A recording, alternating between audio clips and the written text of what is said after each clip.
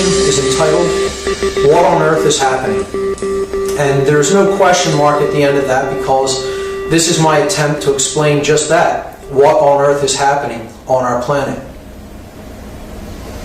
And recognizing the fact that researchers often stand on the shoulders of giants, men who have come before them, men and women who have done incredible research and put that out into the world, I dedicate my presentation respectfully to the four individuals that you see here, who are what I call the four horsemen of my personal apocalypse. These are the four men that were responsible for helping me in awakening myself and in understanding this information. And that is David Icke, up in the upper left there. To the upper right, Michael Tessarian. On the bottom left, that's Jordan Maxwell. And perhaps more than any other individual who has inspired me, the late, great Terence McKenna there at the bottom right. So this presentation is respectfully dedicated to these men. Introduction. Truth and lies. Questions and answers. Everything that I'm going to be talking about here today ultimately boils down to one thing. What is the truth about what is taking place here? And that's a big word, that's a big topic to get into. Who am I to discuss what the truth is? Who is anyone to discuss what the truth is? Is there a truth?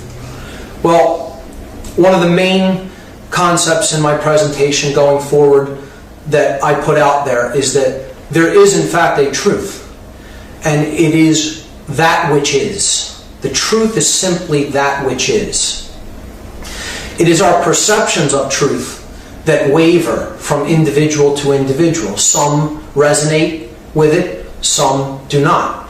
Some come into accordance with truth, and some waver radically away from it. But the truth is, it's unwaverable, it's unalterable, it's simply the pure state of being, it's that which is. And it exists, it is knowable.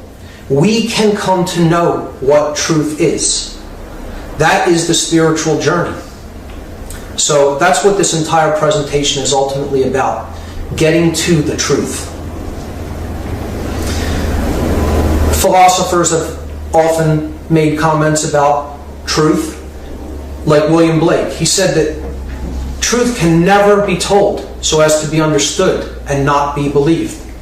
Poet and author William Blake made that statement. In other words, if you can speak the truth in a way that it is easily understandable to people, they will recognize it as such. Philosopher Arthur Schopenhauer, he said that every truth passes through three stages before it is recognized. In the first stage, it is ridiculed. In the second, it is opposed. And in the third, it is regarded as self-evident. George Bataille said that the truth is paradoxical to the extent of being exactly contrary to the usual perception. Very true statement there. Most people see things often exactly the opposite of how they really are, and they stay attached to that belief because it's more comfortable for them. So the truth can often be seen as paradoxical because it's exactly the opposite in many cases to the usual perception of most people. George Orwell said that during times of universal deceit, telling the truth becomes a revolutionary act. And indeed, what you're witnessing is an act of revolution in the times that we live in. The questions for the entire presentation are as follows. These are the questions we'll be really attempting to answer. Who are we? What is the purpose of human life? Why do we hold the beliefs that we do about ourselves and the world? Why do we act the way that we do toward ourselves and others? What is happening in the world today, and why? Why, most importantly. And finally, how can we improve ourselves, and by doing so improve the world in which we live? Because ultimately, I believe that is most people's goal in life if they're a truly self-examined individual. They want to improve themselves and they want to improve the world, leave this world a better place than they found it. So these are the greatest questions that humanity has ever asked of itself. And these questions have answers. These questions are answerable. The answers are out there. The answers are discoverable. It's up to us to discover the answers to these questions. So the enemy of all truth, if you're on a quest for the truth, there are blockages, there are roadblocks involved, and lies and deception come up all the time when one is going off in search of the truth. So we want to understand how that dynamic works in this process. If there's anybody who knew a lot about lying and evil, it was this man, Adolf Hitler. He made this comment about a lie. He said, make the lie big. Make it simple. Keep saying it and eventually they will believe it. A technique for propaganda. If anyone knew more about lying than even Hitler, it was this man, the Nazi minister of propaganda during the Third Reich, Paul Joseph Goebbels. He said, the bigger the lie, the more it will be believed.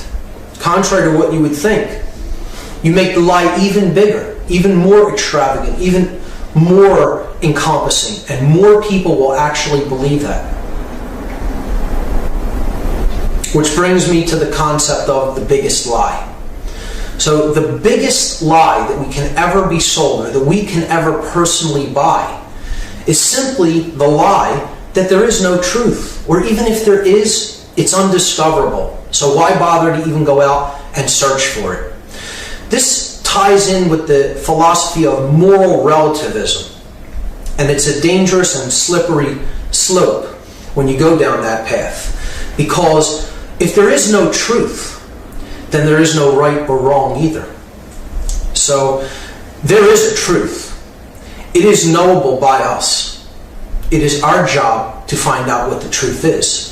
So if you buy the biggest lie that there's no truth out there to discover, that it's all just perception, then you're headed down a path in which there is no right or wrong either. And it's up to anybody to decide, what they think is appropriate given any particular situation. They're not really making a decision that is born in true conscience. It's just what is right for me, I'm going to do, regardless of the consequences, because I don't believe that there is actual truth to live in harmony with. So that's the most dangerous lie of all to buy. And unfortunately, most people in the world have bought this lie, that there is no truth. And therefore, the spiritual journey for them never really begins, because they're never really striving for something beyond themselves. So it's a very important thing to overcome and to get past before you go deeper into this journey. You have to believe that truth indeed does exist. Otherwise, you're not really actively searching for it. So in our search for truth, where do we go for answers? What sources do we have to go to?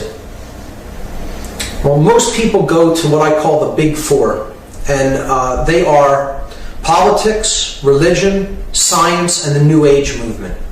And each one of these is an ideological system. It's an institutionalized system of thought. And each one of them differs in various ways, but most people will go to one of these four institutionalized systems in their search for truth. And what I'm going to talk about in my presentation here today will touch upon all of these institutionalized systems. However, it cannot fit in nicely into any of these boxes, because that's what they are. They're boxes for consciousness. They are paradigms. They're acceptable ways of looking at the world, outside of which it is discouraged to look outside of. So if you're looking into any one of these given systems of thought specifically, You're not going to find the whole truth encompassed within any one of these systems of thought, because that's what they are. They're systems, they're boxes, they're confines, so to speak. And the truth is too big to be put in a box. It exists outside of any boxes, outside of any limitations. So we have to expand our perceptions to look beyond all of the current social and political and religious paradigms and scientific paradigms in the world if we're really going to endeavor to find truth. So the truth is outside of all of these. We cannot limit ourselves to any one specific institutionalized thought system if we're truly serious in our search for the truth. So part one, I'm going to start with the solution. This presentation is in 3 sections. Part 1 is the solution. Part 2, we examine the problem. And then part 3, we talk about how to actually apply the solution to get the desired outcome. So I'll begin with part 1, the solution. And the solution for the problems that humanity currently faces is indeed a raising of consciousness. Consciousness must be raised on a global scale.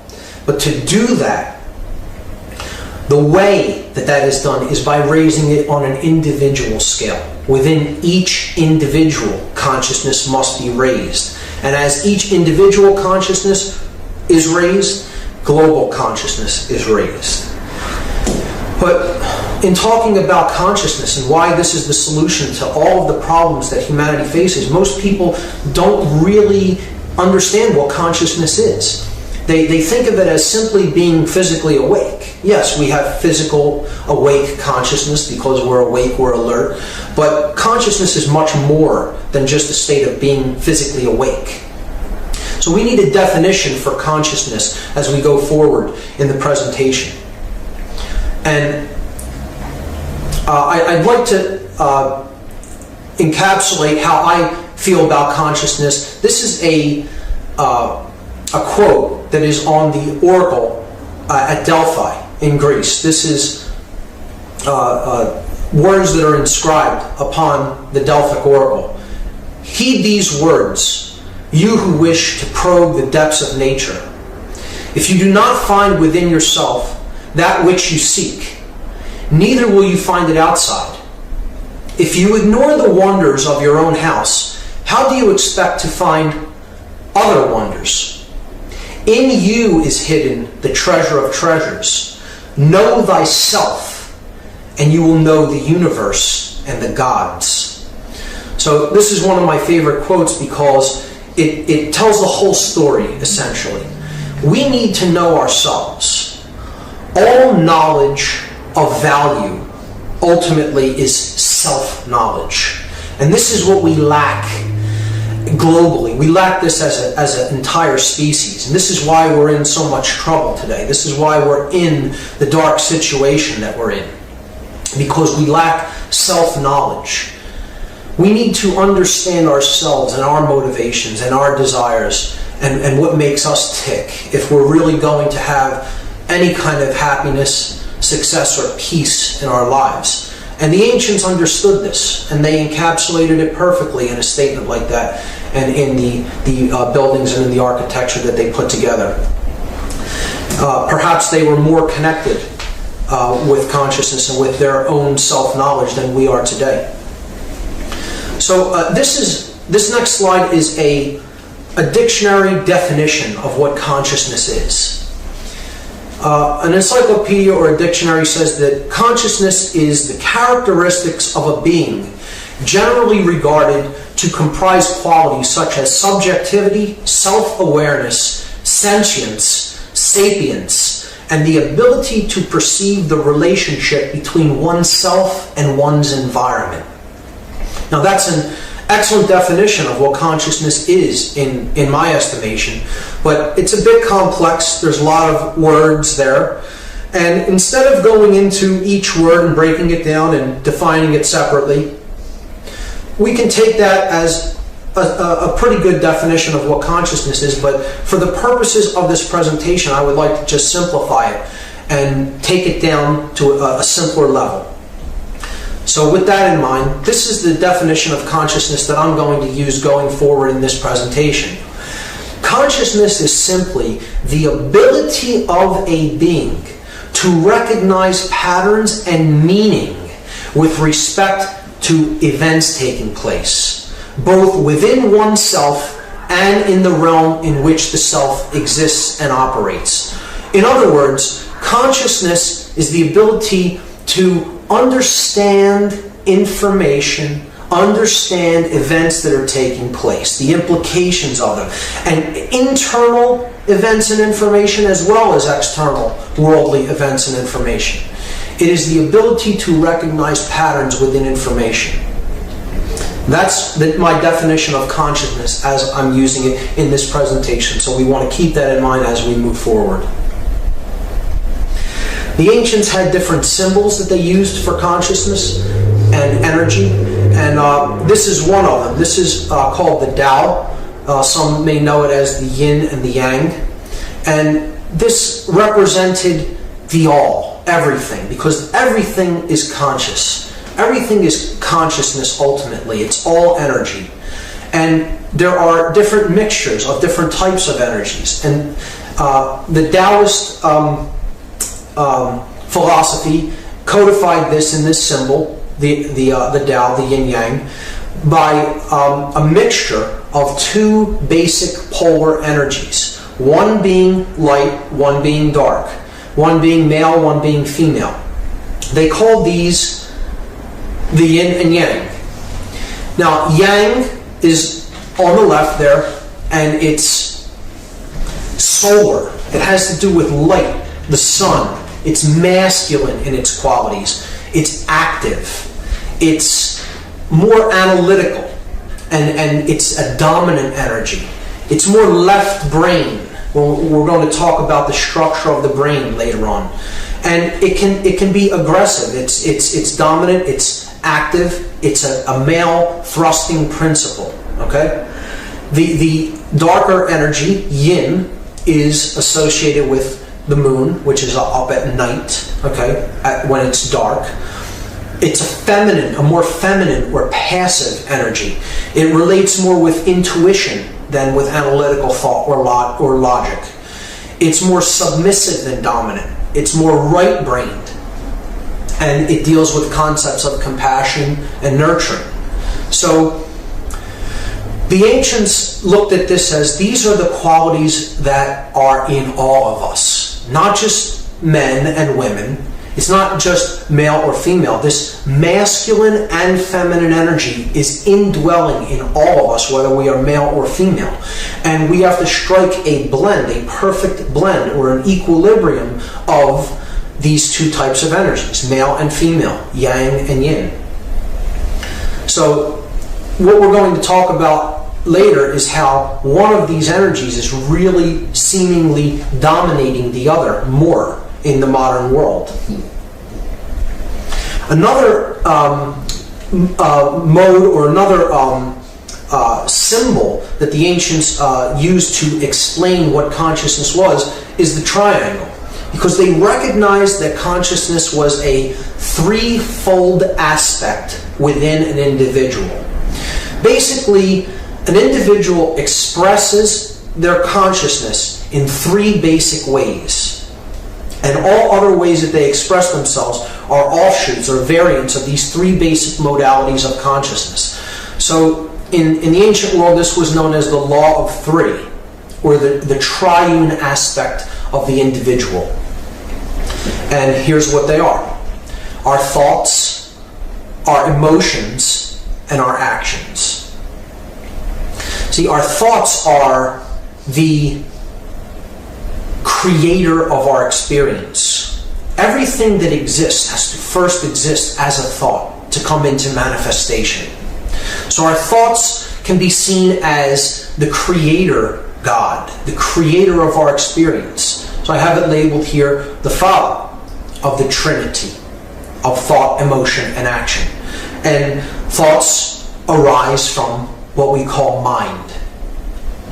The second part is our emotions. This is the yin aspect of consciousness. Okay, so the thoughts are the holistic quality. It's the essence. Emotions are the yin aspect. This is the feminine aspect of consciousness. This is the spirit in which we do things, our emotions. So this is the sacred feminine, or the mother of the Trinity, the Holy Spirit, if you will. Okay? This is the internalized expression of our consciousness, how we feel. And then there's the male aspect, what we do. So we have a thought, we feel a certain way about it, and then we take action in the world in relation to our thoughts and emotions. So our actions are the third aspect of our consciousness. And we perform actions with the body.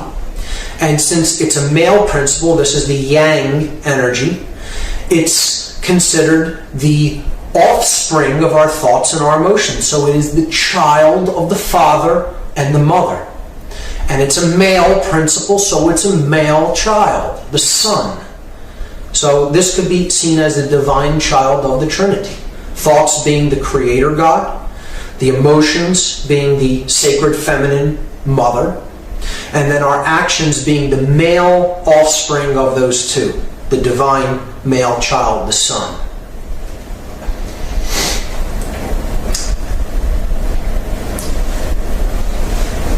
So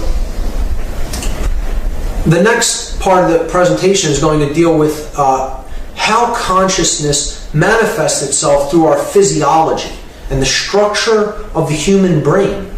Because it's extremely important to understand the structure of the brain and how the different complexes within the brain function if we're going to understand what's really going on within us.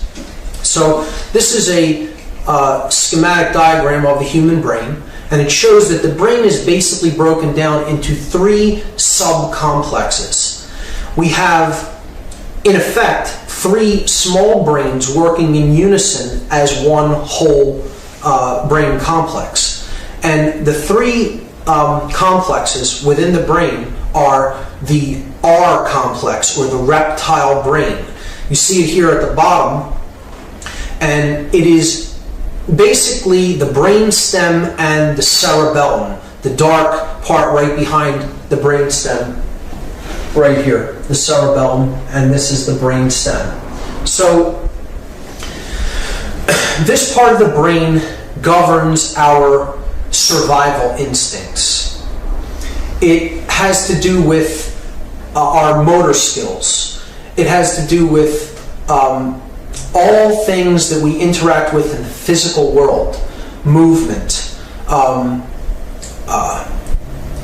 basic survival techniques, the necessity for food, to take food and nutrients into the body, shelter, clothing, warmth, etc. So the reptile brain is geared toward the physical world. And it is focused upon survival. That's what helps us to focus on the physical things that we need to do to survive on a day-to-day basis. The R complex, or the reptile brain.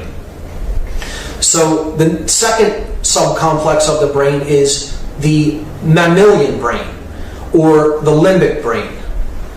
And this is the part of the brain that basically governs our emotions. It makes our emotions capable of being expressed through our body. In other words, it pumps all of the chemicals, the neuropeptides, into the body from this part of the brain that makes us feel the consequences of what we do in the world. So this is the limbic brain, and it can be seen as the intuitive part of the brain since it generates our emotions. It's comprised of the hypothalamus, the hippocampus, the amygdala, and the pineal and pituitary glands. So that's the midbrain.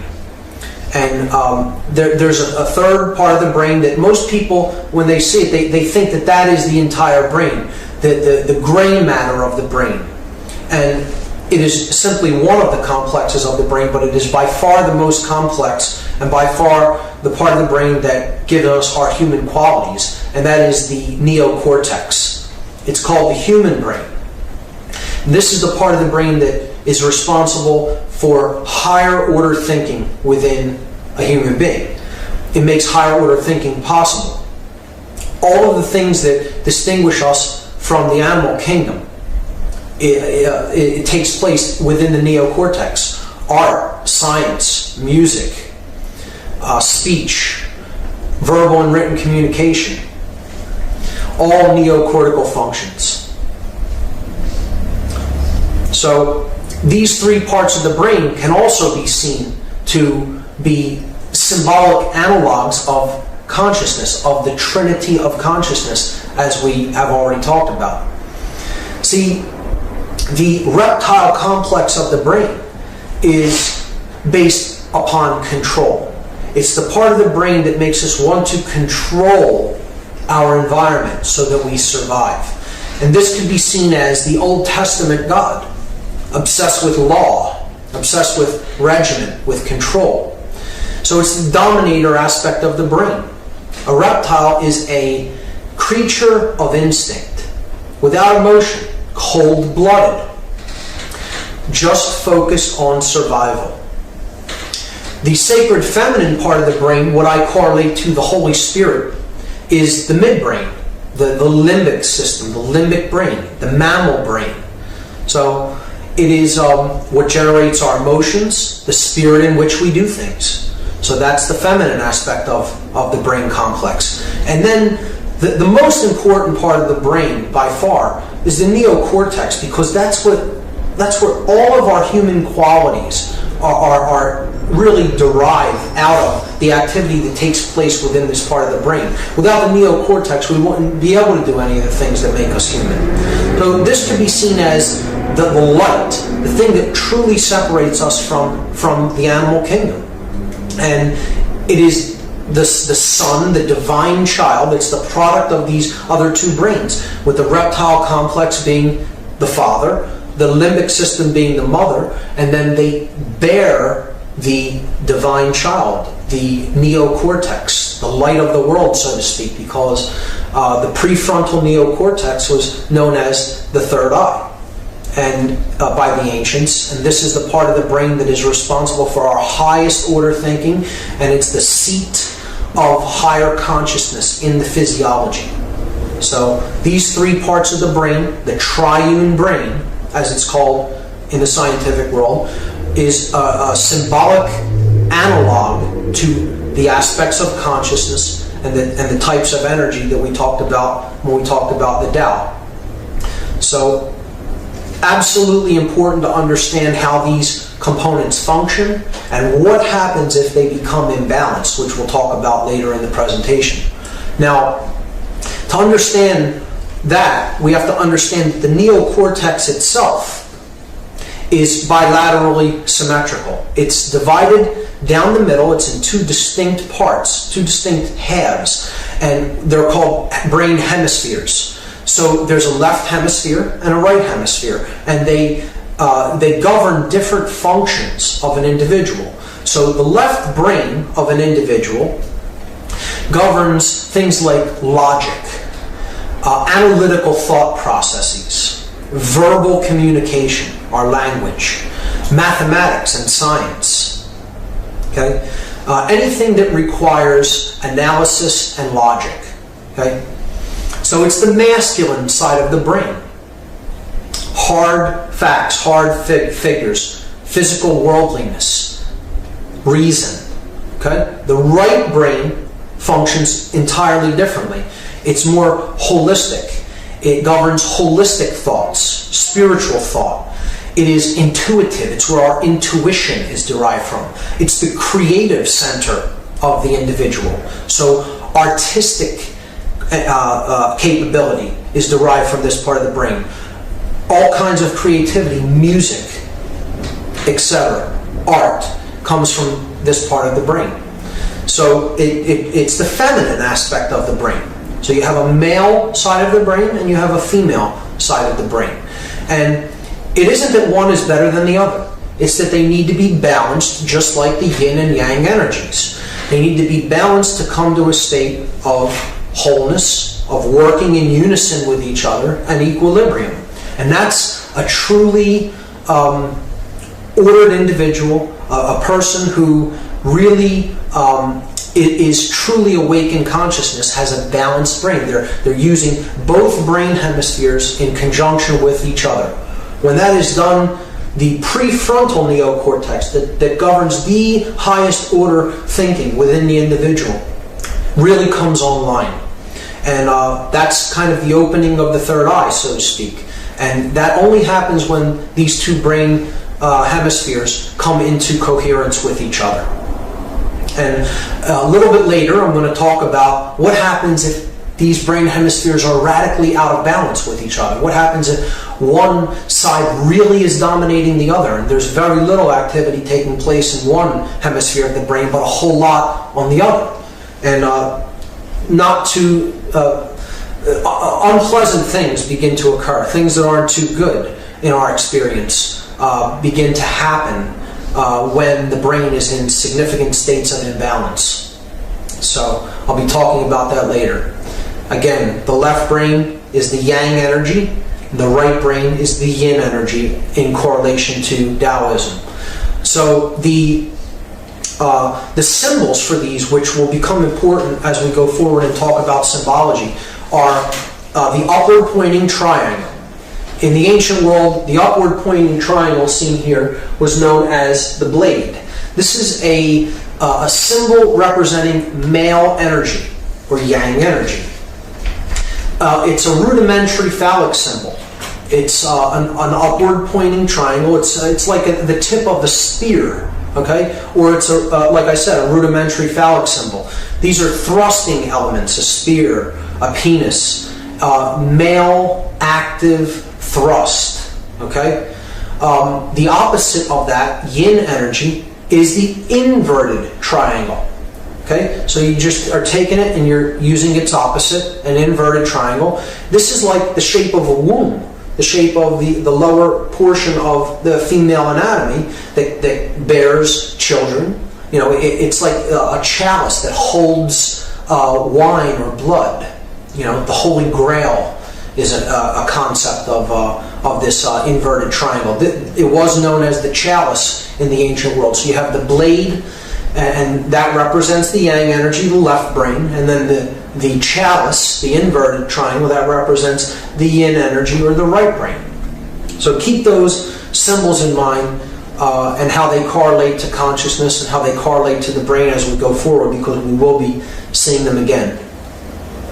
The next concept I'll talk about is polarity. So polarity is how seemingly opposite forces work in the world, and I'm going to talk about how they're really, the differences between them are really illusion. That there really is only one ultimate force that's at work in the world, but it kind of has split itself in two, and it works in different ways to really help us to have an experience in the physical world. So polar forces could be looked at as hot and cold, good and evil, young and old, hot and cold. Let's take light and dark as an example. It's only one thing, light and dark. They're not really opposites. There is only light energy. See, it's either present or it's not present, in which case you have darkness. You can't go into a completely lit room and shine darkness into a room. There's no such thing as a darkness flashlight, right? Because darkness is simply the absence of light energy. So there's only light energy. We look at light and dark as two polar opposites, but they're really not. There's really only one thing there. There's only light or its absence. So that's going forward with this section, that's what I want you to keep in mind. That things that we really see as opposites, as really warring against each other, energies that are warring against each other, are really only one thing, or its absence. scientist, Dr. Masaru Emoto, I believe is his name, does experimentations with water crystals where he exposes simple water to energies, to vibratory energies, to emotions. And he then takes the water molecules and he photographs them under high magnification to see if their structure changes depending on proximity to certain forms of consciousness, like high level of joy or high level of fear or anger, things like that. And this beautifully organized water molecule crystal that you see here formed when the scientists placed water in the presence of high joy and love within certain individuals. So it became ordered. And this brings us to the first polarity. Okay, the first polarity is that which brings order and is the good emotion. We only basically have two emotional polarities. Every other feeling that you could possibly feel is an extension of one of these two basic polar emotional forces at work in the world. So the first one is that which makes us feel good, and it's that which brings order. And it is the energy of love, the polarity of love. And giving an idea of what I mean by the love polarity, the love energy, going forward throughout this presentation, it is not this Hollywood or romance novel idea of love. It is the expansive force of consciousness. If you look at the images here, it's individuals that have opened themselves up to what is and are in harmony with that which is, with truth, and with understanding and knowledge and light. And consciousness and love is that aspect of consciousness, the expansive aspect of consciousness, that which flowers and does this and opens us up to that which is. That's what love really is. Okay? Its polar opposite is the opposite of the energy that makes us feel good and which brings order. This is the energy that makes us feel bad when we experience it and which brings to our experience chaos and disorder and disarray and pain and suffering.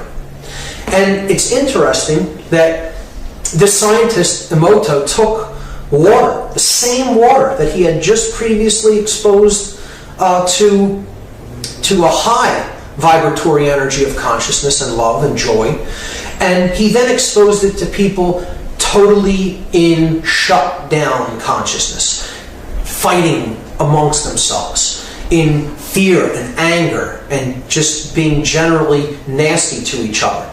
And this is what the same water ended up looking like.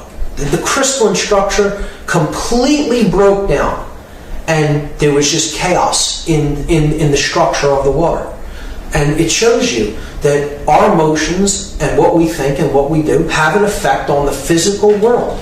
The external reality is a reflection of what's really going on inside of us.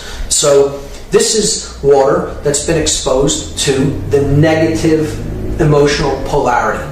And that emotional polarity is fear. Fear is the opposite polarity of love. It is the absence of love to varying degrees. And this is the force, this is the polarity that brings disorder into our experience. It brings chaos when it arrives within us. It can never create order. Love is the polarity that brings order. Fear is the polarity that brings chaos. This is the energy that shuts consciousness down. Like love does this and it opens it up, fear does this and it closes it down and it keeps it suppressed. Okay? So, these two basic emotional polarities, love and fear, are what really create everything around us, depending on how much we're in harmony with each of them. And they have each an internal manifestation, and they each have an external manifestation. So love has a manifestation that happens within us and then outward in the world. And fear has a manifestation that happens within us and then outward in the world. We're going to talk about those. So we'll talk about the internal polarities next, the internally expressed polarities of fear, of love and fear. So when love reaches a crescendo, or a highest expression within an individual, okay? I have a term that I call this. It's a concept that as you think, so you feel internally, and so you act in the world. See, there's no separation within you, right? As you think, so you feel, so you act. And I call this concept dominion. It means that you are in rulership of the only thing you're really allowed to be in rulership of. You're in rulership of the kingdom of self. As you think, so you feel, so you act. Those three aspects of consciousness are in unison within you. And no one can tear them apart. No one can divide them or conquer them. People can't get you to do something that you don't feel is right. You act in a way that you say you think and feel, and then you act that way in the world. There's no contradiction within. That's the state of dominion. Its opposite is when fear runs rampant within an individual, and you have opposition within the self. The consciousness is shut down. The individual does not really understand what's taking place within themselves or around them, because they're essentially unconscious. The opposite of consciousness being the ability to recognize patterns taking place within and outside of oneself. This fear that runs rampant within an individual, it reaches a crescendo, or it reaches a final expression within an individual, and this is the state of confusion. Confusion is the internal polarity of fear residing within an individual. An individual goes into a state of shutdown and confusion. They do not understand themselves, and they do not understand the world. And often when they're in this state, they don't want to do any learning because they're operating in lower forms of consciousness. And that's not where we can really do learning and to get out of this mode, which it becomes like a cyclical process. The individual becomes trapped in it. So these two polarities, love and fear, have an external manifestation. This is extremely important. Two of the most key concepts that I'm going to be discussing going forward in the presentation, I'm going to talk about right now. When love, the polar energy of love, reaches its highest vibratory state within individuals, the community around the individuals begins to express something. And something is becoming born in the external world when individuals have the love energy dwelling within them. And this is the highest expression of love manifested outwardly in the outside world that we see in our experience. And that is freedom. Freedom is the highest goal of the quest for truth, of the spiritual quest. It is one and the same as the quest for the divine. And if spiritual teachers aren't really teaching that to people, I don't believe that they're doing their job, because it's all about freedom and about very little else. Freedom is what the end result is all about. Okay? It is the highest expression of love in the world around us. When love is present within an individual, they are working toward true freedom. The opposite of this force, the opposite of this manifestation in the outside world, is if fear rules within the individual. The essence of fear rules. The individual goes into the state of confusion within. So the polar energy of fear is ruling their consciousness, it's shutting consciousness down, and then internally they're in that state of confusion. When someone is in a shut down state of consciousness and confused, the way that they then almost invariably act in the external world is the desire for control. Control is the polarity of fear that reaches its highest expression and then is born out into the external world. And it is based on the dynamic of fear. It is based on the polar vibratory energy of fear. Not strength, not power, but fear. A controller wants control because he is in fear. External control is an illusion. It does not exist anywhere in three-dimensional manifestation. It is a complete illusion that we buy into because our consciousness is shut down through fear and confusion. And this dynamic cannot ever create order in the world, being based on fear. You saw what fear does to the water molecules, and ultimately it creates chaos in the external world. The only way that we would be able to create order is through freedom. Impossible to do it through control, because control is based in fear, and fear creates chaos, as we've seen. If you're going to create order in the world, the only way to ever do it is to do it by attempting to create freedom in the world, because freedom is based on the polar energy of love. It is based on the dynamic of love, and that is the force which brings order and peace and prosperity. Trying to create any kind of control through, any kind of order through control is only going to get you chaos. It cannot ever create order or peace. So with that being said, the next concept to understand is direction. We understand how these polar forces work, what they do within ourselves and in the external world. We have to ask ourselves some basic questions about the direction of our lives and how we've lived, how we are living, and what if we continue on the path we're on, what we're likely to see in the future. So we're looking for our compass. We're looking for our emotional compass, okay? The direction that we want to set ourselves in life. And we can do this, we can try to set this compass for direction by asking some basic questions. Are we moving toward an expression of love, or are we moving toward an expression of fear? Both within and in the outside world.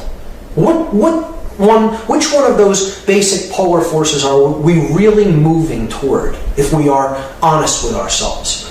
Based on our available knowledge of ourselves and the world around us, we have to make an honest appraisal of where we are and where we are headed.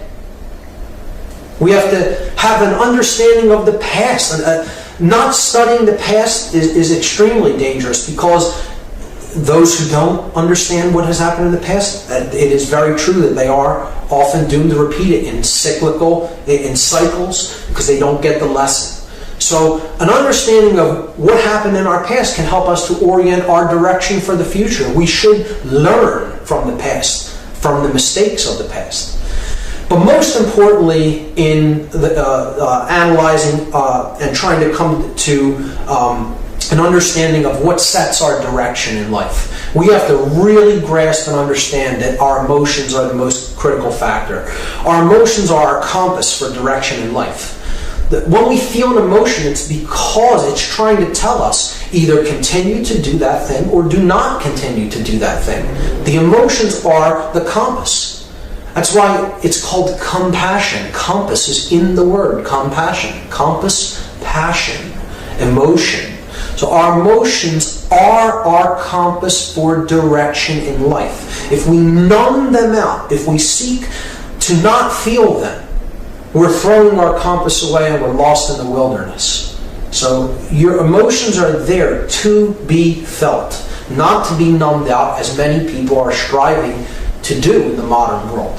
There are our guide, so to speak. There are our markers through the wilderness that we're in. And we need them, and we need to cultivate them and feel them, not numb them out. So worldview is the next concept to grasp. And this really is what most people suffer from.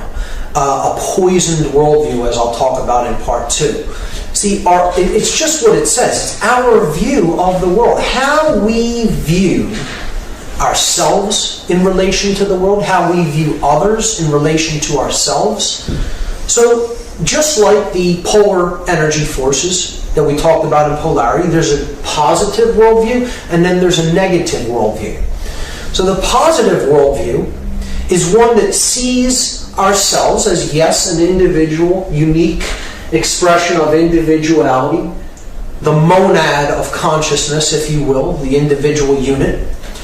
But it recognizes that we are unique and we're an expression of the whole and we're part of the whole.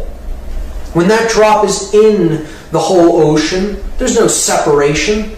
It is the same consciousness, it is the same energy, it is the same substance, it's made of the same thing. And we need to see the world more in that holistic sense if we're going to come through these problems that we're facing, that we see in the external world. It's because we see ourselves as fundamentally separate from everyone else.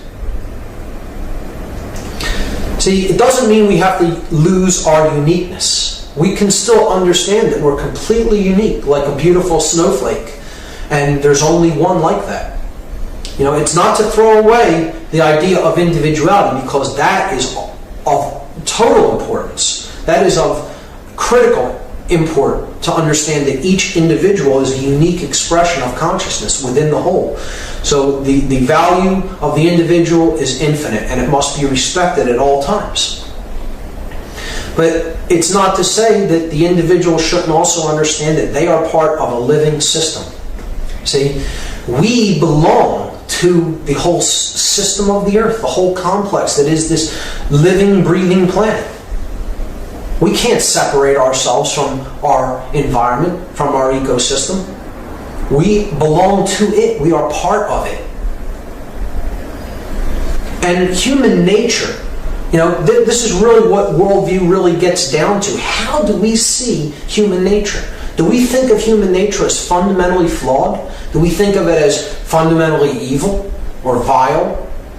You know, I think this is what human nature really looks like once all the external tapestries are stripped away and all the non-essentials are stripped away. Human nature is fundamentally good, not fundamentally evil or flawed.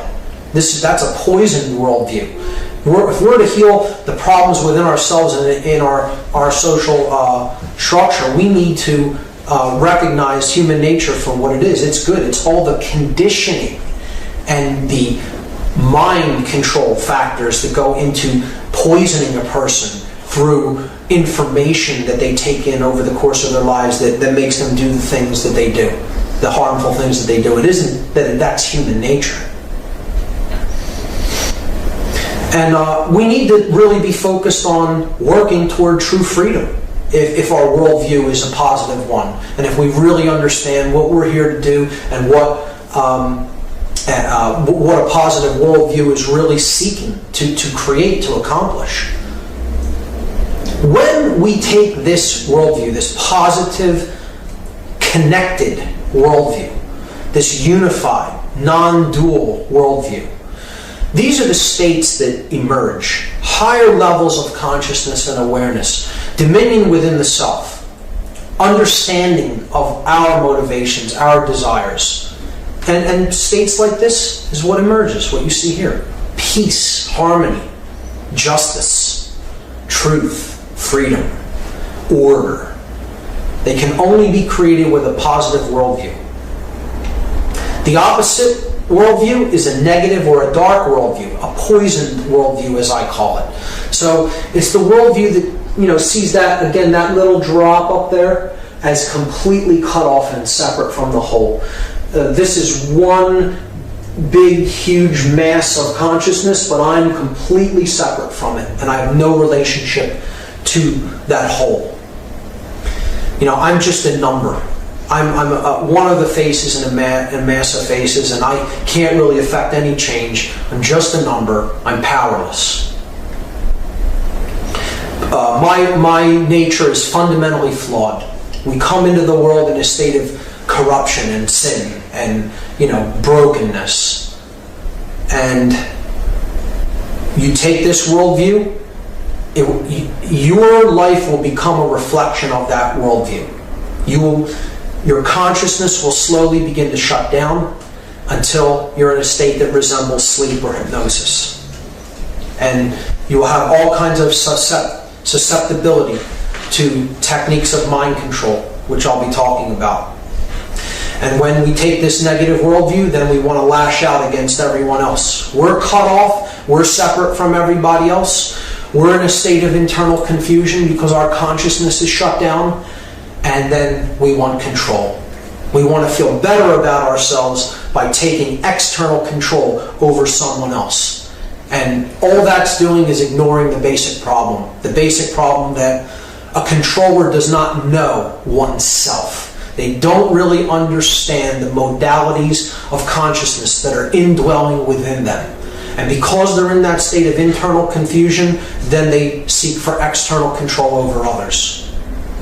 You're only going to create chaos, suffering, disorder, disharmony, and ultimately enslavement by looking at the world in that way. These are the states that a negative worldview brings into manifestation. A being that is shut down in fear, totally oppressed, or looking to oppress others, like a sorcerer or a big brother type. So that is worldview. The next concept I'm going to introduce is magic versus sorcery.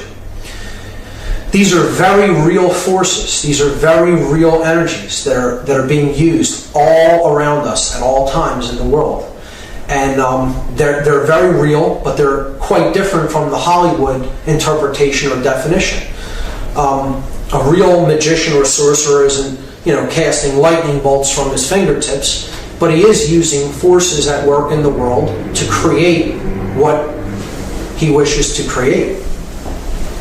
And here's the definition of magic.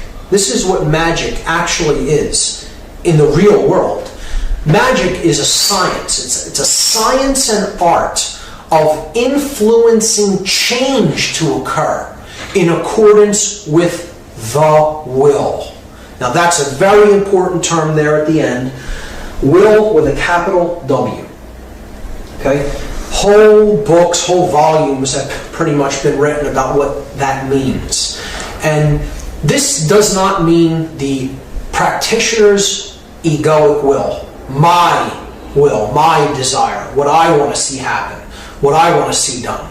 This is the will of the energy of creation. It is the will of love. It is the will of that polar force that wants to create order, the divine intelligence inherent in creation, in the energy of creation. Now, you can call that whatever you want. I have no problem calling that God. I have no problem calling that the divine. This is the divine will. But you could think of it however you wish to think of it. So that's what magic is. The science and art of influencing change to occur in accordance with the will, capital W, the divine will. Let thy will be done, not my egoic will. Okay? Magic's goal is the state of non-dualism. We talked about this before. This is the state of dominion, the state of not being able to be torn apart internally. This is the state of as you think, so you feel, and so you act. You are non-dual. You are one within. Your three aspects of your consciousness are one and cannot be torn apart. As you think, so you feel, so you act. That is magic's goal. A true magician is trying to bring the state of non-dualism into being, not only within himself, but with anyone else that he may have the ability to influence and inspire. And the process of this, of a magician's process to create the state of non-dualism, is known as alchemy. And alchemy is not this medieval concept of turning actual metals, base metals, into gold. This is an allegory. This is a symbolic allegory of helping to raise base consciousness into solar consciousness, into divine consciousness, non-dual consciousness, harmonic with the resonant energy of love, of order, of a unified brain, the unified male and female energies.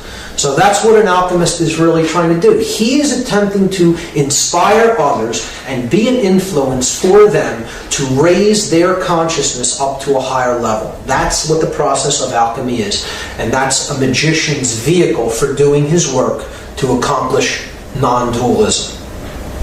The opposite of magic is sorcery. And as you see here, the definition is almost identical. Sorcery is the science and art of influencing change to occur in accordance with the will. And you'll notice that the will is no longer capitalized, lowercase w, okay, because this form of will is not the capital W will. It is not the divine energy. It is not the divine aspect of creation, the divine will. This is the sorcerer's own egoic desires, what I want to accomplish for my ends. Let not thy will be done, let my will be done. So sorcery also has a goal, and what it is trying to create and bring into the world is the state of opposition.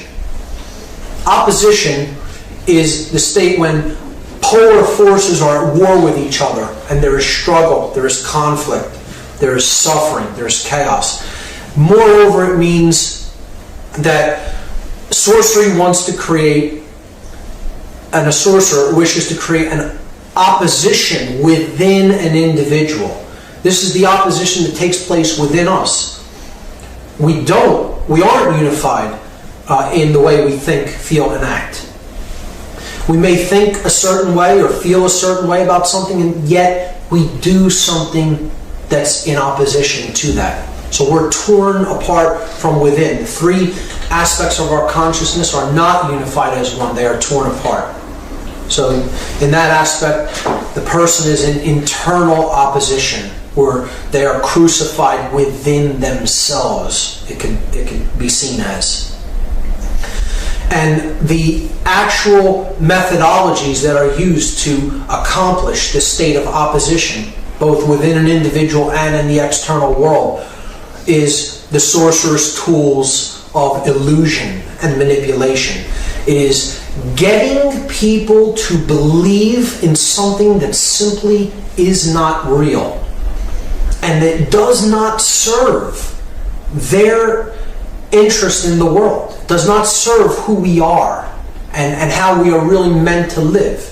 And it creates disharmony and strife and suffering in the world.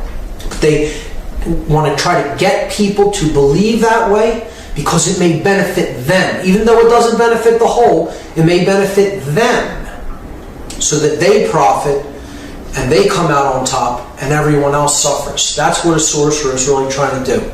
And they use illusion and manipulation, playing people off against each other, manipulating them, getting them to see things that they want them in a way that they want them to see it, getting them to believe in things that aren't real, don't serve them, and yet then people develop an attachment to it. And that's really what creates all suffering. So that's what magic and sorcery is really about as they are used in the real world. So the next concept in consciousness that we have to understand is what really keeps us as a species in a state of general unconsciousness? What are the barriers to our self-realization? And look at the word realization. I'll be talking a lot about the meaning of words going forward in the presentation. To use one's real eyes, to realize something. When we realize it, we are making it real, realizing it. Okay? So it's bringing something into manifestation. Well, what are our barriers to realizing the true self, the true essence of who we are? The barriers to the realization of the true self. Okay, not the egoic self, but the real essence of who we are. Here are the four main barriers to the realization of the true self. The five sense illusion, ego identification, the prison of the left brain, and institutionalized belief systems, which we've already talked a bit about. So I'll take them in order. The five sense illusion is the first barrier to the realization of the true self. This is the idea that only what we are able to perceive with our sensory organs is real. And anything that lies outside of that sense perception cannot exist. That's what this concept is, the five sense illusion. This first image over here on the left is the visible bandwidth of light energy that we are able to see and decode as color in the human eye. And you see, this is a blow up of it here, but over here, this little strip right here, okay, is in fact all of the visible colors of light that the human eye can perceive. There is an infinity in the spectrum to the left and the right of frequencies that the human eye cannot decode as color, yet they exist. Sound is another example. Take a dog whistle as an example. You blow a dog whistle, your ear does not hear the sound, yet a dog's ear does.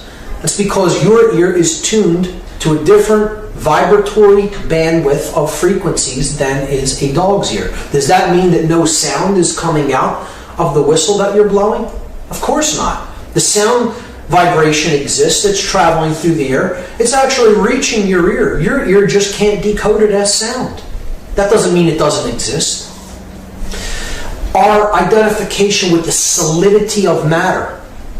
Most people do not realize that matter is nothing but solid. It's nothing like anything solid. Matter is almost entirely empty space.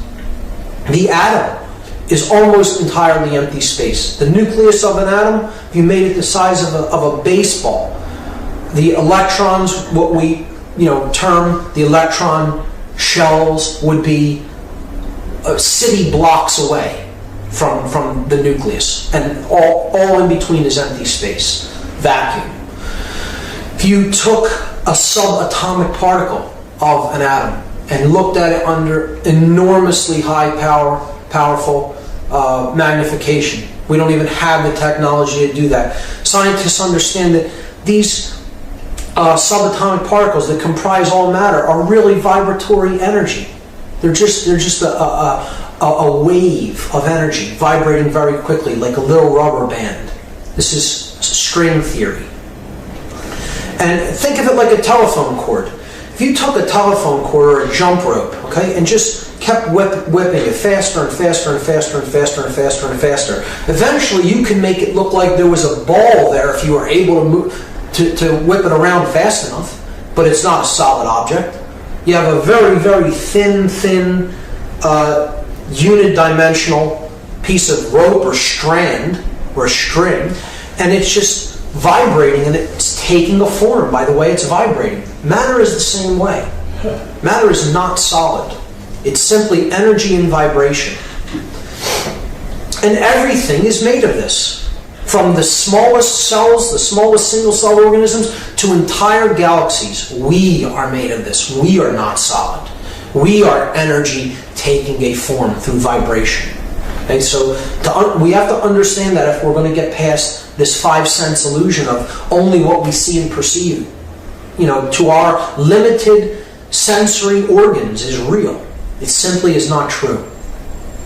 A great experiment that really helps one to understand that matter isn't really solid and that our consciousness is really what determines the outcome of how we perceive and experience the physical world is the double slit experiment, the quantum physics double slit experiment. You could go online and look that up and watch a video about it, but I'll briefly describe it here.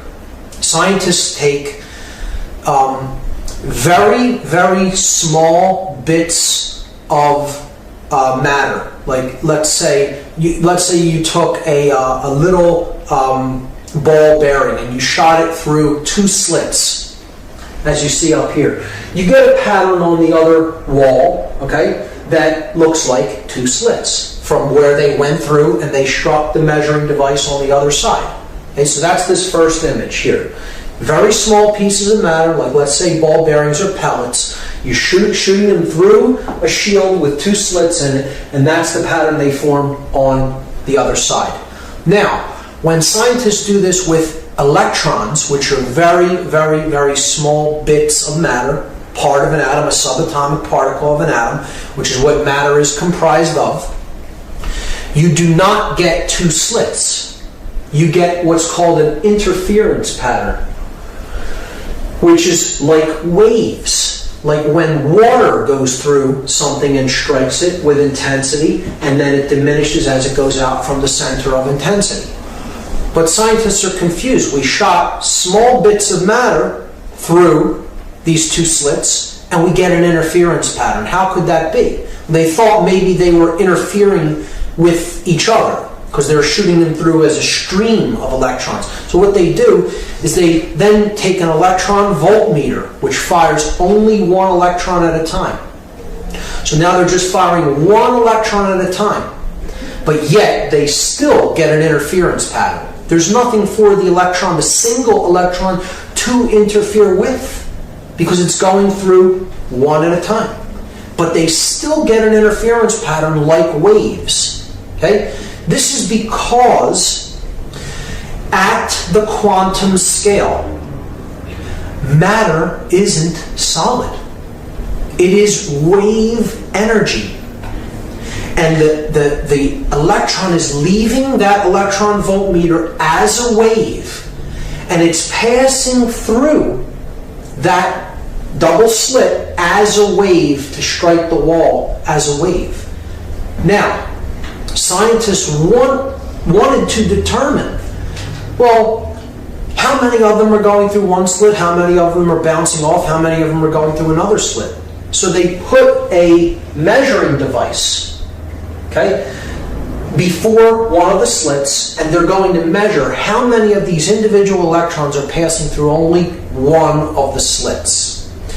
What happens is when they put the measuring device onto the 1 slit, the pattern then changes and it behaves like large matter, large pieces of matter, like macroscopic matter instead of the very, very tiny subatomic particle of an electron.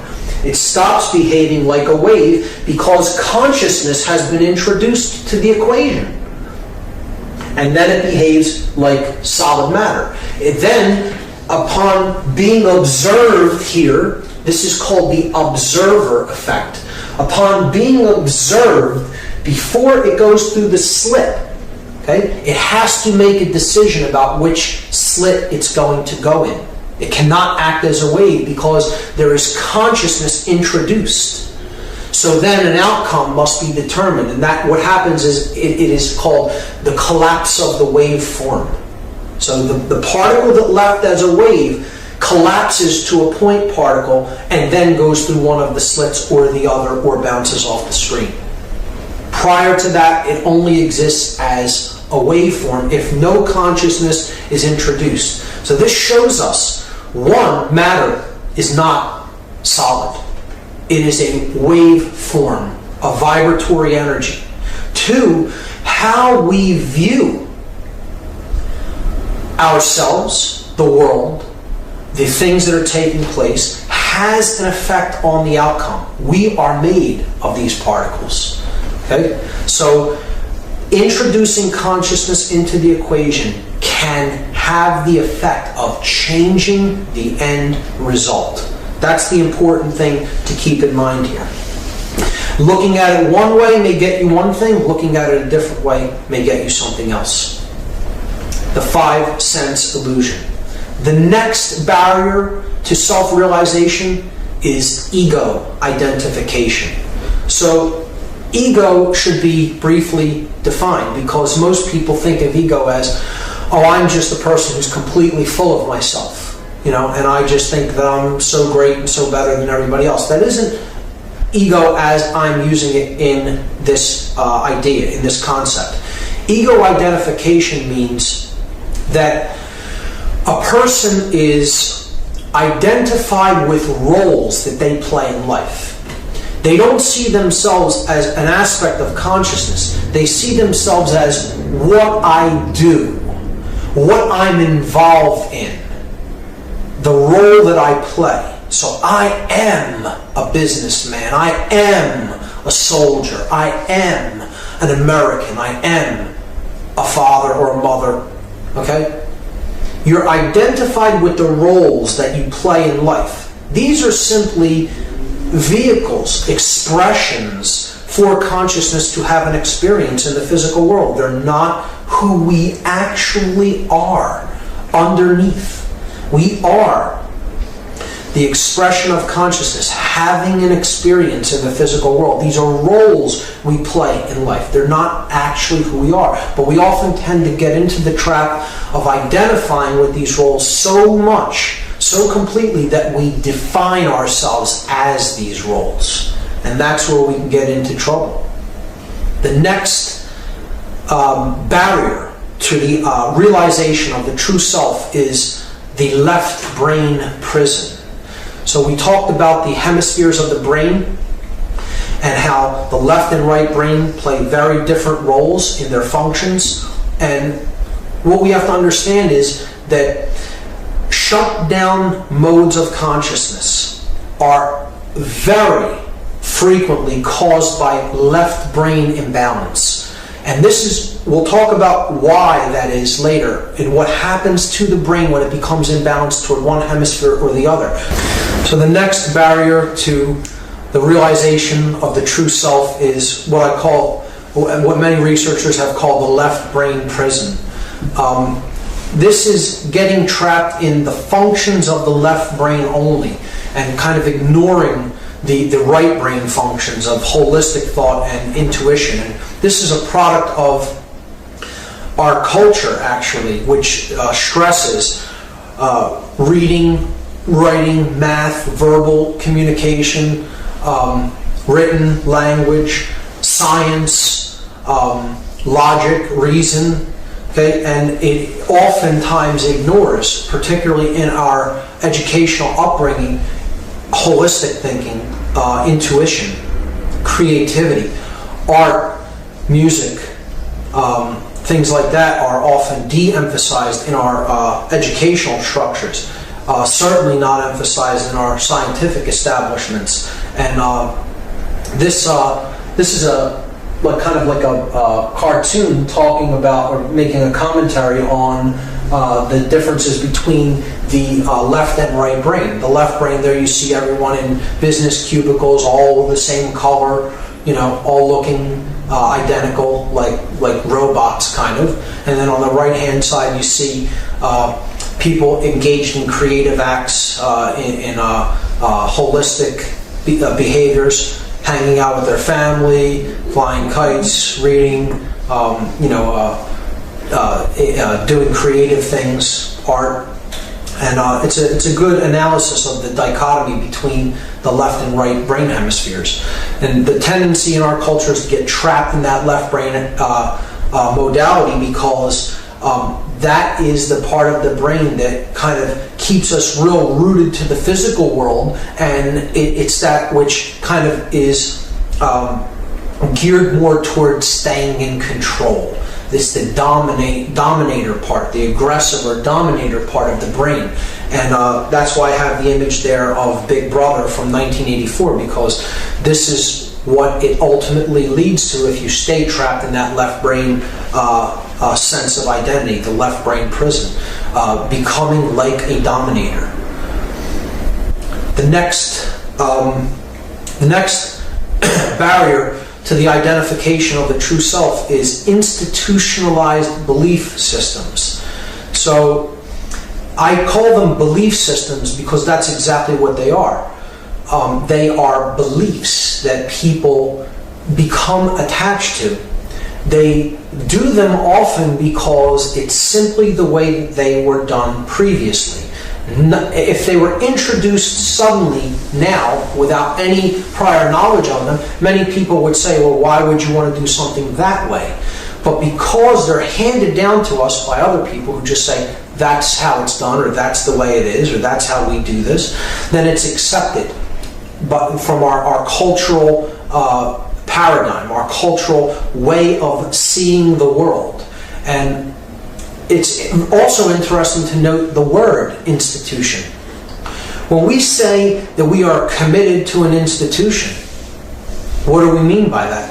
Are we favoring the things that a body of people who do a certain thing, their approach to doing this are? Or are we saying, I'm being committed to a mental asylum? Committed to an institution and committed to an institution are the same phrase in our language. And one should think about why that may be. Why are they the same phrase even though they mean two completely different things? Language is a funny thing like that. We'll be talking a lot more about words, the meaning of words, the derivations of words, how our language speaks to us in very, very right brain ways if we can only break it down and really hear what's being said, kind of almost symbolically. But these are some institutions, marriage, business, the business world, the educational world, the medical community. You have government, you have religion, you have military, you have police and paramilitary. These are all institutional belief systems. They are not institutions which are really out there to discover truth. They are institutions that are out there to tell people how things actually are in their view, in their worldview, and then get them to go along with it without any actual examination of the facts for themselves. Therefore, they are belief systems. It works like this. Take my word that it works like this, and just do what we say based on belief. Not discovery, not self-discovery, but just belief. And that's why I think that institutional belief systems are one of the biggest barriers to self-realization, because they don't really take the individual into account. They absorb the individual rather than encourage the unique expression of an individual. With that having been said, the next section is the true self versus the false self or the lower self. So the higher self versus the lower self. That which is the real self versus the self that is engaged in and trapped in illusion. So this is what the qualities of the true self are. When we are born in conscience, when we are born in consciousness, these are the qualities that the individual takes on. The true self exists in a state of dominion and non-duality. So as they think, so they feel, so they act. And they cannot be separated from that way of living their life, way of being in the world. A true self understands and works toward true freedom. They really grasp the concept of freedom. They understand it as the highest expression of love in the world around them, and they're working toward higher and higher expressions of freedom. The true self practices alchemy to bring about the true will. So the true self is a magician in the truest sense. He is not serving his own egoic will. He is serving the will of creation, the will of the divine, that which wants to bring higher levels of consciousness into manifestation. The true self is concerned with the alleviation of suffering for all beings. That's very critical. The true self recognizes that another being's suffering is his own suffering. And he or she suffers as long as there is even one other being that suffers. And they realize that because their worldview reflects an understanding that there is no separation between self and others. That separation, that seeming separation, is an illusion. There is only one consciousness here. And there is really no separation when you get right down to the deepest levels of consciousness. The true self does not exist in left-brained prisonhood, and he does not exist in ego identification. He has made the energies that are in the seat of consciousness, that in the physiology, in the brain, one. Okay, that he's united the polarities of left and right brain, of male and female, the chemical wedding, if you will, it's been called. And he's operating from a perspective of whole thoughts. Okay? And he's not ego identified. He doesn't consider the role that he is playing in the world, regardless of what it may be: father, brother, son, teacher, any job that he may do. He's not identified with that as his identity. Okay? It's not who he is, it's what he happens to be doing at any given moment. The role he's playing. The true self seeks to break down all institutionalized belief systems because he recognizes them as boxes of consciousness keeping people entrained into belief systems, into believing what they're told, instead of really discovering things for themselves. So the true self wants to break down these institutionalized systems. He wants to limit their capabilities and their power as much as possible because he recognizes that institutional belief systems are ultimately an assault upon the freedom of the individual. And they're ultimately an assault upon consciousness when you get right down to it. Now, the qualities of the false self, the lower self, the base self, if you will. The false self exists in a state of confusion and opposition, and not in a state of dominion. They're in a state of internal strife. They're confused, seeking control, and therefore they're in opposition with themselves. As they think isn't how they feel and act. They'll take an action in complete opposition to how they may really feel deep inside. They're sinning against their emotions, sinning against the spirit. See? And this can only happen because the consciousness is shut down through fear. They ultimately exist in a vibratory energy of fear.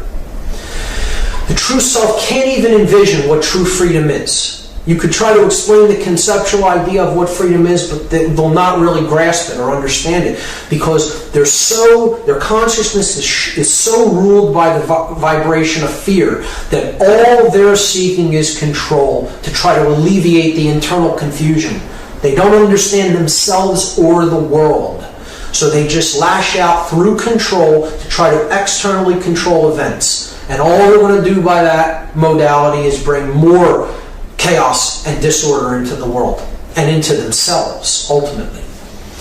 The true self often employs sorcery to bring accordance with his own egoic will, his or her own desires. Okay? So, and normal people can act as sorcerers, trying to manipulate and influence other people just for their own benefit. It doesn't have to be a skilled practitioner of mind control or magic. Okay, this is an everyday person can become a sorcerer, and they're trying to bring accordance with their own egoic will. It doesn't matter. The divine will doesn't matter at all. It's what I want. It's all about what I want.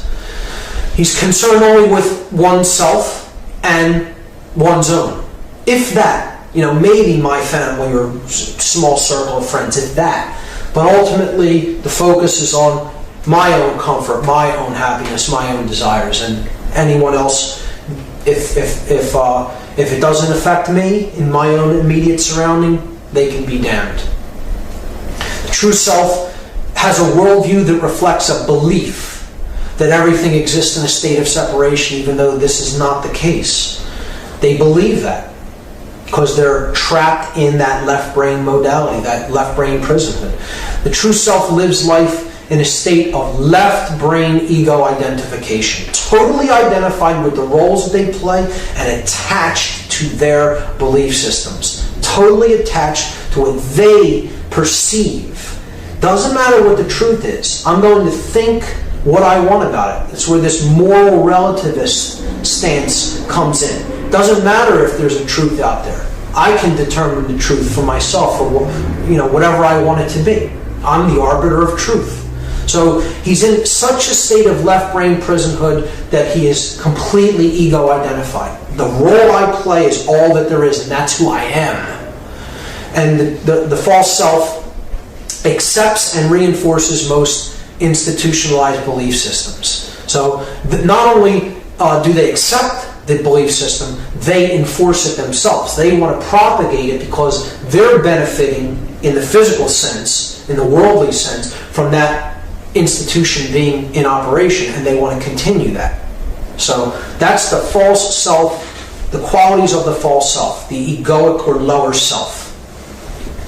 What we've talked about all through part one so far is really the nature of good and evil. The nature of what we experience in the world within ourselves as good, and what we experience within ourselves and in the world as evil. And ultimately it's broken down to simply this way. Love is that which creates everything that is good in the world, and fear is that which ultimately creates everything that is evil in the world. And these are emotional polarities. These are the forces that either awaken consciousness and make it flower, or they shut consciousness down and put it into a box. And these are the things that they bring into manifestation. Love brings dominion within. It brings freedom without. It is accomplished through magic to bring about the true will through alchemy, to create non-dualism. Fear is bringing evil forward through creating internal confusion, which then results in the external desire for control. It works through the process of sorcery, manipulation, and serving the egoic will to create illusion in others and ultimately opposition within the self and others. Love is sending us in the correct direction. The emotional compass is set properly when we're in the vibratory energy of love, higher consciousness. Its goal is oneness, to bring about the true self, to open our minds and hearts up to higher and higher levels of awareness, of consciousness, to help us to understand that we are but one thin slice of a multi-dimensional world of infinite consciousness taking place all around us. And it can help, it is trying to bring about a balanced brain, a perfectly balanced brain between the male and the female, the left and the right hemispheres of the brain, because that is what will create order in the world. Okay? All of these concepts will bring about good and order. The opposite side, evil, which works through fear, will create misdirection in life. Fear will always create misdirection. It will always throw the emotional compass off target and send us in the wrong direction, because it's working to try to separate people. When you put people into fear, you're separating them, and you're getting them to see everything as separate and themselves as separate from everything else. This is identification with the lower self. This is base consciousness. This is consciousness put in a box and in a trap. It's ego identification, total identification with the physical worldly roles that we play. Trapped in the five sense world. If my senses can't perceive it, it doesn't exist, even though they're very limited bandwidth, open to very limited frequencies and bandwidths. But if my senses can't perceive it, it isn't real. And this is accomplished by keeping people largely in left brain prisonhood. And we'll talk now about how what these different modalities actually bear into the world, what they birth into the world. And then we'll start to talk about how the brain can become imbalanced, and how the brain really is a very significant factor when it comes to how these forces work in the world. So when our thoughts are in balance, when they're in harmony, okay, we are in the vibration of love. Okay, this is the essence of consciousness. This is the force that helps consciousness expand, and it ultimately is derived from how we think. When we are in that vibration, our emotions are acting as one, and they're helping us to create the unified consciousness of dominion. So as we think, we feel, we act, and we cannot be torn apart. And when we do that, then our actions are also in harmony, and we're working toward true freedom. So it happens from our thoughts in a vibration of love. Internally, our emotions are in harmony and in check, and we're not ruled by them either. We own them as well. We're in dominion. Okay, so we know what's going on within. Then we put that into practice in the outside world to create freedom, which is the highest expression of love in the world. So the pyramid of love is built upon dominion within and freedom without. There's no other way to get to that state. There's no other way to create good in the world. Order, peace will come from these polarities being in operation within the self and in the outside world. You're not going to create it any other way. It's simply how the organizing principles of the world work. These are the energies we are working with, and this is how they work.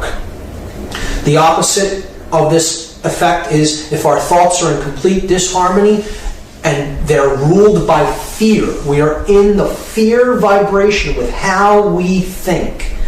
Then our emotions are going to be completely out of order. Often they are going to rule us instead of us using them for our benefit, and we're going to be in a complete state of confusion within. And then our actions are going to be geared toward trying to take external control over others. And the only thing that's ever going to create in the world is chaos and evil.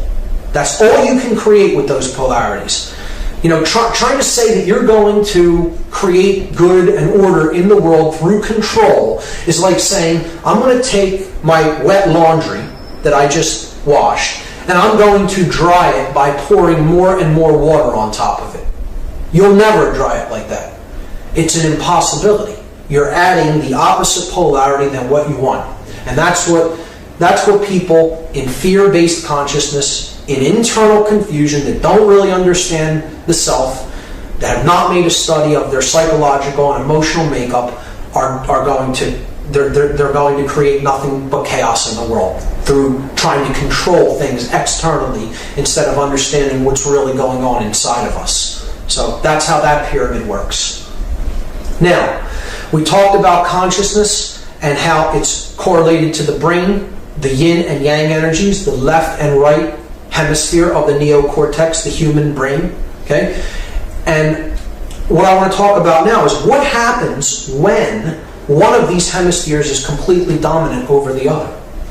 How does the whole brain begin to function when that happens?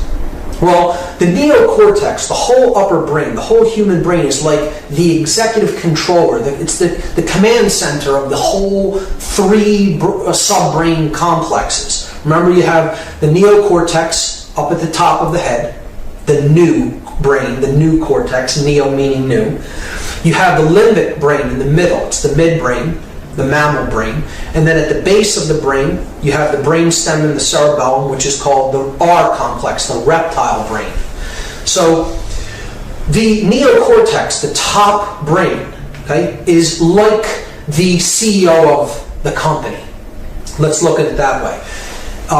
He's the person that makes the executive decisions of the company. Now, if that part of the brain gets sick, or if it isn't working properly, then the command functions of the whole brain complex, the three parts of the brain, have to be shunted to one of the other two brain complexes. So the executive functions are either going to go to the limbic brain, the midbrain, the mammal brain, or they're going to go to the lower brain, the R complex. So here's how this imbalance works. Here you see the three complexes of the brain: the neocortex, the limbic brain, and the R complex, or the reptile brain.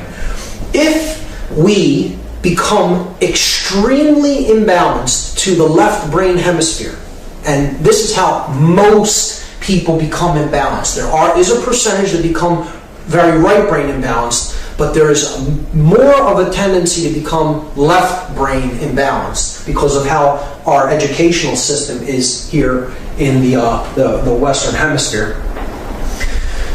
The left brain becomes dominant, and what happens is the whole neocortex starts to not function properly, and this is the part of the brain that starts to shut down, the limbic brain.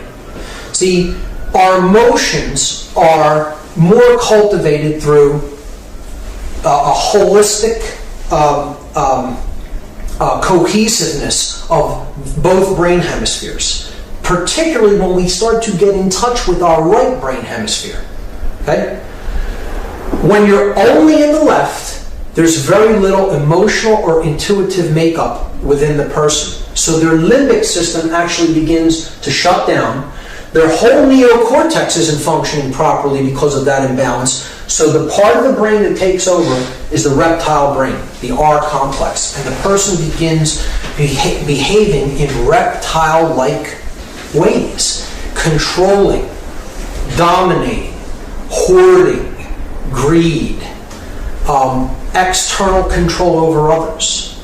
And we see this everywhere in our culture because these people's brains are in such a state of imbalance, in such a state of neurochemically, they're not operating properly.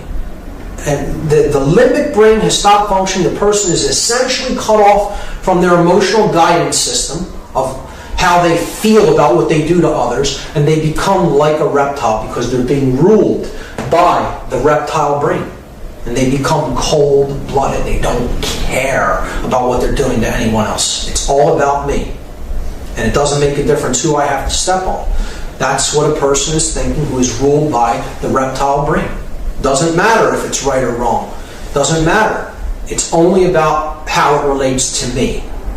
Now, the opposite of this is if the right brain becomes imbalanced, okay, which is more of a rarity, but it does happen, then the person, the neocortex shuts down again. They're not completely, but it's not really functioning in the way it's intended as the executive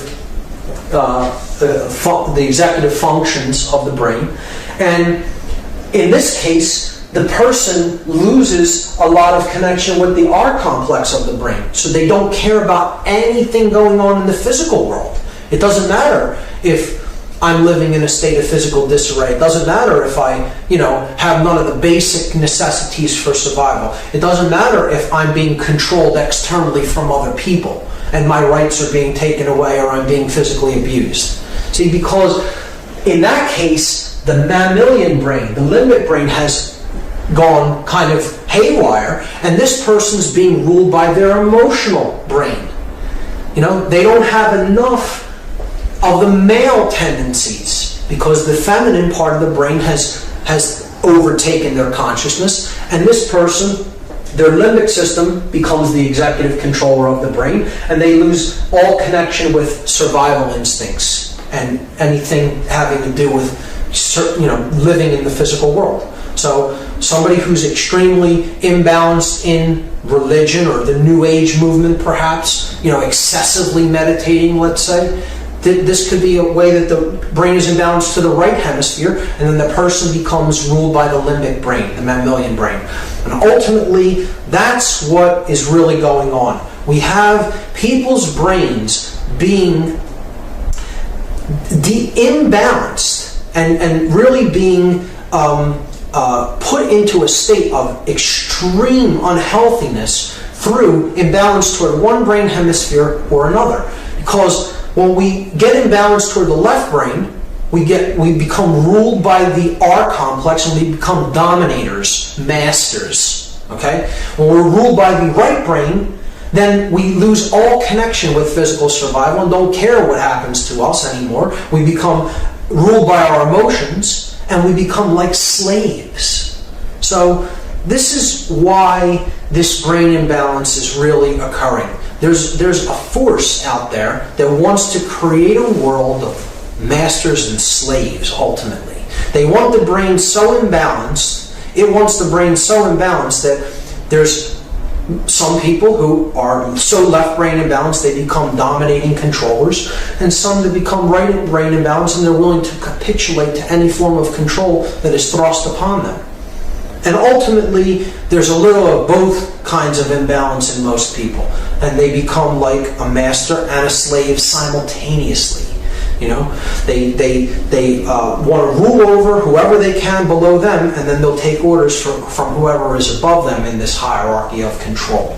So this is an actual brain scan taken from a science journal of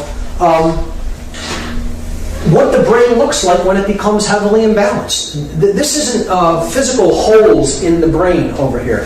These are areas of electrochemical deadness. So there's no neural firing in the black parts of the brain, the real dark areas. This person's brain that's labeled normal here, it's a bit difficult to see on this slide, but this person's brain is in what's called global EEG coherence. Global brain coherence. The electrochemical activity is distributed equally about both hemispheres of the neocortex. You're looking at the neocortex from underneath, this being the top of the brain here. So this is the front of the head, that's the back of the head. Okay? So that would make this the left brain hemisphere and this the right brain hemisphere, if you could visualize that. So look, picture it as if you're taking the brain and lifting it up like this. Here's my left side of my brain. I'm lifting it up like this. You're seeing it from underneath. So that's the left brain hemisphere. That's the right brain hemisphere.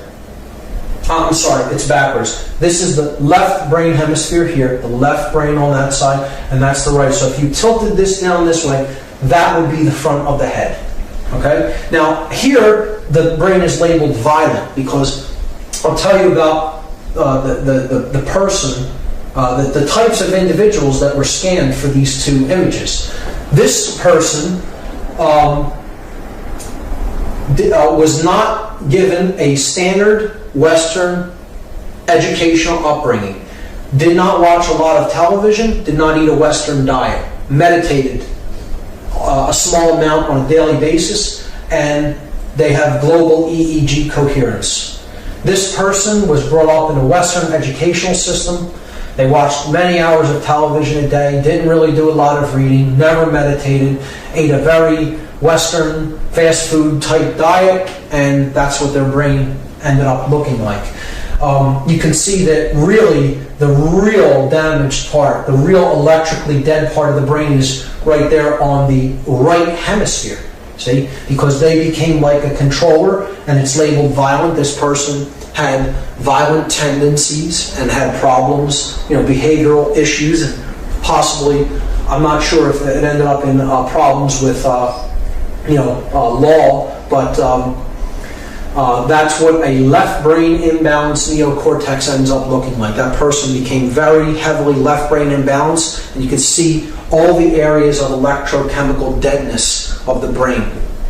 So that's what brain imbalance does to the brain physiology.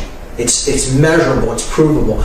This is a type of scan that shows this type of imbalance, and this is called a PET scan. There's other, even more advanced scans called SPECT scans that you can look into to show the neocortex and how brain imbalance begins to affect the electrochemical properties of the brain. So what we're really going to look at in part 2 is how this imbalance is at work in the world and how it's ultimately creating all of the problems that we see in manifestation in the outside world.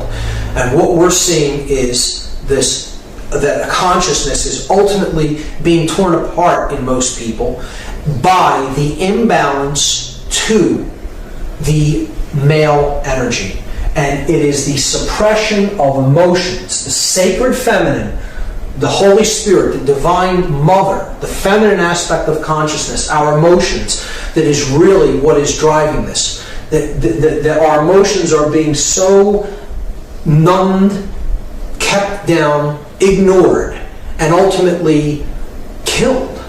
The sacred feminine is being killed in our world, and that's our emotional aspect of consciousness.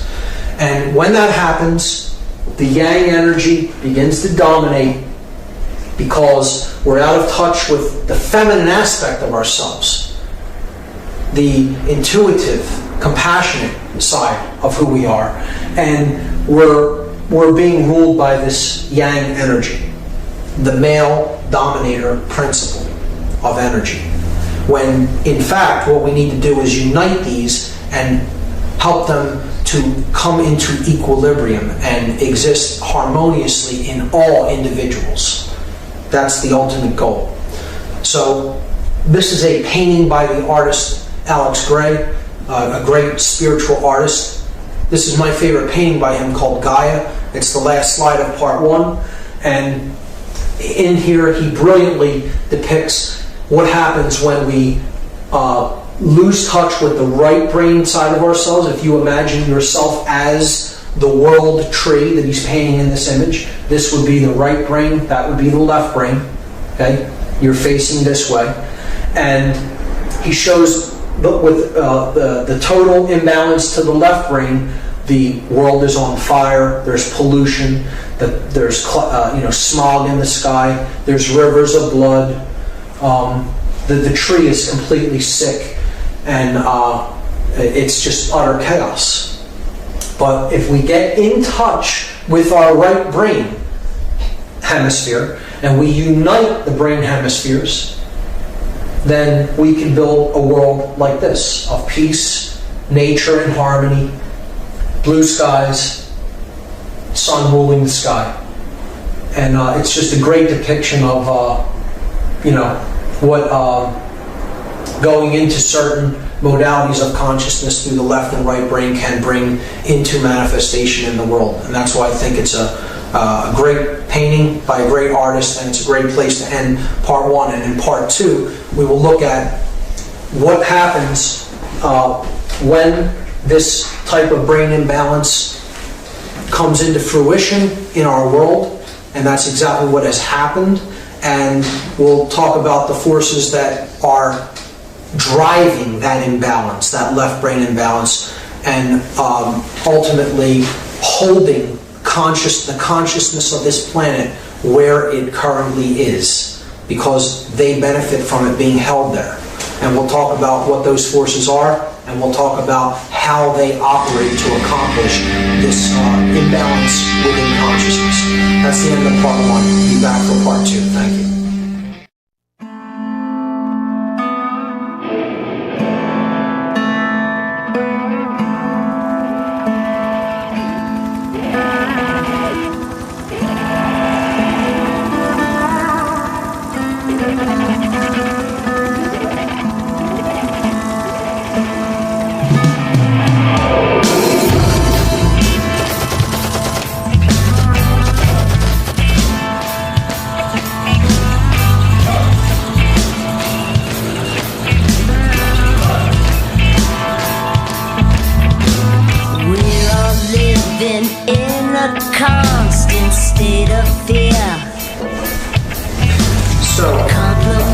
Part 2. In this part, we're going to talk about the problem that our species collectively faces. George Orwell said that if liberty means anything at all, it means the right to tell people what they do not want to hear. And that may be exactly what I'll be getting into in this section. Things that are uncomfortable for us to hear. Philosopher Vernon Howard said that human sickness is so severe that few can bear to look at it, but those who do will become well. Soren Kierkegaard said, there are two ways to be fooled. One is to believe what isn't true. The other is to refuse to accept what is true. And it all really boils down to that right there. We suffer because we either believe in concepts and ideologies that simply aren't true and do not serve us, or we refuse to believe in that which is true, and therefore we suffer. Those are the two main reasons why all people suffer. The questions for this entire section of part 2 are the following. What is the nature of this problem that we collectively face? Who or what is creating this problem? How is this problem manifested in the world? Is there an underlying agenda? And if so, what is it? So we'll be taking these in order, and I'll be spending the majority of the time in this section talking about how the problem is manifested, the actual methodologies that are used against us, and talk about what the problem is first. So this is, in one sentence, the main problem that humanity collectively faces. A small cabal of evil sorcerers control our whole planet by manipulating the consciousness of its people into a vibration of fear. We talked about what sorcery and magic were in part 1.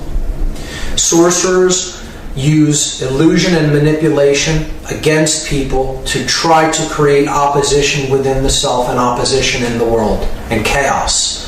So there's a group of these people who understand how consciousness works, and they're using that knowledge against the bulk of humanity to control their consciousness by controlling the mind, and they're manipulating their consciousness into a vibrational energy of fear. With that, only chaos and evil can be created outwardly into the world. So that's the root problem that we all face. That's what's actually occurring here. That's what we're falling victim to. Many have seen this image, the pyramid of manipulation, the hierarchical and compartmentalized structure through which those in the know, those who have the knowledge of how human consciousness works and are using it as a weapon against the masses, how they run this top-down pyramid scheme. Up here you see the top of the pyramid, the pinnacle, the summit, where the knowledge is at. Those in the know, those with the knowledge, those who are illuminated into this knowledge of consciousness, can be seen at being at the summit or at the top of a pyramid, and then all different aspects of society are controlled from the top down through a hierarchical, regimented, compartmentalized system. Those who are down here have very little knowledge of how things really work and how they're really structured. They just go along to get along. They do their job. They don't really consider the wider implications of what they're involved in or what they do. And yet, they're being used as pawns in a game, in a manipulation game, to actually create more and more compartmentalized and centralized control of everything and everyone.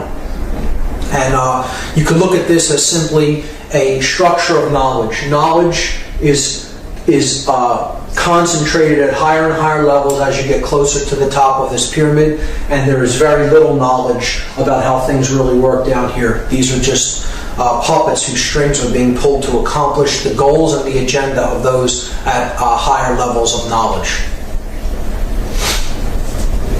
These sorcerers of consciousness, as I'll call them, are occult practitioners. They use the knowledge and methodologies of occultism to accomplish their agenda. Now, the word occult is very misunderstood. I want to make it very clear that I am not speaking out against or condemning all types of occultism.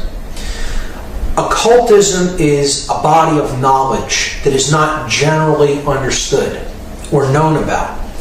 It is simply knowledge. It's a tool to be used by the practitioner. And what we need to understand is just because it's occult does not mean that it is evil. It is simply information about how consciousness works, about how we work. And it is known by some and not known by others. So as a tool, you could look at it like any other tool. For example, a hammer. You would not consider a hammer as good or evil. A hammer simply is a hammer. It is a tool. It is what the wielder of the tool does with it that makes it good or evil, that makes it being used for good or evil.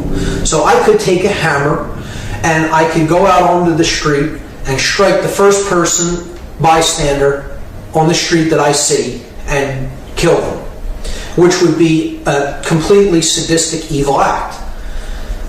That doesn't make the hammer evil. That makes my intent for wielding the hammer evil. I could take that same hammer and go and use it to build a shelter for a homeless individual, and I would have put an act of goodness forward into the world. So it isn't the tool itself, that's good or evil. It's the consciousness of the individual that is wielding the tool. And that's what the occult is. It is simply a tool. It is a body of knowledge. And when we get into the word, you look at the word occult, it comes from the same root as the word ocular, meaning related to the eye or related to vision. And that is exactly what the word occult means. The word occult simply means hidden. That which is hidden from sight, hidden from everyday availability or sight.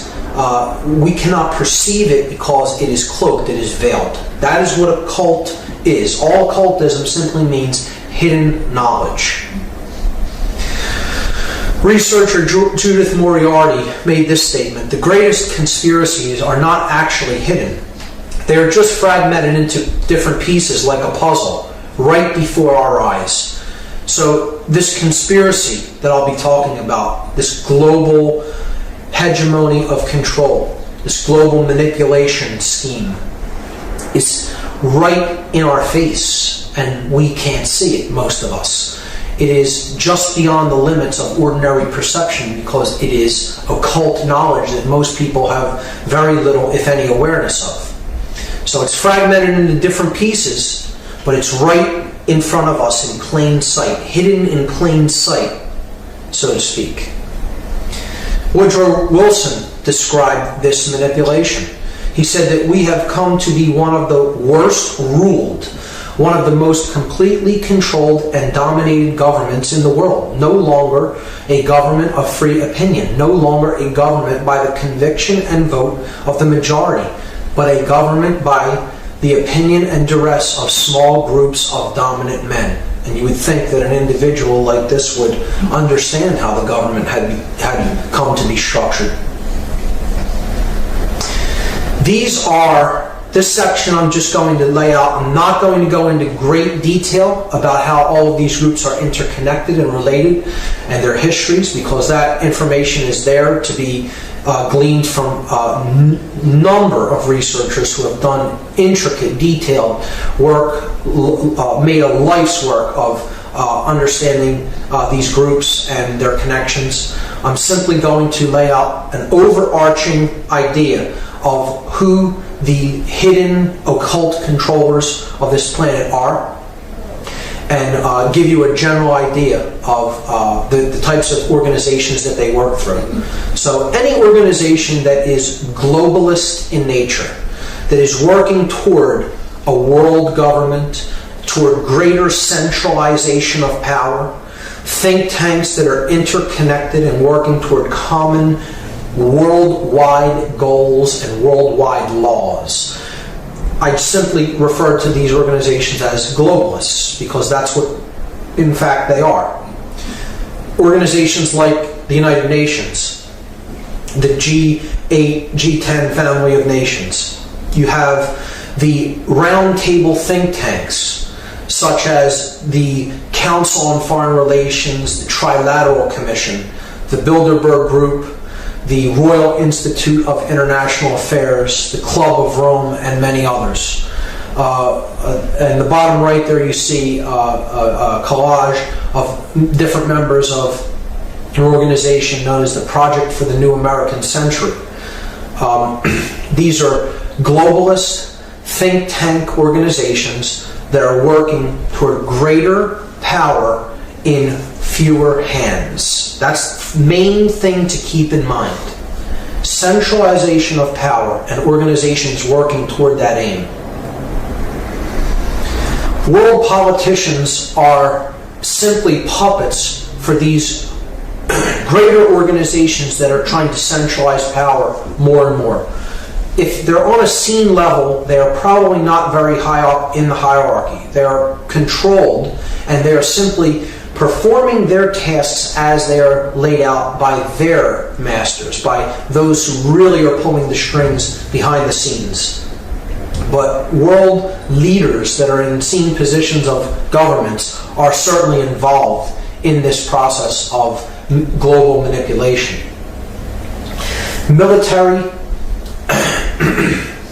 Military leaders, strategists, planners at high levels, very involved in this manipulation.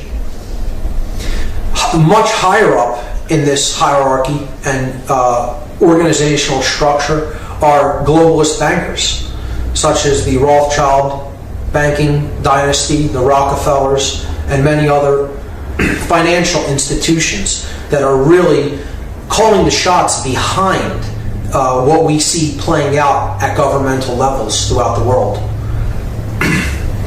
Royal family members of all nations, the royalty of England, Spain, the Netherlands, Saudi Arabia, and many other countries. So royalty is not simply figurehead. It is involved in these organizations. It does direct the agendas of these organizations, and it does have intricate interconnections with the banking dynasties that are really calling the shots behind what we see playing out at the scene level within governmental structure. Religious and New Age ideology leaders certainly play a role in this to cover the spiritual aspect of the deception. Media moguls that control the information that we are presented with. And again, it's not my intent here to go through all of the interconnectedness between these organizations, nor to present a all-encompassing tapestry of how they work. It's simply to give you an overview that this is the body of individuals, and these are the organizations that they work through. The research is out there and has been compiled by many researchers, and you could look into that for lifetimes if you so chose. Theodore Roosevelt made this statement: behind the ostensible government sits enthroned an invisible government, owing no allegiance and acknowledging no responsibility to the people. Former president making this statement. You would think, again, that someone like this has some knowledge of how things are really structured in the power centers of the world. And he's telling you right there, out in the open, that there is an invisible government that owes no allegiance to the people. Now, the body of knowledge that these sorcerers have available to them, where it is derived from, is what many researchers have called the mystery traditions. The mystery traditions of consciousness. Again, it is not to say that this body of knowledge in and of itself is evil. The sorcerers that are doing this work of manipulation, this great work to hypnotize and enslave humanity, they are the inheritors and the perverters of this body of knowledge. It is not theirs, it does not belong to them. They happen to come into contact with it through their, perhaps, bloodlines, their involvements, okay? And they are taking this awareness, this knowledge of how the human consciousness works and how it can be influenced, and they're using it for their own ego-identified worldview and benefit. So they're the inheritors of this knowledge, and they're the perverters of this knowledge. They're using it in a perverted, irresponsible fashion to serve their own egoic will. And this is the ancient secret society networks all throughout the world that have their roots back as far as ancient Egypt and Babylon and even farther back. They had this body of knowledge. They continue in many ways to preserve this body of knowledge. Some of them for a positive purpose, some for a negative purpose. So it isn't any one given secret society that's orchestrating and controlling it all. There are very responsible and good-hearted individuals in these groups, and there are very dark-hearted, manipulating individuals in these groups. It is simply that the body of knowledge about human consciousness, that it's called the mystery traditions because it dates so far into human antiquity. We don't really know when it was codified and came into its existence as we understand it. But it is the knowledge of how human beings operate. Our physiology, our emotional makeup, our psychology, etc. How the human psyche works. And that is who is really controlling the whole game from behind the scenes, are the people who have this information, have had it for thousands of years, and are using it in a completely perverted way to manipulate people for their own egoic benefit. So that's clear. That's crucial to keep in mind, and to keep it clear that, again, it is not the knowledge of the mystery traditions or the mystery traditions themselves that is evil. It is how imbalanced consciousnesses are using that knowledge to control people. So this is one of the structures of secret societies. In this case, it happens to be Freemasonry. You see that it is a compartmentalized, pyramidal structure. Okay? It's hierarchical. So it's a top-down scheme. Higher levels of knowledge in fewer people's hands as you get closer to the top, and then as you get down near the bottom, there's many more people that comprise that group, but they're less in the know than those smaller groups at higher levels. So it's simply a process of compartmentalization and the hierarchical structure of knowledge. So you want to get to this level, you have to play the game to get up to this level, and then you're initiated into that knowledge.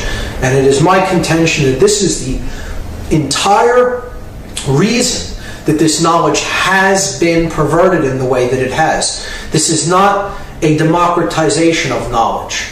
This is elitism when it comes to knowledge. This isn't giving knowledge out to everyone freely, regardless of who wishes to have it.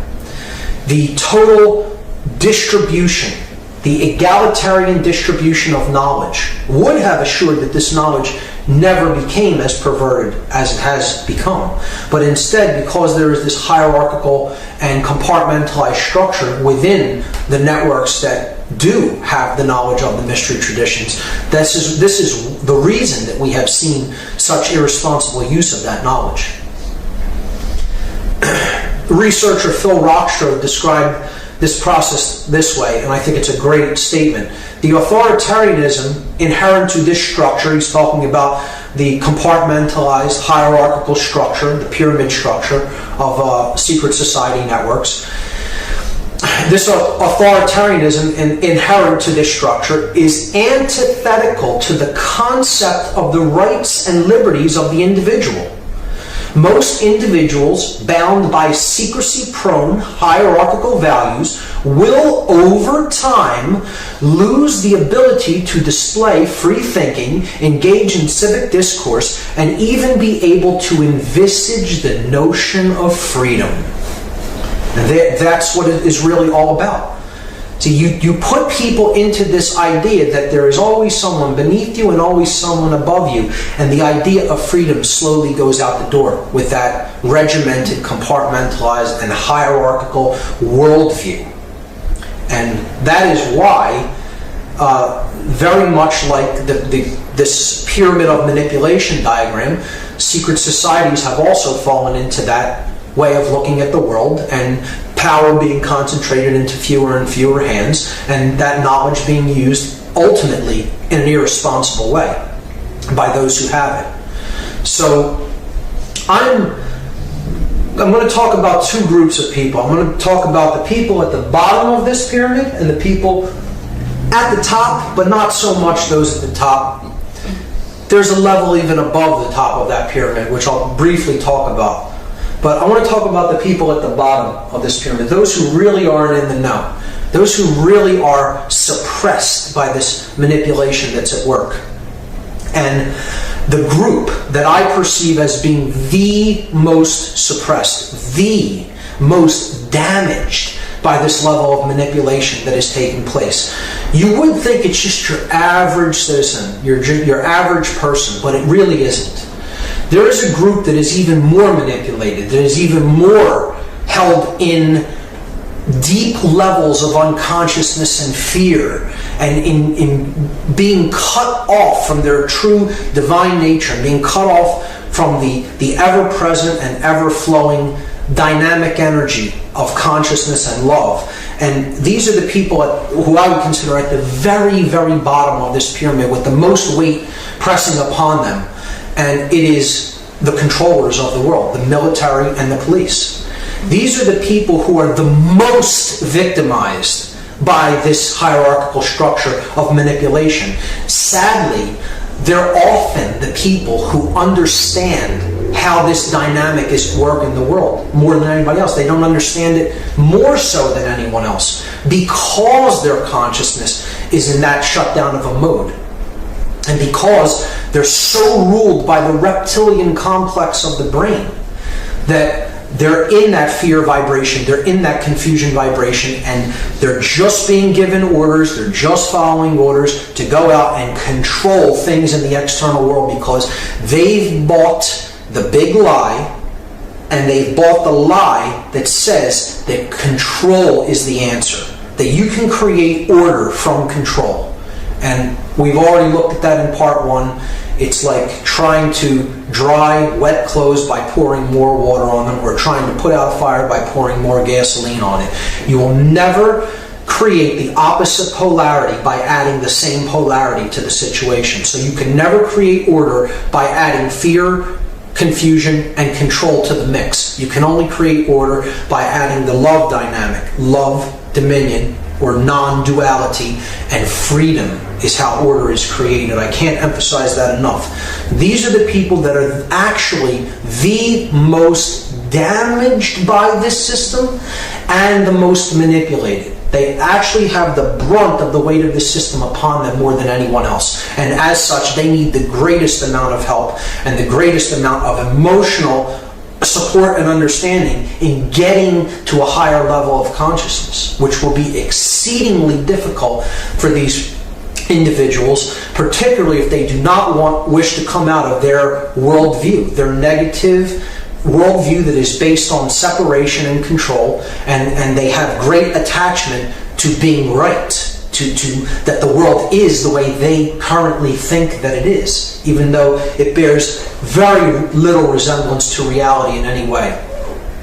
It's quite unfortunate. So they actually need our help more than anybody else. Now, back to the top of the pyramid, those who are really in the know, really calling the shots. Is there something even higher than that? And I'm really here today to tell you that, yes, there is, and I'm kind of uninterested in what really controls the game from even higher than the top level of the pyramid, because in either event, it's the same way that they accomplish it, and it will be undone in the same way, through a rising of awareness and consciousness. I'm here to tell you that the highest level of this pyramid is not the summit. There's always a hidden chamber built into any great pyramid.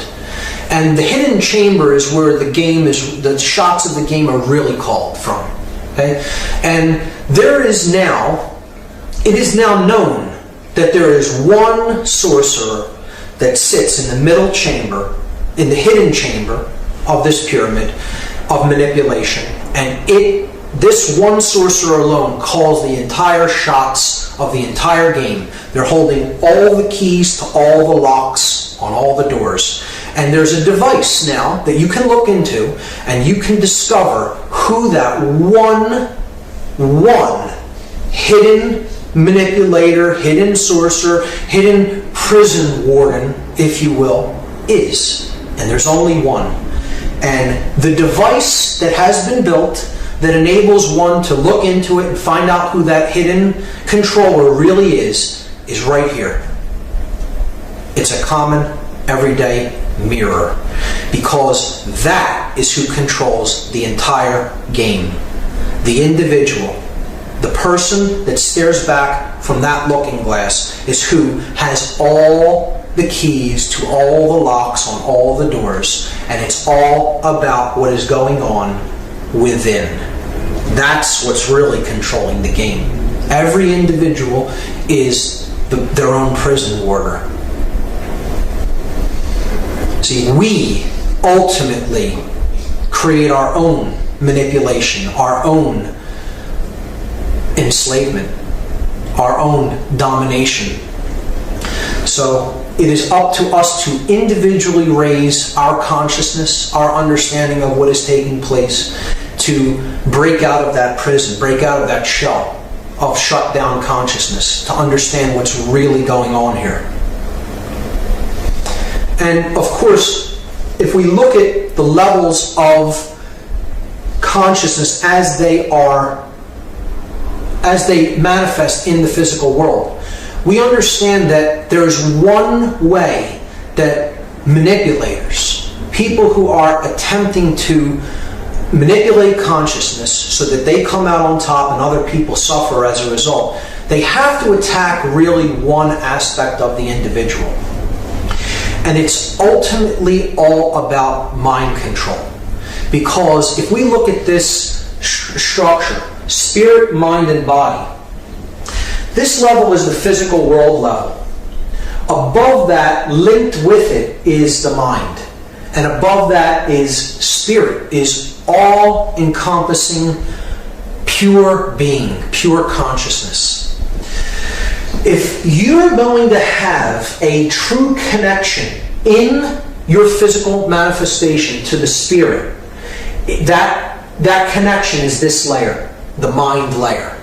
Okay? So if the mind is in good health, if the mind is in balance, if the mind is not under manipulation and control, there will be a powerful connection between body and spirit.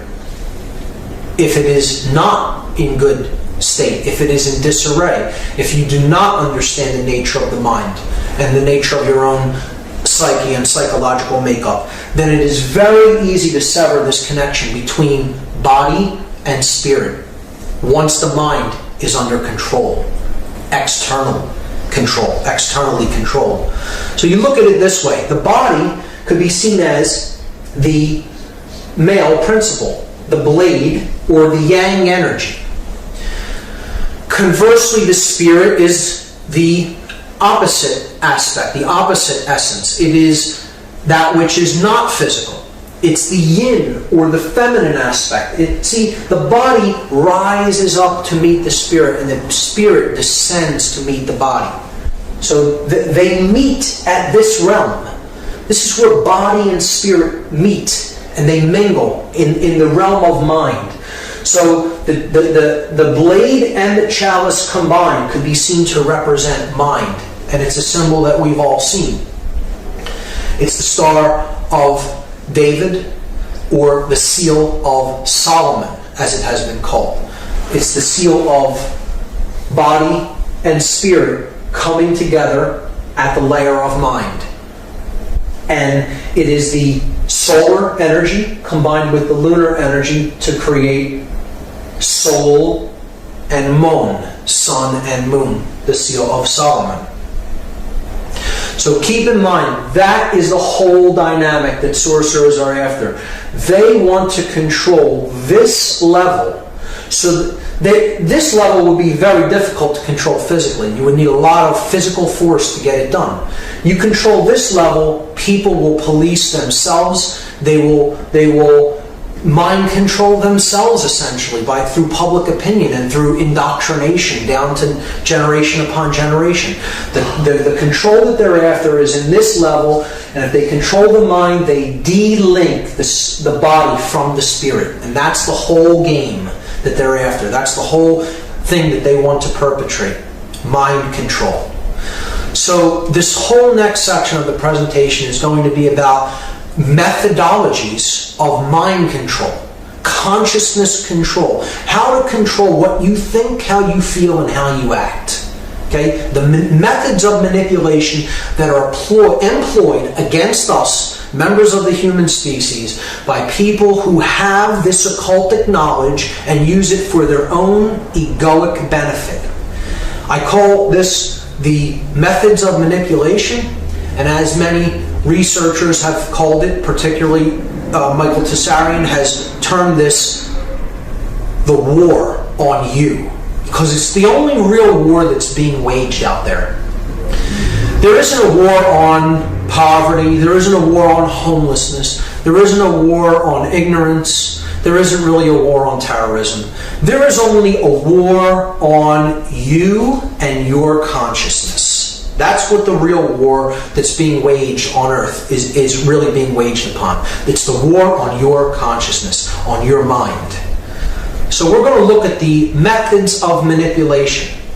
And they're very varied in their attack pattern. They're very, it's multi-tiered. Okay? It's very spread out and throughout all different areas of life, these methods of manipulation. So it's a multi-tiered attack on our consciousness.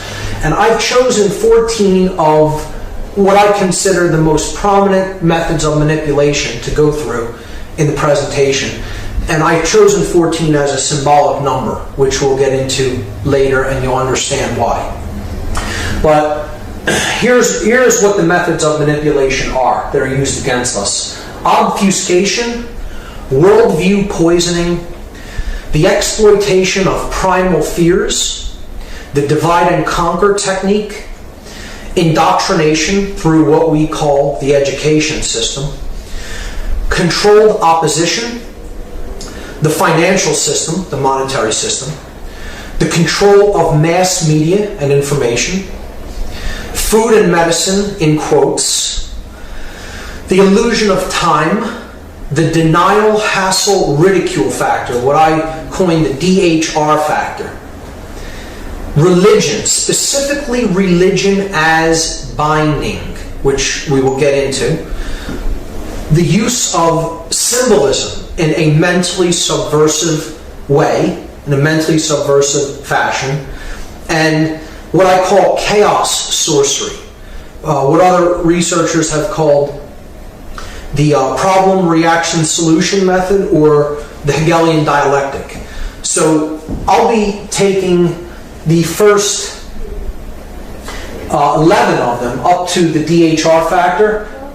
It will be a small analysis of each one. But then for the last three, religion, symbolism, and chaos sorcery, I consider those the real heavy guns of the war, so to speak. They're the real weapons, the big three of the weapons, and I'll be taking those at length. I'll be going through those specifically. So that will take up the bulk of part 2. So I'll begin with obfuscation. This is the first method of manipulation that the mind control sorcerers use against the human population. So obfuscation kind of looks like this. You see an elaborate, ornate mask here. If you saw that coming at you, you might not be so worried about it. It seems like an ornamental style. This is how something has to be packaged to us. It has to look ornate. It has to look pretty. It has to be packaged and presented to us in a nice way. But if we really saw what lays underneath, if we really saw what was truly coming at us, which is this, we would want to go in the opposite direction. So see, it always has to wear a mask. It has to be sold to us as something other than what it really is, so that people think it's something else. That's what obfuscation really is. And I'm going to just briefly go over what are the things that are obfuscated. How do they use obfuscation to control us mentally? Well, the sorcerers want to obfuscate simplicity with complexity. In fact, everything that I'll talk about in this presentation is quite simple, taken in and of itself. The tapestry may be ornate and may be a lot of information to take in, but each individual component is simple, and that is because the truth is always simple. It's always easy to understand truth. Truth never comes at us with great levels of complexity. It's always something simple and elegant, just like we find in nature. So if a controller can get you to think that discovering the truth is way too complex for you to ever look into it, they'll push you off the path because you'll say, I'm not even going to bother. It's too complex. I wouldn't possibly be able to understand it, so I'm not even going to bother to try. Okay, so that's obfuscation of simplicity with complexity. Controllers obfuscate principles with laws. Principles are based in conscience of doing the right thing because one has consciously recognized it as the right thing. Law is that which strives to create obedience based on a dynamic of fear of punishment. You're codifying something and saying you must conform to this, you must comply to this, not because you have recognized it as such, as being true and as being the right thing to do, but because in fact you will be punished by someone if you do not conform to this or comply to it. And that modality of consciousness is based in fear. Law is based ultimately in fear consciousness, whereas principles are based in the recognition of truth and having conscience be born within an individual. And as such, that consciousness is based in love, embodied in a man like Gandhi, a man of principle. So the next thing that they obfuscate is dominion with fear of punishment. So this is a person who rules the kingdom of the self. They've activated the energy within them. They have united the male and female polarities, the yin and the yang, and they have raised their consciousness to a vibration of the solar mind, to the love energy dwelling within them. And they don't take actions because they fear the punishment if they don't do or do not take a certain action. They take an action because they themselves understand and have recognized that that action exists in harmony with natural law, with the natural order of the universe, with the truth. It resonates in truth. And that individual has made that recognition according to their own will and their own consciousness, not because they fear punishment. Taking an action or not taking an action because you fear punishment is the lowest level of consciousness that you can take or not take any action. You're taking it out of a vibratory energy of fear as opposed to a level of understanding that is born in love and conscience and consciousness. So you cannot take an action based on fear of punishment and expect there to be order and peace and good things in the world. We have to make these recognitions through the raising of our own awareness that they resonate with truth and take action according to those principles. The next thing that they obfuscate is gnosis with belief. See, gnosis can be defined as an understanding that is born through direct experience of a thing. So gnosis means you don't believe that it exists. You know that it does because you have a direct experience of that thing. So You could put your hand in a pot of water and it's hot, and then you have gnosis that it's hot because you actually placed your hand in the pot and you know that it is hot.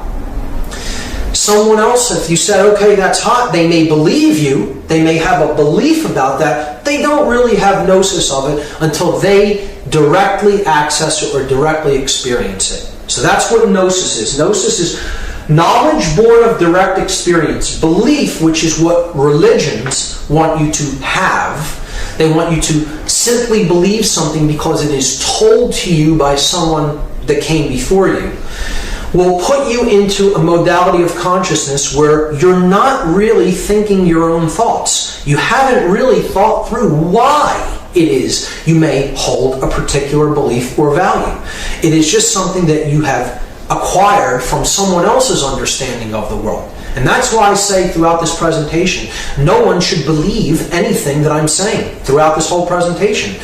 It should resonate with you as truth because you looked into these things on your own and determined they are true or not true.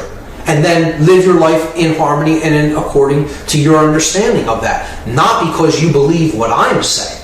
I'm not asking for anyone's belief. If I was asking for anyone's belief, I would be no better than any other religious leader. So I'm looking to inspire gnosis within a person. That you look into things on your own and come to your conclusions about them because you yourself have studied and considered them and know how they work. Individuality is obfuscated with culture. And this is a big one because all the value within us is carried in the individual. The individual is of ultimate value.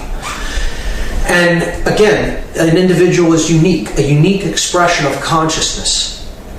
And culture, as the late Terence McKenna, one of my greatest mentors and teachers, said, culture is not your friend, folks. He was very fond of saying, you know, it's that which controls you. It's a cult, so to speak. So culture is trying to make everyone conform to its value system and its ideology about what is true and what is right. And oftentimes that's not really in harmony with the truth, with natural law, with how things really operate in the world. It's simply that way because people who came before us made it that way. And we're just going along with it. We don't know whether it's actually right or getting anything really of great value and something that can lead to our actual fulfillment out of it. We're just going along with it because others before us did it, and we're expected to take up that mantle and do the same thing in culture. So it's a self-perpetuating, institutionalized belief system. It's an institutional paradigm, a way of looking at the world. And that's what they try to tell you your individual identity is. It's a member of culture. Well, that isn't what your individual identity is. The true identity of the self is pure consciousness experiencing itself in a multitude of forms, and that's where the greatest value lies, within the individual, not within a culture. They obfuscate openly, truth with lies. This is very simple. They'll just tell you black is white, white is black, and it's this way because we said so, because we're the arbiters of truth, and we will tell you what is right and what is wrong. We'll make it up as we go along, depending on our objectives and our aims and our goals.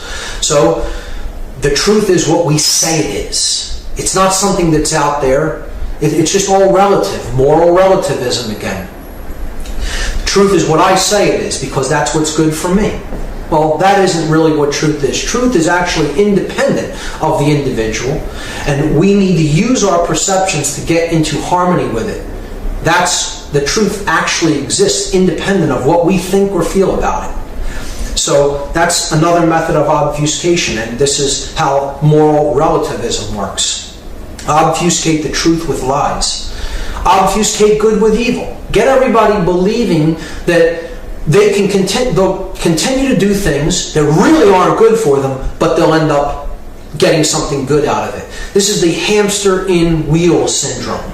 You know, I'll keep doing this and getting one result, but expect to get another result, which I can never get by doing this. but I'll continue to run around in the wheel anyway. See, they want you to believe that you can get that which is good by really doing things that are harmful ultimately, and are not in harmony with nature, in harmony with natural law, in harmony with the truth.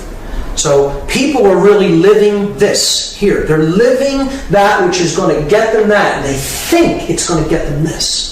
And it'll never work that way. And that's what attachment is all about. Attachment to doing things one way, thinking a certain way, and you expect that somehow magically, even though it's never gotten you what you want, it's going to suddenly get you what you want one day. And unfortunately, it doesn't work that way. The next method of manipulation is worldview poisoning, as we talked about a bit in part 1. Worldview poisoning is through constant application of repeating certain phrases, repeating certain concepts, and putting ideas into people's minds, you get people to look at human nature in a certain way, as damaged, as fundamentally flawed. Even upon coming into the world, we're born in an evil state, we're born in a damaged state, in an impure state. And that isn't really what human nature is. We have to see this for what it is, a method of worldview poisoning. We don't come in evil, we are conditioned through those who have come before us and through the bad information that we take in and accept as truth. That's how we become flawed in our ways of looking at the world and of being in the world. This is what human nature really looks like. It is fundamentally good, it is fundamentally nurturing and protecting, and wants to help raise ourselves and other beings to higher levels of awareness. Another way that the worldview is attacked is by getting people to identify their value with a number or a group of possessions. So this has to do with how we view mentally our value as an individual. Do we look at ourselves as how much money we make, how much money we have in the bank, what kind of car we drive, what kind of clothes we wear, what kind of house we live in, Or do we recognize that no value can be placed upon the individual because the individual is of infinite value?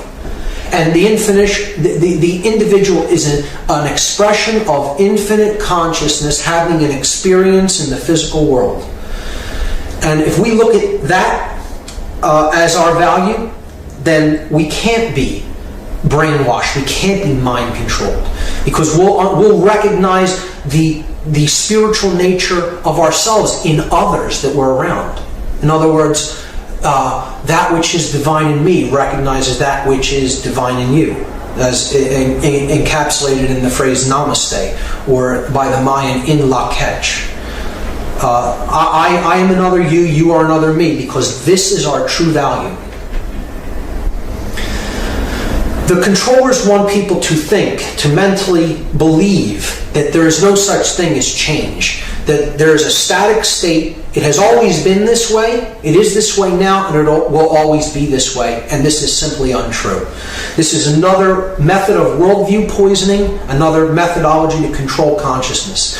I'll often say to people, so much change is occurring, it's almost impossible to keep up with it. And people often respond, nothing's ever going to change, it's always going to be this way. They're a victim of this worldview poisoning, that it is impossible to create change, because they think that change has to be something that happens instantly on a global level. It doesn't work that way.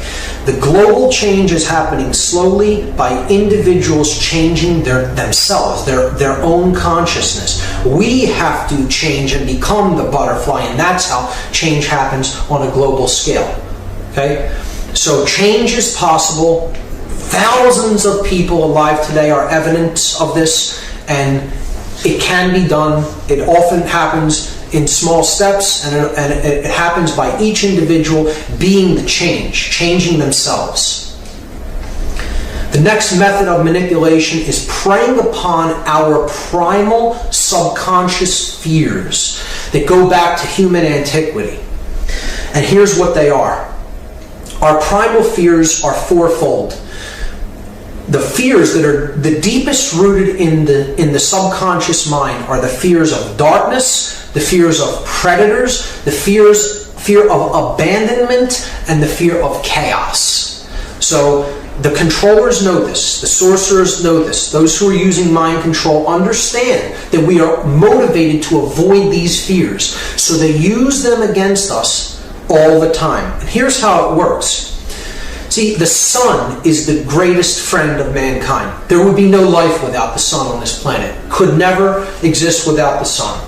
Sun provides energy, light, heat, warmth, food, okay, for plants to grow and other animals to live. So there is no life without the sun. The ancients understood this quite readily, and that is why the sun is revered and worshipped in many ancient religions and cultures. Winter is a time of the sun not being present, so along with that you get the cold, you get die off of plants, you get the scarcity of food, you get animals coming in and encroaching territory, and things becoming a more dangerous place. So you're looking to the father figure, the strong male dominant father figure, for protection of those that aren't as strong and are as physically able to control the surroundings. So when the sun is going down and not present, or is absent for a long time as in winter, the main source of protection is the male dominant father figure of the tribe or the culture, because he is the one that will protect the tribe, protect the family from these guys, the predators. That ties in with the other primal fear. So you have the fear of darkness tied in with the fear of predators. And if the father figure abandons his people that he is protecting, then they are exposed to the influence of predators. So there is where the fear of abandonment ties in to this story about how these subconscious fears have been working on us since the dawn of mankind, since human antiquities.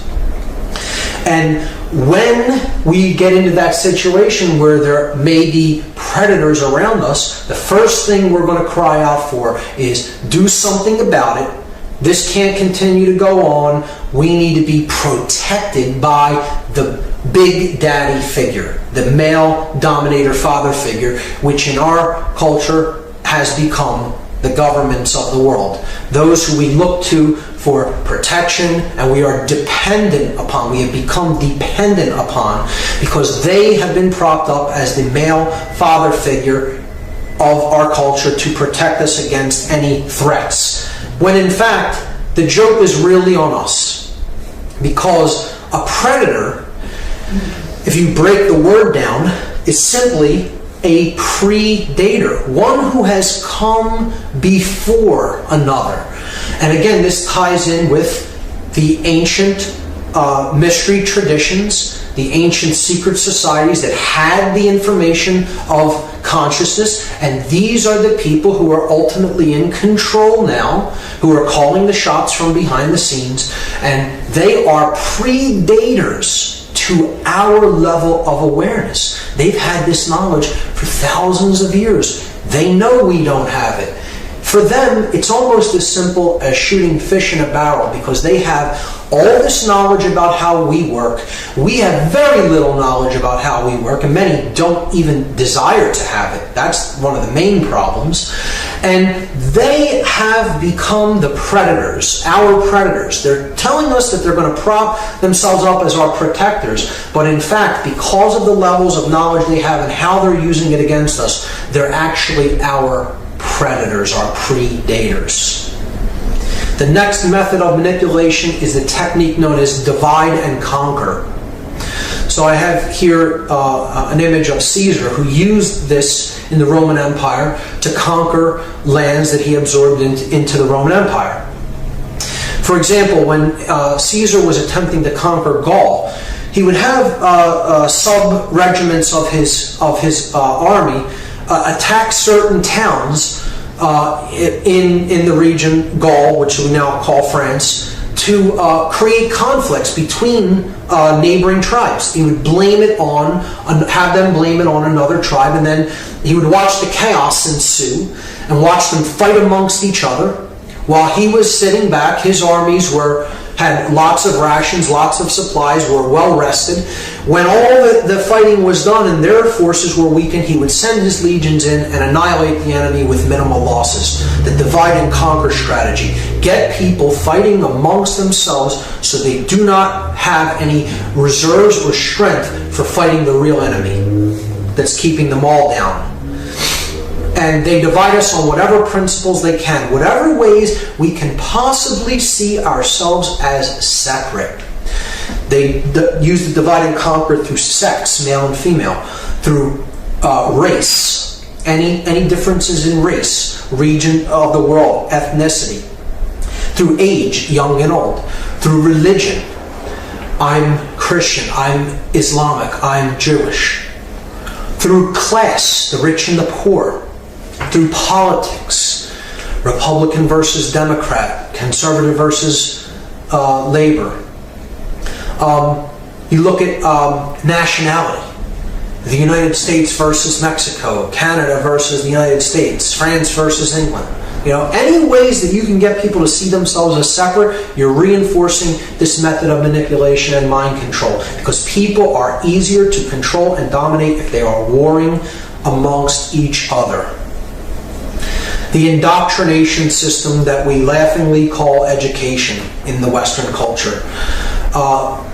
Western education has become almost entirely left brain. We talked about what the imbalance in the brain does to the brain chemistry and the brain physiology.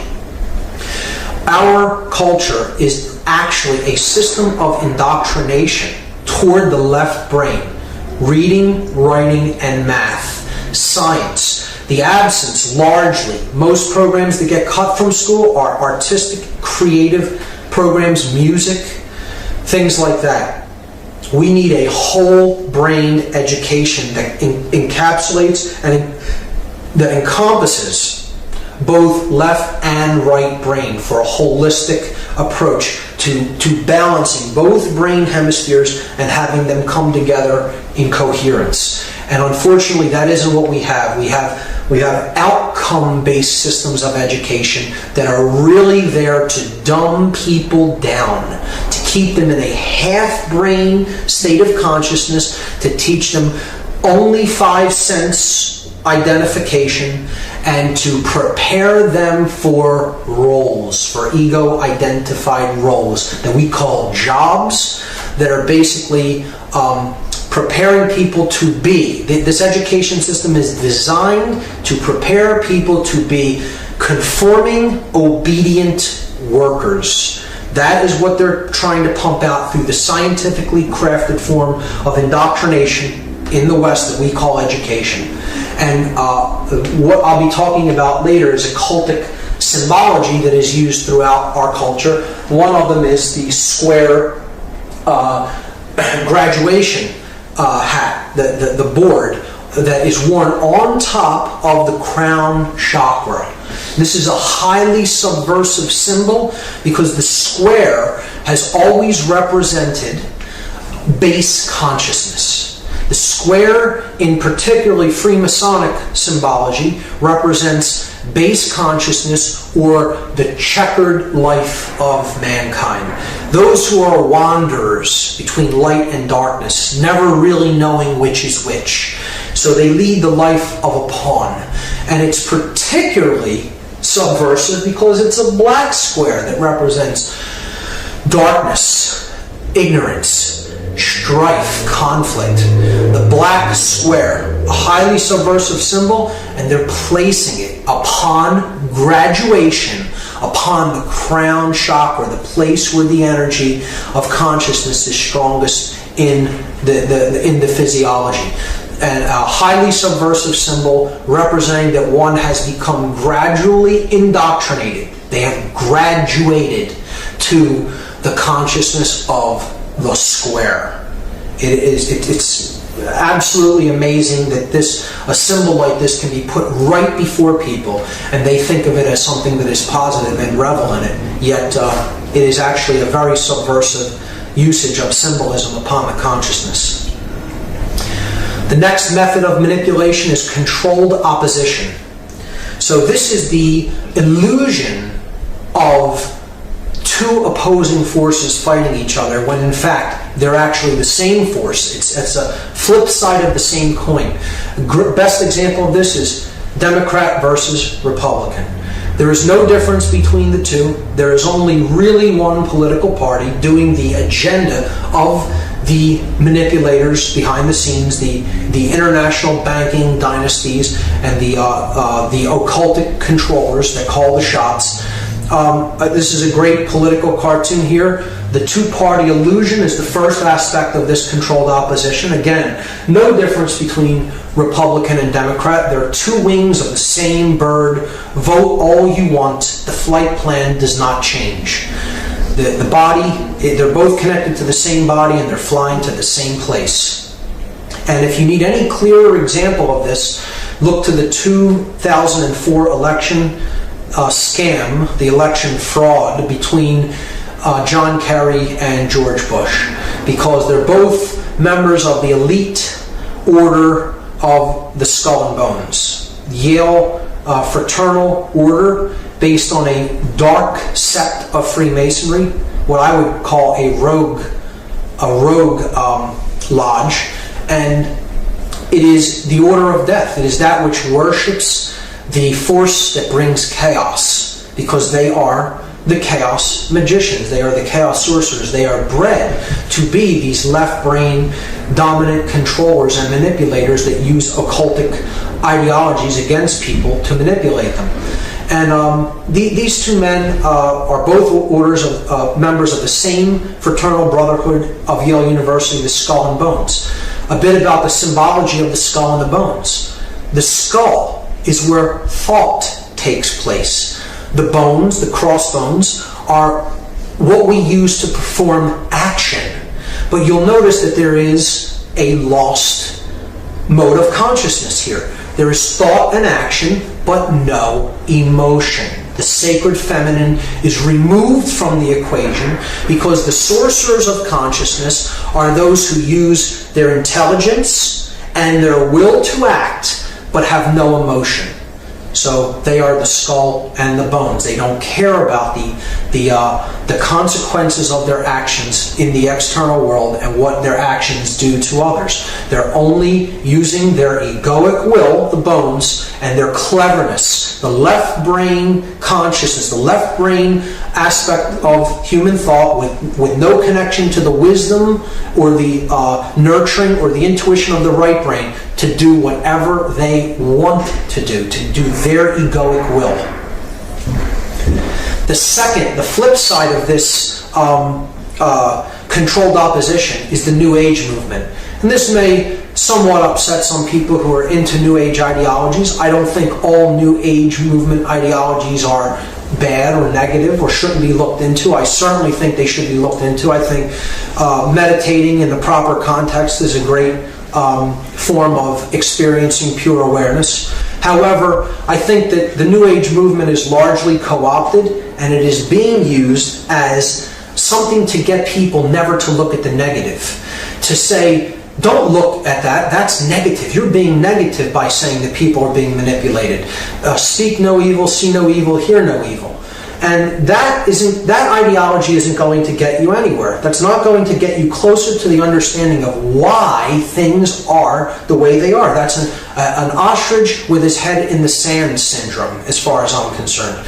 So the New Age movement can imbalance people toward the right brain if they're not careful, and they keep going into these ideologies that says there's no such thing as anything negative. Don't look into any of the negative. It really isn't going to get us anywhere in understanding why things are the way that they are and how they got that way. We need to confront the negative, not be totally absorbed by it or to completely get lost in it, but we need to look into it, confront the dark recesses of the psyche and the origins of the human ego and the human attachment to the physical world, to understand why evil has come into manifestation to the extent that it has in our world.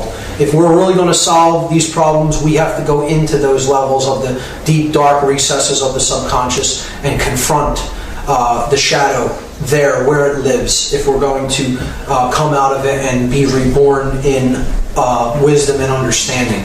So that is controlled opposition. The next method of manipulation is one of the biggest, and it's one of the hardest to transcend and rise above because of how ingrained the belief in the financial system is in our world. So the financial system is basically a system of enslavement, and it is based on the principles of fiat currency and debt, which we will talk about.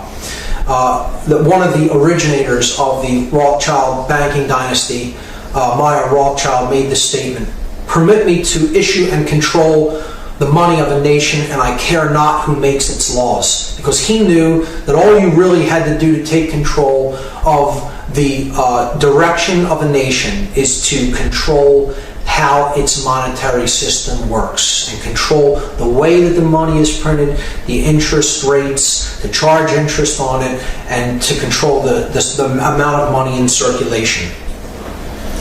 And what we have in effect today as our monetary system is a system of fiat currency. Fiat is a Latin word which means "so be it," let it be.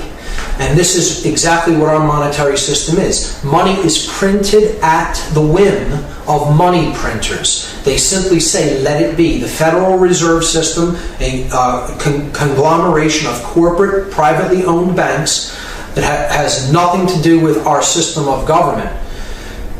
It is wholly privately owned and operated, and it essentially controls our government, our lawmaking body, and our lawmaking decisions in Congress.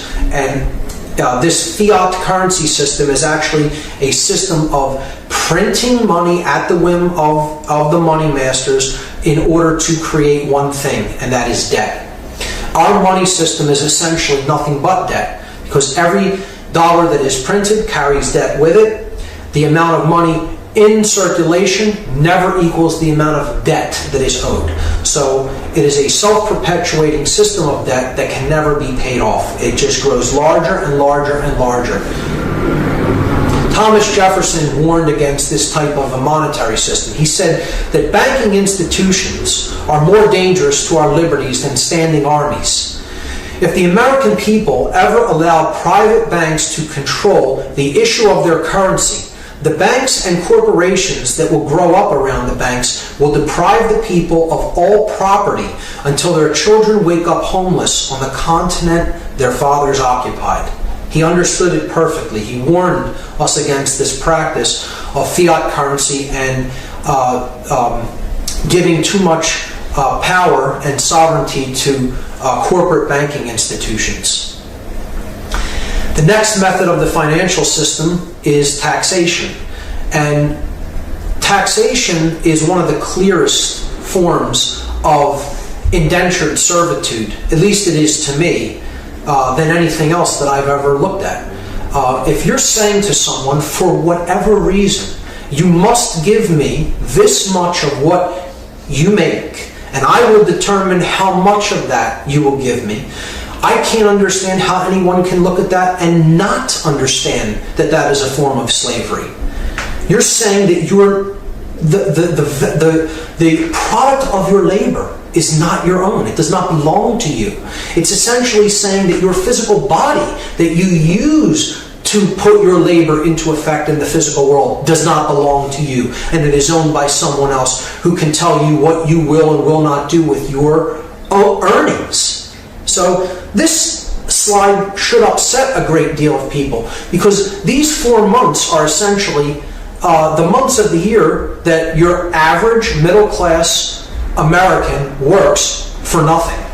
All of this money is given to the state. All the money you make on all of these days, January, February, March, and April, are all given to the state through various forms of taxation. Then you're taxed on what you buy as well.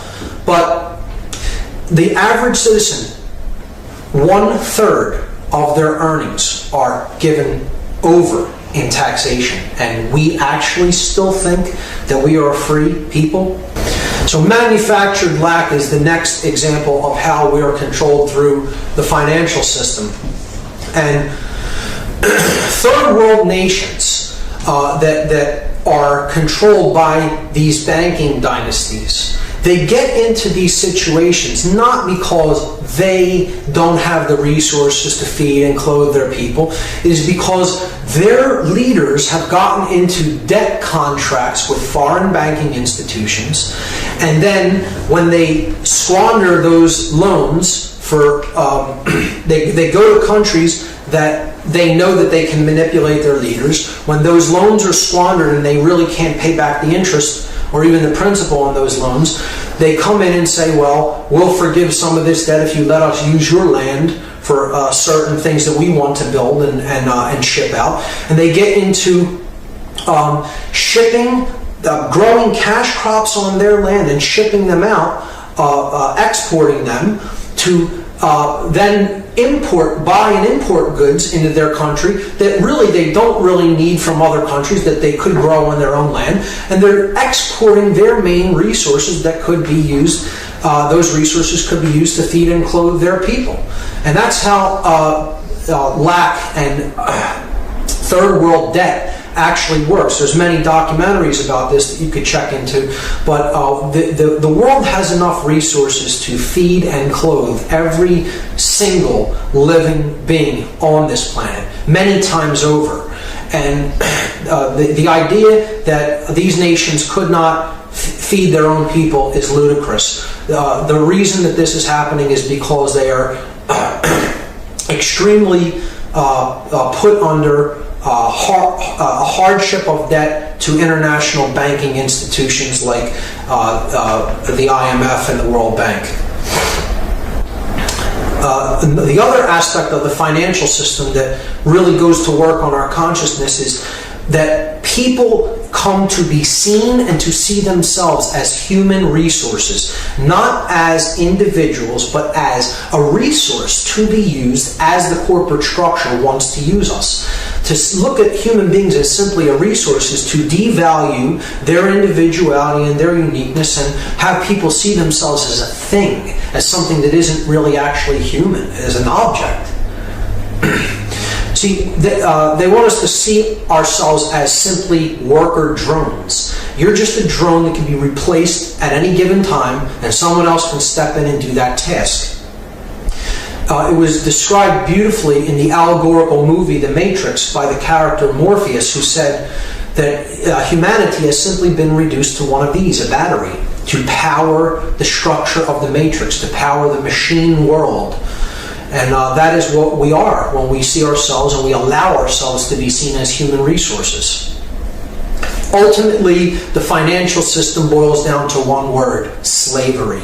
It is what is used to really chain us and get us to see ourselves as workers, as a worker race of people, and it's used to actually keep us in servitude, to serve interests that really we don't benefit from. We think we do, but in essence we don't. Things continue to go on as they are, benefiting an elite class, a very small elite class, while millions of people go hungry and starve, and there's no reason for it. The financial system is slavery as long as a differential profit motive monetary system is in existence. Human beings will live under slavery until we recognize that there are only people and resources on this planet, and we use our power of will to properly distribute the resources to the people as they need them and as we wisely use them. And not in destruction of the earth, looking at the earth as something that we own, but something that we are ourselves a part of, and we use and manage these resources efficiently. Until we do that and get away from a profit motive differential source of seeing money, seeing goods, okay, and services, there will be human slavery. And I will go so far as to say that is exactly as it should be. Everything is now exactly as it should be. Based on our level of consciousness, we are getting what we are creating through our consciousness. This isn't something that is happening to us. That's why I say we are in the hidden chamber of the pyramid controlling the shots. It is up to us, what we put into manifestation through our thoughts, emotions, and actions that determines what happens to us collectively. So if we want to continue to believe in the monetary system and continue to live as if somehow it never has gotten us what we really want. It's always created more suffering and more debt and more enslavement, but we want to believe, we want to stay attached to a belief system that doesn't benefit us, and we want to think we'll continue to do that and somehow it'll just work out okay. We'll suddenly just get something that we've never gotten as a result of doing this. We're going to continue to be enslaved. And again, it should not be any other way. When we change our consciousness, the shackles will come off. The next method of manipulation that is used upon us by the sorcerers of consciousness is the control of our mass media.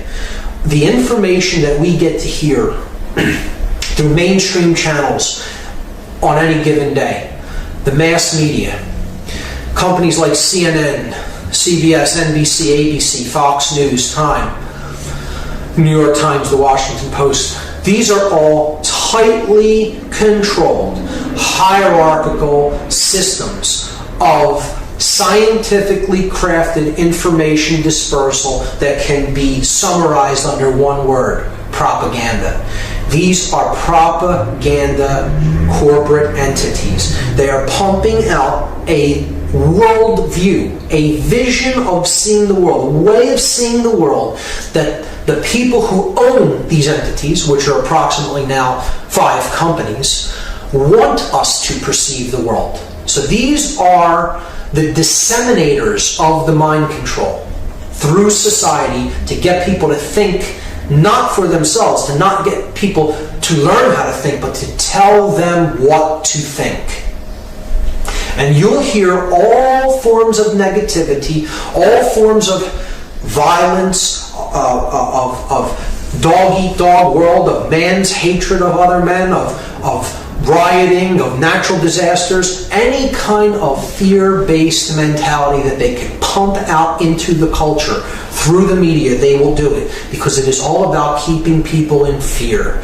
Fear. At least that isn't happening to me. I better shut my mouth and go along and just keep my head down and just do what I'm doing.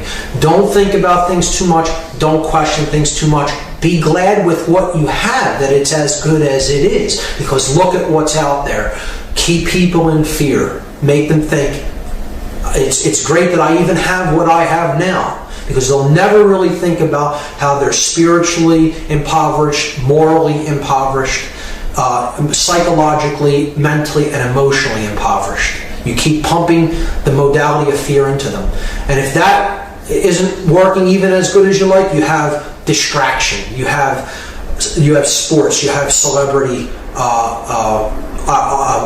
celebrity worship and celebrity gossip.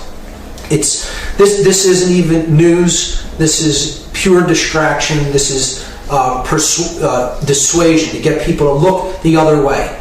Get them to pay attention to something that's really utterly meaningless, so they're not really seeing what's happening to them. And being people like this in the media, on these conservative talk shows, on these they're really just pumping out a worldview that the state wants people to think. And essentially, all these talking heads really are parrots. They are parroting an official version, an official worldview, an official storyline, the movie, as the researcher David Icke calls it, to get people to see this version and this vision of the world, but never really think about it in their own terms and with their own mind. Just accept what we've told you. We're the repeaters. We got it from our higher-ups, and we're just reading it. We have news readers, yellow journalists, news readers for the state in this country. We don't have a free press. We have a tightly controlled press that are news readers. They're parrots for the official state propaganda. Unfortunately, that's what we have in the mainstream media. This is changing through the alternative media, however, which I'll talk about in part 3. Adolf Hitler understood how important the control of the media was. He said, through clever and constant application of propaganda, people can be made to see paradise as hell, and also the other way around, to consider the most wretched sort of life as paradise. Because that's what the media is there for, to keep people asleep and to keep people afraid, in fear consciousness, so that we are a sheep looking up to Big Daddy for protection. That's what it is designed, scientifically designed to do to the consciousness. Food and medicine is a very important method of manipulation. They're in quotes here because they're anything but foods or medicines. They're actually poisons. We're being poisoned at the level of what we take into our body through our foods. Foods are sprayed with pesticides. There are chemical fertilizers in the soils that they're grown. They're genetically modified foods that are causing all kinds of health problems and not giving us the nutrients that we need in our diet. The fast food and sugar and carb-based diet that we see in fast food chains throughout the United States, and through the chemical processed foods that are being pumped into our supermarkets. Factory farming systems too, in which animals go through absolutely incredible amounts of suffering and are treated in horrifically inhumane ways, and then we're consuming that energy. So many different aspects of food. What's coming up with Codex Alimentarius to make nutritional supplements, drugs, and then more tightly control them. Could do a whole presentation in and of itself in what is going on in our food. But the flip side of all the negative things that are taking place with what is being pumped into us through the Western diet is the unnecessary application of medications and surgery.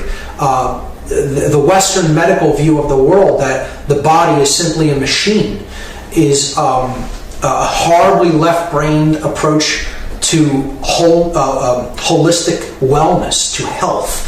And they want us to see ourselves as needing their solutions for well-being, like drugs, like pharmaceuticals. Pharmaceuticals aren't what create health. Health is created on a number of different levels through how we think, what we put into our body, what we pay attention to, how we react to stressful situations. It is not created by pharmaceuticals. These are treatment of the symptoms, not addressing the root causes of dis-ease. So the medical community simply wants to keep this going by selling us unnecessary drugs and surgery, because that is their product. They are in operation as long as they are selling us drugs and surgery.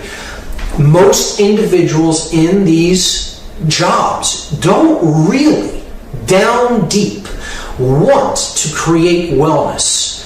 They want people, at the highest levels, they want people sick. It's knowingly put into effect. They want people sick because that's how they stay in business, by having sick people. They gauge their success by how many people are ill and that we're treating. That's not a measure of success. Measure of success in any kind of true medicinal field would be how many people are well and don't need to be treated because they're in good health. So HMOs propagate this because they're just about profits, and they're not really out there to help people. They're out there to make as much profit as possible. They're answerable to their shareholders for profit above all else. The medical community goes along with this because they want to stay in operation and have an ever-flowing clientele and sell people unnecessary drugs and surgery. Vaccinations are a part of this, often a deadly cocktail of chemicals. Who knows what are in some of them? Not as much research as needs to be done has been done on a lot of these vaccinations, and you're seeing all kinds of unforeseen side effects through the vaccination of our children. And then this brings me to the often what can be the most harmful substances that one can put into their body. the antidepressant series of drugs, SSRIs, which stands for selective serotonin reuptake inhibitors. These lock serotonin in the neural pathways between synaptic clefts, and oftentimes, because this serotonin cannot be reuptaken into the brain chemistry, it will start to bond in place in between the neurotransmitter will bond in place in the synapses, and this can cut people off from certain emotions and certain levels of consciousness and certain ways of opening up their mind, expanding their consciousness, and seeing things in a new light. This is a scientifically engineered way of keeping people at a very specific level of consciousness and a very specific level of feeling the emotions that they're experiencing, and often not feeling them at all. Some people report that these substances make you incapable of feeling certain types of emotions, and that's why I would say they're extraordinarily dangerous to be messing with, because and they're absolutely overprescribed as well. But they're dangerous to be taking and messing with, because anything that really permanently affects serotonin levels, I would view as a dangerous compound to put into the body. We are meant to feel certain emotions because our emotions are our compass for our moral direction in life. You start to play the numbing out of emotions game, and you're heading on a very slippery path into robot consciousness, let's put it that way. So that's my take on SSRIs. I call them the demon drugs, a class of demonic compounds. Very much against their use and overprescription. The illusion of time is the next method of manipulation that the sorcerers of consciousness use against us. This is kind of a conceptual one. It's a heady one. You have to visualize this aspect. So time is a quality that we often see in physical terms. We say, I don't have enough time. I am spending time. Time flies. See, it's looking at time as a physical quantity based on physical movements of astronomical bodies. So you're quantifying time, and you're saying that it's a physical thing. This goes hand in hand with the idea that time is money. Time is value to us, and we have to acquire it, or we have to look at it in a way that is physical in nature. So this keeps the consciousness very much grounded in the physical world. It's based on physical astronomical objects. It is based on physically endlessly repeating cycles that go over and over and over again and repeat endlessly. So it's a negative worldview way to conceptualize the notion of time. This is a great depiction of what I look at as present moment awareness, or the idea that time is actually an illusion. Because if you can get somebody time identified, they'll not take the time to look into certain events. They're wound up in the events that go on in their life, and it's an endlessly repeating cycle of events over and over and over again. Nobody dissuading from going off of the usual path of what they do on a daily basis, and they're locked in an endlessly repeating cycle. This is a depiction of the Gnostic crucifixion, where it's a symbol. This is a symbol about time, in effect. If you look at Jesus as the Savior, the light of the world, the one who is the Redeemer of consciousness, okay? Not saying that I necessarily believe in the man Jesus in that realm. We're looking at this as a symbol. He is crucified at Golgotha, a Greek word which means the place of the skull. So the light of the world, the awakened consciousness, the Savior of the world, our consciousness that is born in the prefrontal neocortex, of the brain, that the third eye, so to speak, the light, right, is crucified. He's put to death at the place of the skull. This means that the light of the world can be put to death in the mind through psychologically being identified with time. So psychological time is represented by the two thieves that the light of the world is crucified among. This is the thief of the past. He robs from the present moment awareness. What is happening now? What we're experiencing now at this moment. The present moment. The gift moment. This thief is the future. He also robs from the present moment. So if you can keep people's consciousness identified with time, they are always either in regret over the past or in anxiety over the future. They're never really rooted or grounded in the present moment, the gift of consciousness, the light of the world, understanding what's going on within you now and around you at any given time. True present moment awareness. We'll talk about that more in part 3. The last method of manipulation before I get to the big 3 is the denial, hassle, and ridicule factor. So this is threefold. The first one is denial. Again, the ostrich with his head in the sand.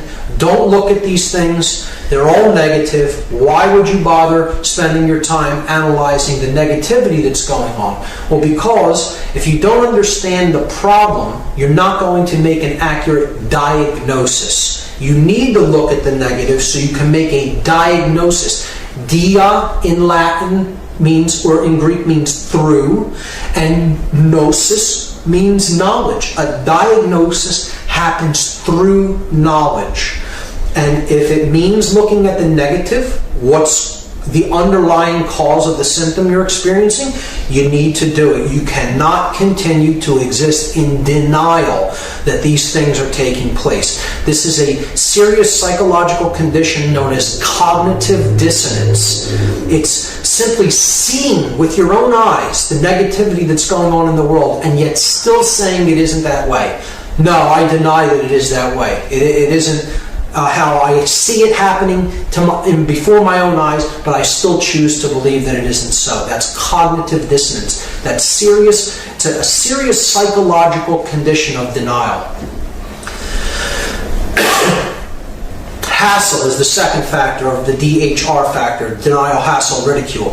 I don't want to start speaking out against this stuff because I'm afraid of all the hassle that I'll have to go through by people who don't want to hear this message. It may even be the truth, but I'm not going to bother speaking it because I'll have to go through too much hassle and endure too many unpleasantries. Well, that also won't get you any change. That will also keep you controlled. It will keep you actually enslaved. You will not really make any changes for the better in your life and actually work toward true freedom and true peace, prosperity, or order if you stay in the modality of the hassle-free zone. And the third, of course, is ridicule. I don't want to talk about these things because not many people know about them or understand them, so I'll be seen as the guy in the tinfoil hat, the weird guy who, talks about strange things that people can't really understand or comprehend and don't know about or want to know about, so I'll just shut my mouth and not say anything. And this is another way that we police ourselves. These methods are how the sheep become the sheepdog and police themselves. Denial, hassle, ridicule. We fall prey to these. We're not really working toward true change. We're not really working toward true freedom. So now I'll start to discuss the big 3 heavy guns of manipulation. And the last part of this part 1, part A of the problem, part 2, okay, is religion. And the second half of part 2, the problem, will pick up with the subversive use of symbolism, and then we'll go into the last and potentially the biggest method of manipulation, chaos sorcery. But we'll look into religion now. And it is one of the big three methods of manipulation, and it is essentially, all religions are essentially one thing in disguise. They're presented to us as essentially different ideologies, and they all do have a core of truth to them that is very well hidden, it's very well concealed. It's there. You have to go through a lot to get to it. But religion in and of itself is technically a disguise for something. And I look at it as a binding, as a magical binding, which we'll see. Thomas Paine, who is one of my personal greatest philosophical influences, one of the people who is really one of the core philosophers of the American Revolution and the principles that founded this country about freedom and about sovereignty. He made this statement regarding religion, which I personally resonate with and have for many, many years. I do not believe in the creed professed by the Jewish church, by the Roman church, by the Greek church, by the Turkish church, by the Protestant church, nor by any church that I know of. My own mind is my own church. All national institution of churches, whether Jewish, Christian, or Turkish, appear to me no other than human inventions set up to terrify and enslave mankind and monopolize power and profit. That is what organized religion is really about. It is a methodology of control, specifically mind control, through fear. Through fear of the unknown, through fear of the unexplained aspects of ourselves, of how we are actually connected to divinity. And we need no priest to experience that. We must become our own priests, our own shamans, if you will, to experience the divine within us. And Thomas Paine's quote there perfectly encapsulates how I feel about religion in general. And moreover, it's because I understand the word religion and what it really means. The word religion is from the Latin religare, and religare means to tie back, to hold back, or to bind fast. It does not mean to reconnect, as many individuals will translate the word religion. If you look up the word religare, which is where the word religion is derived, it means to tie by binding. That is what the word actually means. If you know how to connotatively translate Latin and you know the true etymology of words, religion means binding, or to hold back by tying. And what is it binding? What is binding? Here, to prove the point, in a Latin dictionary, I look up the verb religare, and it says to tie out of the way, to bind fast, or to moor. I'll be presenting a couple of these dictionary lookups just to prove the actual etymology of the word, so someone doesn't have to take my word for it. So religion is binding, but what is binding? What is binding in actual magical practice, in occult circles, in occult parlance? What does binding mean? Well, binding is a magical term, and it is descriptive of a class of spells intended to thwart or hold back the progress of an opposing force or practitioner. So that's what binding is, to thwart or hold back, to tie out of the way. That's what religion is, a binding. So what is it trying to bind? If it's binding something, what is it binding? Well, I call this the dartboard of truth. Okay, this is the religious traditions of the world all around the outside. Inside, in the inner circle, you have the mystical traditions, but then there's the core of truth. That's what all religions ultimately share. But it's also what the exoteric aspect of the religion is trying to hold you back from. That's what it's binding. Religion is saying this shell out here is what the truth is. It's saying don't look here, and certainly don't look here.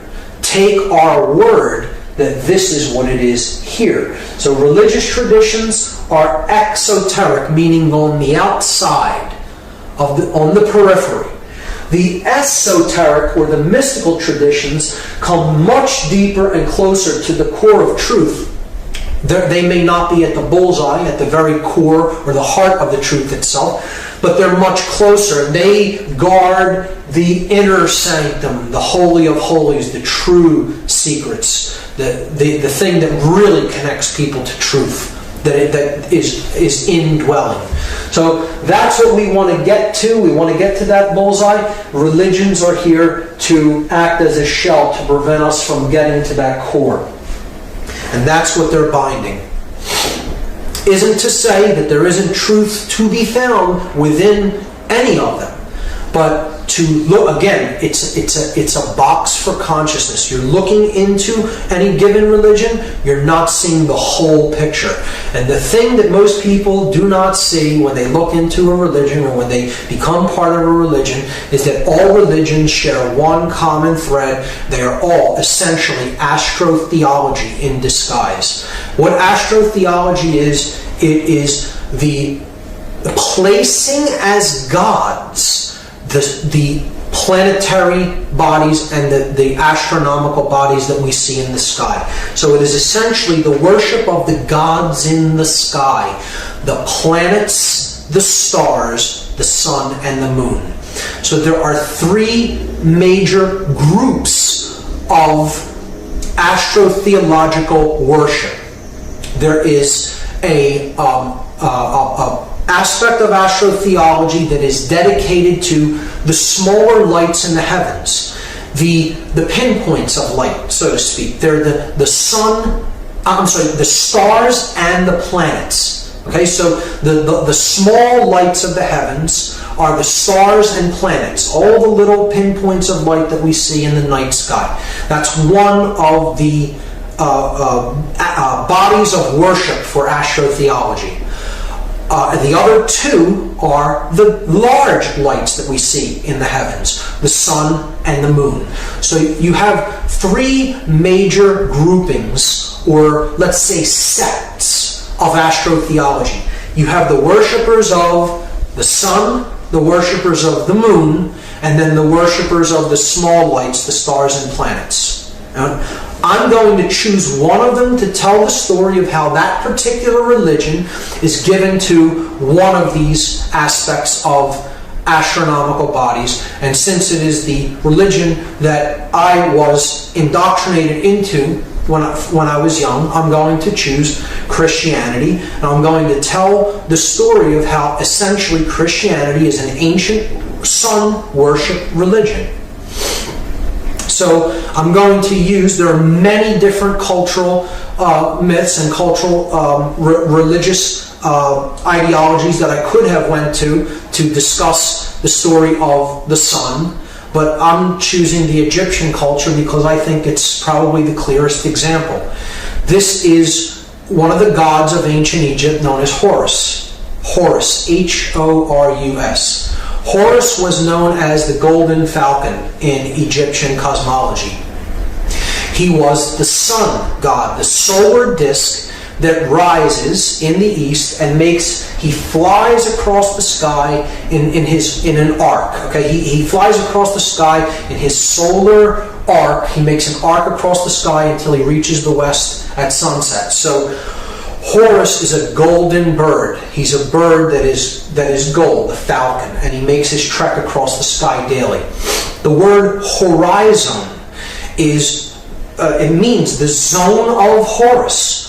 Hori, H-O-R-I, is the genitive or the possessive word for Horus. It means Horus's or of Horus. Zone, the horizon, the zone of Horus. That's where Horus appears during the day, on the horizon. The horizon. He makes his trek across the sky, and then he goes into the west at sunset. Okay? So Horus has three main family members that you need to understand the role that they play in this story. He has a mother, a father, and a brother. His mother is depicted here, Isis.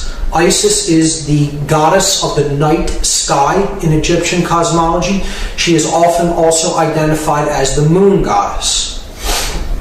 So, at night, when the sun is not up, the moon is the queen of the heavens. She rules the night sky. Her cloak is the dark cloak that the stars are embedded in.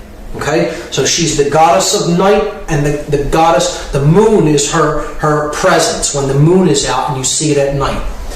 So this dark, feminine moon goddess that also represents the cloak, the black cloak of the night sky with all the stars embedded in it, each day gives birth to the rising sun. She gives birth to God's son, the son that is owned by the God of the heavens, Osiris, the Father God, the Creator God.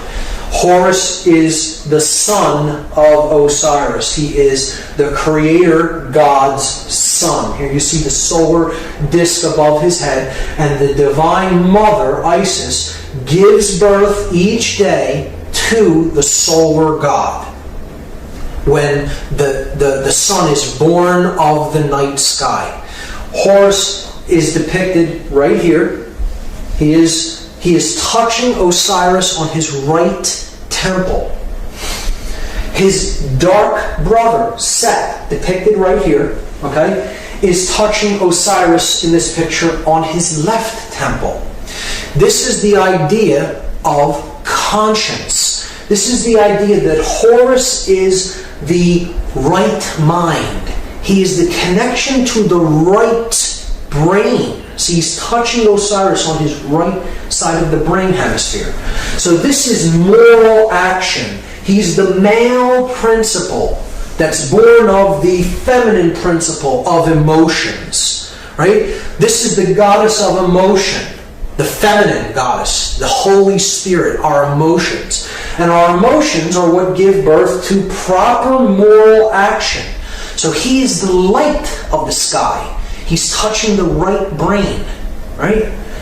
On the left, you have the god of darkness. He's known as Set in the Egyptian pantheon of gods, in Egyptian cosmology. Set is the one who comes at night when the sun is setting. This is where we get the word set, the sun set from. And he conquers the light. He conquers Horus, and darkness prevails. So this is one who is in ignorance, if one is in worship of Set. This is the dark god. It's associated with darkness, ignorance, and the light going out. And look, he's touching the left brain, which tells you if you're too left brain, your actions are not in moral rightness. You're not in the light, you're in the darkness, where the light is put to death. So this is like the concept of the devil on one shoulder and the angel on the other shoulder of conscience. One's whispering in your ear to do the wrong thing, one's whispering in your ear to do the right thing. And Horus was known as, he's a god of uprightness, of righteousness, the savior of the world, the god of light, the solar disk. And Set is the god of darkness that conquers the light. So you see here the Trinity. Osiris is our thoughts. Isis, our emotions.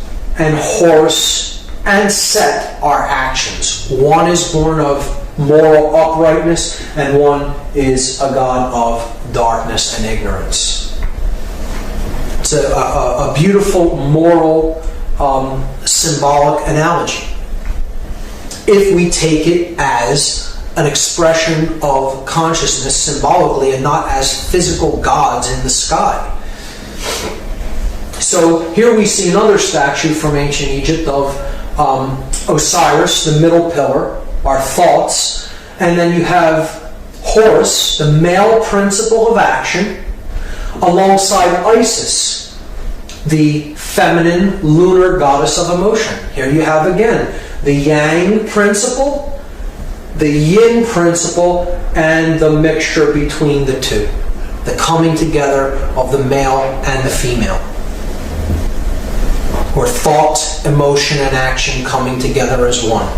So here on the left we see Horus as the child with his mother Isis, and on the right we see the comparable image of Mary with the Madonna with the child of Jesus. Now there's a couple of reasons why they are a virgin goddess, and they give birth to a male child that is not born of a male sexual union with a male. The reason for that is Isis represents the intuitive brain. She represents the midbrain, where conscience and intuition come from. When one conquers the reptile brain and is getting in touch with the right brain of conscience and intuition, one has conquered the father, the controller part of the brain, the oldest part of the brain, the reptile brain, and it is a virgin birth. The feminine limbic brain is giving birth to the neocortex, the divine male child of proper moral action into the world. So it's a virgin birth. We're going to see how even that idea is covered over by astrotheological ideas, and it's just looked at as that's the place where the sun is born in the zodiac, which we'll get into. And look at these images of Mary, depicted as the queen of heaven with her crown on in each example. She is the moon goddess. She wears the dark cloak with the stars embedded in it. The cloak of the night sky with the stars. And in each example, here in this example, you actually see the crescent moon at her feet. She is the lunar goddess. And in each example, she is giving birth to the child of light, enlightenment, the moral solar principle of proper moral action. Here you see Jesus depicted as laying on hay, which is actually the radiant rays of the sun. Here you see him coming out from beneath the cloak of the heavens, being born, the night sky bearing the solar male child during the day. And here you see from her cloak, here is the sacred heart of Jesus being born in the flames of the sun. So in every example, you're seeing the Queen of Heaven, the night sky, the lunar goddess, giving birth to the child of moral action, the sun. Now, to understand how the story of consciousness, which is Christianity, there is a real religion of Christianity underneath the astro-theological trappings of it that it is wrapped in to sell as a binding. And that's it. It is the story of how proper moral action is given birth to in the world. It's a virgin birth because the R complex has been conquered. The limbic brain is our intuitive brain that governs our emotions, and we feel those emotions, and so it helps to give birth to the properly balanced neocortex, the savior of the world. So, to understand the story as an astro-theological metaphor, we have to understand two basic concepts in astronomy that aren't too complicated. One is what creates the seasons of the year, and the other is what is the precession of the equinoxes. So I'll take the first one, what creates our seasons. Our seasons are created simply because of the tilt of the Earth in relation to the plane that it orbits our sun in. That's all. It has nothing to do. The Earth doesn't vary in great distance from the sun as it makes its journey around it during the year. It is a slightly elliptical orbit, but for our intents and purposes, we can consider it as a circle. So it has nothing to do with distance from the sun. It is simply the tilt of the Earth on its own axis of rotation. That's the only thing that really creates our seasons. So let's look at this. Here the sun is at the I'll start at the autumn equinox. The autumn equinox, the sun is directly at the equator of the Earth. Okay, so see that angle that the sun is making with the equator of the Earth? It's right at the equator, right at that point. Okay, so the sun is right at the equator, 0 degree, no angle. If you went to the equator, look straight out, at that day, the sun is right at the equator. It's not in the northern hemisphere, it's not in the southern hemisphere. As the Earth makes its journey around the sun, later in the year, it arrives at the winter solstice. And you see that the tilt of the Earth doesn't change as it goes around this plane of its orbit. Here, it's making a different angle with respect to the sun. So look at where the sun is striking the Earth at. It's striking the Earth in the southern hemisphere. Here's the equator, here's the northern hemisphere, here's the southern hemisphere. So the angle that it's making is toward the southern hemisphere. So the sun started here and now it went down to here. So now, at this point, the winter solstice, the sun is now at a 23.5 degree south angle. The next time of the year is the spring equinox, and the sun has now moved from its southerly position and it's gone back to the equator. So it is back at a 0 degree mark with relationship to the sun. Then we go toward the spring season and to the summer solstice, the beginning of summer. So at this point, we see here's the equator of the Earth, here is the sun, and here's the angle that it's striking the Earth at.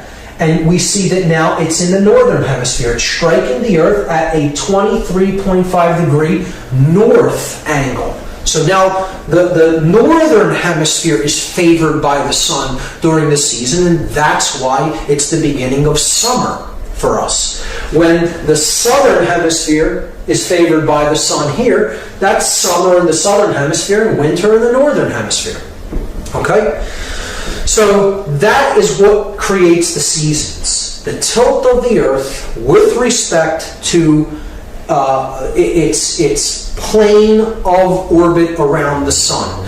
And essentially we can look at this a different way. We can just look at it as, here's where the angle with the sun starts. If I am the Earth and the sun is directly out from the equator, this is the autumn equinox. Okay? At the winter solstice, it goes down by 23.5 degrees. Spring equinox, it comes back up.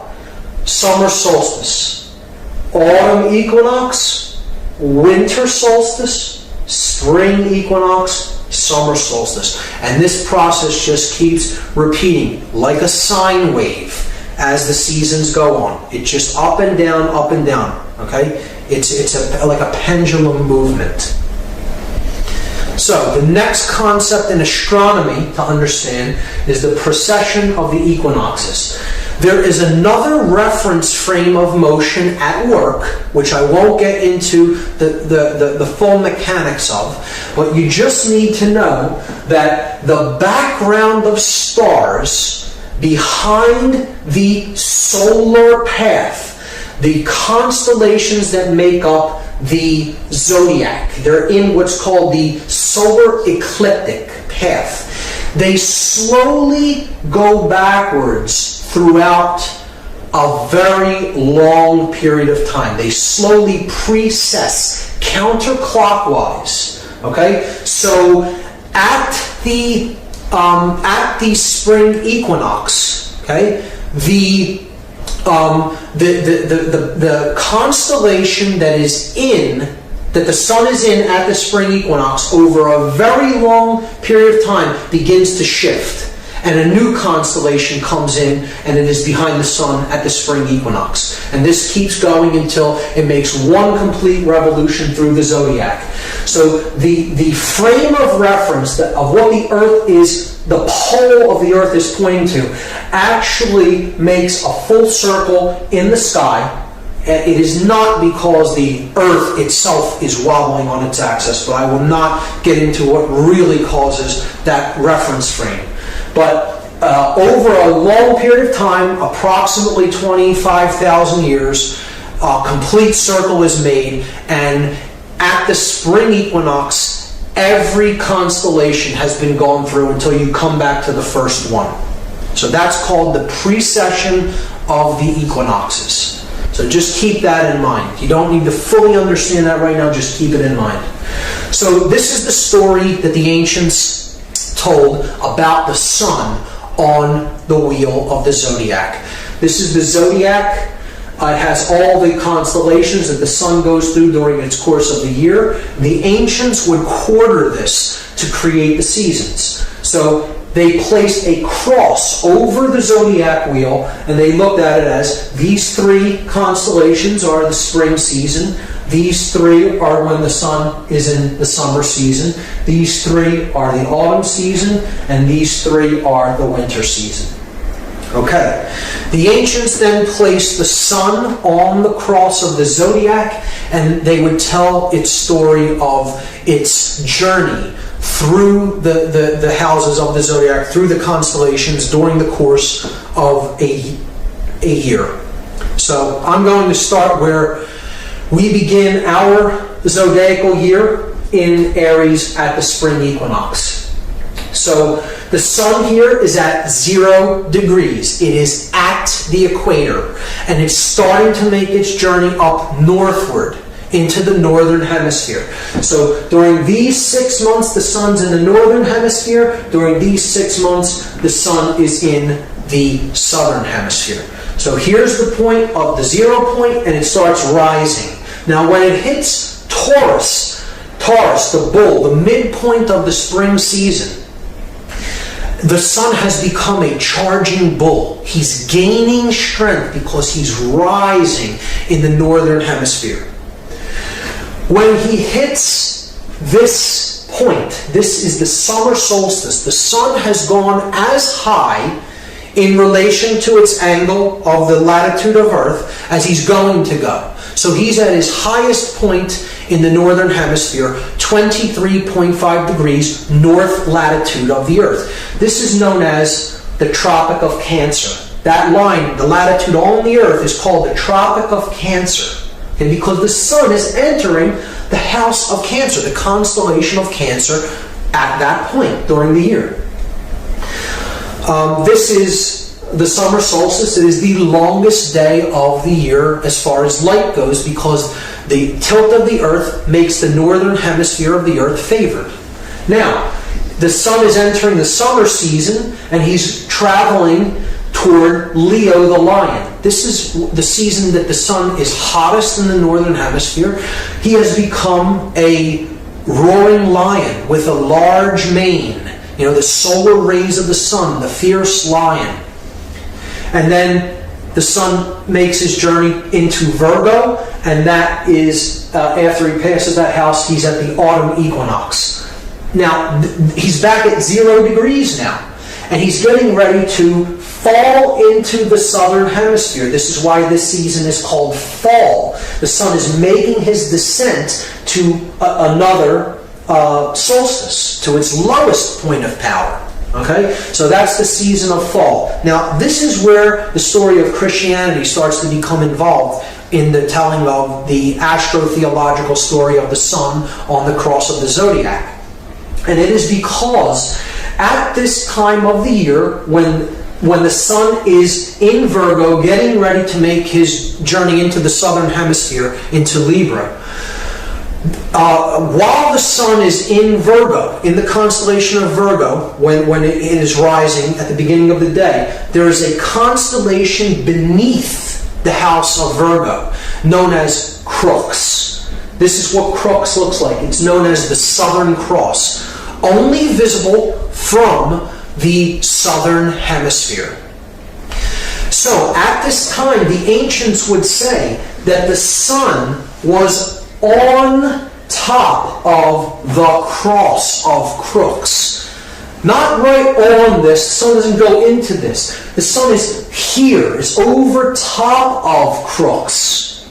Because Virgo is on top of Crux in the night sky. You just need to look at a celestial map. You pinpoint Virgo, and then you look lower toward the southern hemisphere, and you'll find crux, the Southern Cross. So at this time of the year, the ancients said that the sun was placed upon the cross of crux, the Southern Cross. And this marked the time that the sun was getting ready to begin to die, begin to go to his lowest point, the winter solstice.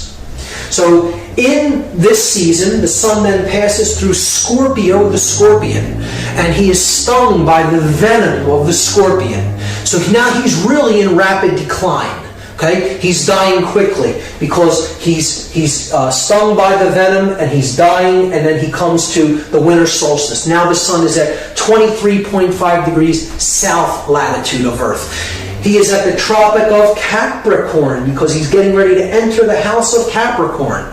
This is the Tropic of Capricorn, 23.5 degrees south latitude of Earth. This is when the sun is at his winter solstice, and the ancients knew that was as far south as the sun would descend. It's making its lowest arc across the southerly sky that it's going to make, and that's the shortest day of the year as far as light goes. It's the day that is the longest day in darkness. So this is when the sun was said to have died upon the cross of the zodiac. He's at his lowest point of power, and he has died upon the cross.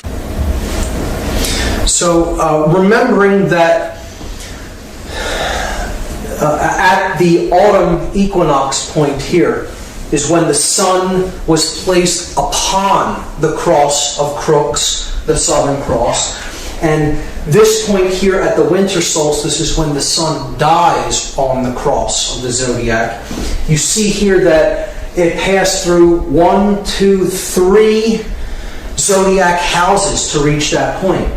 This is a symbolic corollary to the story that Jesus hung upon the cross for 3 hours, 3 Horuses hours before he expires upon the cross. So in this instance, from the autumn equinox to the winter solstice, these 3 zodiac constellations are seen symbolically as hours.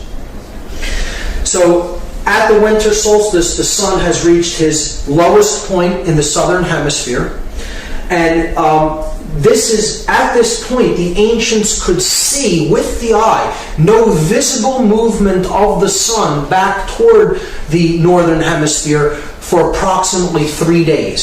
So the winter solstice takes place on December 22nd.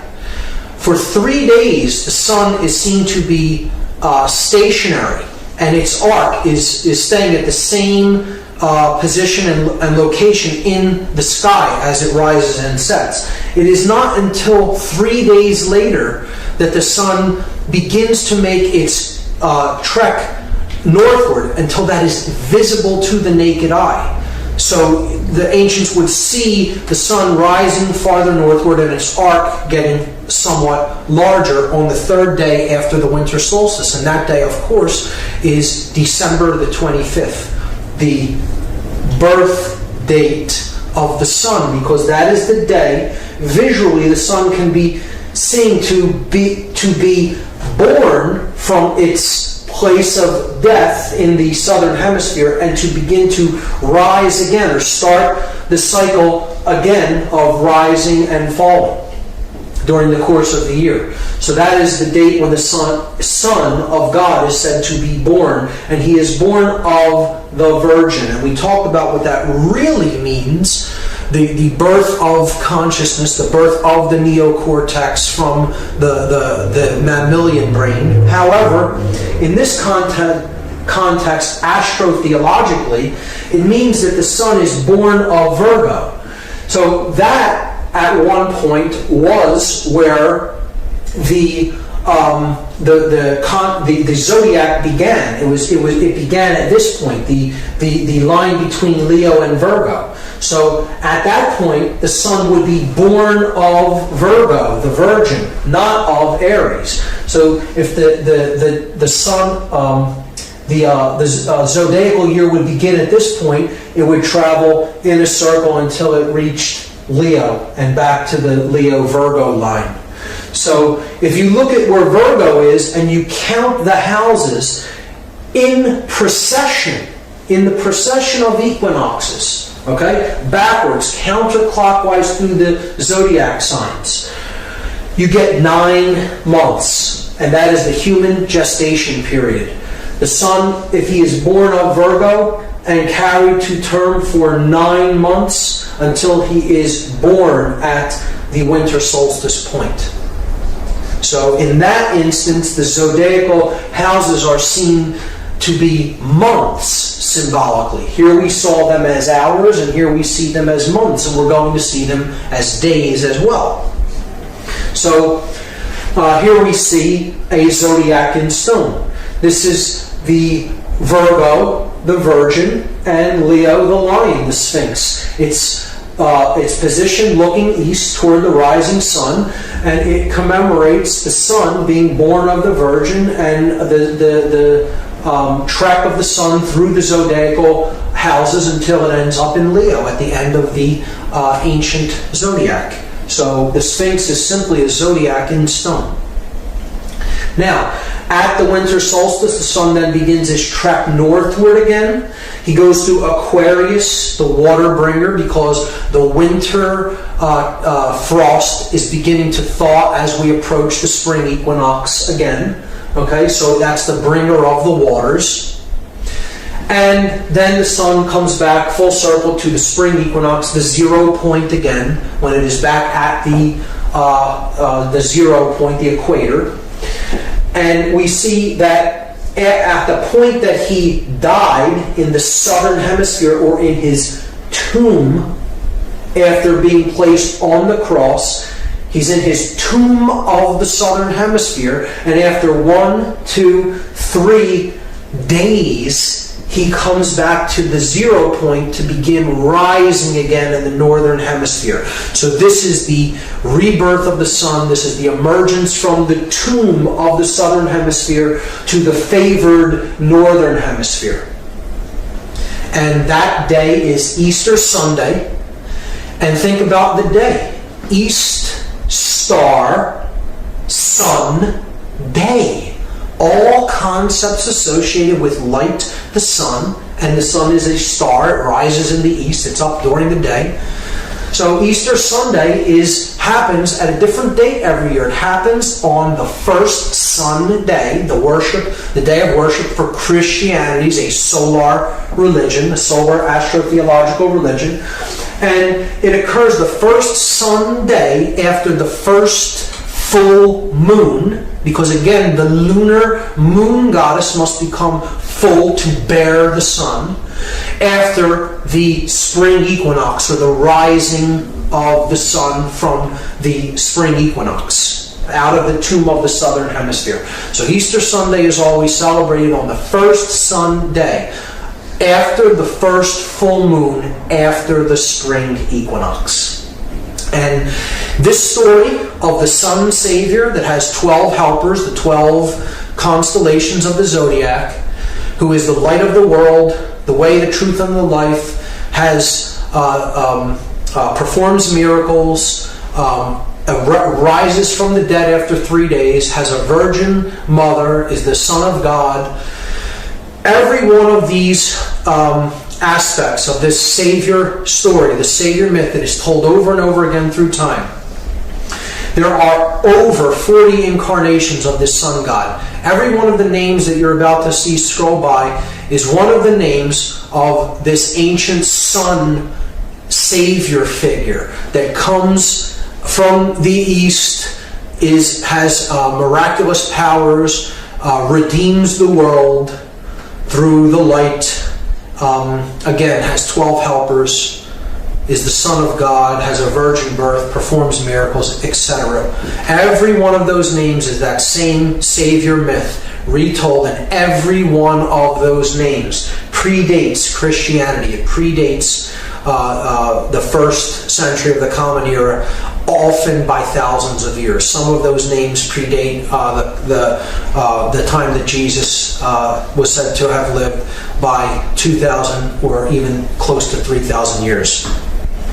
Now, this is not to negate the understanding, the underlying moral lesson that Christianity has to teach. There is a core of truth. There is a religion that perhaps an enlightened avatar that walked in the land of Galilee at the first century was attempting to bear into the world and really help to awaken minds of his time.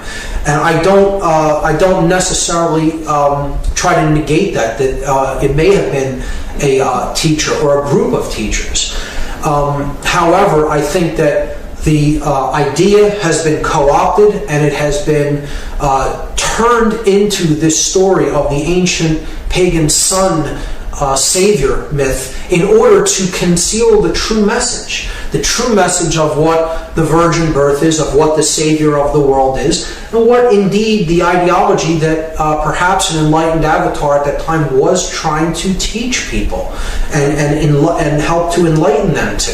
And therefore the authorities of the time had to shut down that expansion of knowledge, and they did it by taking it and perverting it and wrapping it in the old sun worship cult, the cult of the unconquerable sun, Sol Invictus. And that's why we see the story of Christianity presented to the masses in the way that it is today. I don't think it negates the true moral lessons that can be gleaned from Christianity, but what we are seeing presented as Christianity and organized religion is certainly not the religion of Christ consciousness, so to speak, of higher levels of awareness, which is what I believe if you look into the true message of Christ, the true teachings that are encapsulated in his words, I don't think that's what modern Christianity is really teaching people.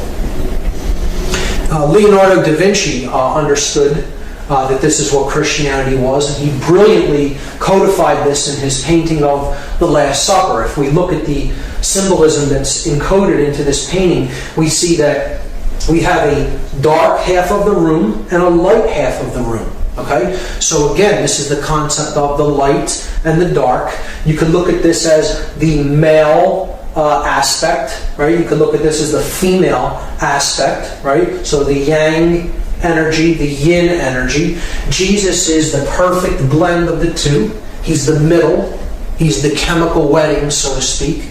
He's the savior, the light of the world, of higher consciousness. You see that he sits in the region where the light is really coming into the room because he's the sun. He is surrounded by his 12 helpers, or his 12 apostles, the zodiac constellations. You see they're broken into groups of 3, right? So this would be the winter season here. And then as you're rising, this would be the spring season. Okay?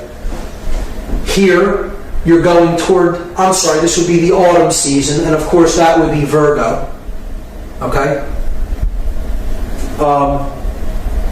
No, Virgo is actually in the summer season, technically. It's above the line. So this is the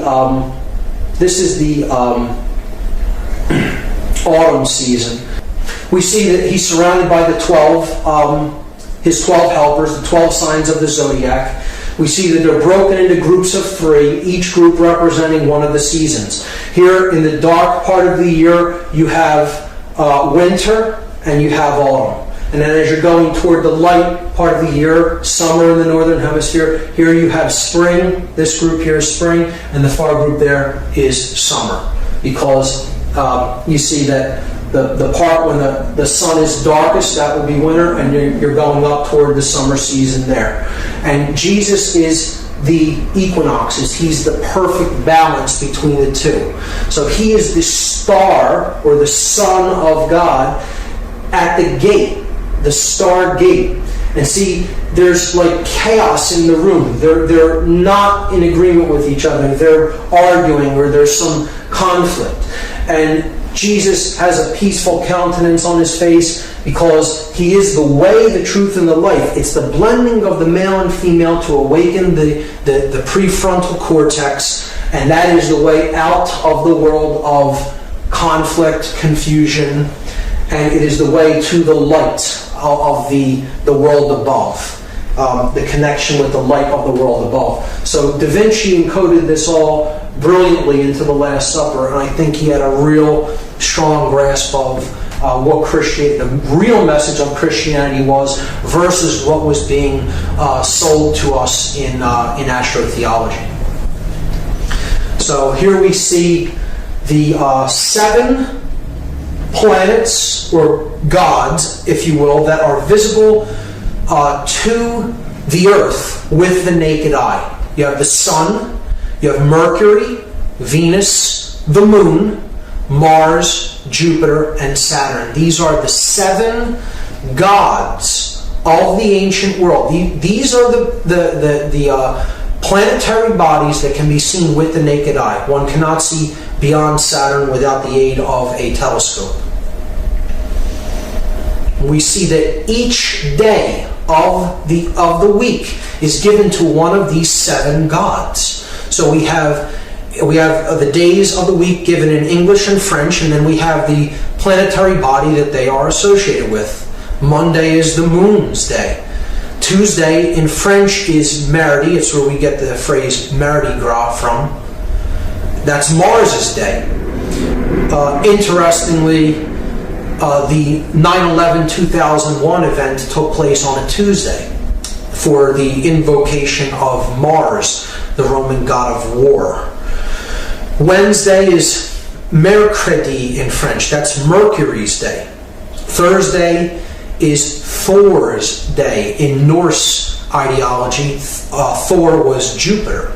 Friday in French is Vendredi. That's Venus's day. Saturday and Sunday are relatively self-explanatory. The Jewish religion is Saturnian based. It's the stars and planets, astrotheologically, the religion of the stars and planets, and therefore its day of worship is Saturday, after Saturn, who they considered, since it was the farthest body out from the sun that could be seen with the naked eye, it was considered the ruler of the planets. And then, of course, Sunday is the sun's day. The Christianity worships on Sunday, being a solar cult. Our whole notion of time and how we see time is also affixed to the concepts of astrotheology. So we have the 3 astrotheological sects: the sun, the moon, the planets and stars, and we look at our clock being a symbolic zodiac. It has the 12 houses. Okay, it has 3 hands. Each one of the 3 hands of an analog clock is given to one of the sects of astrotheology: the solar, the lunar, and the planetary. So we see that the sun is given the hour hand, the most important hand, because it's the hand of Horus, the sun god. The minute hand is named after Min, which is an ancient name for the moon. Min was the moon in Phoenician, and the minute hand is dedicated to the moon on the clock. And the second hand is the fastest hand that travels around the clock more than any of the other hands, because it is given to Mercury. It's the planetary hand, or the pinpoints of light in the sky, the lesser lights, because Mercury is the second body of the solar system after the sun, and it makes its orbit around the sun faster than any other object in the solar system. So this takes us to the last concept in religion as astrotheology, that ultimately what we are seeing is the breakdown of consciousness on the earth. And we are seeing the earth as a global brain. This is a very critical concept to understand. It will help people to understand why the events that are playing out in the regions of the world that they are happening the way that they are and in the locations that they are. So if we look at the earth, if we consider that the earth is a living brain, it is actually one consciousness, one brain. It has two hemispheres. We have a Western hemisphere and an Eastern hemisphere. So if we symbolically correlate this to the concept of the bilaterally symmetrical brain, we can place the structure of the brain on top of the Earth map. So we have a left hemisphere of the brain and we have a right hemisphere of the brain. So you want to picture that you're actually looking kind of this as the back of the head. So this area is let's say this is the back of the head, okay? And this is the left hemisphere of the brain, that's the right hemisphere of the brain. So you need to envision your head looking this way, okay? Picture your eyes looking that way. This area of the earth is your left brain. This area of the earth is your right brain. And if you understand how religious ideologies are structured on earth, this begins to make a whole lot of sense. Because we have three basic astrotheological sects that each correlate to a major world religion. The solar sect of astrotheology is named after the god Horus, and Horus's name in other Egyptian cosmological studies was his name was Amen-Ra. Amen-Ra is the name that is invoked when Christians pray a prayer and then they say the word Amen after the prayer is said to invoke the sun god of Amen-Ra. What he really represented was the sun at his zenith, at his highest point in the sky, Amen-Ra represented. So it is the sun not at each horizon, at the rising horizon, he could be called Horus, the golden falcon. At the setting horizon, he is Set. But at the zenith, his highest point in his arc across the sky, he was known as Amen-Ra. And often this was just shortened to Ra or Ray, where we get the word rays of the sun from. So it's another name for the sun god Horus. And we have seen that this is the religion of Christianity, and its symbol is the sun on the cross. There you have the sun behind the cross right there.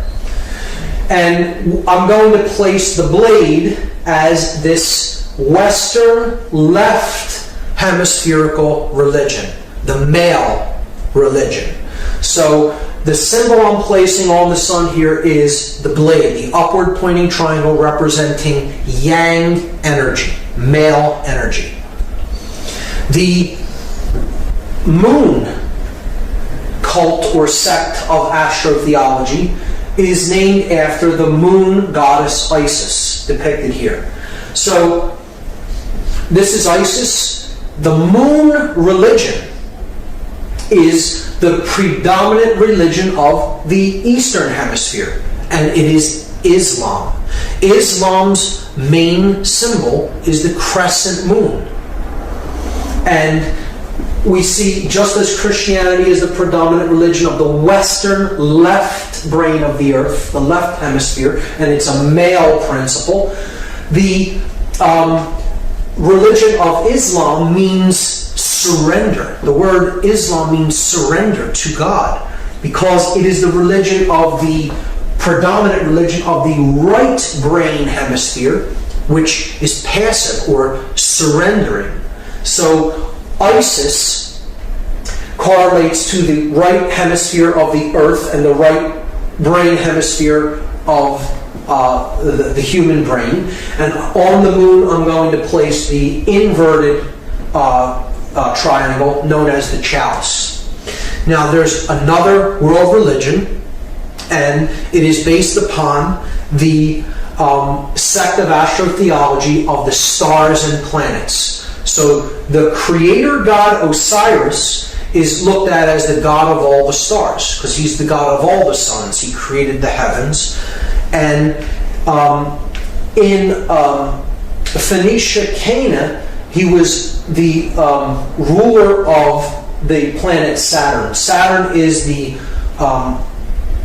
planet that is farthest from the sun that can still be seen with the naked eye. So his orbit is seen to encompass all other planets. As such, he's the ruler of the planets that revolve around the sun, that have orbits around the sun.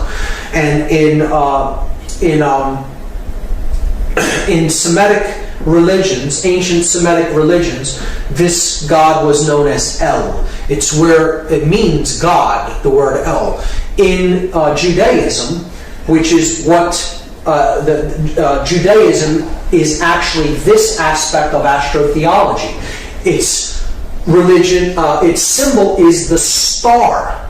Okay, the stars, because it is the religion of the stars and the planets, the pinpoints of light, as we talked about, the small lights in the heavens. So the name of God in Judaism is Elohim, and it's plural. The reason it's plural is because there isn't one God. There's many gods. Elohim means the stars and planets. That's the big mystery about why El is pluralized in the Bible, because the real astrotheological basis of Judaism is the stars and the planets, plural, the many lights of the heavens. So that's where Elohim is actually derived. And of course, just like their symbol being the star, it's the combination of the male and the female symbols into one. Now, the reason that there is a twofold aspect to the middle part, the middle pillar of the earth, is because in the middle, if we're looking at the brain from the back side of the brain, okay, so your head is actually facing this way, and you're imagining this side as your left brain hemisphere, this side as your right brain hemisphere. What do we see playing out in the world today? We see the left-brained Christian nations of the Western Hemisphere waging war against the right-brained Islamic surrendering nations, or the ideology of the surrender to God as being their religion, the basis of their religion. We're waging war over here in the Eastern Hemisphere, in this region, okay? So it's like the left brain is over attacking the right brain. And the Middle East, the Middle Eastern region is where all of this conflict is centered. And the reason that it's centered on that part of the earth is because this region of the earth is the back of the brain of the earth. It is the cerebellum of the earth. The opposite side of the earth is where the Pacific Ocean is at. So that's where the energies are truly united, on the opposite side of the earth, the peaceful ocean. Pacific, peaceful. It's the prefrontal neocortex of the earth, the third eye of the planet, so to speak. And right on the other side of the globe from this point, you would see in the middle of the Pacific Ocean, the Hawaiian Islands, with the largest volcano on the earth, Mauna Kea volcano on the big island of Hawaii. It is the physical representation of the third eye of the planetary brain. All the conflict is happening on the other side, the back of the head of the earth, the cerebellum of earth, which is the Middle Eastern region, Middle Earth, around the Mediterranean region.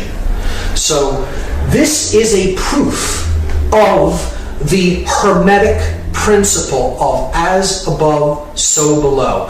As the individual units of consciousness upon the planet become imbalanced toward one polarity or the other, you will see the reflection happen on a grand scale on the entire planet. The Earth is in a state of left brain imbalance, because we are in a state of left brain imbalance. And we are seeing all the conflict driven by the R complex of the Earth, which is the Middle Eastern region, which correlates, it maps symbolically to the cerebellum of the Earth. If another country happened to be there at that location, that's where you would see the turmoil and conflict happen. It is a reflection of the Hermetic principle. As the individual goes, as all the collective individuals go on the planet, as their consciousness goes, so the mass consciousness will go, and you will see it reflected on a grand scale. So as we see these three religions put together of Judaism, Christianity, and Islam, when we put them all together, we get Isis, which is Islam, the lunar religion, Ra or Horus, the solar religion of Christianity, and El, the religion of Judaism. We get Isis plus Ra plus El, and that spells the word Israel. Now, this is important to understand, because you have to understand that this region of the world is where these astrotheological sects actually consolidated the knowledge of the mystery traditions and then began to disseminate their knowledge and culture into other regions of the world. So it is simply an understanding that that knowledge was concentrated in that region of the world before it then began to go out and populate other areas of the world with that information. And this is one of the main reasons why the country of Israel, the government of Israel, has so much influence with many other nations more populated than it and seemingly wielding more political power, but there is such a concentration of the ability to lobby these other nations, such as the United States and Great Britain, with the desires of the government of Israel, because the power of these astrotheological sects is still highly concentrated in the region that we now call Israel, which was formerly Phoenicia, Cana, and the knowledge of the mystery traditions actually came into that region through Egypt and Babylon and the mystery tradition centers that were around what we now call the State of Israel. So that explains why Israel is so influential in what is taking place in the Middle East region of the world, and it explains why the ties with larger, more populous nations are in place. It is in no way any kind of a commentary on the nationality or the religion of the people of that region. It is simply a commentary on the government of Israel and why it wields the amount of influence that it does. So that is religion as binding. The next method of manipulation, the next big gun of manipulation that I'm going to talk about, is the subversive use of symbolism, the mentally subversive use of symbolism, particularly in Western culture and particularly through advertising. So, symbolism is everywhere. It is omnipresent. It is all around us. It is in just about everything we see in our daily dealings in the physical world. It's stamped on just about everything. And it's a language. Symbolism is a language. A symbol is neither positive nor negative, just like knowledge, just like occultic knowledge. A symbol is simply something that has the ability to influence consciousness, because symbols are a language that we read through the subconscious mind largely. And we often can get a message through symbol immediately through symbolic language. We get the message immediately, even if we do not really understand the symbol at a conscious level, because it is not really speaking to the conscious mind unless you know the language of symbolism. And unfortunately, many people do not. Their they are illiterate when it comes to reading symbolic language, and therefore they're really at its mercy. They're really at the mercy of how an advertiser or a product peddler wants to reach your subconscious mind. If you're not aware of how they're using symbols to reach the subconscious regions of the mind and the subconscious awareness. So we have to become symbol literate if we're going to be able to use symbols ourselves, if we're going to be able to protect ourselves against unwanted influence and usage of symbols. What I'm going to do is present a symbol, describe how it is being used, for what purpose, and then I'm going to give examples of how the symbol is used in logos. So the first symbol is that of the sun, which we already talked about the significance. The sun is a symbol of light, of life, of knowledge and information. It's a symbol of moral uprightness, okay, of morality. Most of all, it is a symbol of knowledge, of awareness, of enlightenment, of having knowledge and being able to use it to do the correct things that will lead to awareness and will lead to order in life, will lead to prosperity in life. That's what the sun has traditionally been a symbol of, however, wherever it has been used in iconography. And we see this employed by companies that want you to trust them, want you to identify with their products as something that is used for life, that is used for lifeblood, so to speak, that is used to represent enlightenment even. So here we see it used in oil logos, in gasoline companies. So you see it here, Sun Oil Company, Gulf, with a large orange disc representing the sun behind it. The sunflower of British Petroleum, and Dutch Royal Shell gasoline, which is a symbol of the sun coming up over the horizon with the rays. Even though it's encased in the outer shell, it still is clearly an image of a rising sun with the rays of light coming up over the horizon.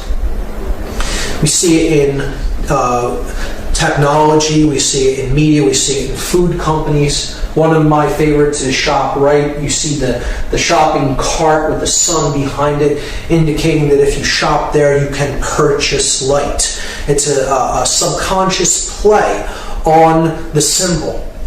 So they're trying to sell enlightenment as part of the product. You know, something that you lack, something that they are aware that you want spiritually, is being sold to you by proxy. And a rite is a ritual, the ritual of shopping. Shop right, and there is the sun in the basket. It's a very good example. In financial institutions, the sun is ever present because, again, it is a symbol of trust.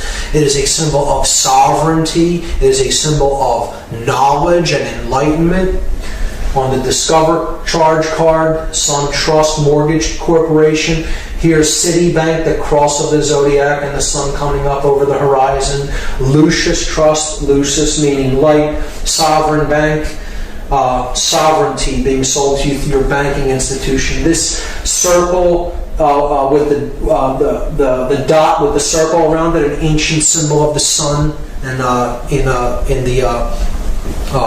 the shopping giant Target. Of course, Barack Obama's logo, the rising sun. Many people just look at this as an O with the American stripes, but it is the sun coming up over the horizon because he is being sold to us as the new savior that will save us from all the evils of the former administration. He is the new reincarnated sun savior. So the zodiac is the next symbol that is used, and these symbols have to do with zodiacal houses and astrotheology in general. We see it on secret society logos such as the Order of Demolay, the cross of the zodiac. You have the cross of the solar system, the equinoxes and the solstices, and then you have the galactic cross, the great cross there, the double cross. Here you have the Knights of Malta's logo, the cross of the zodiac, the equal armed cross. On the CIA, the Central Intelligence, the cross with the sun, and BMW's logo, an equal armed cross, quartered like the zodiac wheel. You have the moon iconography used in Starbucks logo. You see the crescent moon, and she has the star. She's crowned as queen of the heavens. So again, it's the goddess being used there. The horns of Aries, often used in different corporate logos. You see the ring of Saturn used over and over again. Here's more rings of Saturn. Mercury, the planet used there. Specifically Pisces, the two fish. See examples of how this iconography is used. Here we see the sacred geometry of the Vesica Pisces used in MasterCard's logo, the unification of male and female into the womb of creation, the one womb.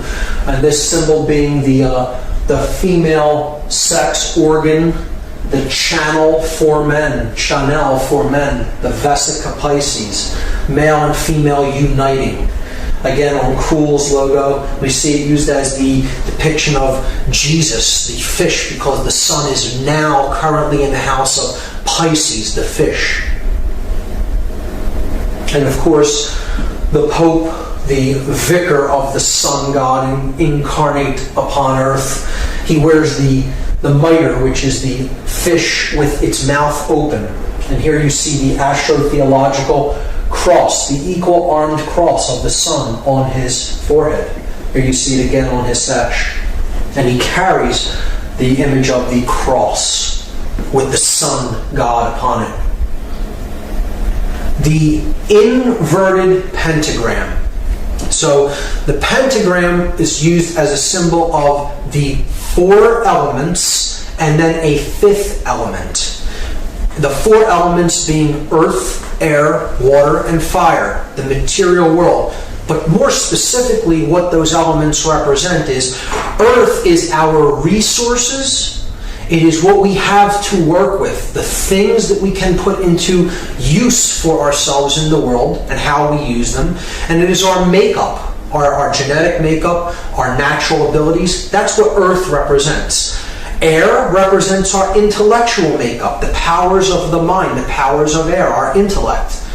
Water is our emotional makeup, how we use our emotions to change consciousness in the world. And then fire is our actions, the male principle, what we do with what we have. So those are the four elements, but then they all must be governed by the fifth element, and the fifth element is ether or spirit. It is the actual pure essence of consciousness, the essence of who and what we really are, that we must connect to unite the other elements. So it is love, it is higher consciousness, it is spirit. And in its correct upright form, you have the four elements at the bottom and then the point facing up to represent spirit. The inverted pentagram is the symbol of the opposite of that. It is the material realm, the earth, air, water, and fire, the elements ruling over spirit, the fifth element, which is why an inverted pentagram is a negative connotation of this symbol. It's a reversal of a powerful, positive, connotative symbol, the upright pentagram. But the inverted pentagram means that the spirit is being thrust downward and is being ruled by the material realm. And here we see it in the Order of the Eastern Star. Here we see it in the Victoria Police logo. Here we see it in the official emblem of the Church of Satan. And here we see an upright pentagram for the Fraternal Order of Police, but I'm going to refute that symbol as actually being upright, and I'm going to tell you that its real orientation, if you study the iconography inside of that circle there, you will not orient that temple as it is in all Masonic tradition unless you flip that pentagram over, and then you're seeing it for what it really is being used for, particularly in its usage with the Fraternal Order of Police. The blood drop is another symbol that is used, not as widespread as some of the others, but certainly in as powerful of a way. And this, again, represents life force energy, the blood drop. It is our life blood. So we see this in often oil companies and financial institutions. Commerce Bank, Luke Oil, money, these are your lifeblood. Pemex oil from Mexico, Getty, here's the combination of the blood drop with the solar disk. The triangle and all-seeing eye, or pyramid and all-seeing eye. So this is a symbol of intelligence. This is a symbol of higher consciousness. This is the symbol of awareness. And here's how it is being used. AOL's logo, the CBS eye. There's a symbolic speech synthesis in there, CBS. That's what you will be seeing if you watch CBS. You will see BS. Fidelity Investments. You see the pyramid with the all-seeing eye at the top, crowned in light. Knowledge at higher levels, darkness below, in ignorance. Those below, the highest levels. Arco, here's the symbol of a pyramid with the capstone missing as seen from above. Here we see in Masonic iconography the all-seeing eye above the compasses and square. Here we see it on the reverse of the Great Seal of the United States, which is on the back of the dollar bill, which I'll be explaining in detail. The Information Awareness Office, and of course British Intelligence, MI5's logo. The pyramid, the cap missing, and the eye in the middle of it.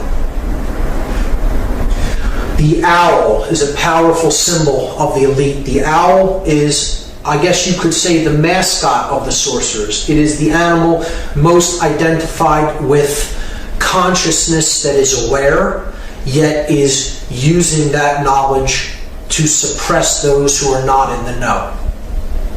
And we see it most widely used in the Bohemian Club. This is an organization of elite occultists that meet once a year in the Redwood Grove, about 70 miles north of San Francisco. And they have rituals in this grove that are actually derived from ancient Babylonian ceremonies. And they have a stone owl there that represents an Ammonite god that was, children were often sacrificed and immolated to this god. This god's name was Molech, or Moloch, and it was often depicted as a bull god. The owl kind of has been used to as a symbolic representation of this bull, because the bull has the two horns like a horned owl does, and it can be seen as either a bull or an owl. In the Babylonian tradition, it was more frequently represented as a bull, but it was also seen as an owl because it represents the immolation of a specific aspect of consciousness, and that is the feminine aspect of consciousness. So what the ritual entails, if you really understand its deep symbolic significance, which many do not, And they will say, oh, it's just a harmless ritual by men who are acting out psychodrama. It's nothing of the kind. It's an extremely subversive ritual against the feminine aspect of consciousness. And here's how it works. They have this owl that they're going to have a ritual before, and they take an effigy of a child and they float it upon the water. You see here the dark aspect of the Hermetic principle being conveyed here, the as above, so below aspect in the reflecting pool. As above, so below. And they float this effigy of an infant out into the water where they set it ablaze, and they immolate it to this owl. What this represents is the immolation of the inner child. That's what the elite are actually doing in this ceremony. They're telling people subconsciously to annihilate your emotion, annihilate your care for what you are doing in the world.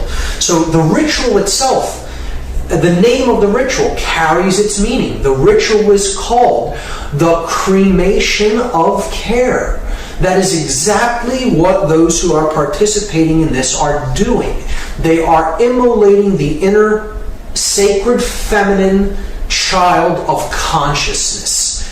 Care is what's being burned. So they're saying that dull care is the enemy. Your care for what you do to others is the enemy. It needs to be eradicated so you can use your power of will to do anything that you want to do regardless of the consequences that it means for other people. If you immolate your emotion, you will be more able to do that effectively without emotions getting in the way. And that's why they burn the effigy of that infant. Anybody that says that that is not what the ritual is about does not understand the deep symbolic connotations of that ritual and the derivation of where that ritual came from. And it does indeed come from ancient Babylonian rites, specifically the rites of the Ammonites, which were a dark, basically a satanic cult, the worshippers of the gods of chaos. Molech being one of them, the devourer of the sacred child, the feminine care principle. But that is the owl. We see it encoded very covertly because the owl is a predatory bird that can see its prey at night from a higher perspective when its prey cannot see it. So it is easy to remain hidden and then attack when it wishes to pounce upon its prey. And its prey is in the dark. So it's in the know, its prey is in the dark. A perfect symbol for a sorcerer wishing to yield occult knowledge against those who are in ignorance. We see it very covertly displayed on the shield on the upper right-hand side on the front of the $1 bill up in the corner. Clearly, though, when blown up, you can see that it is indeed a small owl peeking out from the corner. It is encoded in architecture. This is Commerce Square. Commerce Square. The financial system and the square, the symbol of base consciousness combined.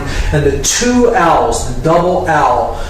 If you look at these in another different aspect, you'll see that there are actually wings down at their sides as well. This is on 21st and Market Street in Philadelphia. And this is the Frost Bank building in Austin, Texas. Clearly from the corner angle an owl. It looks even more convincingly as an owl when it is illuminated at night. And it is even more appropriate, and that brings us to the torch of illumination.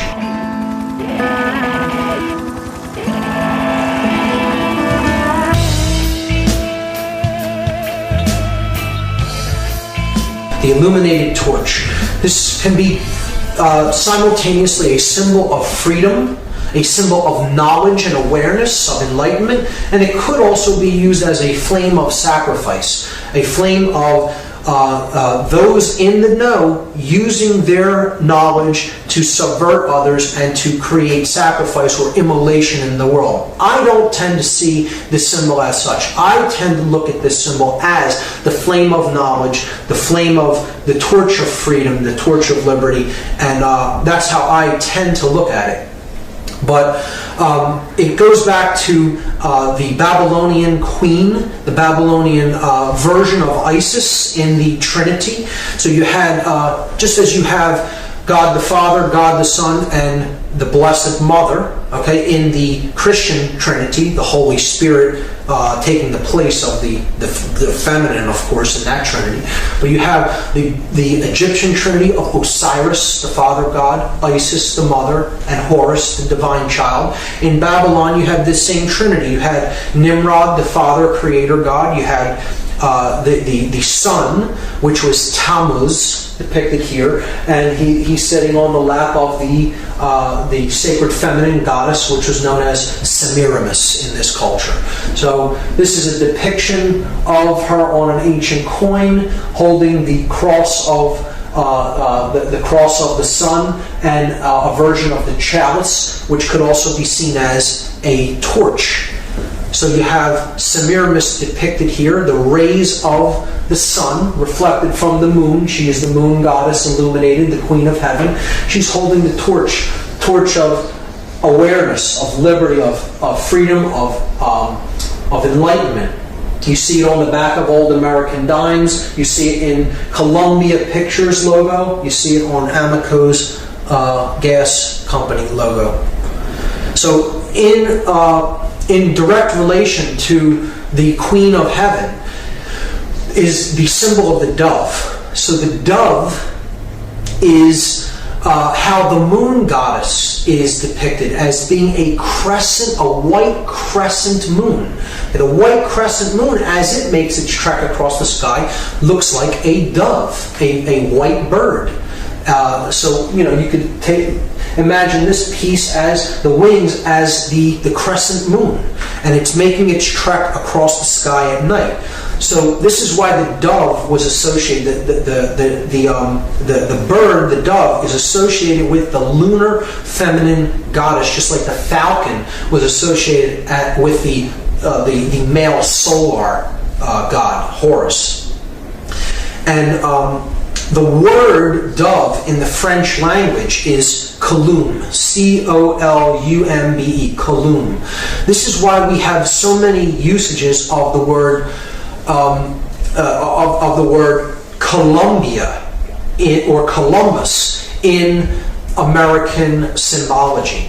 The founder of the country is named after the dove. His name was actually Cristobal Colon, and he was a member of a secret society network. Here you see him giving a secret society hand gesture in this painting.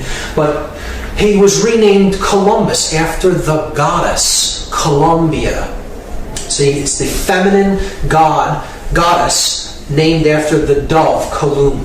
We have the district of Columbia, the name of the capital where the male dominator phallic energy, the seat of male dominator power, is rooted in the United States. And look at where it's at. It's named after the sacred feminine, the dove, Columbia, and it is situated between two states. It is situated between Maryland and Virginia. Maryland, named after the goddess of the Christian Trinity, Mary, and the Virgin, Virginia. So right in between the two feminine states named after the goddess, you have the male phallic symbol of power also taking the name of the goddess. This is a symbolic rape, if you ask me. This is placing the phallic symbol directly in a slot between the two sacred feminine states. The male dominator energy of concentrated, centralized power of this country erected right between the two feminine states of Maryland and Virginia. Here we see the goddess depicted on Columbia pictures. You have Columbia Records, Columbia Broadcasting, Columbia University, with decidedly Masonic symbology on the shield of Columbia University, with the 3 crowns representing the 3 Blue Lodge degrees, with the square of base consciousness depicted there as well. But we have to understand, again, that the goddess represents the intuitive side of our consciousness. It represents conscience, the ability to know right from wrong. And that is a protector energy. It is also the aspect that gives birth to the male principle, the savior of the world, the enlightened neocortex. Here we see Mary, the sacred feminine, the limbic brain, the queen of heaven. She's giving birth to the immaculate heart of Jesus, the savior of the world. She is standing on top of the serpent here, the reptile. She's conquering the R complex, the limbic brain, where emotion is born, where care is born in us. Okay? When we listen to our intuition and listen to our inborn knowledge of right and wrong, we conquer the reptile aspect of ourself and we give birth to the Son of the Godhead. And here you see the dove above her head, and here you see the 12 stars depicting the 12 houses of the zodiac. In this image is even more clear how she is a feminine protector. The Queen of Heaven, illuminated by the rays of the sun, is wearing the dark cloak of the heavens, the dark cloak with the stars embedded in it, because she is the Queen of Heaven. You have the crescent moon, because she's the moon goddess. She's being crowned by the angels as the Queen of Heaven, and she is acting as the protector of innocence, the inner child, conscience, care. And again, she's giving birth to the male savior figure, the neocortex, the divine child, the Son, Jesus, and she is holding the serpent at bay. In that case, the sea serpent or the reptile. The limbic brain holds the reptile complex at bay when we make a deep connection with it and we get into our intuitive side and we care. That's where conscience is born from. And that's why this goddess is seen as a protector. She's seen as the watcher of the torch of freedom and liberty, because we have to get in touch with that sacred feminine side of ourselves in order to truly bear conscience and freedom into the world. Here we see in the modern Christian Trinity, the goddess has been removed and replaced with the dove. You have the Father, the Son, and the Holy Spirit represented as the dove, but there is no divine mother. The feminine has been removed and it's been replaced just by the symbol that the sacred feminine goddess was given in the ancient world, the dove, Kalun. Now we're going to see a darker aspect of how the goddess symbology is used when we look at things. I'll do this one since it's lighter first. You have here the moon and the dove, because this is a sacrifice of how we use money through credit, building up debt. So you have the moon and the dove on the same card for Visa, and it's a symbol of the sacred feminine being used in a depiction of sacrifice of an individual, sacrificing in a monetary sense. Here we see it being used in a very dark form as human sacrifice, because human sacrifice is still very real, very actively practiced in the world. It just isn't the practice of carrying people up a pyramid as how it was done in the past, or sacrificing them upon an altar with an obsidian blade or a dagger of some sort. Now, human sacrifice is carried out with the knowledge of everyone around us, and it is done willingly. People go off to sacrifice others and themselves in the act of war. War is modern day human sacrifice. And here you see the goddess with her wings depicted on a war memorial. And see, this is the goddess herself being sacrificed. A lot of researchers believe that it is them sacrificing people to the goddess. It isn't so much that they're sacrificing to the goddess. It's the reason the goddess is always depicted in conjunction with sacrifice is because they are sacrificing the goddess within an individual. It is the cremation of care, conscience, the protector, the grand architect of everything we experience is care. So this is the goddess herself depicted as being with these men as they are sacrificed along with the goddess. That's what war is. It's a ritual sacrifice of the sacred feminine in an act of sacrifice, of human sacrifice. So another use of the sacred feminine symbology and imagery when it comes to human sacrifice rituals or attempted human sacrifice rituals, we see this through different events that have played out that have the sacred feminine or the name of the sacred feminine embedded or encoded within the ritual or the scenario. You have the murder of Princess Diana, which I do not believe was an accident. I believe she was taken out because of her connections with the royalty of Britain, and her name was Diana, a Roman name for the goddess Diana. We saw the Superdome incident where thousands and thousands of people were hoarded into this dome looking like a feminine breast and left there without supplies, essentially to die. And FEMA did not get to this region for days after Katrina hit. And the conditions in there were horrendous. I believe that is a deliberately designed thing that was done to try to maximize the amount of death and suffering that happened in that feminine breast, the Superdome, a symbolic representation of a breast.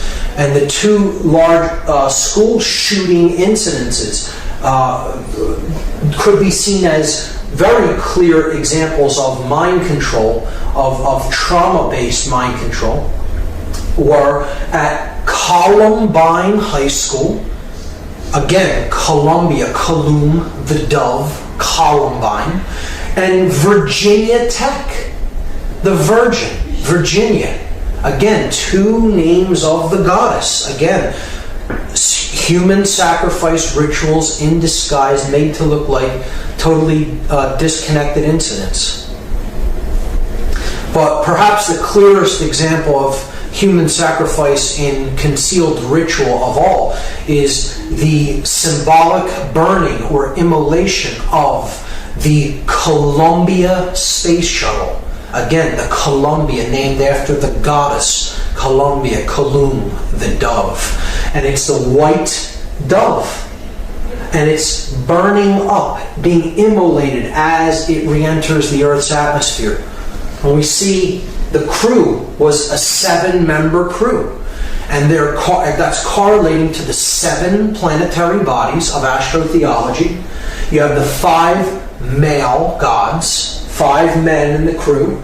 You have the Sun, Mercury, Mars, Jupiter, and Saturn. And the 2 feminine heavenly bodies, you have Venus and the Moon. So the 7 principles of astrotheology are encoded there in the crew of the Columbia, another ritual of human sacrifice. The next symbol that I'm going to discuss is the fasci. And this is where the word fascism comes from.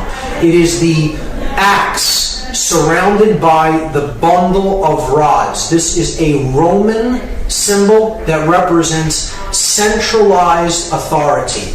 It is the central authority is the axe, and then the satellite regions, the satellite states, are the bundles, the rods bundled by the central Roman authority, the fasci. This is where the word fascism comes from. We see this in multiple areas when it comes to political symbology. It is on the two sides of the Senate chamber, the House chamber. It is on the fascite is depicted on the throne that Abraham Lincoln sits upon as a dominator, father figure, God figure. So he's holding both compartments of power, the church in one hand and the state in the other, because an absolute ruler must unify those two principles. It must unify political and spiritual power into one. And the regime that really attempted to do that in the modern world was the Third Reich. And here you see the Roman fasci symbol as the symbol of the Third Reich, used on one of their postage stamps. We had it previously on the back of old American dimes. Now I'm going to talk about Freemasonic symbology. And I want people to understand that Freemasonry in and of itself is not an evil ideology. Again, it is an occult system of knowledge that can be used for good, or it can be used for ill or manipulation, depending on who is wielding that knowledge. So this is the Freemasonic compasses and square with the letter G in the middle as depicted in American Freemasonry. The compasses represent higher consciousness, and they represent morality, proper moral action. The square represents base consciousness, which must be ruled by our compassion and must be ruled by our moral uprightness.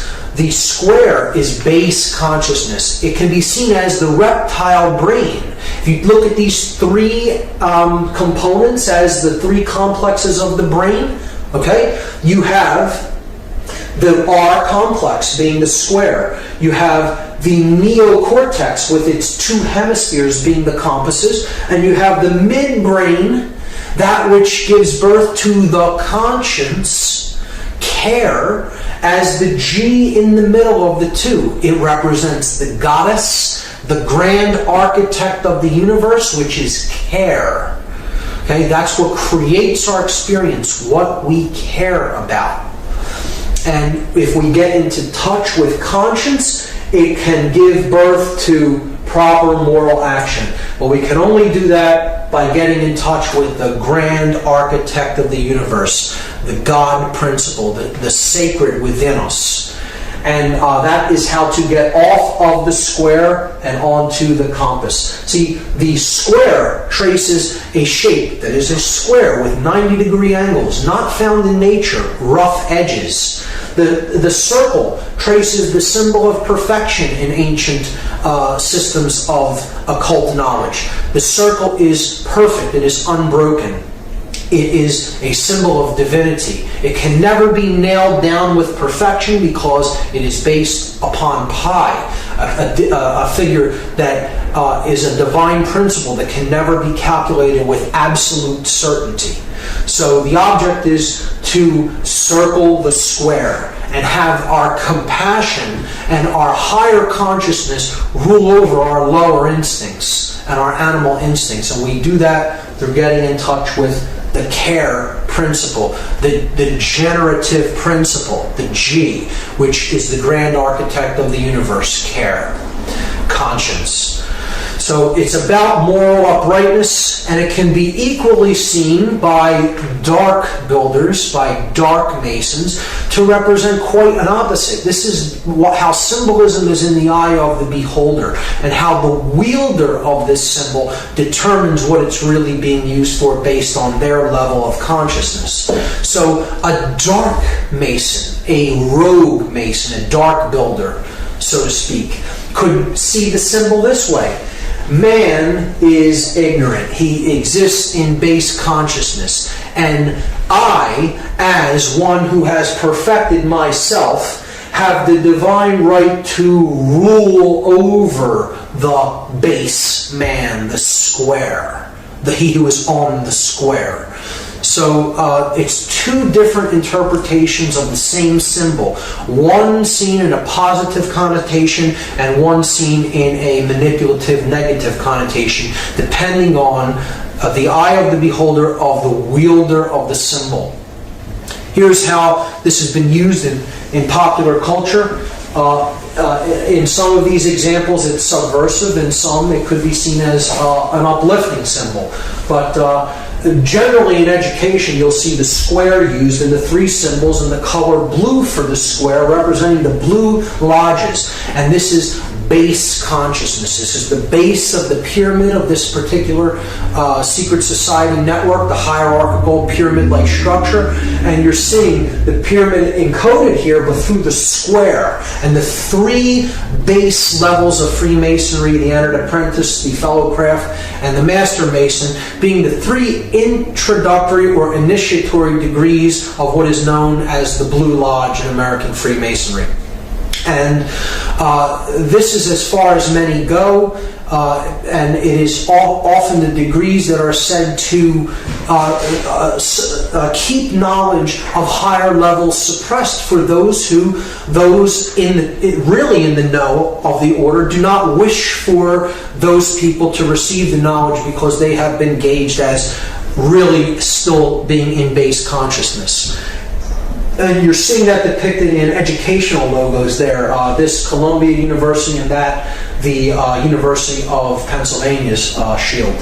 Here we see the compasses tracing the semicircle on the patch for the Columbia Space Shuttle mission. And one of my favorites encoding the compass and square of Freemasonry is the game of baseball, a game I've personally resonated with. But we see the compasses encoded by the foul lines here, okay, that make up first and third base. The bases form the square for the individuals in base consciousness, on the square, the basemen, okay, they're the basemen. And the middle here, the mound of creation, the primordial mound, is the limbic brain, the generative principle, the feminine aspect that throws the feminine seed into play. The intuitive principle of the limbic brain, giving information to us, and it is up to us here at the place where the feminine instinct is being given to make contact with it with the male principle, or in other words, to put it into action with the phallic symbol. You're uniting the male, the bat, and the female, the ball, and putting the feminine aspect of truth into play in the field of consciousness to get it past the base men and to make the journey from base consciousness to higher consciousness to get home. The game of baseball is completely Masonically designed. I don't see that as a negative influence. I'm just pointing out an example of how that symbology is used in the game of baseball. I personally look at that as a positive understanding. The picture being the feminine aspect, care, the grand architect of the game. So in these examples, I do see it as subversive. In this one, of course, the compass is used here on this logo from NASA, but we know what happened with that mission. So could be a illusion that dark Masonic elements may have been in control of that particular sacrifice. Who knows? The game of baseball, clearly Masonically designed. I look at that as a positive connotation of the symbolism. In a very negative connotation of the symbolism, we see how the Freemasonic network is used all throughout the United States in control agencies, in agencies of male dominator control, in this example being police. And these examples are certainly Blue Lodge degrees, Blue Lodge orders, lower orders of Masonry, and I would look at the individuals belonging to these groups and other fraternal orders of police as being on the square. And if anybody thinks that when someone tells you in Freemasonic parlance that you're on the square, that they're paying you a compliment, you have no idea what the term means, because you've just been insulted by being told that you're on the square. It's not a symbol of being fairness and uprightness. The square in Freemasonry is most certainly a symbol of base consciousness, of not understanding the true self. And when someone is told that they're on the square in Freemasonry, it is essentially an insult. And we see that this network of secret societies is actually at work in these controlling orders of police. And I look at that as a very subversive symbol, because these fraternal orders have more allegiance to the secret oaths than they've sworn than to actually do the job to uphold the Constitution and to protect the public. And it can be really used as a means of one hand washes the other. I'll do a favor for you if you look the other way in this instance, or do what I tell you to do here. And it's really a way that freedom can be subverted through this hierarchical order, particularly when it is used in conjunction with controlling bodies like the police. So this is an extremely important symbol that's going to carry over into what we talk about next. This is the first degree Masonic tracing board, and I'm going to cover this from two angles, a positive connotation and a negative connotation. So here we see, first, there are directions. This is a map. You see north, south, east, and west. So we are standing at the west, looking east. The west is down here, the east is up here. We see that there is a checkered floor of black and white squares representing base consciousness. This is the checkered life of a man who is not born in consciousness. He does not know light from dark. He is a wanderer, a pawn in the game, so to speak. One who can be positioned. However, his master may wish him positioned, the chess master of the game, who sees the whole board from above, from a higher level of consciousness, and takes the pieces and positions them as he will. This is one who is in duality. Here's the pillars, the dual pillars. This is the pillar of Joachim. It is a masculine pillar, represented as a Doric column, and you have the sun ruling that pillar. It's the pillar of strength, the S representing strength. The feminine side of the pillar is the pillar of Boaz. The B at the bottom stands for beauty. It is a Corinthian pillar, a latter ornate feminine pillar, and the moon sits above that pillar. This is the pillars that represent the masculine and feminine aspects of human consciousness, and it is how we entered the world with these two principles kind of in opposition, and it's our goal to understand them and to unite them as one. To use our willpower. This is the pillar of will or wisdom, which the W stands for. It is Jacob's ladder. Jacob, as described in the story of Genesis, goes to a higher level of consciousness. He experiences God consciousness. He comes back down to the earth and understands that really the journey of life is to get back to that level of pure awareness and pure consciousness. And that is the end of the journey, kind of. It's like you enter in this dual state, seeing things as separate, and then the object is to make it through the realm of duality, the checkerboard floor, and unite the two principles as one, and then you're born into the stars, into the light of conscience and consciousness. So that's the journey up Jacob's ladder. And we see here in the background the stones known as the ashlars, the rough ashlar representing the soul in need of work, and the perfect ashlar representing the state of perfection to which we seek to attain. The initiates are going up the ladder in the 3 basic degrees of masonry. Entered apprentice, who is still on the floor. The fellowcraft, who is in the middle, who has not received the key. which is tied here to the ladder, but he's at the G where conscience is beginning to be born, the care principle, and the master mason who gets the key to unlock the star gate, the sun, so to speak, is bringing himself to a place of balance and understanding and enlightenment.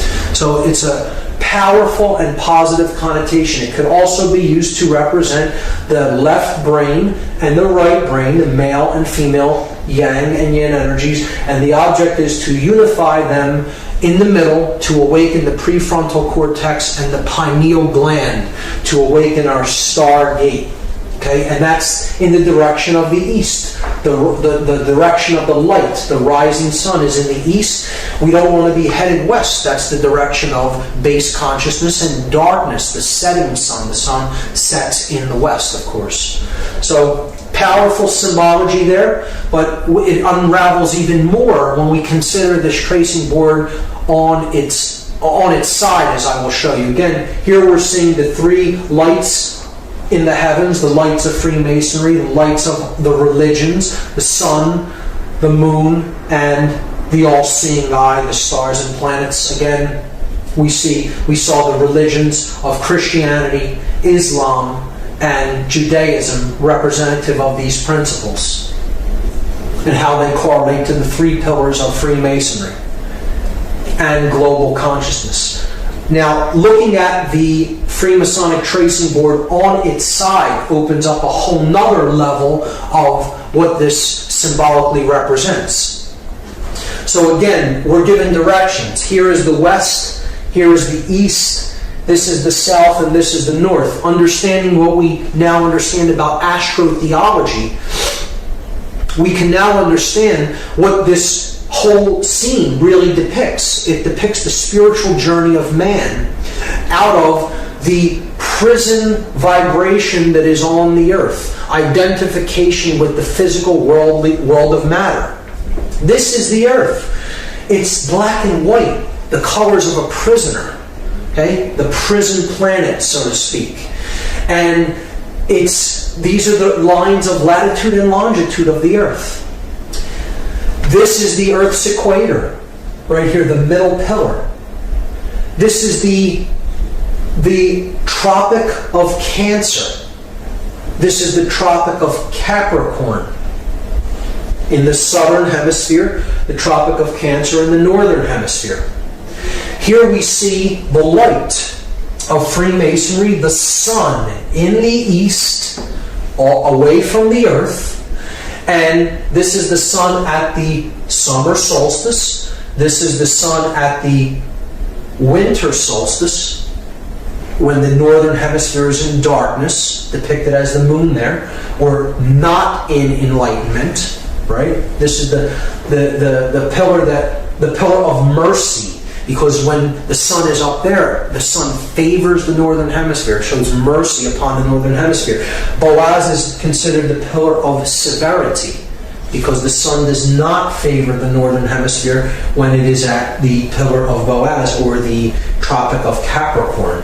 And this is the equator. This would be balance, or the equinoxes, the all-seeing eye, is the place that opens up when the hemispheres of the brain come into a perfect state of balance. So this is the journey of the initiate. From darkness, starting here on the earth in darkness, and then proceeding in a stepwise fashion to a place of balance. Okay, this is emotion. This is the sacred feminine principle of emotion. You have to care enough to begin the journey. You go higher. You're trying to reach a place of balance between these energies, and then you can get that key right there to unlock the star gate. Okay, to unlock. And that's accomplished through action. The male principle of putting your emotions and your thoughts into action. And that is how you get off of the base consciousness and to the stars. Powerful iconography, powerful symbology being used here if you know how to read it. Now, in a negative connotation, a dark builder, a dark mason, may want to look at this symbol in a perverted way. So here's a reversal of it. You see, yes, this is base consciousness and this is higher consciousness, but they'll look at this symbol and say, well, the latter is tilted across toward the left, toward the sun only, and away from the feminine pillar, away from the moon. And our task is to imbalance consciousness toward the male principle only, or the left brain only, because that's what gives birth to a dominator, to one who is bent upon control, a sorcerer of sorts. So this is how a dark occultist would interpret this symbol. I'm God, my will be done. I will use my influence to take those in base consciousness and give them the dark light. Make them think that they're being initiated into something important. But what I'm really doing is imbalancing consciousness to the left brain. And that is what some people are doing with certain individuals who enter Blue Lodge degrees in rogue lodges of Freemasonry. And they're using that knowledge to create more mind-controlled dominators that will listen to them, follow their orders, and they're not really receiving the true light. They're receiving the dark light of male left brain imbalance. That is one way that dark manipulators will see a very powerful, positive, connotative symbol and pervert it and turn it into something completely negative. And here is how that process is used. We see this extremely subversively when it comes to the iconography that is used on police uniforms. Particularly, here's the floor of the house representing base consciousness, the pawn, the checkered man who cannot understand the difference between light and dark. He doesn't really understand what makes the principles of right and wrong function the way that they do. Conscience isn't born in an individual that simply follows orders. Anyone of true conscience would always ask the question why before carrying out any action or order given to them by anyone. And we see this, if we look at this symbol of the Fraternal Order of Police having a Masonic third-degree handshake and the all-seeing eye of Freemasonry there, and the three other corners of the pentagram representing the three blue lodge degrees. We also see here the three pillars, and now they're in their proper orientation with the checkerboard floor in between them, with the dual pillars being here and the one pillar being unified at the top.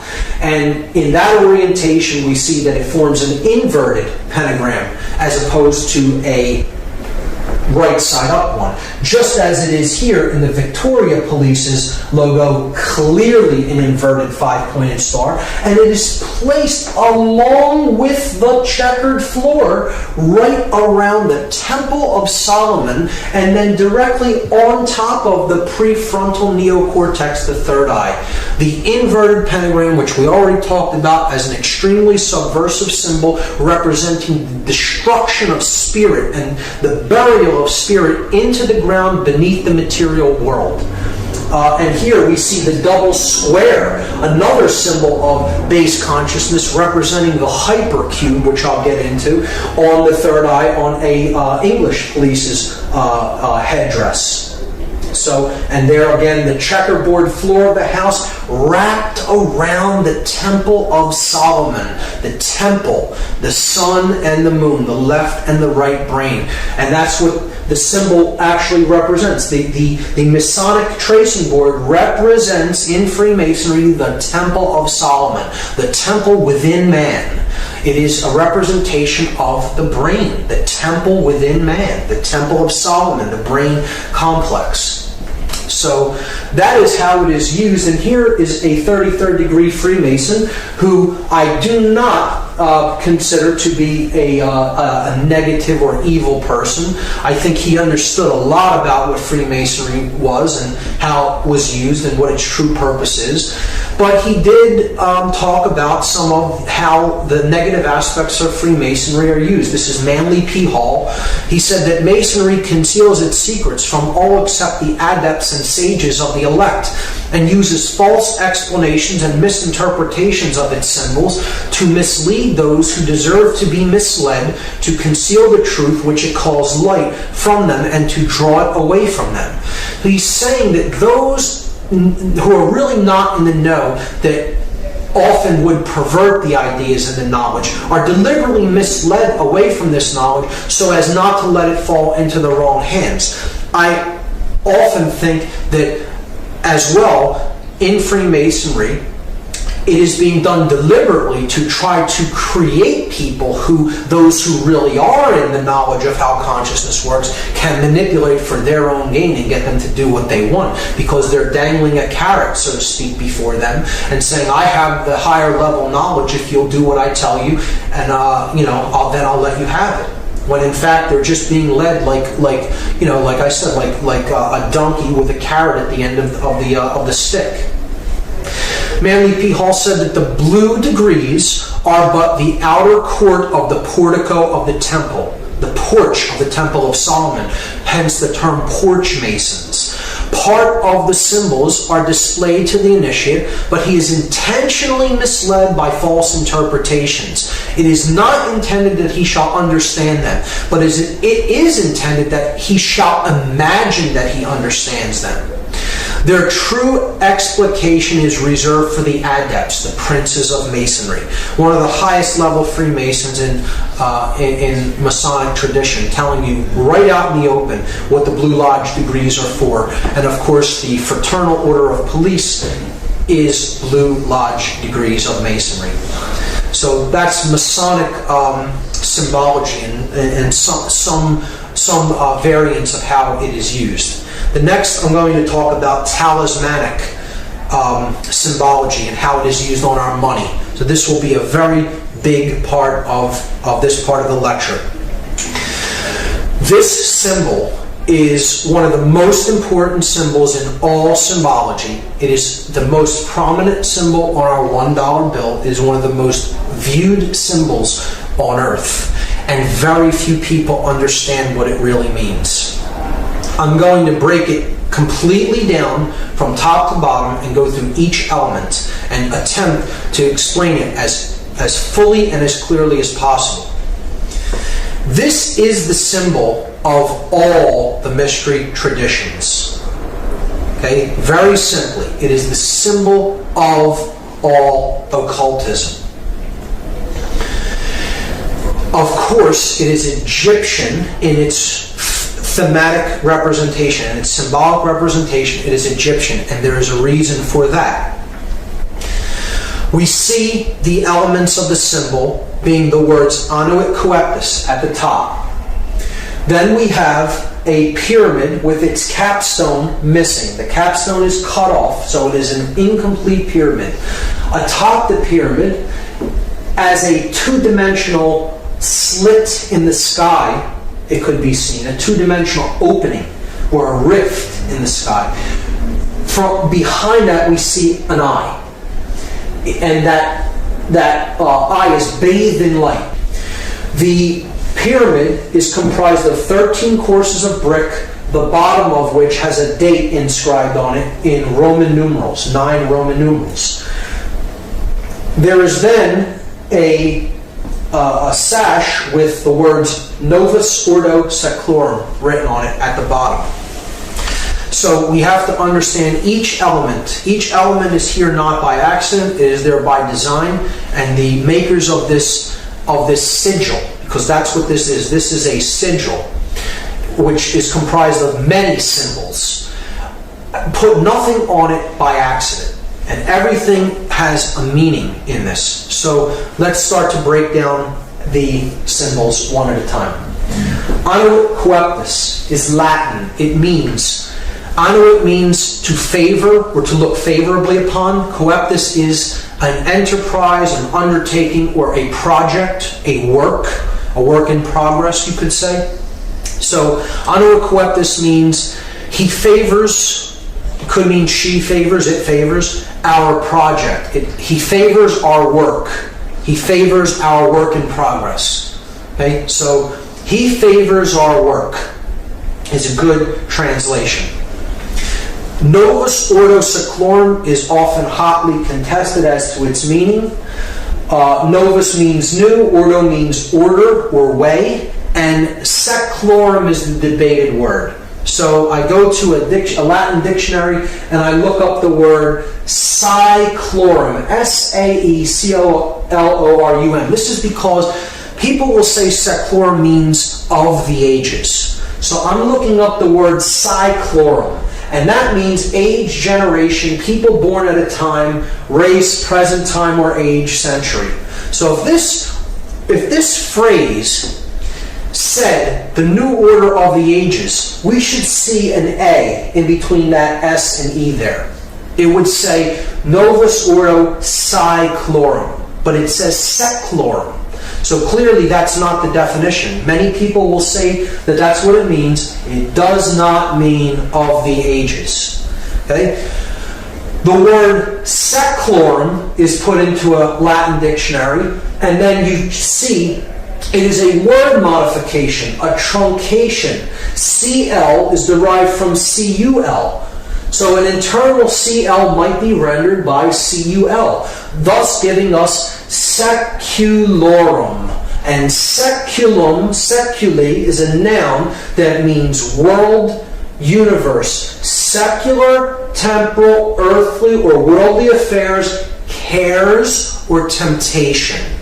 So, clearly, I think this can be solved and agreed upon once and for all, so we don't have to hear this incorrect, connotatively incorrect translation, the new order of the ages.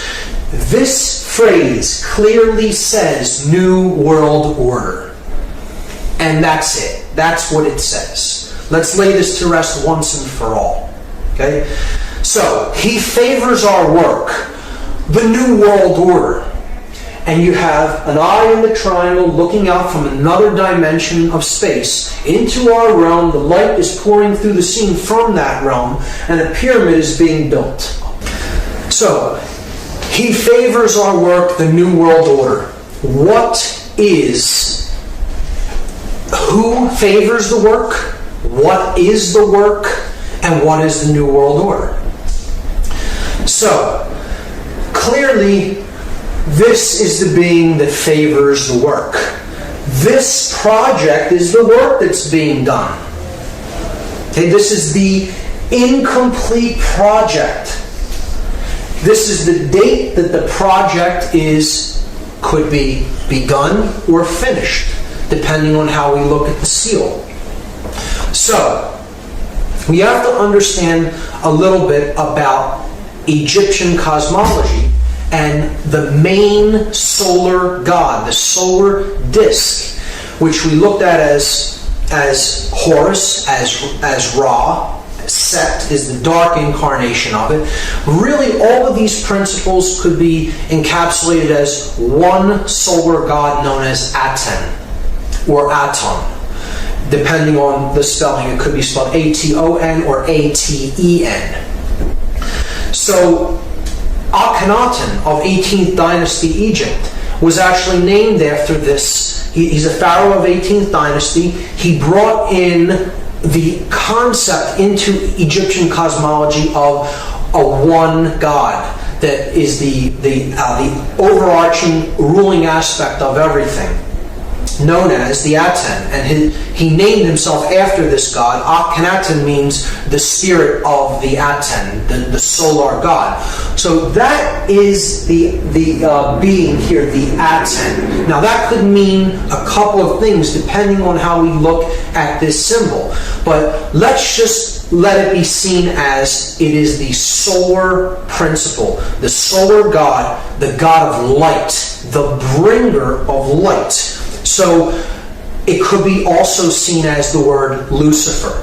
Lucifer comes from two Latin words, lux, meaning light, and fere, meaning to bear or to bring or to carry.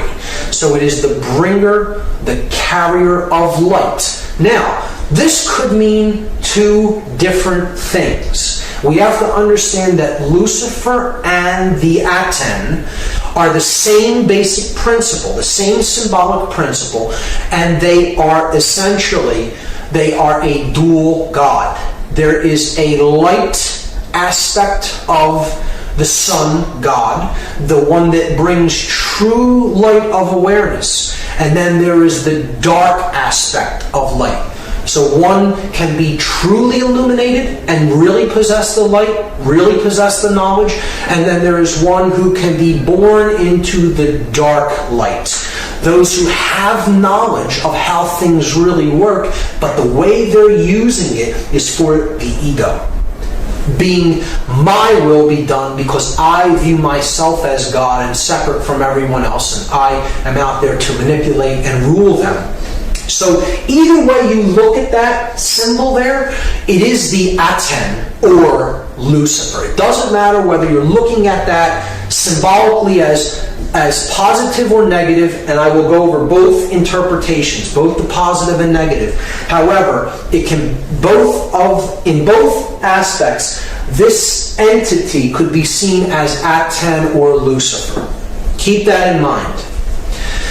If you take the compass and square symbol and place the apex at the top of this symbol and the base at the same base level where the pyramid meets the ground, you're going to see a very interesting thing emerge.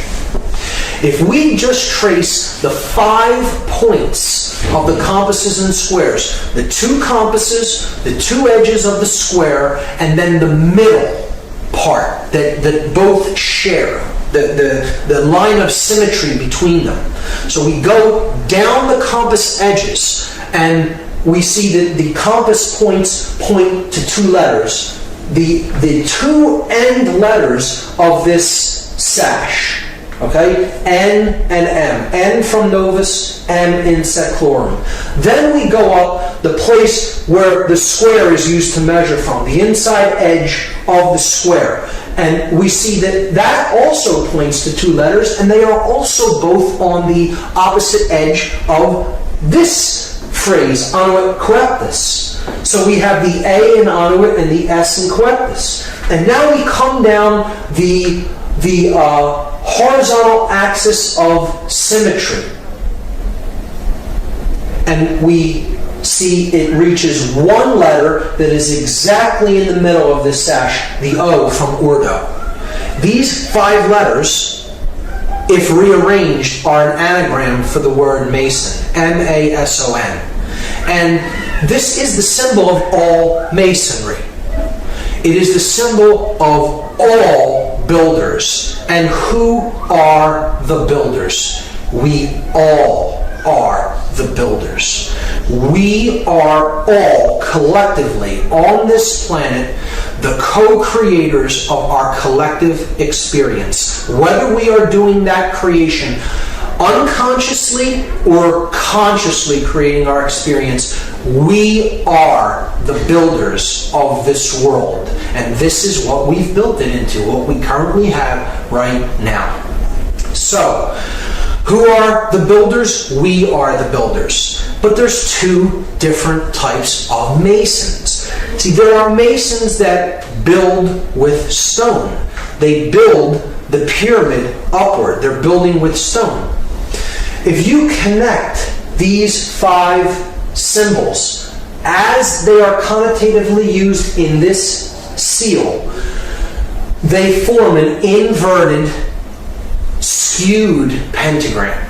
And an inverted, skewed pentagram, if you look into dark occultic symbology, is always used as a symbol of pacts. It's a symbol of pacts, of promises made, to be something to be fulfilled, to be delivered upon completion of something else. So Again, we saw that these four arms represent the material world, depicted as the upward pointing pyramid, the brick, the physical object, and they are crushing the spirit, the fifth element, into the ground, burying it under the weight of the pyramid. See, the dark builders, the dark masons, those who are building toward a world of male domination, the blade. See, they're building with bricks. The bricks are people who are trapped in physical five-sense reality and left-brain prisonhood. They are those who cannot change. They have one form and it's hardened.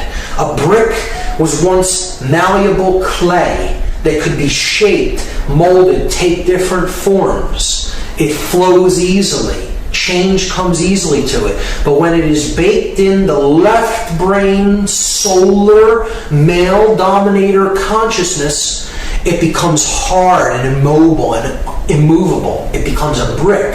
And that's what the male dominator world is being built with. The bricks baked into one form, the unit form. Those in unit form cannot see what is, not see. They cannot see. They are not sees. See? They are baked into one form, the brick. Okay? And they're being used as elements to build the blade world. And the blade world will be ruled by those who are in the light. They are the blade, the male dominators, sorcerers. They have the light, but everyone else is in ignorance. And when you complete this structure, the light goes out from the scene. See, they're building the blade. If you complete this structure in brick, they have all the light, and the entire world is bathed in darkness. That in that symbol, the Aten or Lucifer represents the sorcerer, and he is completely trapped in ego. The ego-bound consciousness. It's the I in the triangle. I am God, the sorcerer says to the world. And I will make everyone in this world and the entire world in my own image and likeness. But I will have all the light, and the light will be blocked out to those in ignorance and in one form. And the male dominator world will be born into existence, and it will bathe the world forever in darkness. That's the negative connotation of this symbol. See, you'll notice it's the blade without the chalice. See, these other 3 points make the chalice, but it's gone, it's ghosted. Just like it's been ghosted through human sacrifice, through the cremation of care. Right? It's been ghosted through the removal of the sacred feminine from the Trinity, and through not caring about what goes on in the world.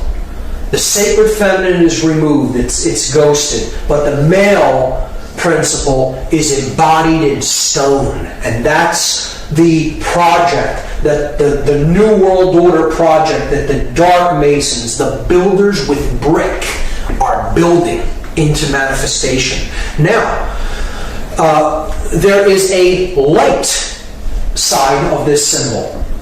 Again, he favors our project, the New World Order. If the true God of creation, the true bringer of light, the awakened neocortex, the prefrontal cortex, the opening of the third eye, the stone the builders rejected, the Christ consciousness, so to speak, the true bringer of light, right? The true aspect of Aten, the solar mind, right? If we, as the other kind of Mason are trying to do the work that he favors, the true bringer of light, the true God of creation, and create the positive New World Order. Our job as the builders of this project is to remove the brick from the top down, a little at a time, from those who we can help to work, smaller groups, gradually removing and helping people to change in larger and larger and larger groups. And if that pyramid is raised to the ground, is removed from the scene, there's nothing to block out that light of creation, and it comes down and joins with the earth. So the earth is not bathed in darkness of the male-dominator blade world. Instead, it's bathed in light because the bricks are gone. Those who cannot change are gone. They've made the change, the metamorphosis, the transfiguration, the transformation in consciousness, and they've been raised to a higher level of awareness. So that's the opposite, the positive New World Order.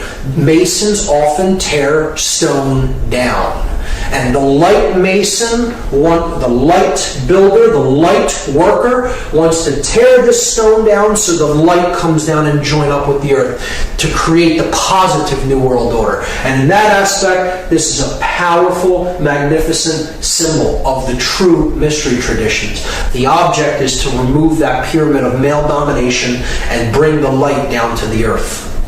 So we see that this is the symbol of Solomon encoded into it. The male aspect, here's the the yang, light aspect of consciousness, combined with the feminine yin, dark aspect of consciousness to create the seal of Solomon.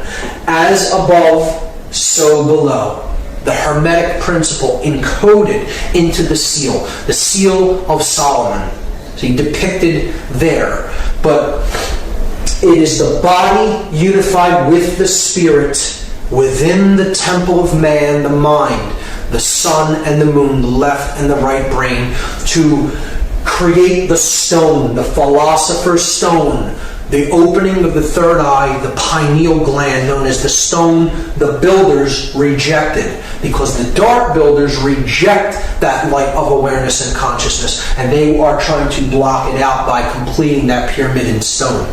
So that is my analysis of that symbol, and it's amazing when you get into it and really study it for yourself and really go deep into the symbology, and it gets even better when you start to look at that date on the bottom of the pyramid, because that date is MDCCLXXVI in Roman numerals, and that totals 1776, and here's how it breaks down.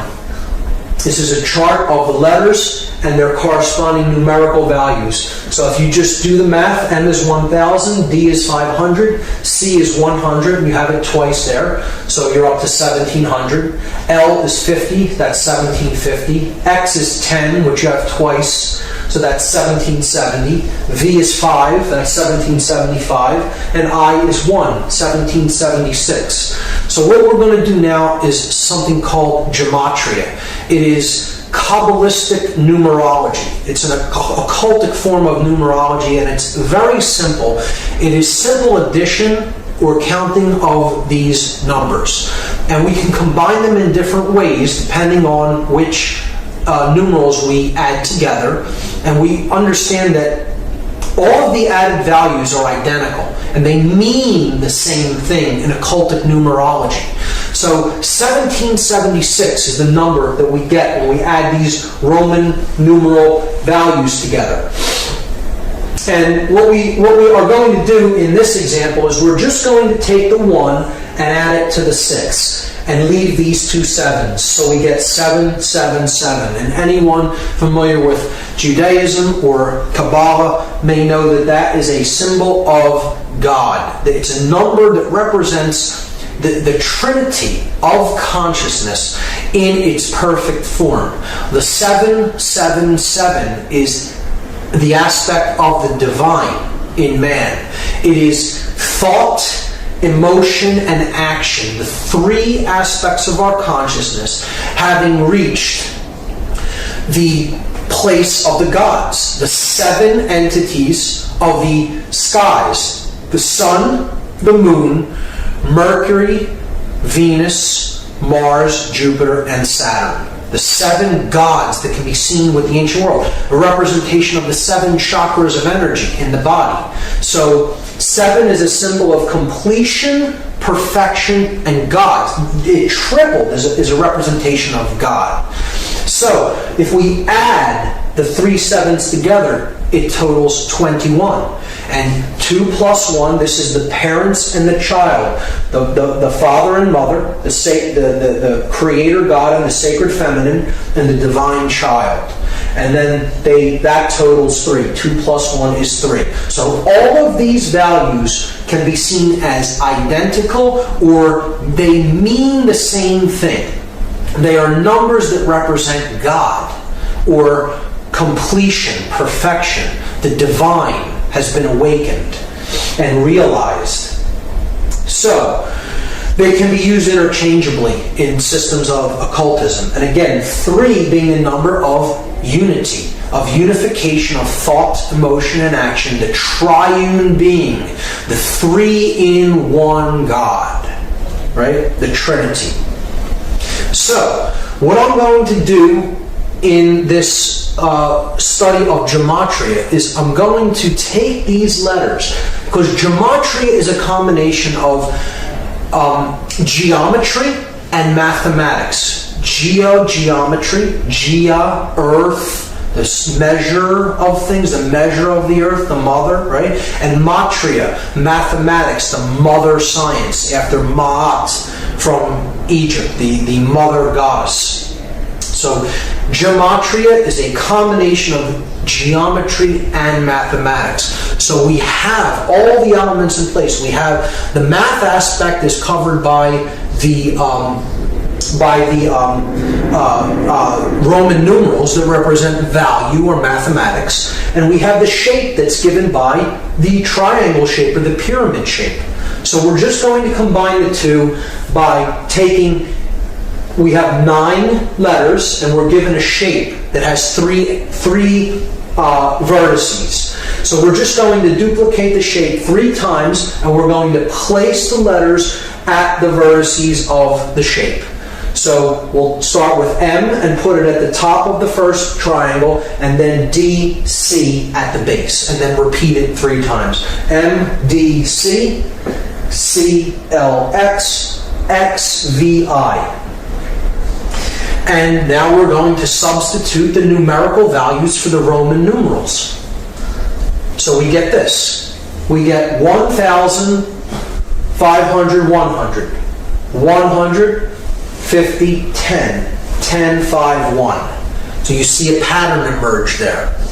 At the top of the pyramid, in every example, we see a clear pattern. 1,110. Now, in mathematics, those are known as powers of 10, or powers of 10, at 10, powers of at 10, at the top of the pyramid.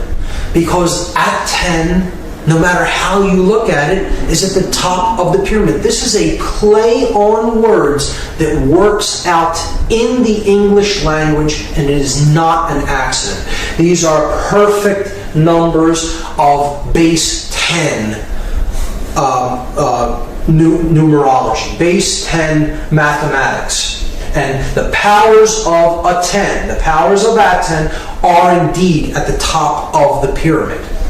At the bottom of the pyramid, we have 500, 100, 50, 10, 5, and 1. If we add those for each base, we have 600 at the base here and 1,000 at the top. 60 at the base here, 100 at the top. 6 at the base here, and 10 at the top.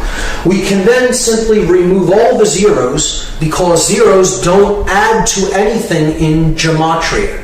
so they can be removed. So we see that it simply boils down to this. 1's at the top, 6's at the bottom. And now we can combine them into one pyramid. And you have at the top 1, 1, 1, where the three pillars, the three aspects of consciousness, thought, emotion, and action, the three pillars of Freemasonry. At the bottom, 666, 666, the number of beast or base consciousness. And noticing that 3 correlates to 777, because if you add 777, you get 21. If you add 2 plus 1, you get 3. So 777 and 3 are identical. So you could simply substitute 777 for anything that totals 3, like 1 plus 1 plus 1. 1 plus 1 plus 1 is 3, so we could simply put 777 up there and substitute for 111. They're identical because they both add to 3.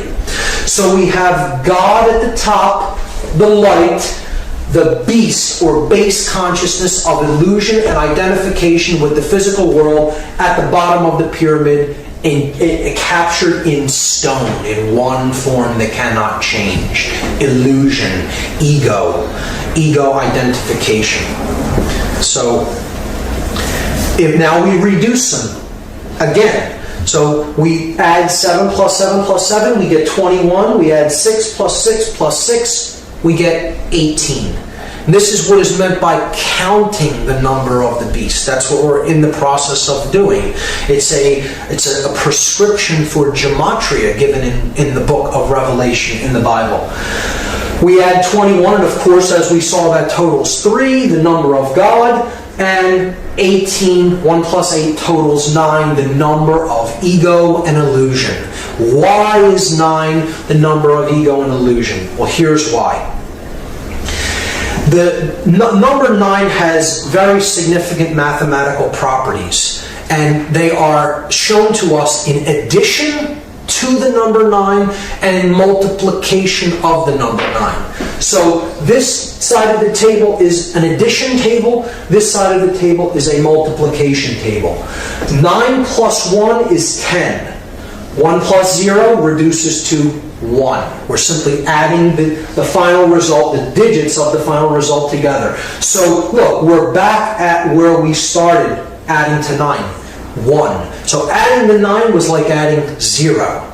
Okay? 9 plus 2 is 11. 1 plus 1 reduces to 2. It adds to 2. So we're back to 2. So again, adding the 9 was like adding a 0. You do this with any number. 9 plus any number gets you back to the same number once the result is added together, or what is called in gematria reduction. You're reducing a 2-digit or 3-digit or 4-digit value down to one number. You will ultimately come back to the same value that you started with, because to add 9 is to add illusion, or to add ego, or to add base consciousness. And when you add the beast, when you add base consciousness, you can never affect any change in value.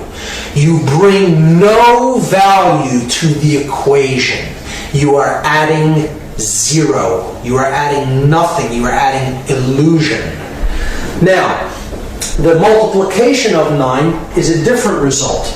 9 times 1 is 9. 9 times 2, 18. Add the 1 and the 8, you get 9. 9 times 3, 27. Add 2 plus 7, you get 9. 9 times any number, no matter what it is. You add the resultant digits, you will come back to 9.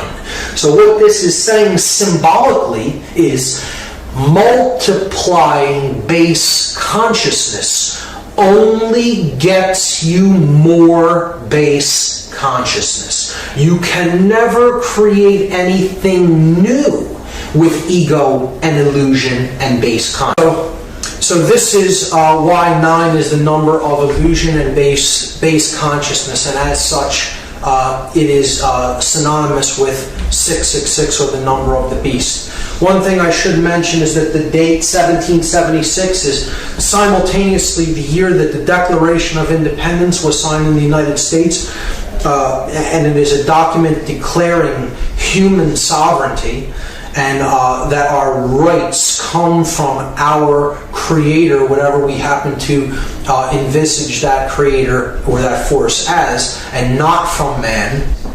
But it also is the date of the birth of the Bavarian Illuminati order, and that happened on May 1st, 1776, which is a Luciferian dark occultic Sabbath known as Walpurgisnacht.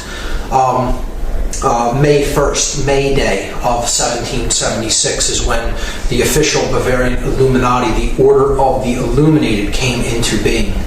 So there's a dualism even inherent in that date. You can look at the Dark New World Order building upward from 1776 in earnest, from the time when this dark occultic order came into manifestation, and the object of the light New World Order to bring the light down by removing the bricks and getting back to the understanding of personal sovereignty as encoded in the Declaration of Independence.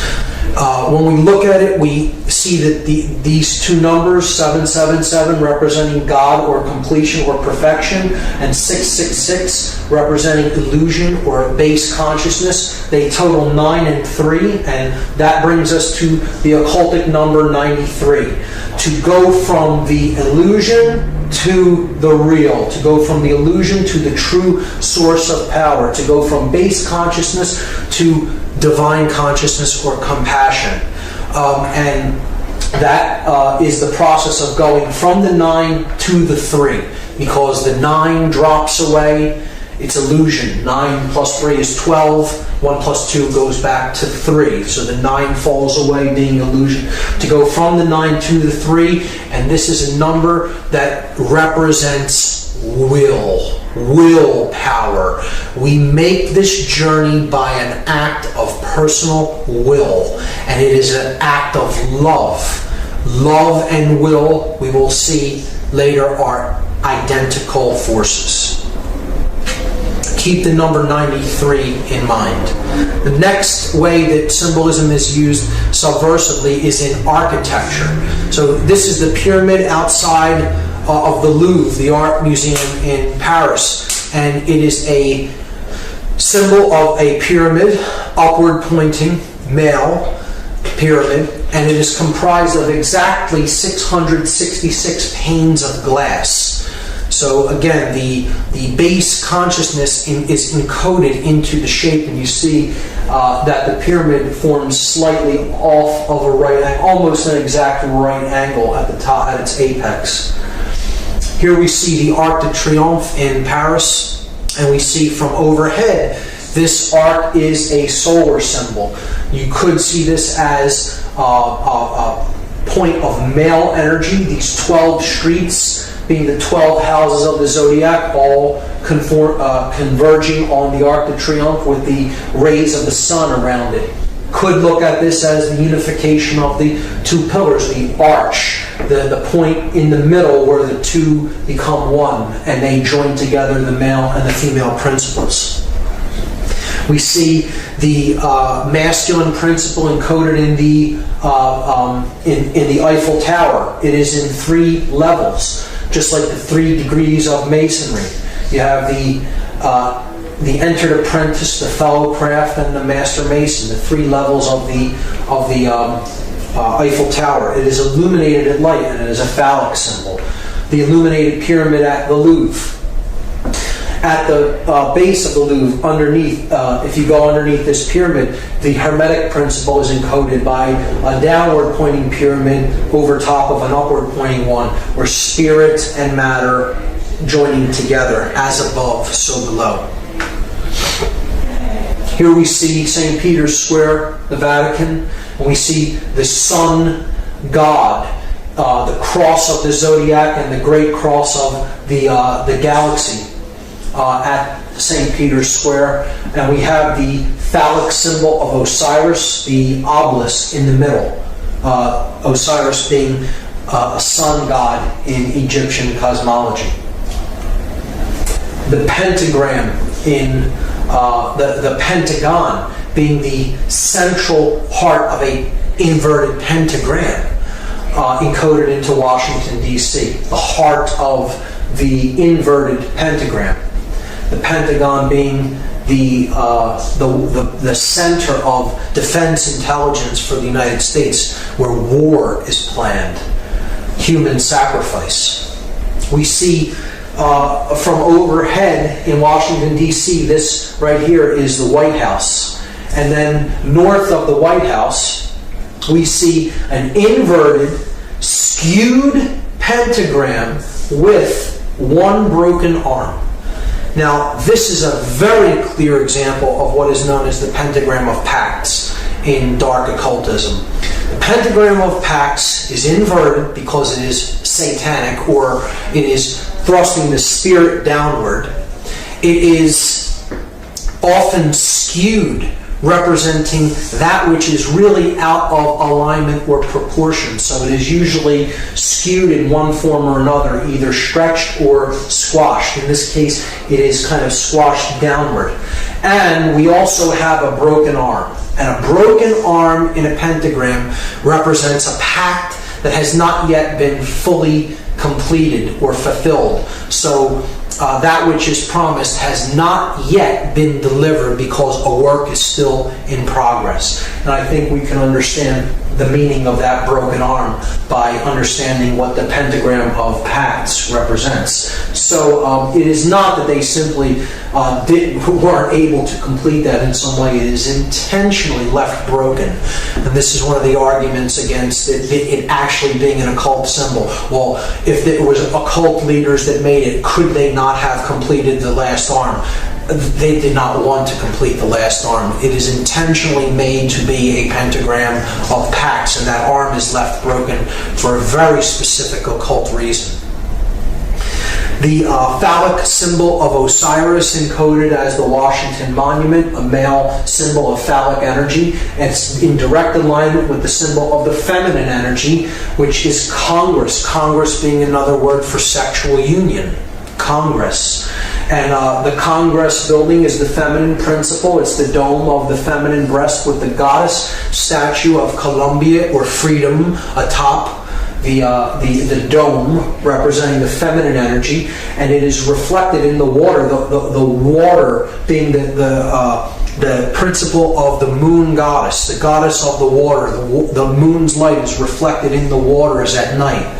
So this also encodes in this reflecting pool the Hermetic principle, as above, so below, as goes on in consciousness in the earth is reflected from the heavens, reflected in the external experience that we have.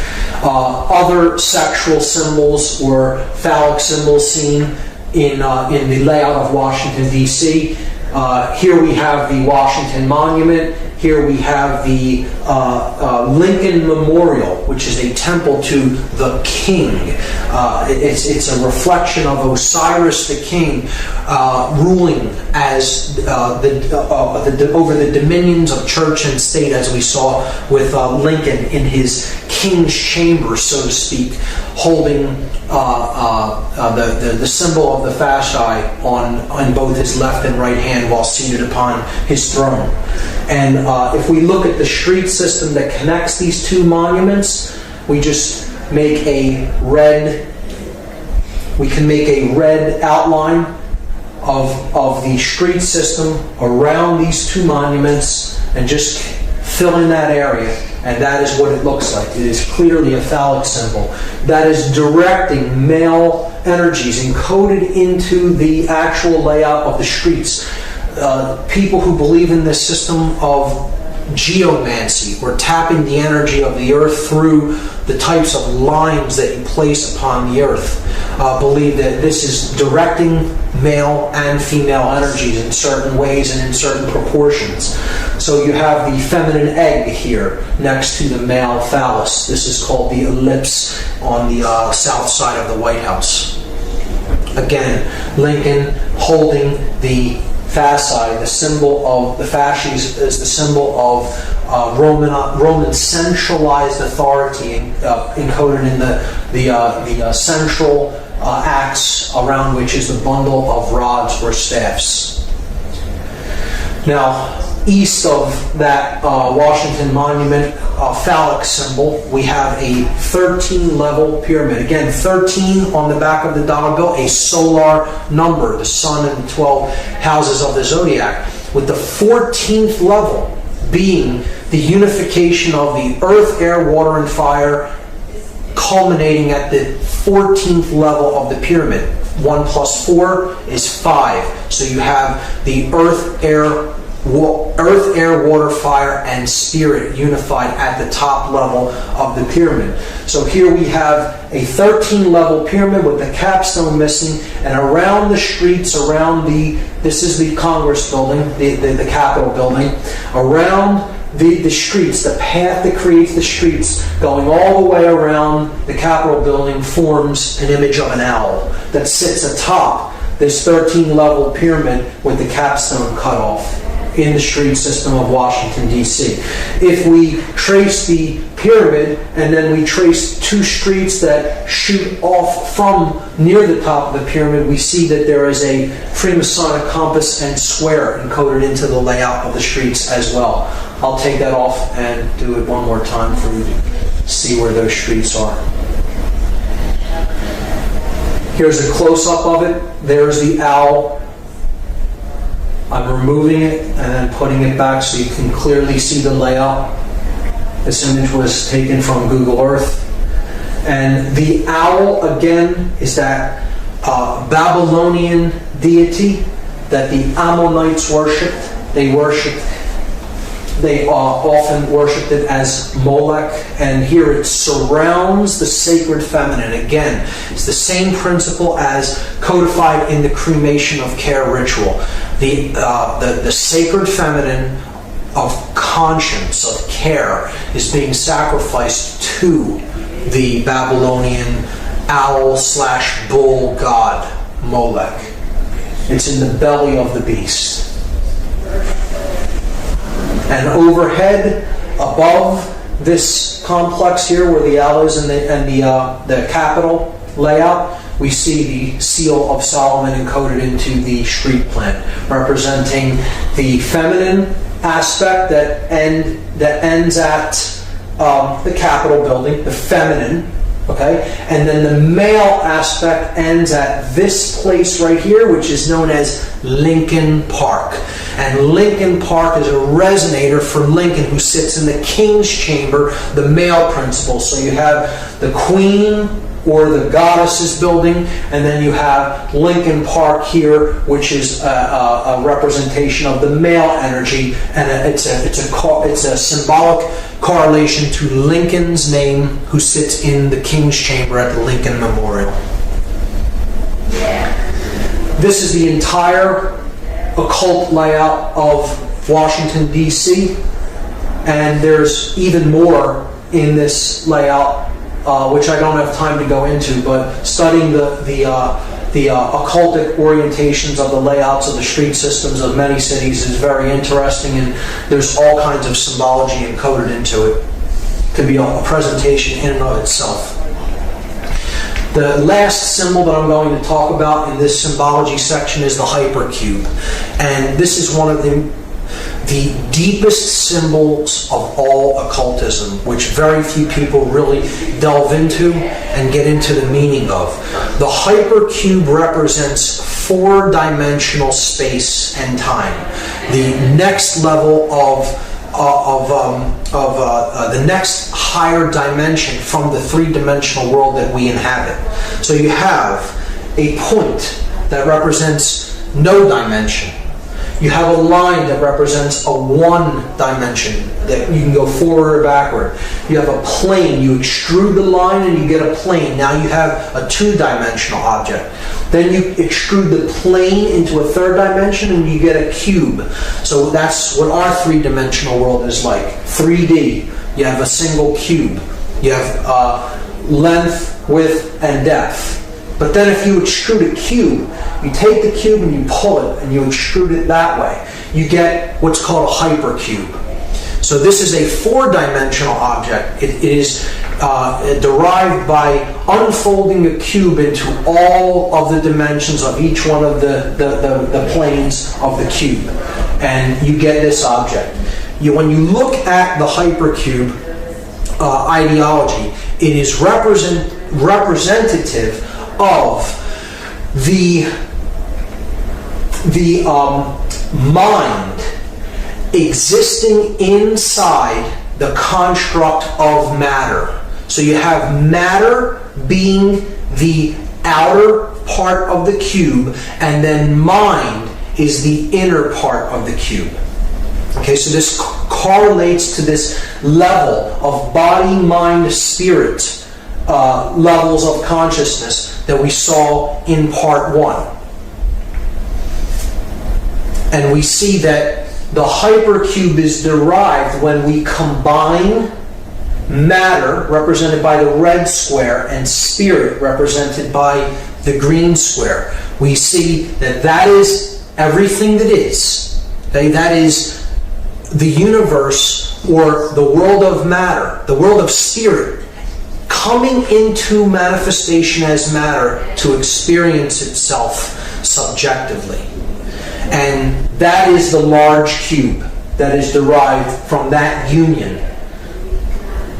See, that's the large cube. The unification of body or matter and spirit is the large cube. And then the inner cube is the mind. That is where body and spirit combine. They merge in the realm of mind. So that's the inner part of the cube. So if we put the outer cube over top of the inner cube, we see that the hypercube is actually a cube within a cube. And again, this part of the cube in the center is the experience of mind. This part of the cube in the outside is the physical world of manifestation that the spirit comes down and inhabits to create that which can have experiences. This is the two-dimensional projection of this four-dimensional object, a cube rotated around in every plane that it can be rotated in. It's a complex, heady idea. If you look on the internet for some graphic depictions or animations of a hypercube, you can get a clearer idea of what it is in your mind.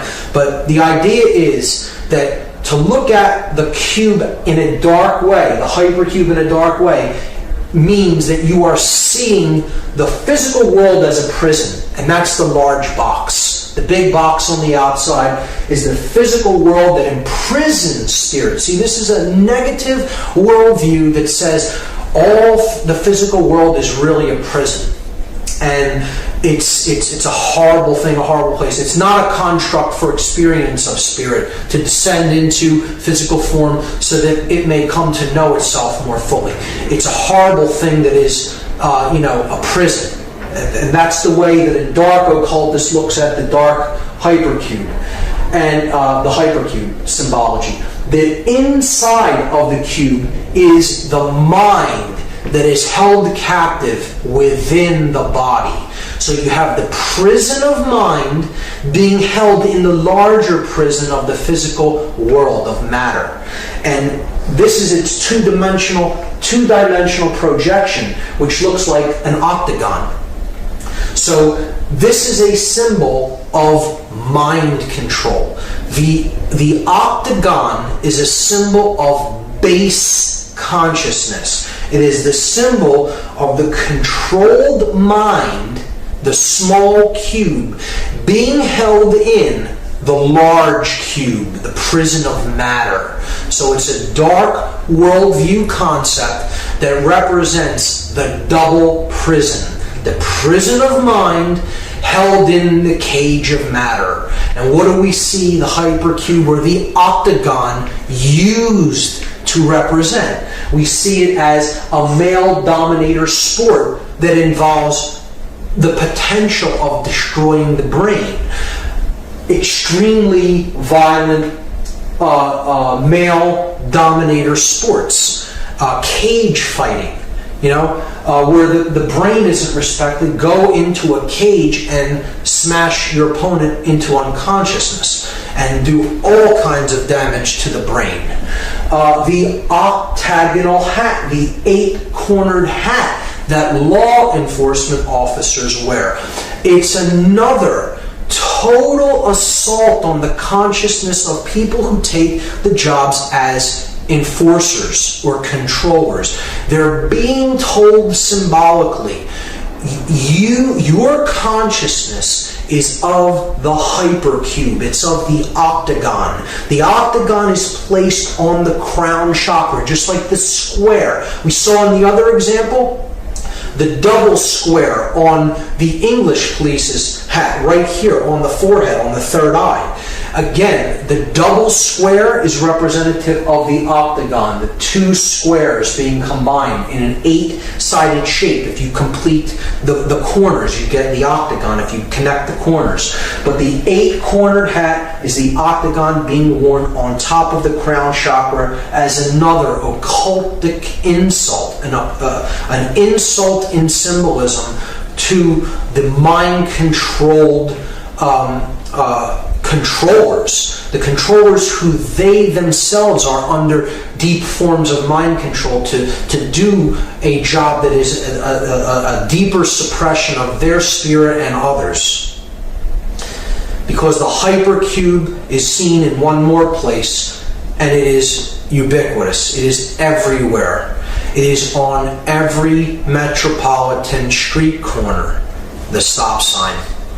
Encoded in red, and it has the word stop written on it, and this is saying to the consciousness, stop the journey, stop your movement, stop the progression of spirit. Just stop and stay in the double prison, stay in the hypercube, the prison of mind encoded and captured in the prison of matter. The hypercube is one of the more difficult symbols to really grasp the deep connotative understanding of the symbolism of it, but once you understand it, you will see it in many places, and it is definitely used as a subversive symbol in most instances, particularly in cage fighting, in the uniform and emblems of controllers, particularly the 8-cornered hat of police, and most ubiquitously in the stop sign that we see all over Western culture. This brings us finally to the last part of the methods of manipulation, and the last one is the biggest of them all, chaos sorcery. What has been known as the Hegelian dialectic, or problem, reaction, solution. And we're going to talk about what the Hegelian dialectic is, and we're going to see an example of how this is put into action when we analyze the 9/11 occult ritual. The Hegelian dialectic is what chaos sorcery really is, and this is an ideology that was formulated by George Hegel, a German philosopher.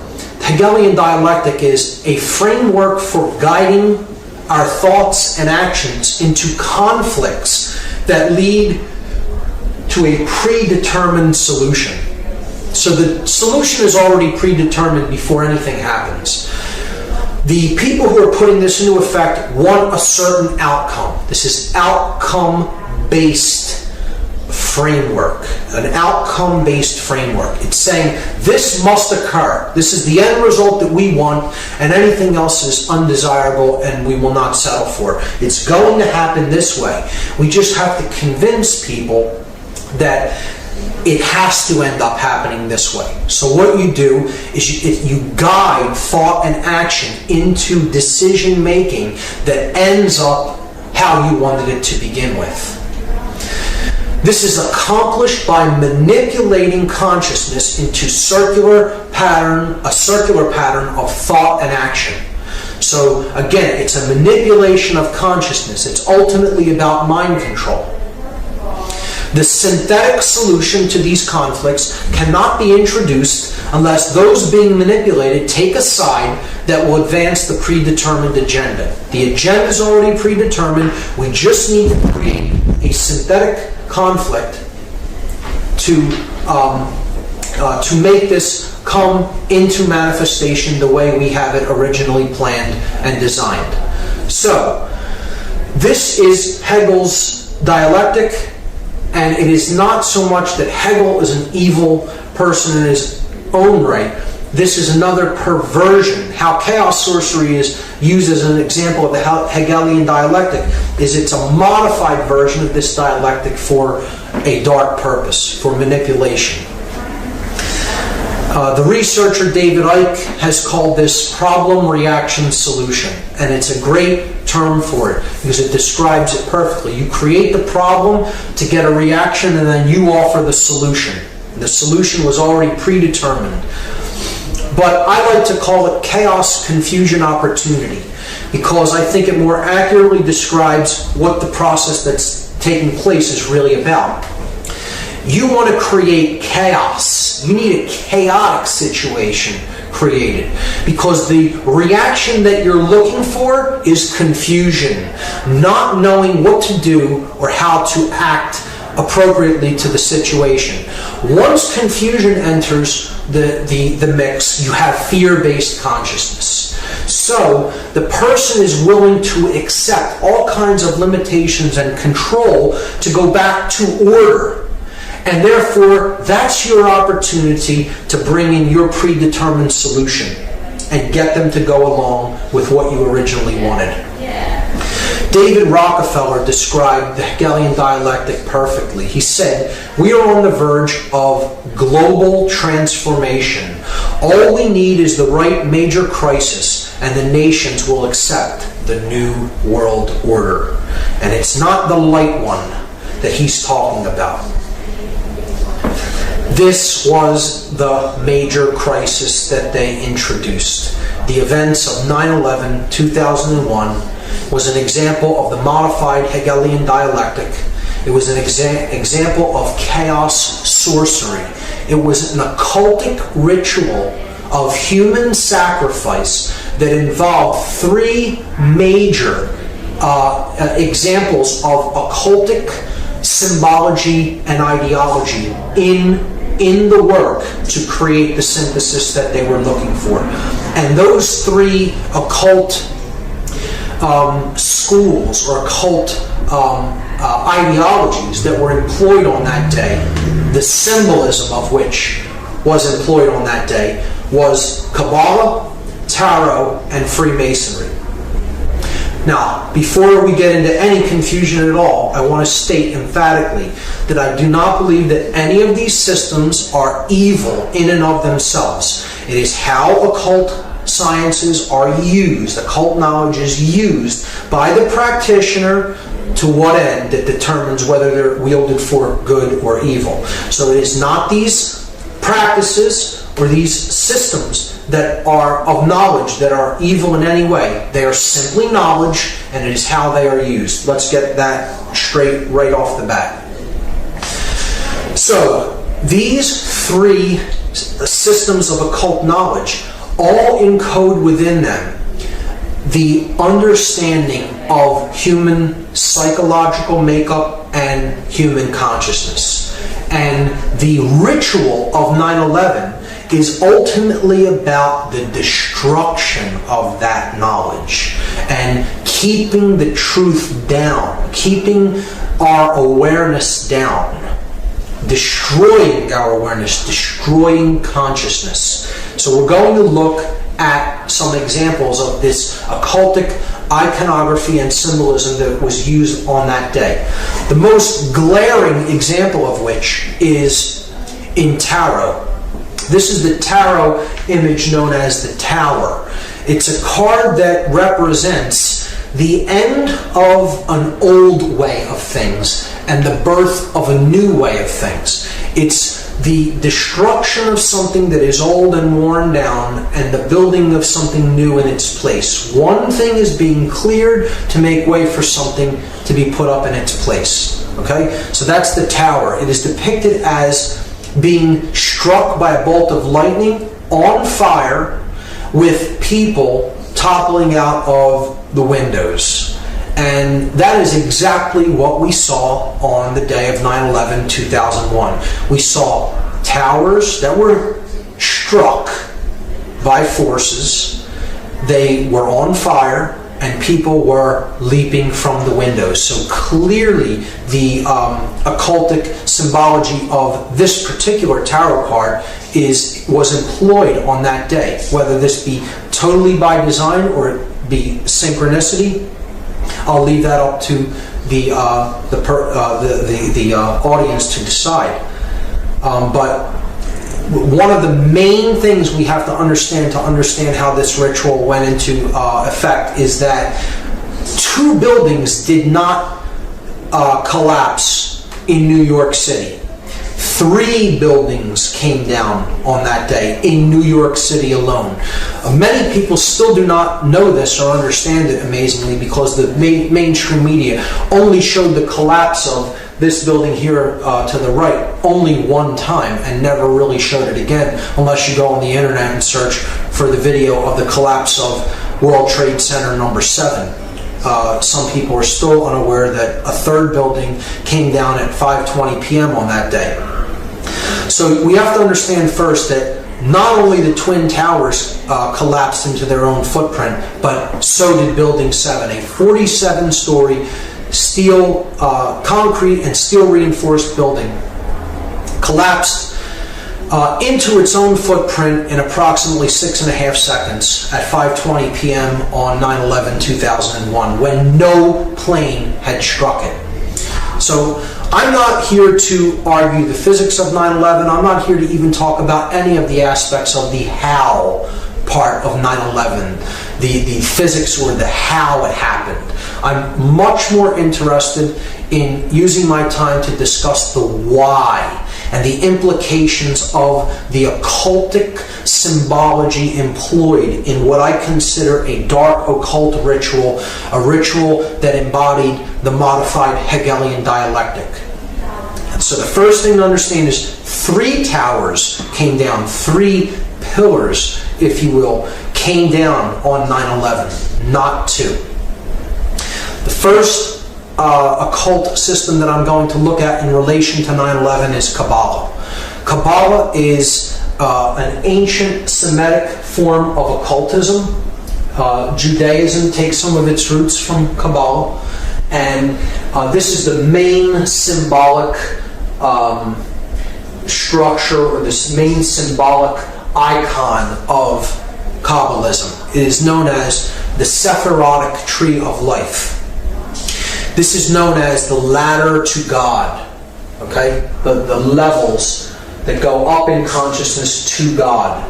And there are 10 of these spheres on the tree. If you count them, there are 10 total. This is 1, 2, 3, 4, 5, 6, 7, 8, 9, 10. These spheres are known as Sephirot. So the 10 Sephirot comprise the Tree of Life. Now, in the books that describe this symbol, the Sephirotic tree, they're the Zohar and the Sefer Yetzirah. They look at it as that there are only 10 Sephirot. There are not 9 and there are not 11. This is specifically worded into these books.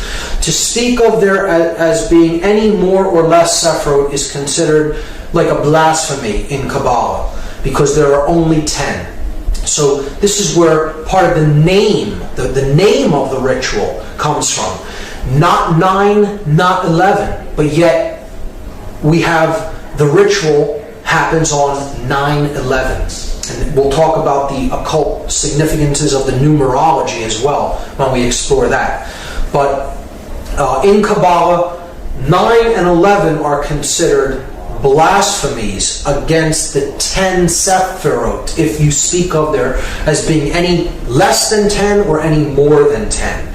And we also see that the symbolic numbers. The numbers of these buildings are symbolic when we relate the ritual to Kabbalah, because the buildings that came down were the Tower 1, which is the male tower. Okay? It has a phallic symbol on top. This is Tower 1 in the numbering system of the World Trade Center. The feminine tower is Tower number 2. And then this building is World Trade Center 7. So if we add them together, we get 1 plus 2 plus 7, and that equals 10. So we see there are 10 Sephirot. The building numbers total 10. So they're bringing down the 10 in the buildings, and they're bringing down symbolically the 10 Sephirot. You see, in the Sephirot, there are 3 pillars, 3 columns. You have this left-hand path known as the path of severity.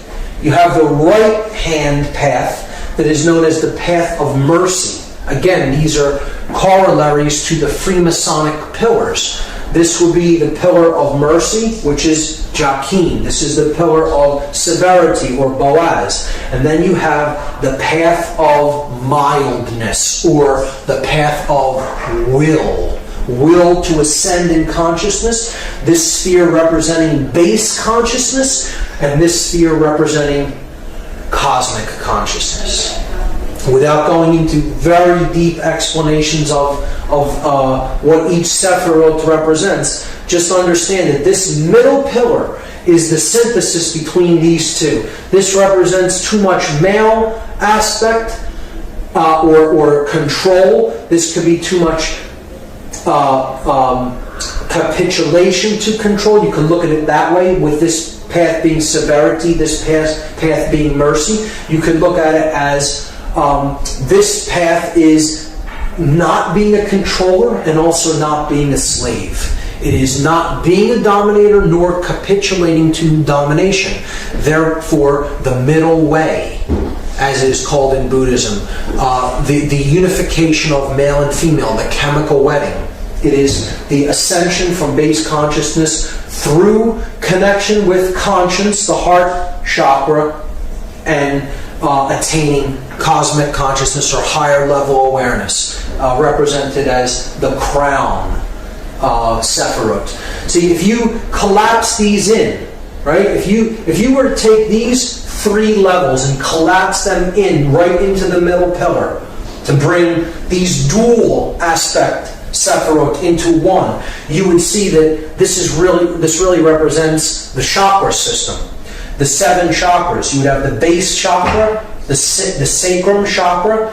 These 2 comprise the solar plexus chakra, the heart chakra. These 2 comprise the throat chakra. These 2 comprise the third eye chakra, and that comprises the crown chakra. So there's the 7 chakras. All right? And we see that would be on the middle pillar, and it would contain 7 chakras. And again, the middle pillar here is building 7. All correlates perfectly. Here are the chakras representing the 7 planets. Up the middle pillar, the spinal column, the raising of the Kundalini energy up the spine and to the top of the head. From down here, farthest out from the sun until we get up to the solar mind. And the earth being the heart chakra of the system. The earth and moon right in the middle. It would be the 4th of the 7 chakras. And that's what's ultimately being brought down. The consciousness is being destroyed and leveled by the leveling of these towers. Okay, so that's Kabbalah. That's the Kabbalistic aspect of the destruction of the World Trade Center buildings, the 3 pillars of the World Trade Center. The second occultic tradition, Tarot, we see again the columns of Jachin and Boaz. Now, see, they're reversed in this example. They're the same way that they are in the Kabbalistic Sephirotic tree of life. But This is the male pillar, the light pillar, the pillar of mercy. This is the male pillar because you're looking at the entrance of the temple. See, in the Freemasonic tracing board that we discussed, the light pillar is on this side because you're on the outside of the temple walking in. In this example, you're inside the temple looking toward the outside, and the goddess is seated in the temple and she's veiled from the outside. So if you were to picture yourself walking in from behind her, right, and she's veiled, the Joachim pillar would be to your left. And that is the male pillar, and here we see the male pillar with the phallic symbol. The feminine pillar, see, it's on her right side. This one's on her left side. So you have the feminine pillar, which would represent Boaz. The masculine pillar here would represent Joachim. The middle pillar represents the goddess. Again, it's a sacrifice of the goddess. Once again, we see it happening. Here we see she's the moon goddess. She has the cross on her chest, the cross of the sun, that she carries within, that she gives birth to. Here we see that the Sephirotic tree is behind her, because Tarot, Kabbalah, and Freemasonry are aspects of occultism that must be studied in conjunction with each other to fully understand them. The goddess holds the book of truth, the Torah, the law, the truth, and it is veiled by her cloak because no one knows how the story ends. The future is still to be written. So, in ancient goddess worship traditions, this goddess was known as Tara, T-A-R-A. And this is why, as a result of this ritual, we have a war on terror. But see, it's said, when it's said quickly, it morphs, and the word phonetically becomes terror. The war on terror. The war on the goddess, the war on the sacred feminine, the war on our emotional feminine aspect, to shut down conscience and to simply follow orders, to do whatever we are commanded to do, to simply follow orders without conscience being involved. The sacrifice of the goddess, care, conscience, the sacred feminine principle of the individual. So, again, this middle pillar is the most important. It is the synthesis between the masculine and feminine energies, the other two pillars. So, the third pillar is the principle of truth, because another name for this goddess in Egyptian tradition was Ta'urt. And Ta'urt's name kind of phonetically morphed until it became Taruth. And this is where we get the word truth out of. Phonetically, the word truth comes from a derivation of this goddess's name. So she is the goddess of truth. Now this is why there is a 9/11 truth movement, because they took too big of a chance in completing the ritual when no plane had hit it. See, a plane was more likely than not scheduled to hit that building, or something was scheduled to hit that building, whether you believe it's planes or whatever you believe actually struck, or the force that was used to bring down those buildings, to me is irrelevant. The buildings did disintegrate. They were brought down, okay? And whether you believe it's controlled demolition or even a more exotic technology is irrelevant as far as I'm concerned. The buildings were brought down, and that's the main thing. And the middle pillar, which represents the goddess, it represents truth, it represents the path to higher consciousness, the unification of the masculine and feminine principles of consciousness within the individual, are being destroyed. Ritualistically, symbolically, we're destroying the sacred feminine. We're destroying care. We're destroying conscience. We're destroying consciousness. We're destroying truth. Okay, that's what the ritual is about. And that is why Building 7 had to be brought down. Something went awry in the plan.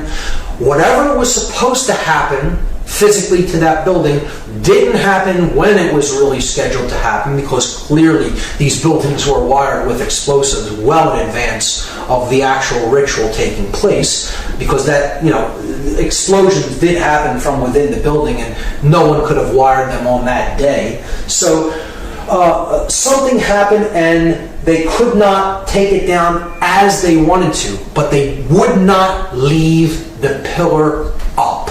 Because if they left it there, it would symbolically represent that the will still stands. The will to ascend in consciousness. It would symbolically represent that the truth still stands. That the goddess still stands.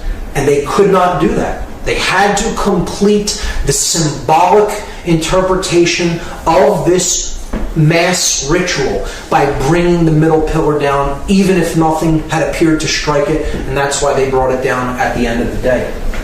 So that is the tarot aspect of it, and how the goddess ties into it. It is a symbolic sacrifice of the sacred feminine, of the goddess, once again. And now a clear example here of the three pillars that we've already seen in the Freemasonic tracing board. Again, the masculine or solar pillar of Joachim, the feminine or lunar pillar of Boaz, and then the pillar of Jacob, Jacob's ladder, the middle pillar, the one that gets you through the stargate. Okay, it gets you to the all-seeing eye. Right? The all-seeing eye directing the entire operation, right? Takes you past that, through the Stargate, to the realm where the true light is at, the intelligent principle of the universe. And this middle pillar is the synthesis between these two. So this is thesis, this is antithesis. Antithesis, antithesis. And this is synthesis. That's the Hegelian dialectic. You are combining thesis with its antithesis to create the synthesis that you are looking for. And that is the ladder to higher consciousness, to higher ground, so to speak, from which you can see the entire game board. You can see the whole floor of the house, as they call it in Freemasonry.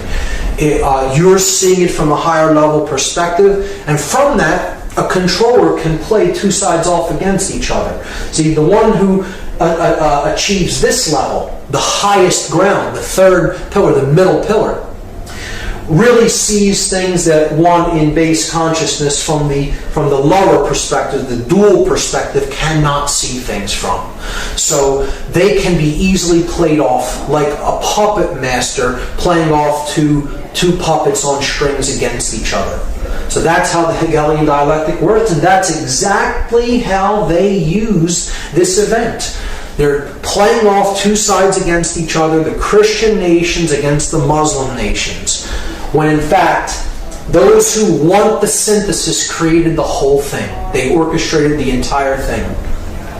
And they got their synthesis, rushing off into wars with countries that really did not have anything to do with the events of that day, because it was a highly orchestrated occultic event controlled by the hidden sorcerers from behind the scenes, and this entire operation was directed from that all-seeing eye, the Pentagon. So bringing down the middle pillar at the end here could represent, well, once a puppet master climbs up to a higher level to control two sides against each other, he has to destroy his ladder so no one can come up to reach him where he's at to discover that he's the one pulling the strings. See, in that symbolic context, that's why they destroy the middle pillar there. So in any context, it works. To understand also in Freemasonry, Hiram Abiff is a representation of truth or conscience, right? He is the middle pillar here. He is the grand architect of Solomon's temple, the greater architect. Hiram, king of Tyre, being the lesser architect, representing the square. Hiram Abiff represents this G in the middle, the grand architect. He is the grand architect for Solomon, who represents the compass on the Masonic compass and square. So he is also a manifestation of the truth that is the synthesis between the male and female aspects. See, and he's wearing a blindfold. Truth is blind. And again, it could symbolize an initiate who is initially blind, and then he gradually becomes the all-seeing eye through his ascent to the higher level of awareness. He begins on the floor of the house, blind to the light. He ends up at the all-seeing eye. Again, a symbolic understanding of consciousness as a journey from darkness into light. And this, again, is a representation of these pillars are a representation of the Temple of Solomon. And the original Temple of Solomon is the Giza complex. These pyramids are the mystery tradition's embodiment of the temple in man. That's what they were representing then.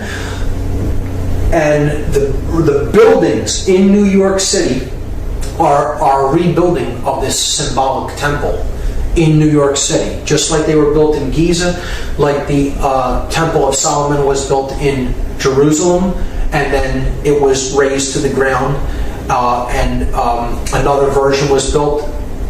It was rebuilt in New York City symbolically, and then it was destroyed again. And now they're planning on building another Temple of Solomon on the ground where the World Trade Center was destroyed. But they're doing it in a very different way this time, which we'll understand when we get to that slide. But see, Hiram Abiff, the ritual of becoming a Master Mason is about Hiram Abiff's ritual murder. And he says that he refuses to give the secrets of Freemasonry. He refuses to give the secret word of the Master Mason. He says, "I will not give it to these ruffians who are accosting me." They want to know the word without doing the work. So he is ultimately slain by these ruffians for not giving the word, but he only tells them that you'll know the word of the Master Mason when the temple is rebuilt. This is a symbol that the temple in man, the brain, is ultimately in a state of total disrepair. It's been destroyed through manipulation and control and taking people's consciousness down to lower and lower levels, and just completely being conditioned and accepting falsities as truths and refusing to accept truths as what is. So Hiram Abiff, as a representative and a servant of truth, refuses to capitulate to domination or become a dominator, and he is slain ritualistically for it. This is a representation of the aspect of consciousness that is base consciousness being slain and it being reborn through a connection to conscience as the widow's son. See, the widow's son is who Hiram Abiff is. And this is the son, again, of the limbic brain, the mother aspect, the feminine aspect, who does not have a male counterpart because the reptile complex, the base brain, has been put into check by our intuitive side and our conscience. So then the male child of proper moral action, the unified neocortex, is born of the widow, the mother without the father or the virgin birth. It's the Christ story retold in a different way. The widow's son is born. The unified neocortex bears the person of proper moral action because they're being born of the intuitive feminine part of the brain, and the male dominator reptilian part of the brain has fallen away, he's fallen dead. Okay, so that's what the story of Hiram Abiff is about. And he's saying to the ruffians, those in base consciousness who threatened to kill him for not giving the secrets of Freemasonry, you'll know the word when the temple the temple here is rebuilt. And the lost word of Freemasonry is equilibrium. That is the lost word. Because equilibrium is what we're striving for between the hemispheres of our brain and the masculine and feminine polarities that are indwelling within us. So they have to come to a state of equilibrium, and then the temple will be rebuilt. The brain will operate in global coherence across both brain hemispheres, and the third eye will be opened, and cosmic consciousness will be awakened. That is what this story is about, and that is what the ritual murder of Hiram Abiff is about, and we'll keep that in mind when we understand that there is a new temple being built on the ruins of the old temple in New York City. Again, the complex of the World Trade Center is a symbolic representation of the original Temple of Solomon, the pyramid complex at Giza. Rebuilt in Washington, D.C., here we see the 3 pillars at Giza, 2 extremely large towers or pillars, and 1 small one. And we see it rebuilt here, the 2 large towers, and then the one that is less than half of the size of the other 2. This sphere here is a representation of the Sphinx, okay, at the base of these columns. So these columns are also a symbol of the Babylonian gold-headed man depicted in the dream of Nebuchadnezzar in the book of Daniel, a prophetic book in the Bible. The gold-headed man represents centralized authority, pharaonic rule, or total hegemony, the unquestioned global ruler, the one world order, the church and state unified in the head of gold. And as dynasties went on, power diminishes. It goes through the Silver Age, then it goes into the Bronze Age, and eventually you have the separation of church and state. And you have the iron legs of the separation of church and state, and then you eventually get to the clay feet if you study this symbology in Daniel. And it's understanding how power is amassed, and eventually through time it is diminished until they're trying to get back from this level to this level. And that is what the Dark New World Order would be. The destruction of the 2 pillars and the combining of them into one centralized authority, one world state and religion. That's what the New World Order ultimately is about, the Dark New World Order. So they're destroying these 2 iron legs. They're destroying the iron legs of the Babylonian gold-headed man to try to get back to one centralized authority of church and state. These pillars could be seen symbolically as church and state being destroyed. So where do we see the concepts of church and state? We see them in tarot on the death card of the major arcana. So we see the rider, death, on the white horse, coming with the flag, the black flag that has the inverted pentagram on it, the destruction of spirit. He is running down a king, and he's getting ready to run down a pope or a priest. So this is the ruler of state, this is the ruler of church or religion, and he's running them both down, destroying church and state. And you see in the background the 2 pillars with the setting sun in the background, the light going out from the world between the 2 columns. Highly symbolic. This is a representation of the new temple that they're building. In place of where the 2 pillars stood, they're planning on erecting one from where the 2 stood. The thesis and antithesis destroyed, the synthesis is created. The phallic symbol, the one male phallic symbol, erected in place where the symbols of church and state symbolically once stood. You know, obviously they weren't buildings that really represent that, but they're symbolic analogs to these concepts. And putting the 1 pillar up in the place where the 2 stood is the rebuilding of the destroyed Temple of Solomon in New York. The sun and the moon, and now only the sun or phallic symbol, the male tower, remains. That is what 9/11 was about. 9/11, incidentally, the Freedom Tower is what that building is going to be called, and it's scheduled for completion in the year 2012. I'm sure to correlate with other dark prophecies of apocalypse or Armageddon, and which isn't what I see 2012 as being at all. I see it really being the birth of consciousness, because they're not able to put consciousness down. Their ritual failed. There is hope in the fact that the Building 7 stood, and they had to bring it down and essentially screwed up the entire thing by really making people come online and understand that this was an inside job and this was an occult ritual, by bringing down that middle pillar when nothing had hit it. So that was the ultimate mistake in this whole ritual enactment, and as far as I'm concerned, they did not fulfill the agenda that they were trying to fulfill by this ritual being enacted. Instead, they initiated a great awakening within the human population. As the researcher Michael Tessarian is fond of saying, did 9/11 shake us up, or did it?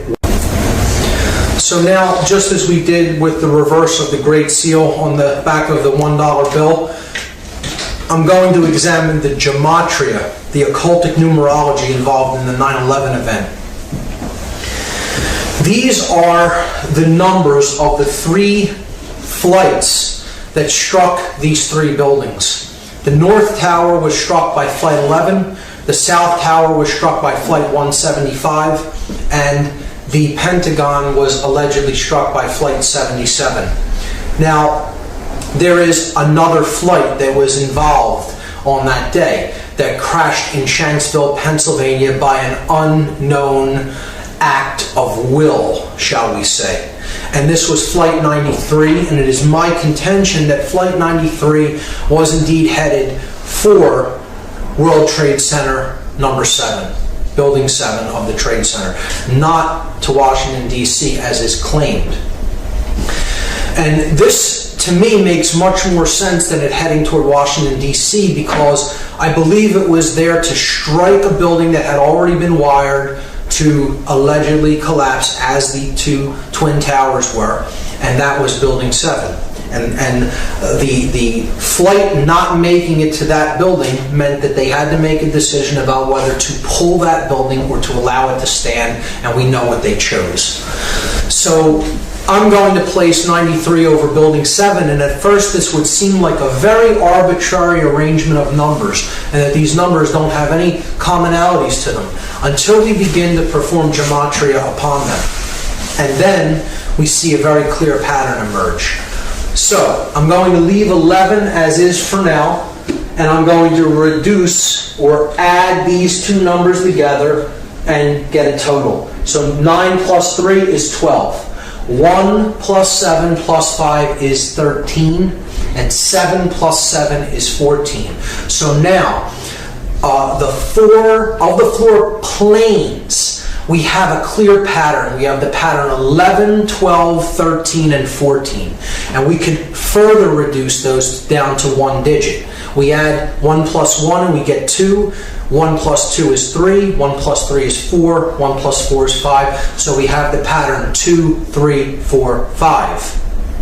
When we add those together, 2 plus 3 plus 4 plus 5, we get the total 14. And again, there's that symbolic number again that totals 5, that is about the 5 elements: earth, air, water, fire, and spirit. But it is the separation of them, the 1 and the 4, the spirit and then the 4 elements. This is the 14th level of that pyramid, where the light is at, the 13 levels of stone, and then the light at the top, the 14th level. So look at the 9/11 date, 9/11/2001. You add up all of these numbers, 9 plus 1 plus 1 plus 2 plus 1 in 2001, and you get 14 again. So not only is it the date, it's the powers that did the act. Okay? The 4 planes totaled to 14, their digits all totaled make 14. So the powers that perform this act are the 14, and this correlates with the 14th level of this pyramid, or the illuminated ones, the sorcerers behind the scenes that are manipulating the events of the world. So we have this arrangement on the building: 77 at the Pentagon, 11 at the North Tower, 175 at the South Tower, 93 at Building 7. If we add the two planes that struck these towers together, we get the number 186. 175 plus 11 is 186. Now, these are the planes that struck the twin towers, the North and South Tower. What if we equally distribute that number between the two buildings by dividing it into two? 186 divided by 2 is 93.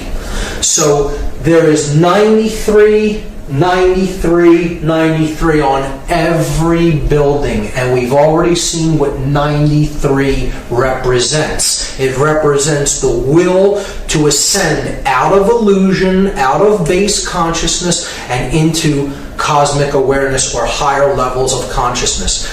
93 is the number of willpower and of love.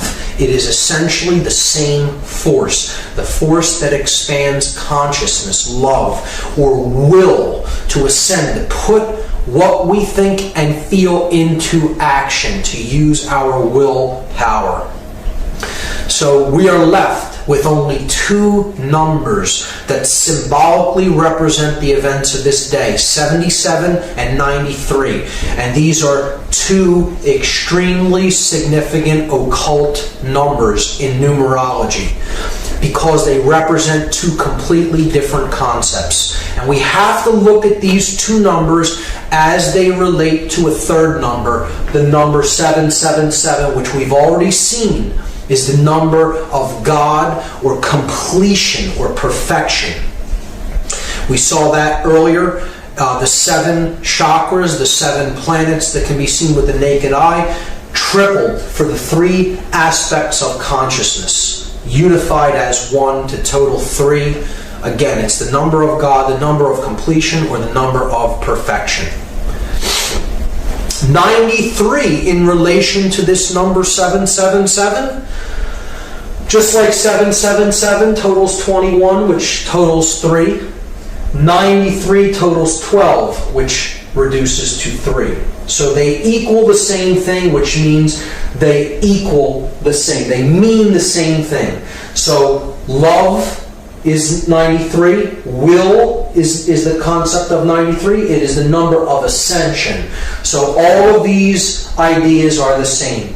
They mean the same thing. In gematria, when numerological additions total the same value, the words that they represent really mean the same thing. So 93 is 777, is love, is will, is ascension, is God, is completion, is perfection. These are all the same concept. The number 77 is very significant. It is the 14. It is the dark aspect of that light in the triangle, the ego, the all-seeing eye that is identified with building that pyramid upward. The physical form, the physical world, ruling, control, sorcery. It is the force of chaos. The number 77 represents chaos in all forms of occultism. It represents the sorcerer. It is the sorcerer's number. And it is the number of the beast in disguise. Why is that? Because if you fail, even if you succeed in one of the other 2 aspects of consciousness, in thought and emotion but not action, or in thought and action but no emotion, in the example of a sorcerer has no emotion, or even in emotion and action but with no thought, that is base consciousness. That is the beast. You have not arrived at the 777. You have only arrived at the 77, which is 2/3 of completion, or it is 14 out of 21, 2/3, right? And this reduces in decimal to 0.666, repeating. So it is the number of the beast in disguise. The sorcerer is the beast. And this is encoded on the 3rd degree tracing board of Freemasonry. Here you see the tools that slayed Hiram Abiff. He is finally struck with the mallet, representing ignorance, the light going out, the third eye being struck, put into the coffin, okay? The coffin is the spirit, where Hiram Abiff, the hey in Hebrew, representing 555, Hiram Abiff's number.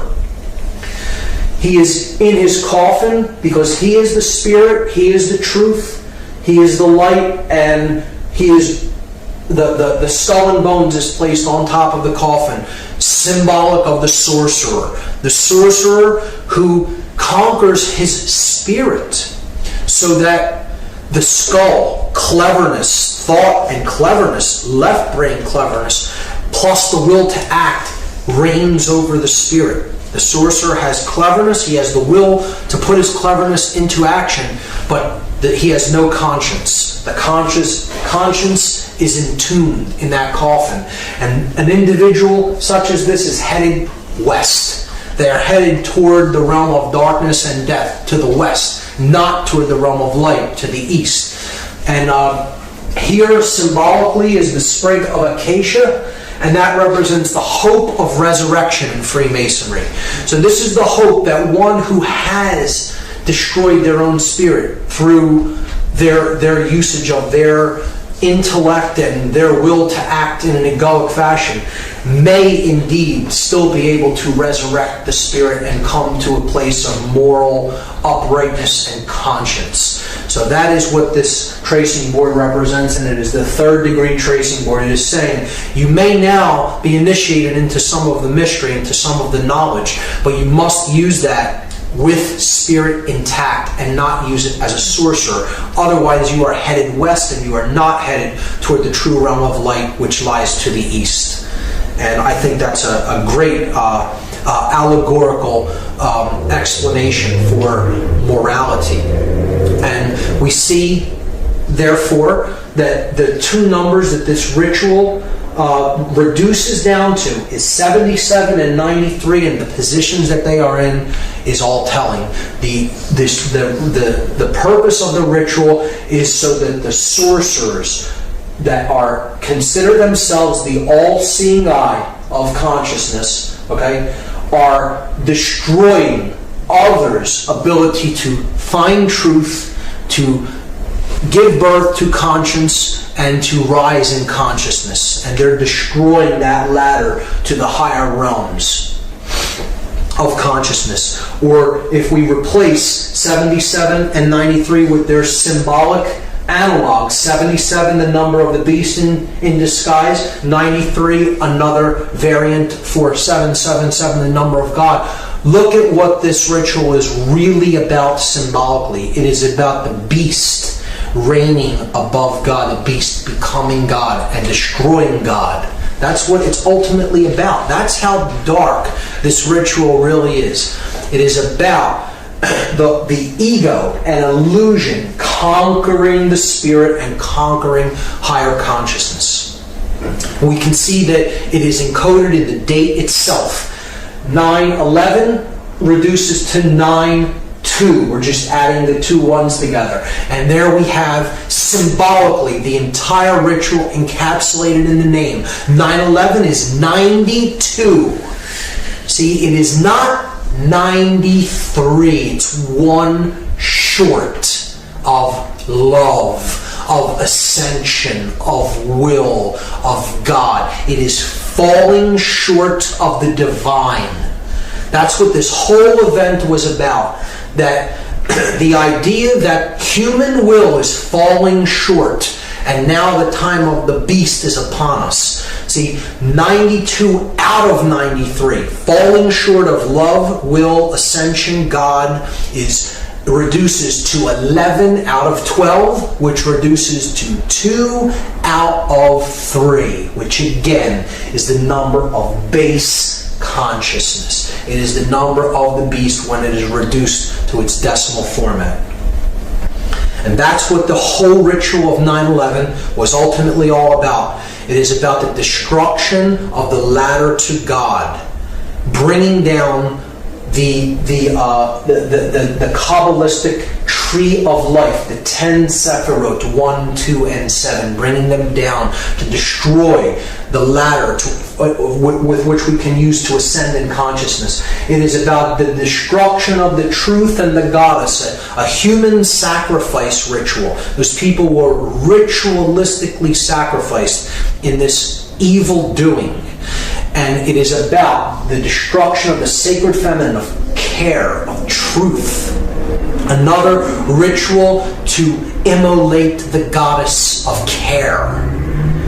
The goddess that represents the earth. Terra. Again, you hear politicians say, if you are not with us, you are with the terrorists. Tara, the goddess, the Mother Earth. Terra is the name for earth. If you're not with us, you're with those who side with the earth and the Mother Goddess, right? And it was also used to create the Hegelian dialectic, the bringing down of thesis and antithesis to create synthesis, the sorcerer's middle pillar. That's what the event of 9/11, 2001 was all about. An occult ritual to bring about the dark, modified version of the Hegelian dialectic. Chaos, confusion, opportunity. General Douglas MacArthur talked about the Hegelian dialectic. He said, our government has kept us in a perpetual state of fear, kept us in a continuous stampede of patriotic fervor with a cry of grave national emergency. Always there has been some terrible evil at home or some monstrous foreign power that was going to gobble us up if we did not blindly rally behind it. Create the chaos, get the confused, fearful reaction, and then that's your opportunity to offer the solution that you had in waiting. Hermann Goering perfectly understood this, one of the highest ranking officials of the Third Reich, the Nazi regime. He said, naturally the common people don't want war. Neither in Russia, nor in England, nor for that matter in Germany. That is understood. But after all, it is the leaders of the country who determine the policy. And it is always a simple matter to drag the people along, whether it is a democracy, a fascist dictatorship, a parliament, or a communist dictatorship. Voice or no voice, the people can always be brought to the bidding of the leaders. That is easy. All you have to do is tell them they are being attacked and denounce the peacemakers for lack of patriotism and exposing the country to danger. It works the same in any country. And that is what we saw on 9/11.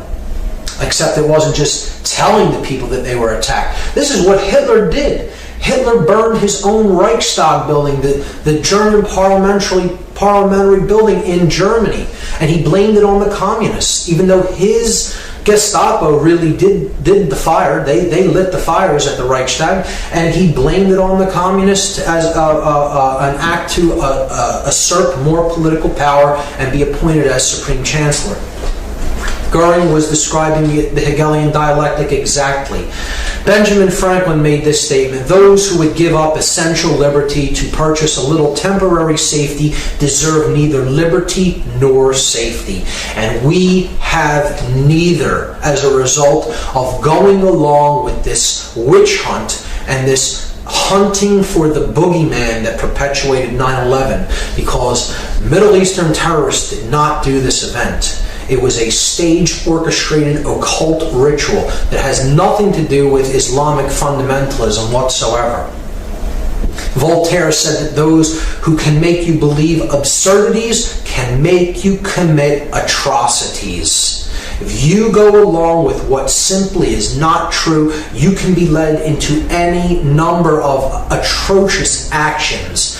And Really, that's what the ritual was all about, to keep us in a perpetual state of fear so that we are easier to control. And that's what the whole fear of terrorism and the terror alert system is all about. See, just like Hitler burned his parliamentary building, we had our Reichstag fire called the 9/11 event, and it's just about an attack on civil liberties and our rights and our right for freedom of speech, and just to curtail all the God-given rights that we already possess as an attack on our personal sovereignty. And people will be willing to give up more personal sovereign rights if their consciousness is shut down through fear. They bought into the fear, and now we're going off in other lands that really had nothing to do with this event, and we're waging war and killing millions of innocent people as a result of this total fraudulent staged event. And these are the atrocities that we're committing because we've believed in this absurdity. The murder of children, torture, now seen as acceptable in many circles, absolutely reprehensible actions perpetrated upon people that do not deserve to be treated like animals, which is what they're doing to many of the prisoners that they're holding in oftentimes secret prison camps. And it's just a further perpetuation of suffering and fear into the world that is a self-perpetuating cycle and creates more and more of the same dynamic: fear, disorder, chaos. That's what the whole event was about. Encapsulated in the 33rd degree of the 33rd degree of the Order of Freemasonry is this symbol, the double-headed eagle, which represents he who sees the past and the future, because ultimately the same force is controlling both and directing both. And it's about order out of chaos. Deus meum quae jus is a Latin phrase that means God and my right. God and my right, like the divine right of kings. And ordo ab chaos, another emblem of the 33rd degree, chaos, sorcery. Our brand of order out of our brand of chaos. Now there is a positive interpretation of this emblem and of the phrase ordo ab chaos. Order does indeed arise from chaotic situations when you look at putting water into a vessel and taking it from one level up to a higher level. That is the way consciousness ascends. It has to be a chaotic event, but then it comes up to a higher level and then it maintains equilibrium and order again. So that is a way of seeing this principle in a positive way, but in this event, certainly dark occultists manipulating sorcerers are orchestrating this event as an example of chaos sorcery, chaos magic, to bring about their Hegelian dialectical order out of the chaotic events that they themselves orchestrated. And that is the final method of manipulation. So now, the last thing I'm going to do in part 2 is talk about what is the globalist esoteric agenda. What is the ultimate agenda that the globalists want to see brought about? Why are they doing all of these things? Why all of this manipulation and mind control? What is the end game? What is the end result of what they're trying to accomplish? What is their agenda? And J. Edgar Hoover, former FBI director, made this statement: the individual is handicapped by coming face to face with a conspiracy so monstrous he cannot believe it exists. The American mind simply has not come to a realization of the evil which has been introduced into our midst. It rejects even the assumption that human creatures could espouse a philosophy which must ultimately destroy all that is good and decent. See, this is why we're in such denial, why we're in such cognitive dissonance about all of this. People will say, I don't care if I had absolute definitive proof that this is exactly what happened and how it happened, I won't believe it anyway. I will choose to believe in something that isn't true because my mind can't go there. It's too uncomfortable for me to accept. And this is the condition Hoover, right here, a former FBI director, is describing. He's describing cognitive dissonance, psychological denial that comes from the refusal to accept the fact that things are as bad as they are. David Rockefeller described this New World Order, what they're trying to put into effect. This agenda, he described it. He said, "We are grateful to the Washington Post, the New York Times, Time Magazine, and other great publications whose directors have attended our meetings and respected their promises of discretion for almost 40 years.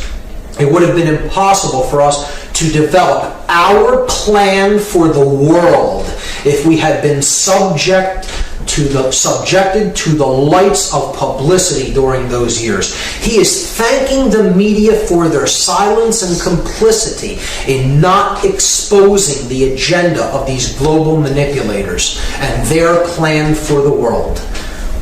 He said, "The world is now more sophisticated and prepared to march toward a world government. The supranational sovereignty of an intellectual elite and world bankers is surely preferable to the national auto-determination practiced in past centuries." Imagine the hubris of somebody making this statement practically out in the open, saying that the world surely would be better to be completely governed by international bankers and an intellectual elite rather than national sovereignty and personal sovereignty codified by our documents of higher consciousness, like the Declaration of Independence, that explained what the sovereignty of man is really about and where it comes from. And he's saying out in the open, why have that when you can have rule by international banking dynasties? This is what the agenda is all about. The elite want to get back to the Babylonian gold-headed man. They want to get back to 100% total control of all the resources and all the minds on the planet as God on the earth, the all-seeing eye in human form, that which is omnipresent, omnipotent, and all-powerful. All-powerful, all-knowing, all-seeing, present everywhere. So this is the rulership of church and state in one. Church and state are obliterated and they are replaced by one sovereign, ruling, global elite class that runs the state and the religion, and they're one and the same. Just like Nazi Germany tried to do, but this would be the new version, the Fourth Reich, Nazi Germany on technological steroids, taken to a whole new level by advanced technology. 1984, as written out by George Orwell in his brilliant novel, like the Ingsoc Party. Total 100% control of everything that is true, everything that is believed, everything that is done. They are the arbiters of truth. They're God on earth. That's what they want to accomplish. They're putting this into practice through trying to eliminate national sovereignty through the erasure of borders and to create national superblock states of nations, like they're doing with the European Union and like they want to try to create with the North American Union of Canada, the United States, and Mexico. Their plans for this have been slowed, but I think they're going to use the economic crisis to try to put them into a more forward state of advance. They want a world mercenary army to control the population of any dissenters. They want a world central bank. They want a microchipped population from which resources, food, money can all be controlled by a globally networked computer that they control, so they know where all finance, where all currency is flowing, and can take anybody out of the loop for not going on with along with their agenda at any given time, and then they would have no ability to take part in any commerce in any way. The mark of the beast, so to speak. A total surveillance grid, a technological surveillance state. Big Brother is watching you, getting us used and acclimatized to always being on camera, our actions always being watched. Further and further centralization of control, and further people policing themselves. That's what they ultimately want. The destruction of the sacred feminine aspect of our consciousness, our emotions, through the numbing out of our emotions, through our food and medicine, particularly the overprescribed antidepressant SSRI drugs, a total state of left brain prisonhood in which people become more and more controlling and dominant toward the left brain, even females, and they become subservient to those of higher levels above them. So a race of masters and slaves.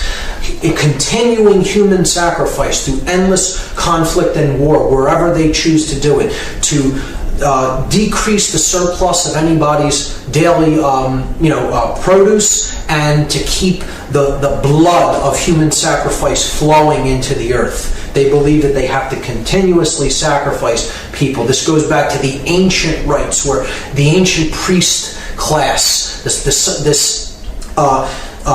demonic priest class, would actually believe that they had to keep blood flowing in human sacrifice for the sun to make its journey across the sky each day. It's that level of perversion and sickness in this occultic ideology that wants and desires to have endless human sacrifice through war. To have a population of completely disconnected from spirit individuals that are completely hypnotized, shut down in consciousness, totally blindfolded, have the blinders on, and have become pure sheep. They've become their own sheepdog. They police themselves, and they have become golems. They've become creatures, literally creatures without actual consciousness of their own, that are completely programmable and are owned by someone else. They're totally created beings that are made by someone else. See, that's the definition of a god, is it not? It's a being that is capable of creating another being in its own image and likeness. And that's what they want to create. They want to create a being that looks like that. That's how they look inside. That's how much they rage against what is. They are actually that golem on the inside, and they want to create that in the external world, because that is how they ultimately feel about themselves and the world. Julian Huxley described this total scientific dictatorship. He said that a really efficient totalitarian state would be one in which the all-powerful executive of political bosses and their army of managers control a population of slaves who do not have to be coerced because they love their servitude. This is a person who studied eugenics and mind control, and he was explaining what the New World Order that they're trying to build really is. Slaves that love their enslavement because they have become so dependent on the big daddy state. What this all boils down to, once again, the New World Order is about human enslavement. It is about slavery, a society of perfect evil. Perfected evil is the state when every being in a society is both simultaneously a master and a slave. They have subordinates under them, which they dominate, push around, and are masters of, while simultaneously they follow orders from an elite class above them, and so they are subjugated and enslaved to a hierarchy above that. And it just goes on and on up the chain. No one is free in a society of total human enslavement, no matter how high they are on the hierarchy, because ultimately you can get to the highest level in a physical body and physical form, and ultimately they are serving the dark force of consciousness. They are ultimately enslaved by their own fear. They are ultimately enslaved by their own ego, and they are ultimately enslaved by illusion. The belief that you can or have a right to attempt to control anyone or anything outside of your own thoughts, your own emotions, and your own actions, because that's the only thing you have any right to control, and that's the only thing you can control. Everything else is an illusion, and if you attempt to control, you are ultimately enslaving yourself. There is no such thing as control in the three-dimensional reality. There is no such thing as authority here in this realm. Authority does not exist in this realm. There is only one authority, and no man is it.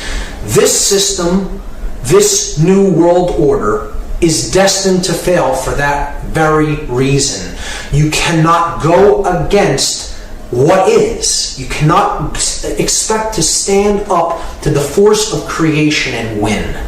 Plato made this statement: the price that good men pay for their indifference to public affairs is to be ruled by evil men. So we may get ourselves into a deep mess of things and eventually end up being ruled for a time by these tyrants, by these controllers, by these sorcerers.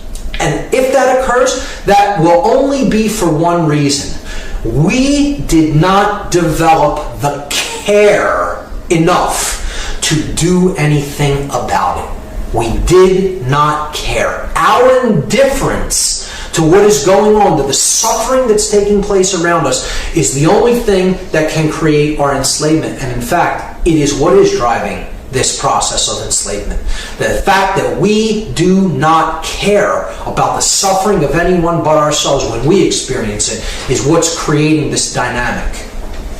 And that is what the New World Order is. The dark New World Order is that pyramid of enslavement controlled by an intellectual elite with no conscience, that is in the know about how consciousness works, is keeping others in the dark with their own will. They're using their desire to stay in ignorance against them and keeping them at lower levels of knowledge, not understanding what they're part of, being the bricks in that pyramid to build their dark New World Order and put the light of creation out of this world forever. So they think they can accomplish that. And that is the idea of hell on earth, the perfect state of evil, the slave and master world in which every being is simultaneously a slave and a master of a slave. Hell on earth, it has been described as the dark New World Order. So that is the end of part 3. That is the ultimate agenda that the globalists have for humanity in mind. And in the next part, in part 3, I will be going into how to apply consciousness to this problem so that we can solve it and get out of the current state, the current problem that we are experiencing. So part 3 will be solving the problem through applying what we've learned about consciousness.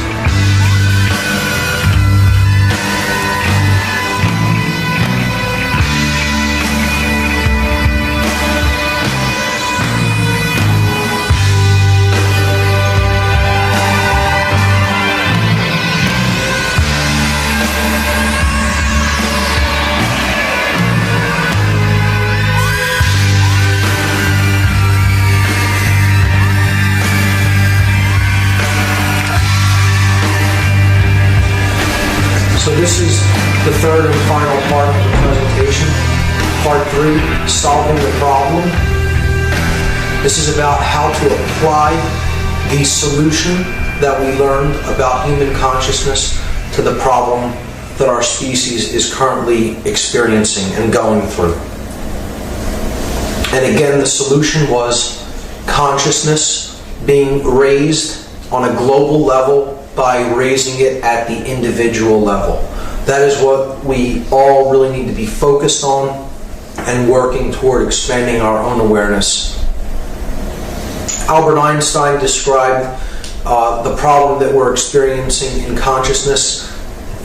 He explained it this way. He said that no problem can be solved by the same level of consciousness that created it. And that's exactly the case. You cannot continue to do the same thing and expect a different result. We want to apply the same level of consciousness that created the problem and attempt to solve it that way, and it simply doesn't work that way. We have to elevate our consciousness, and from a higher perspective, we can then solve the problems that were created from a lower level of consciousness. Goethe said that none are more hopelessly enslaved than those who falsely believe they are free. We buy into this illusion that freedom is what we have today, that this completely controlled society based on differential value and manufactured lack and fiat currency and all other forms of control and manipulation is true freedom, then we are living in a prison without the bars, with the bars that we really cannot see, yet we are still enslaved by. So we have to understand that what we have is not true freedom currently if we're really going to work toward the manifestation of true freedom in the world. Edmund Burke said that the only thing necessary for the triumph of evil is for good men to do nothing. And Thomas Paine said that these are the times that try men's souls. The summer soldier and the sunshine patriot will, in this crisis, shrink from the service of his country. But he that stands it now deserves the love and thanks of man and women.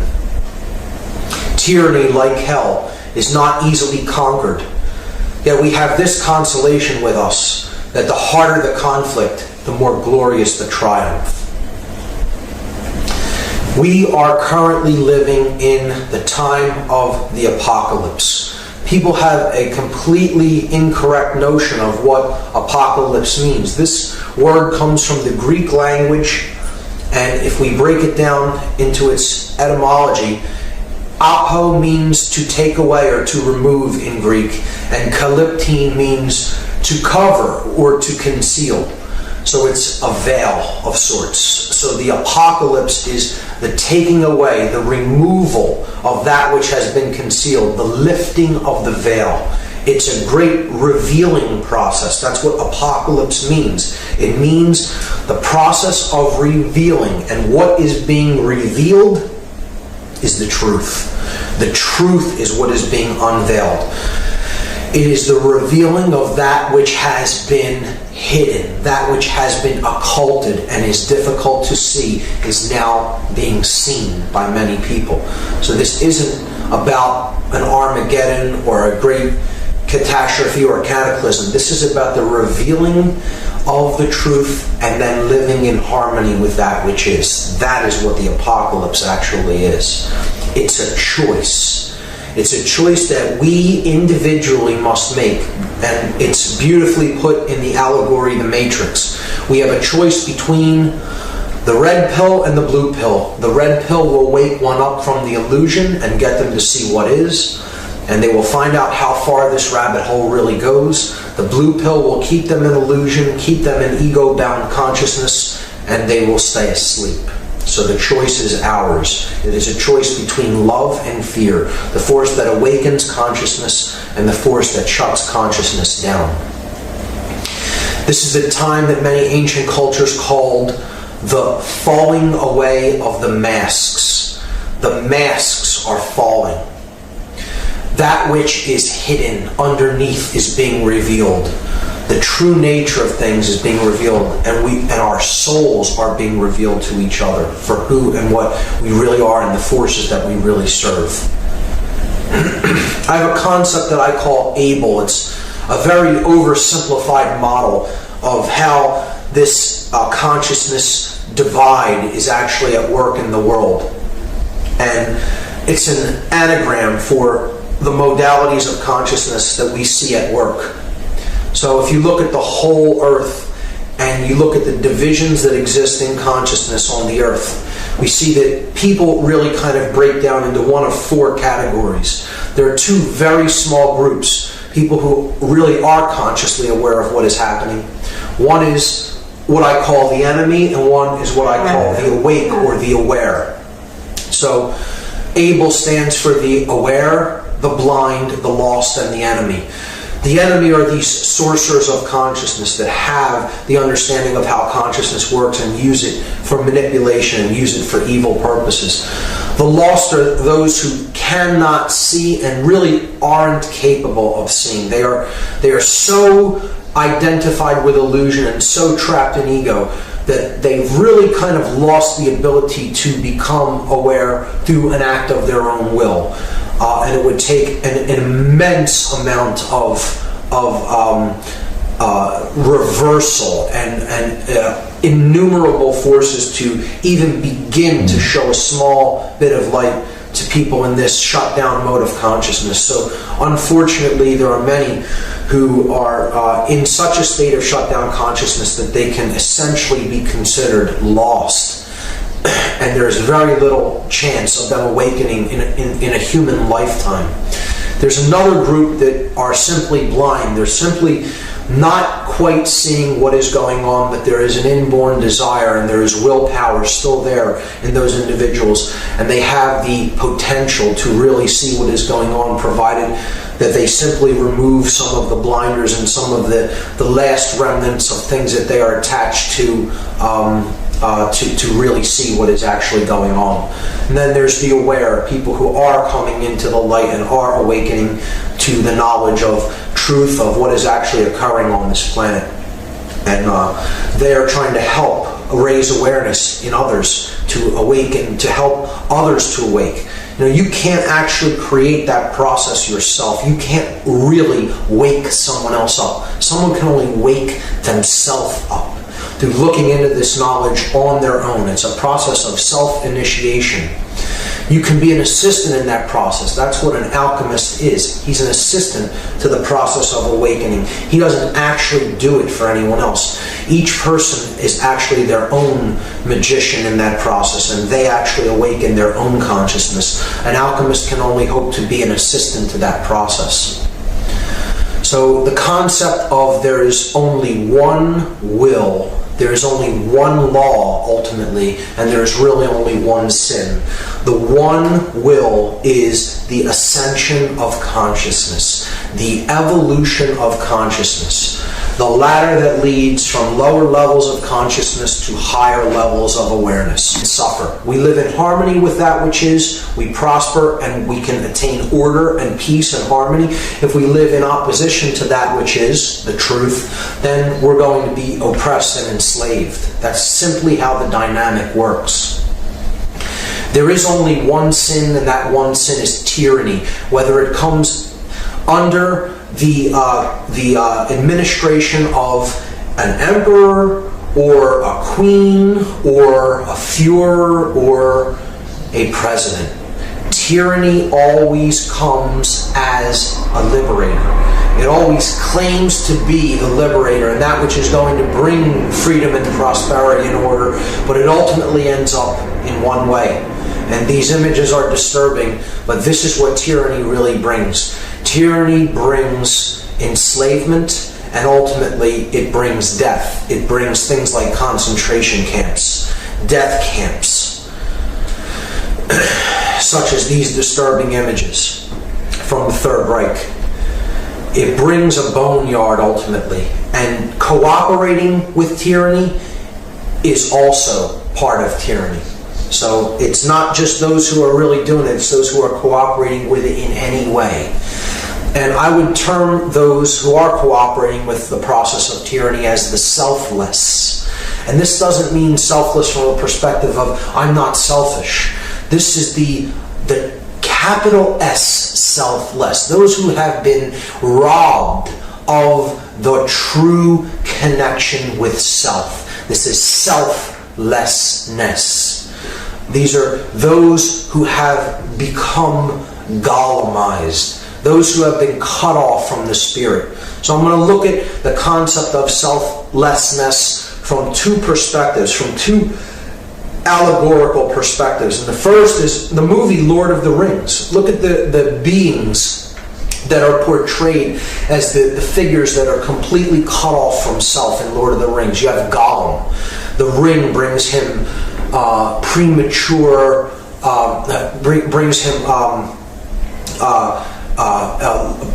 unnatural long life. It brings him suffering and attachment to the concepts that the ring embodies. Worshipping materialism, worshipping power. He's unwilling to let go of these things. He's unwilling to let go of ego. So he becomes a shriveled husk of his former self, Smeagol. The orcs used to be elvish creatures. They used to be elf-like beings, and then they became these monstrous beings, the orcs. The ring wraiths have no face. They're depicted as completely selfish, selfless. They have no identity underneath their mask. They're a total husk. And of course, you have the all-seeing eye, the dark consciousness of Sauron, who is disembodied. He totally doesn't have his former self form. He is completely a disembodied consciousness, a husk of his former self that is completely done in and is completely changed into something of that is completely not what he formerly used to be. So that eye just represents total ego, total illusion, and he is not anything of what he used to be. This is brilliantly portrayed in Star Wars. The master and slave relationship that's shown in Star Wars. The stormtroopers are the oppressors of the people of the former Galactic Republic, now the Galactic Empire. And they are all clones of each other, we find out in the later Star Wars episodes. They're clones of the same being, Jango Fett, because they have no unique identity. They're all the same underneath. They're copies of each other, or clones. The uniformed individuals who have given up their sense of sovereignty and self, and they have become clones of each other.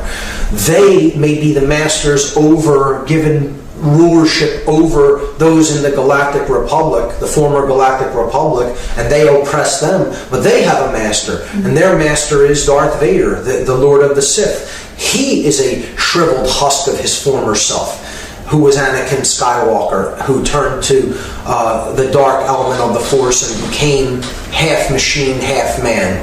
And he is not the ultimate ruler, because he himself has a master as one of the Sith. He is the apprentice, and then he has his master, Darth Sidious. Darth Sidious is a shriveled husk of his former self, Senator Palpatine. And he would seemingly be, in physical incarnation, the highest level of the hierarchy of power. So one would think, well, he doesn't have a master, but indeed he does have a master, because he is owned and controlled by the dark side of the Force itself. He is owned and controlled by his desire for power. His egoic will controls and dominates him. So he, in turn, is additionally a slave, in addition to all the rest of the slaves who are also masters. This is how control works. Everyone is a puppet on a string and has a puppet on strings under them. So it's an endless hierarchy of slave that is also master, and master that is also slave. And we see this with the modern day stormtroopers, the modern day clones that have given up their identity and their sovereignty over to an entity that is really not a sovereign being. The state, the government, the military body, the organization. Just like the stormtroopers gave up their sovereignty and their identity to become individual clones and gave up their former selves, the selfless, those who are not connected with true self. All the barriers to self-realization they buy into, and they live their life in discordance with truth and discordance with what is real. They live their lives in illusion and ego identification. And they don't really see that they're really simply being used as pawns in a game, and they are the chess pieces on the chessboard, on the floor of the house, as it is said in Masonic parlance. And they are simply moved by their chess masters who do see things from a higher level of consciousness. They can see the whole game board floor, but the individuals that they manipulate, these individuals, do not see the entire game for what it is. They see only the square or two in front of them or to the side of them, as a pawn in a chess game would. The chess master can see the whole board, but they cannot. Again, the floor of the house, base consciousness, the checkered life of man, the wanderer between light and darkness, the pawn that can be positioned in the game. And ultimately they are the bricks in the pyramid of manipulation, those who are being used to unknowingly used, without their direct knowledge, by those in knowledge in the light above them. In their ignorance, they're being used as one of these bricks to build the pyramid of male dominator manipulation, the new world order system, to build the blade, the male dominator world. What we have to understand, the concept that we really need to understand going forward to enact these solutions, is what personal sovereignty is. We have to understand the conceptual idea of sovereignty at a deep level, understand what it really is, what it means, and how we can exercise sovereignty in our own lives.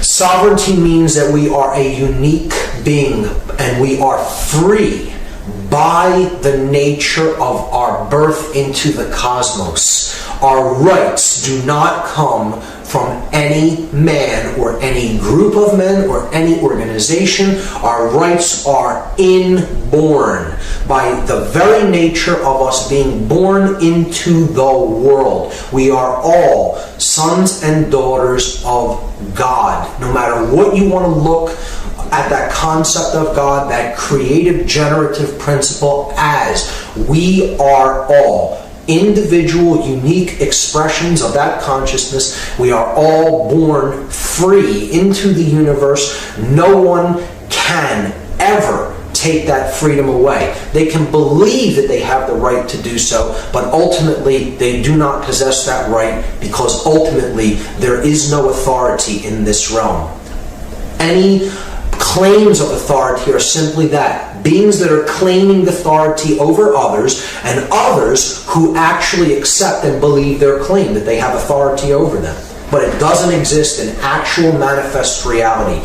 It is only a claim and a belief by those who accept the claim of authority. There is only one authority, and no man is it.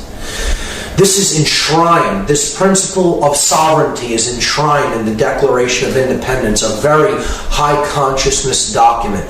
The language is extremely specific in the Declaration of Independence, and it reflects a high level of understanding and a high level of consciousness and an understanding of sovereignty. It says that we hold these truths to be self-evident. So it's not a belief, it's a truth. It's not questioned as a belief, it's self-evident. It's a truth that is self-evident. The language is very specific. It isn't a belief that we happen to kind of resonate with. It's a truth that is so obvious we recognize it as being self-evident. That all men are created equal. Created equal. That implies a creator. Okay? They are endowed by their creator. An endowment is a birthright. It is something that you come into the universe already owning, already possessing. It's a birthright by their creator. The creator is that which has endowed this right to us, has given it to us as a birthright with certain unalienable rights. Unalienable means these rights can never be separated from the individual. They cannot be made alien to the individual. Among these are life, liberty, and the pursuit of happiness. a very high consciousness document, and I think in our modern day and age in this country, we've really lost sight of these truths. We've really lost sight of what sovereignty really is. We need to go back and look to the consciousness of the individuals that comprise documents such as this and understand really what they were saying and what these statements that were made meant. And again, it's a declaration. It's a true statement of that which is, of independence, of no dependence upon anyone else, because we recognize our own personal sovereignty. The enemy of all personal sovereignty is what I call satanic illusion. This is the force. The word Satan or shaitan in Hebrew means the adversary, he who opposes, the oppositional force that tries to create strife and chaos in our life. That's what Satan really is. It's that force. And it does that job by illusion, through illusion and manipulation. It tries to get us to identify with things that aren't true and aren't real. That's what illusion is. Something that isn't true, we latch onto it, and because we latch onto it and refuse to detach from it, and we live according to something that isn't really true. You know, we don't live in harmony with that which is, with truth. We try to live in disharmony with the truth because we're attached to an illusion that we've bought. All you can get out of that is suffering. You can't get any order out of that. You can only get chaos out of it. So satanic illusion is that which claims authority and claims the right to even draft laws into being. To write laws is a satanic illusion that's born in man, because we're trying to claim that we're an authority, that we in some form represent natural law and represent God. I understand the idea, how it's intended, but really all law is satanic illusion if you really come right down to it. Because if a law is in harmony with natural law, with higher law, with cosmic law, it need not even be codified or written down. If one recognizes natural law as such and lives in harmony with it, there is no need to write that down. It's a redundancy. Conversely, if any law is in opposition with natural law, then it need not. Conversely, if law is not in harmony with natural or cosmic law, it really need not be obeyed. It can be thrown out because one cannot be coerced into living in disharmony with natural law. And that's what all these new punitive laws that are coming in by this rogue administration and others that are to follow it really are. They are in disharmony with the natural law of creation. And in effect, they cannot really limit our rights or our freedoms. They can write down those laws all they want. No one is bound to obey or agree to be controlled by them, because they don't quite understand about things like the Bill of Rights. The Bill of Rights do not grant any rights to anyone, nor does the Constitution grant rights. These are documents that were written to place limitations upon the enumerated powers of government that are clearly articulated in the early sections of the Constitution. Article 1, Section 8 spells out and enumerates the powers of the government. And these are documents that are supposed to limit the power of these non-sovereign creations of the sovereign beings. But see, we have it the exact other way mentally in our minds. We think that the government is the all-seeing power, all-knowing power, and it grants rights to people. Many people actually think that and actually believe that these documents that were written grant us our rights. Nothing could be further from the truth. These documents are supposed to be written limitations on governmental powers and written enumerations of the specific powers that the sovereign beings of the world, of the country, are granting to a governmental body to be allowed to carry out. So the way I look at satanic illusion is that ultimately all law is satanic illusion. All government is satanic illusion because it is externally imposed. It is based in control, which is fear consciousness, and it is based in creating opposition. This is what the law of man. This is how the law of man differs from the law of attraction and the law of nature. The law of man is based in opposition. It is an oppositional force. It needs to create two sides or a conflict that it can play off against each other so a third party can come out on top. So it is the Hegelian dialectic. It is satanic illusion. Bill Clinton made this statement: if the personal freedoms guaranteed by the Constitution inhibit the government's ability to govern the people, we should look to limit those guarantees. He actually made that statement, that he thinks that the government has the right to curb people's God-given rights and freedoms. A non-sovereign entity, known as the government, has a right, in this gentleman's estimation, to curb the inborn birthright freedoms of sovereign beings born into the universe as free beings. He made that statement, and I believe that he believes that. I also know that he believes this statement, and I'll shock you with what I'll follow it up by. He says the purpose of government is to rein in the rights of the people. That's what Bill Clinton actually believes. The purpose of government is to rein in the rights of the people. So knowing what I now am espousing in this presentation and what I've stated throughout, you would think that I disagree with this statement. But the truth is, I don't disagree with this statement. This statement is exactly the truth. The purpose of government is to rein in the rights of the people. And I make that statement because I understand what the word government actually means. This is what the word government means. It comes from two Latin words. Gubernare is a verb which means to control, and mente means mind. It is a noun that means mind. Government means to control the mind.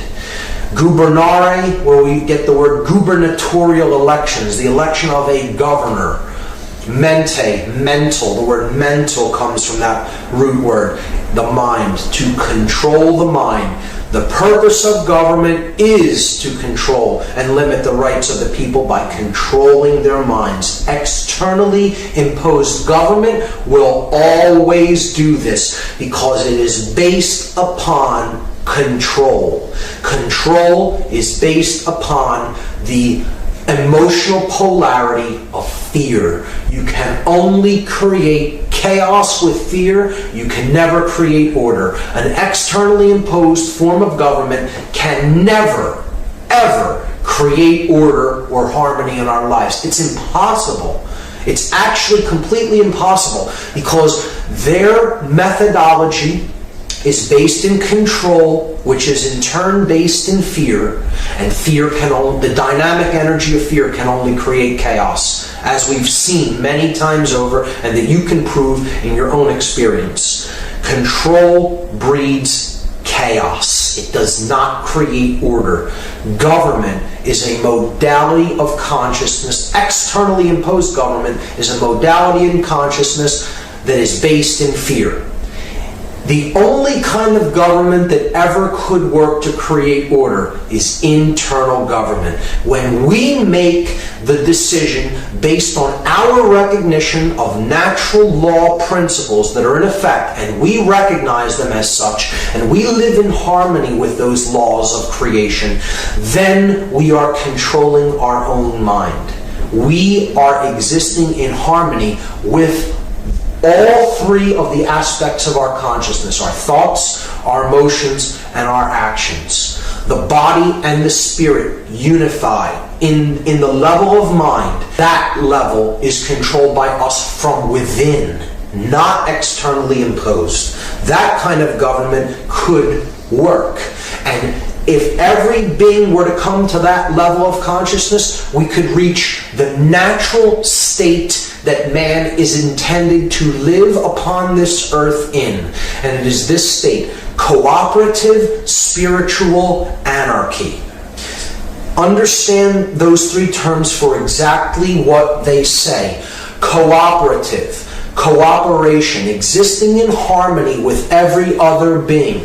Spiritual, the recognition that mind and spirit, that body and spirit come together in the realm of mind, so that spirit is capable of having an experience here in the physical realm. So we have to understand ourselves as spiritual beings having the human experience, rather than left-brained, imprisoned consciousness identified with physical matter and the five senses. Anarchy meaning just what it says, not the negative connotation that this word has picked up through propaganda and mind control. Anarchy is simply the absence of external rule, no rulership. It is understanding that we are all sovereign, free beings. No one has the right to control anyone else, and understanding that no one attempts to control anyone else either. Cooperative spiritual anarchy is the natural state that man is supposed to live in the world. We come to this level of consciousness and we live in this state of being, and we will have peace and we will have order.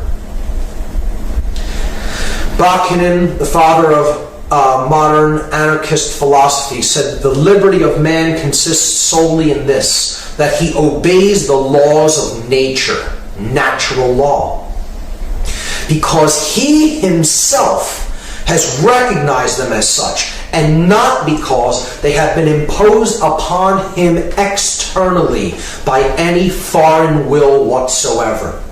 This is the understanding of what true anarchy really means. It means no externally imposed control, because one is not existing in oppositional fear-based consciousness. And we need to arrive at that state of consciousness through our own recognition of what natural law is. And that can only happen when you raise consciousness to that level where you can understand how these forces are really at work in our lives. When you say the word anarchy to most people, again, they think of this word, chaos, which we've talked about many times throughout the presentation. But anarchy, true anarchy, does not bring chaos. True anarchy would in fact bring order, because it is based in freedom. What we have now is not order. We now have chaos, because our consciousness is ruled by the vibration of fear. And fear creates illusion. Fear is giving into illusion. It creates confusion within the individual. That creates the desire to control things externally, and there you have chaos resulting. You cannot create order with that dynamic, because chaos is based in fear. Once again, chaos based in fear and based in attempting to control things external to the self. The only way you can create order is through the recognition of and then deciding to live in harmony with the natural laws of the universe. And that is the vibration that is built on higher consciousness, and it is built on the emotional polarity of love. Love creates dominion within, the rulership of the kingdom of self within. This is what Jesus meant when he said, the kingdom of heaven is within. So we need to recognize these forces at work, live in harmony with them, That is what the expansion of consciousness is. That is what living in a vibratory energy of love means. That creates internal dominion. That creates freedom in the external world. And ultimately it creates order. Everything that is ordered by divine principles and the divine intelligence that underlies nature. That's the only way order can ever be created. So those are the concepts to keep in mind when we talk about the way out. The actual grassroots solutions that we can employ to heal ourselves, to heal our consciousness, to unify the masculine and feminine energies that are indwelling within us, and to get out of this prison that we've let ourselves into. And the way out, I'm choosing 10 methodologies that are grassroots solutions for consciousness change. 10 again being a symbolic number representative of consciousness. We need to heal our individual worldview healing. We need to change the quality of our attention, of the information that we pay attention to, what we take into ourselves. We need to develop true present moment awareness. We need to change our diet and get onto healthy foods, whole foods. We need to detach from the current monetary system to the extent that it was within our capability to do so, because our monetary system, again, is a fiat system of currency that equals debt and enslavement. We need to practice the non-support of dominators and the dominator culture as a whole. The non-support of it, not the support of it, but the non-support of it. We need to develop what I term mindfulness, or what many ancient philosophers called mindfulness.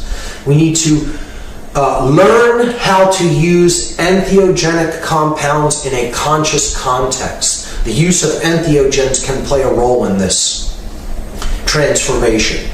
We need to practice the power of positive thinking, and then we need to help others, be an assistant to others in the process of their personal awakening. So these are the 10 methodologies for grassroots, that are grassroots solutions for consciousness change, and I will take them one at a time. Worldview healing is the first grassroots solution for consciousness change, consciousness elevation.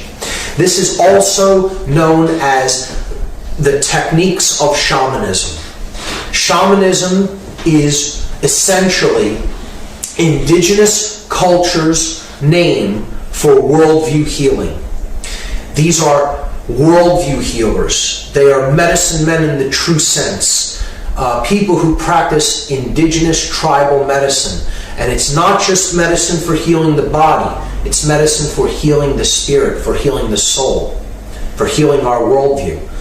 This is a great slide I found online. The opposite of good is not evil. The opposite of good is apathy. It's apathy combined with ignorance and combined with laziness that creates everything that ails us, everything that creates our suffering. Apathy, ignorance, laziness. These are the real evils of the world. These are what are born of a negative worldview, an unconscious worldview. So we need to heal that. We need to get over our apathy. Care is the grand architect of the universe. It's what bears everything into manifestation, what we care about. And we have to examine what we care about, what we're focused on, and what the real goal of what we're trying to achieve in the world really is. Is it our own personal comfort, or is it really the alleviation of suffering for everyone here? Because we recognize we're all in this together, we're all one consciousness experiencing itself subjectively, and everyone else's suffering is also our own suffering.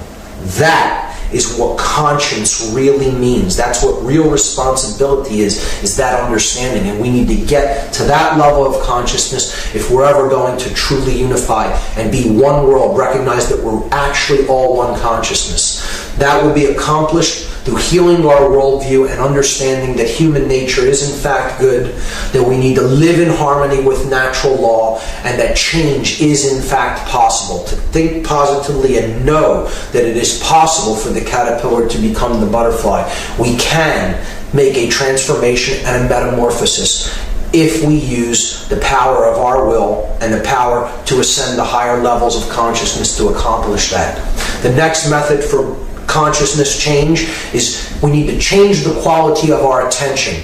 This is directly in relationship to the information that we take in. Human beings are very definitively the product of the information that they have taken into themselves. So the quality of what we put in is going to determine the quality of what we get out, of what we experience, and how we experience the world. Thomas Jefferson said that if a nation expects to be ignorant and free in a state of civilization, it expects what never was and what never will be. Truer words were never spoken. There is no such thing as the simultaneous coexistence of ignorance and freedom. It is one or the other. An ignorant population is an enslaved population. And a well-informed population is a free population. So this is why reading is so important. Reading really is a key to understanding. We need to read information that was considered important enough that the people that came before us placed it down in writing. And this is how we become informed. We take in good information and we become inwardly formed. That's what information is. The process of becoming inwardly formed. And by becoming informed, we can be reformed. We can make ourselves anew with the new information that we have taken in to ourselves. See, this is what we generally have right now in the mass media and the popular culture. People hypnotized, paying attention to propaganda and mind control. And that's never going to get us up to a higher level of consciousness to solve the problems that we're experiencing. We have to change the quality of our attention. If we continue along this route, we're going to become hypnotized. In the sense of the word, if you break it down into its constituent elements, hip in Greek is a word that relates to the depression of the spirit. And gnosis is knowledge or information. So hypnosis is knowledge or information that creates the depression of the spirit or a state of unconsciousness. And it puts someone into a trance state of mind. That's essentially, I'm not talking about clinical hypnosis or hypnotherapy here. I'm talking about hypnosis from a fundamental point of view of being a trance state of consciousness, one that is controlled by someone else, and another person is placed into this trance, often through their own will, through accepting that information, accepting the practitioner's invitation to go into the trance. We're going into a state of hypnosis willingly by paying attention to the information, the often horribly poisonous information that we accept from the mainstream media and from mainstream sources. But now, see, if we follow along in that ideology, we're going to go into a state not only of hypnosis but of fascination. The word fascination breaks down to a fascination or a fascist nation. The word fascist coming from fasci, it's encoded in fascination. We break words down, we see hidden meanings actually encoded into words that we speak, but we don't really look at the underlying significance of the word or how the word breaks down. You go into fascination, and that's the step toward becoming a fascist nation. We can go into a transformation. Okay, a state of mind that resembles trance, mind control. We don't want that kind of transformation. We want a true transformation.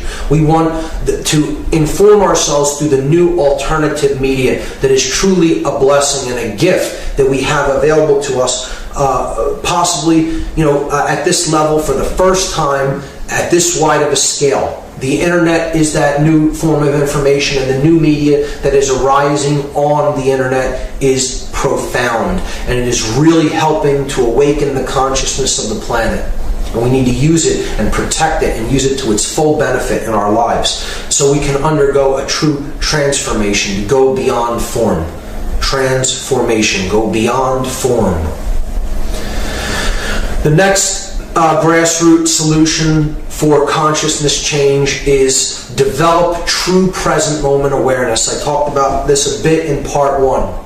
This is getting over the notion of psychological time, of being crucified at the place of the skull, Golgotha, between the two thieves, the past, anxiety, regret over the past and the future, anxiety for what is to come. As we saw encoded in this image of the Gnostic crucifixion, Jesus, the light of the world, crucified at Golgotha, the place of the skull between the two thieves, the past and the future. And this doesn't mean focus on minutia. Present moment awareness isn't the focus on minutia all around us. It's not developing tunnel vision. Many people will think that that's what it means. It means really broadening our horizons and opening up our consciousness and our perspective to see the big picture, not to focus on minutia. It doesn't mean pay attention to every little single detail that is all around you and all the little minutia of everyday living. It means be in the moment, but see the bigger picture around you. Understand what is taking place within and understand what is taking place in your environment. See the big picture from a global perspective, from a perspective that encompasses all consciousness. We need to get over our psychological notion of time as a quantity and as based in physical matter, principles, and endlessly repeating cycles of time.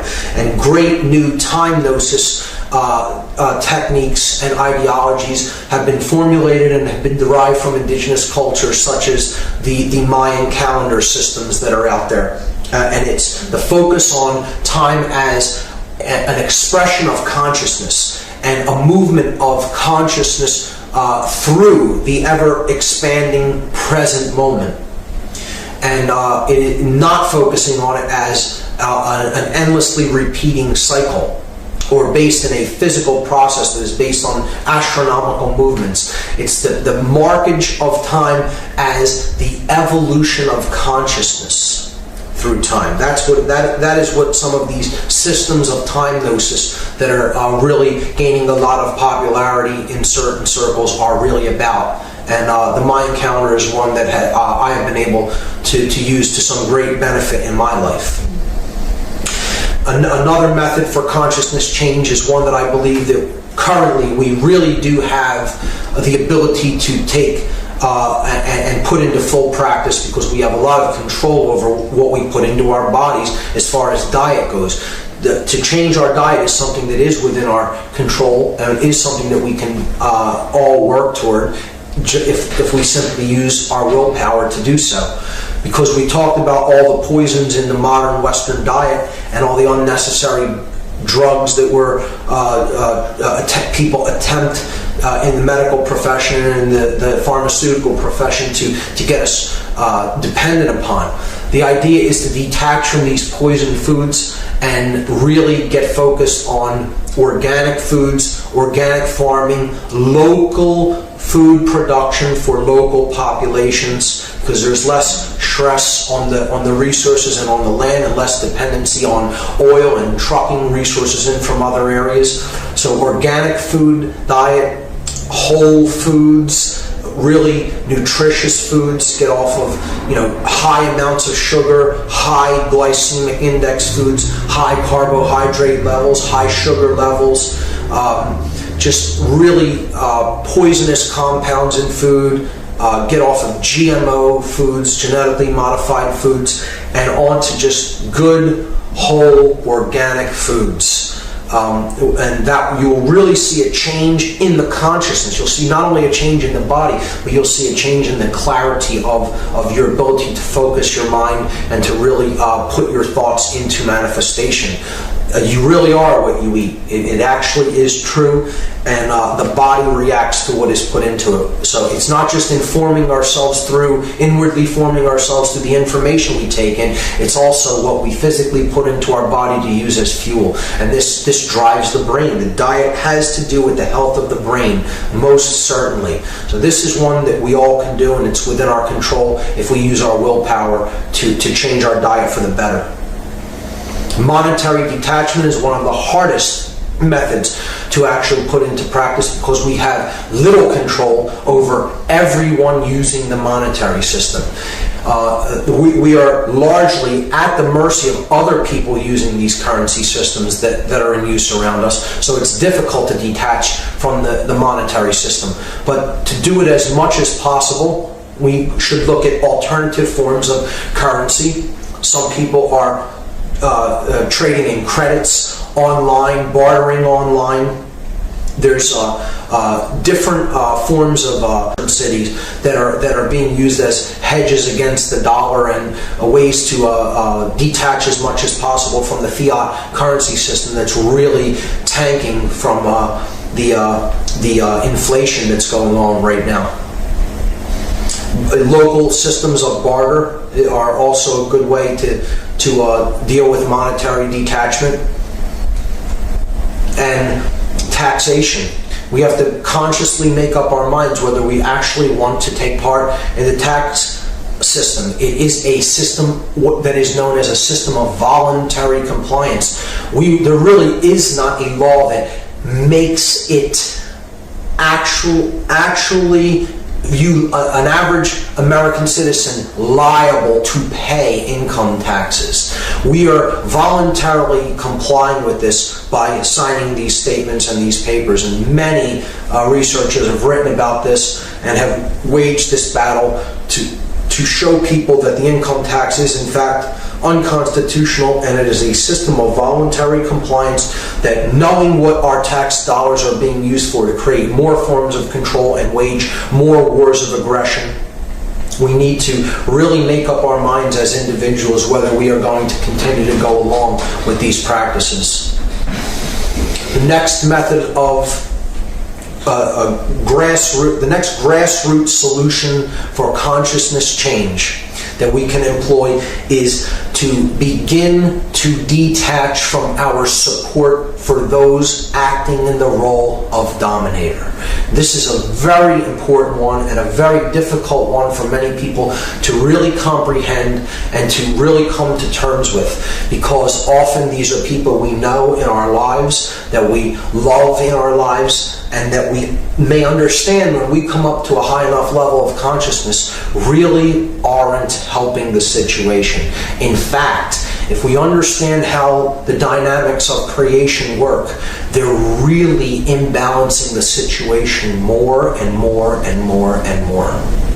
So we have to try to educate ourselves about what is happening in these instances, and then try to bring that information to the people involved in these roles to the extent that they are capable of understanding it. Gerald Massey, Egyptologist, said, "They must find it difficult, those who have taken authority as truth rather than truth as authority." The truth is the authority.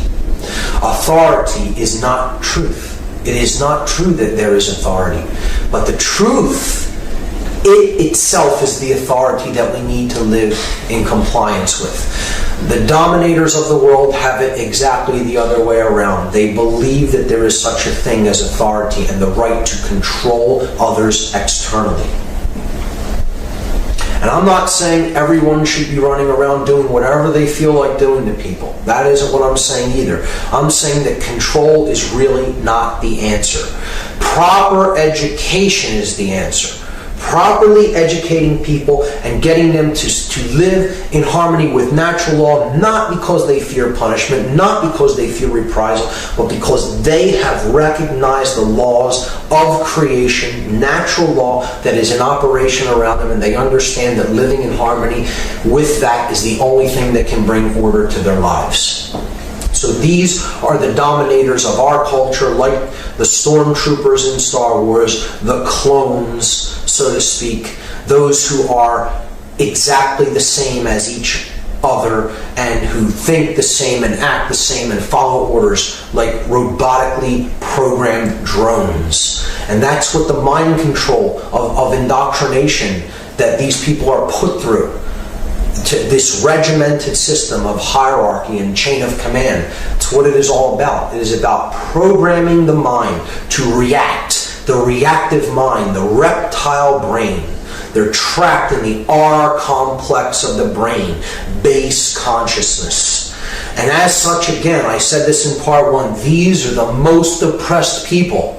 They're the most oppressed. We may think of them as oppressors, and that they may act in their roles, they may act as oppressors. However, they're actually the most oppressed themselves, because their consciousness is actually the most devastated out of anybody's. And if you really looked at a very deep, focused controller's brain, if you looked at a PET scan or a SPECT scan of their brain, you would see that the neocortex is in utter disarray. The chemical coherence of the electrochemical activity of the neocortex is devastated in a dominator's brain, because it is so imbalanced toward the left hemisphere that they are so driven by the reptile instinct, and they're so driven by adrenal rushes that the neocortex is in a very bad state of disrepair. It's physical brain damage is what it really is. Not to be extremely harsh about it, but that's what it is. That's what we're talking about. We're talking about a physical disease. If you looked at the neocortex of some of these individuals, you would see that this is a physical pattern of brain damage that is actually done to their neocortex through these levels of mind control and imbalance.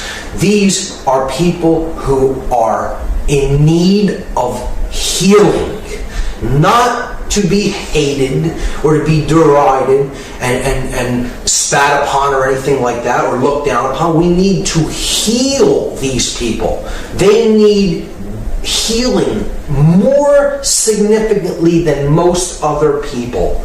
That is how damaged their consciousness has become.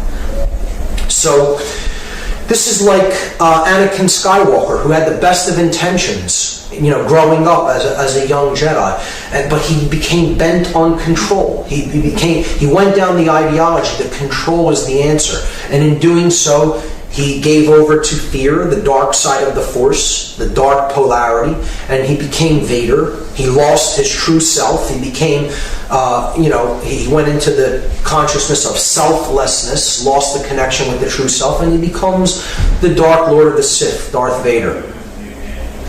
And this is what really happens in controller jobs. They start with the best of intentions, and it really descends into brutality and coercion and simply issuing orders and following orders, and it's all about control. That's what it descends into. It's just about, I'm acting as God, and I will say what is true, and I will say what goes and what you're going to do. So it's a form of slavery. And that's what all control, external control is. It's illusion to create opposition and slavery. When in fact, really, these people doing these jobs aren't the real enemy. They're oppressed by the enemy as much as we are, but they're just getting them to become oppressors like the sorcerers at the highest levels are. It's like a psychological rape, if you really want to look at it, or a condition where one is beaten when young or raped when young.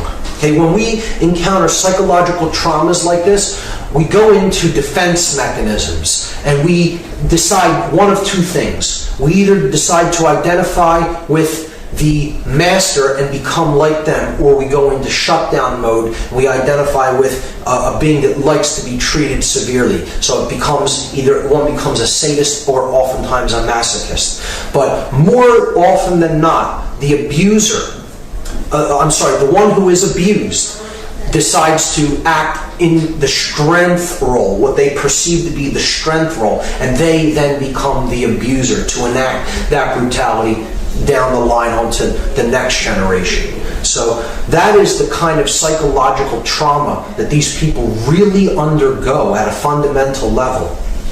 And again, they need healing. That's what they ultimately need. See, the idea is it's okay if we act like that. Many people will see it like that. It's not fascism if we do it. We can go out and bomb countries that didn't attack us and kill innumerable amounts of children. We can go and create torture facilities, but that isn't fascism because we've done it and we're the good guys. Well, it doesn't work that way. It still is fascism, and those who are enabling it are part of it, and those who enact these things are part of it. And they're as involved as the people that came up with these ideas and decided to enact them to begin with. They would have no ability to enact these things if they wouldn't have people willing to go along with it. And that's the same with any war scenario. Wars cannot be fought if there are no soldiers who are willing to go off and fight wars. And that is on both sides. That is on both sides of the conflict. That is how war will be put to an end. When people come to a level of consciousness where they understand that they're not going to be controlled and manipulated anymore, and they're not going to be manipulated into fighting wars for rich men that don't give a damn about them and are only there to profit from the endeavor. That's what our wars are ultimately fought about. And here's a person who is all too happy to explain that to you in the most overt terms. Henry Kissinger, a military strategist who actually comes up with the designs for positioning and strategies for engagements and helps to create strategies for positioning troops, makes a statement like this: military men are just dumb, stupid animals to be used as pawns in foreign policy. Here's one of the chess masters, folks, telling you himself that he doesn't give a damn about you. He doesn't care about you at all. At all. You're a dumb, stupid animal to him. This is one of the people deciding where you're going to go off to fight. You're a dumb, stupid animal to him, to be used as pawns in a game of chess. He's the chess master positioning you, the dumb, stupid animal, on the board, on the floor of the house, a wanderer between light and darkness, never knowing which is which. So people have to make up their minds. Do they want to wage war for people like this? Because that's really who's sending people off to war. They're never fighting. People like this never fight their own wars. They don't fight their own battles. They sit back behind the scenes, call the shots like the gods that they think they are, and they send the poor and the shut down in consciousness off to war to wage battles for them so that they can prosper and profit. It's all about who benefits. Who gains is the question that needs to be asked. So in fact, I understand people like this believe that they're doing something positive. They believe they're supporting people. They're not really acting in the best interest of the people that they think they are acting in the best interest of. You know that they may love the people that they're supporting. They think they're supporting in these instances. Yes, they love them, but the action that they're taking to support their family members who are going to go off to war isn't really helping them. They need to help them to raise their conscious awareness so that people will decide not to fight these senseless wars of human sacrifice, because that is ultimately what war is and always has been. It is a ritual of human sacrifice, and they're all too happy to wrap the soldiers up in all the occult emblems all over them before they go off and send them off on the altar of sacrifice. That's all war is, that's all war ever has been, and that's all war ever will be. It's a human sacrifice ritual. And the object is, don't support this. Explain to people that it's a scam to make the rich richer, and to do away with people that they look at as dumb, stupid animals to be used as pawns in foreign policy. We need to not support the dominator culture, the dominator ideology. We need to help people to understand that war is wrong in whatever context it is fought in.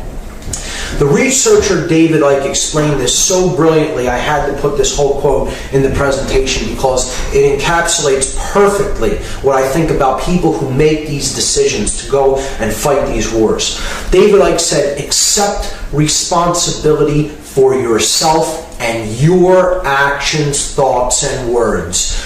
You alone make choices. You alone are answerable to the consequences of your behavior. The feeble excuse that the establishment expected it holds no truth or justification.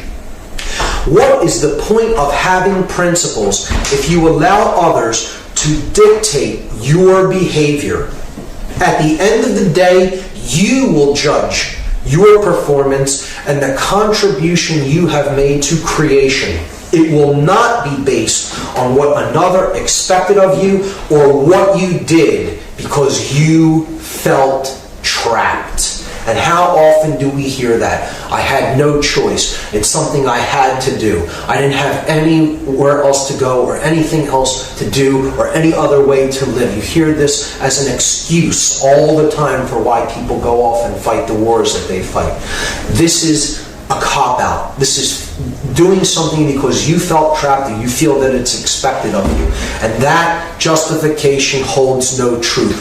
We are answerable to our own actions. And what we do in any given circumstances, no matter what was threatened of us, no matter who said that they would do something harmful to us in return, we take that action of our own will and of our own accord, and we are answerable to the consequences of our own actions. That's what needs to be understood.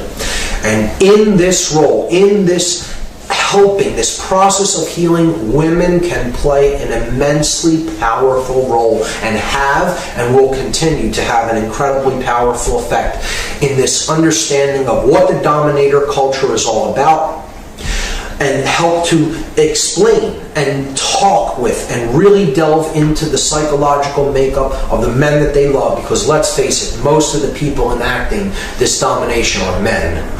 Okay, they're the physically stronger of the sexes as far as a physical build and physical makeup and physical strength. So they're the ones who are really employed as this strong arm for the force that the sorcerers need to enact their will.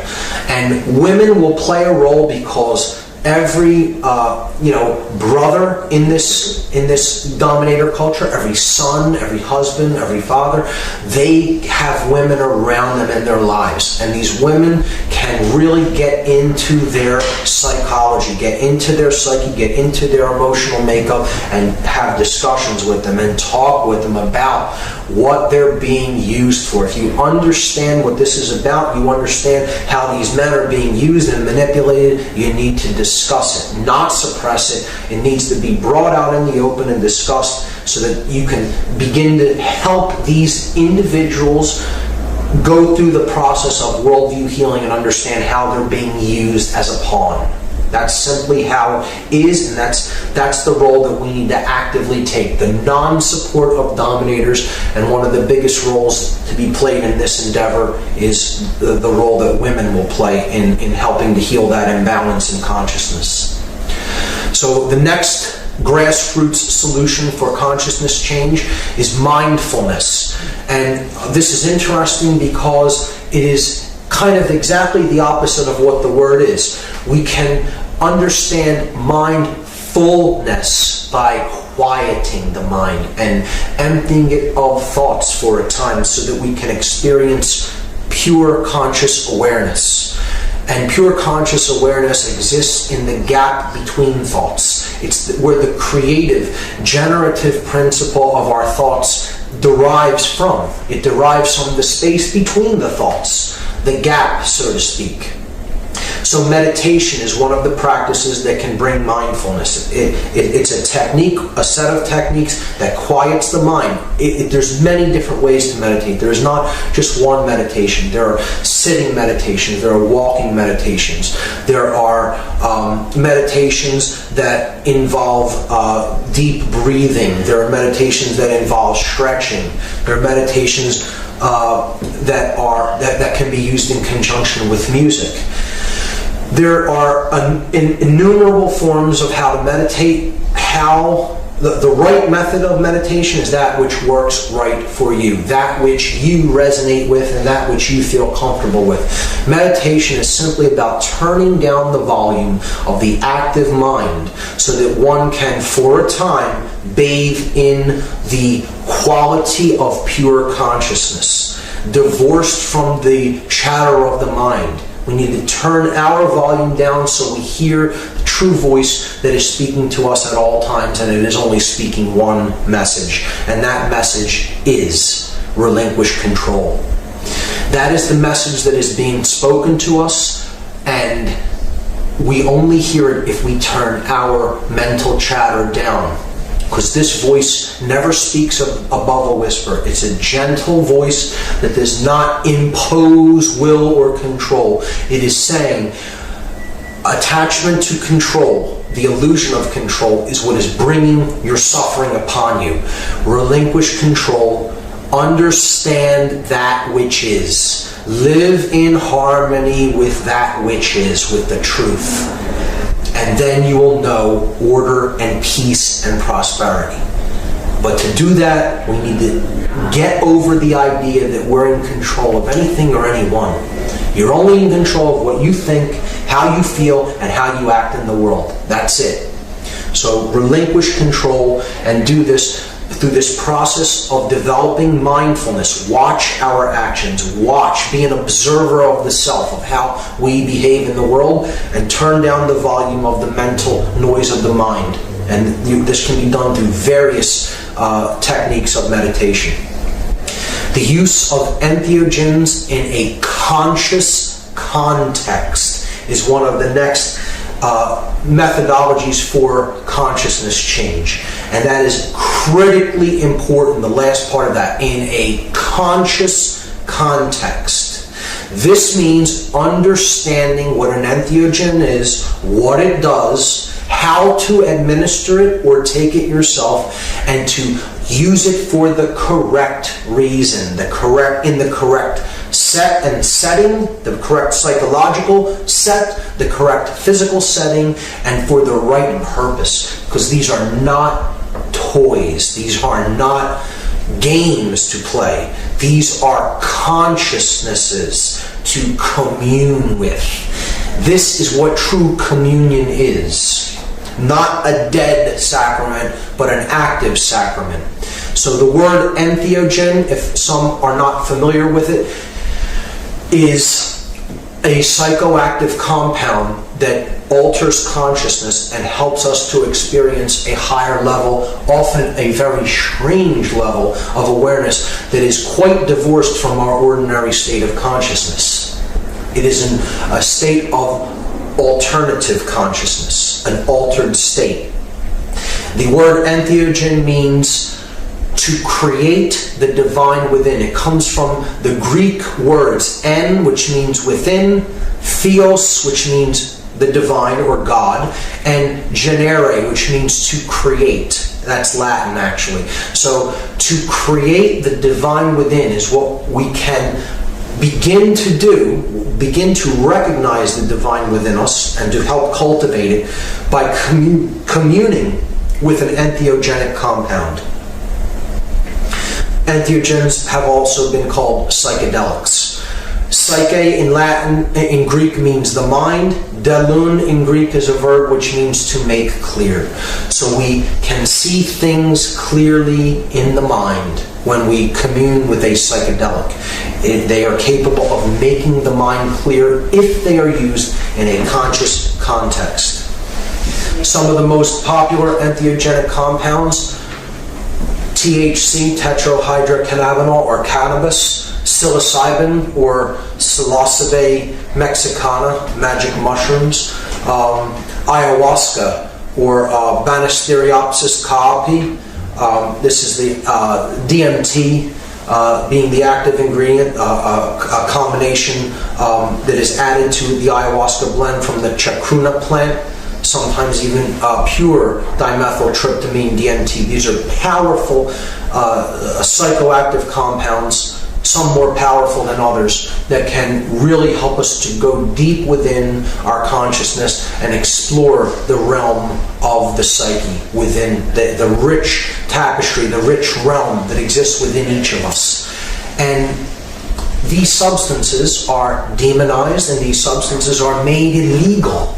Imagine that, naturally occurring compounds found in nature that are off limits to adult human consumption because you don't own your own consciousness. That's what laws like this, draconian laws like this, are saying to us. You as an adult do not have the choice as to whether you feel it proper to modify your consciousness as you see fit.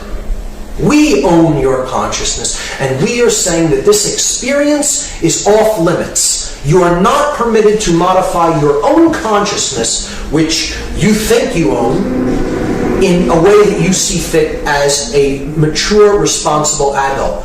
I will tell you whether or not you are permitted to modify your consciousness because I own your consciousness. Imagine that.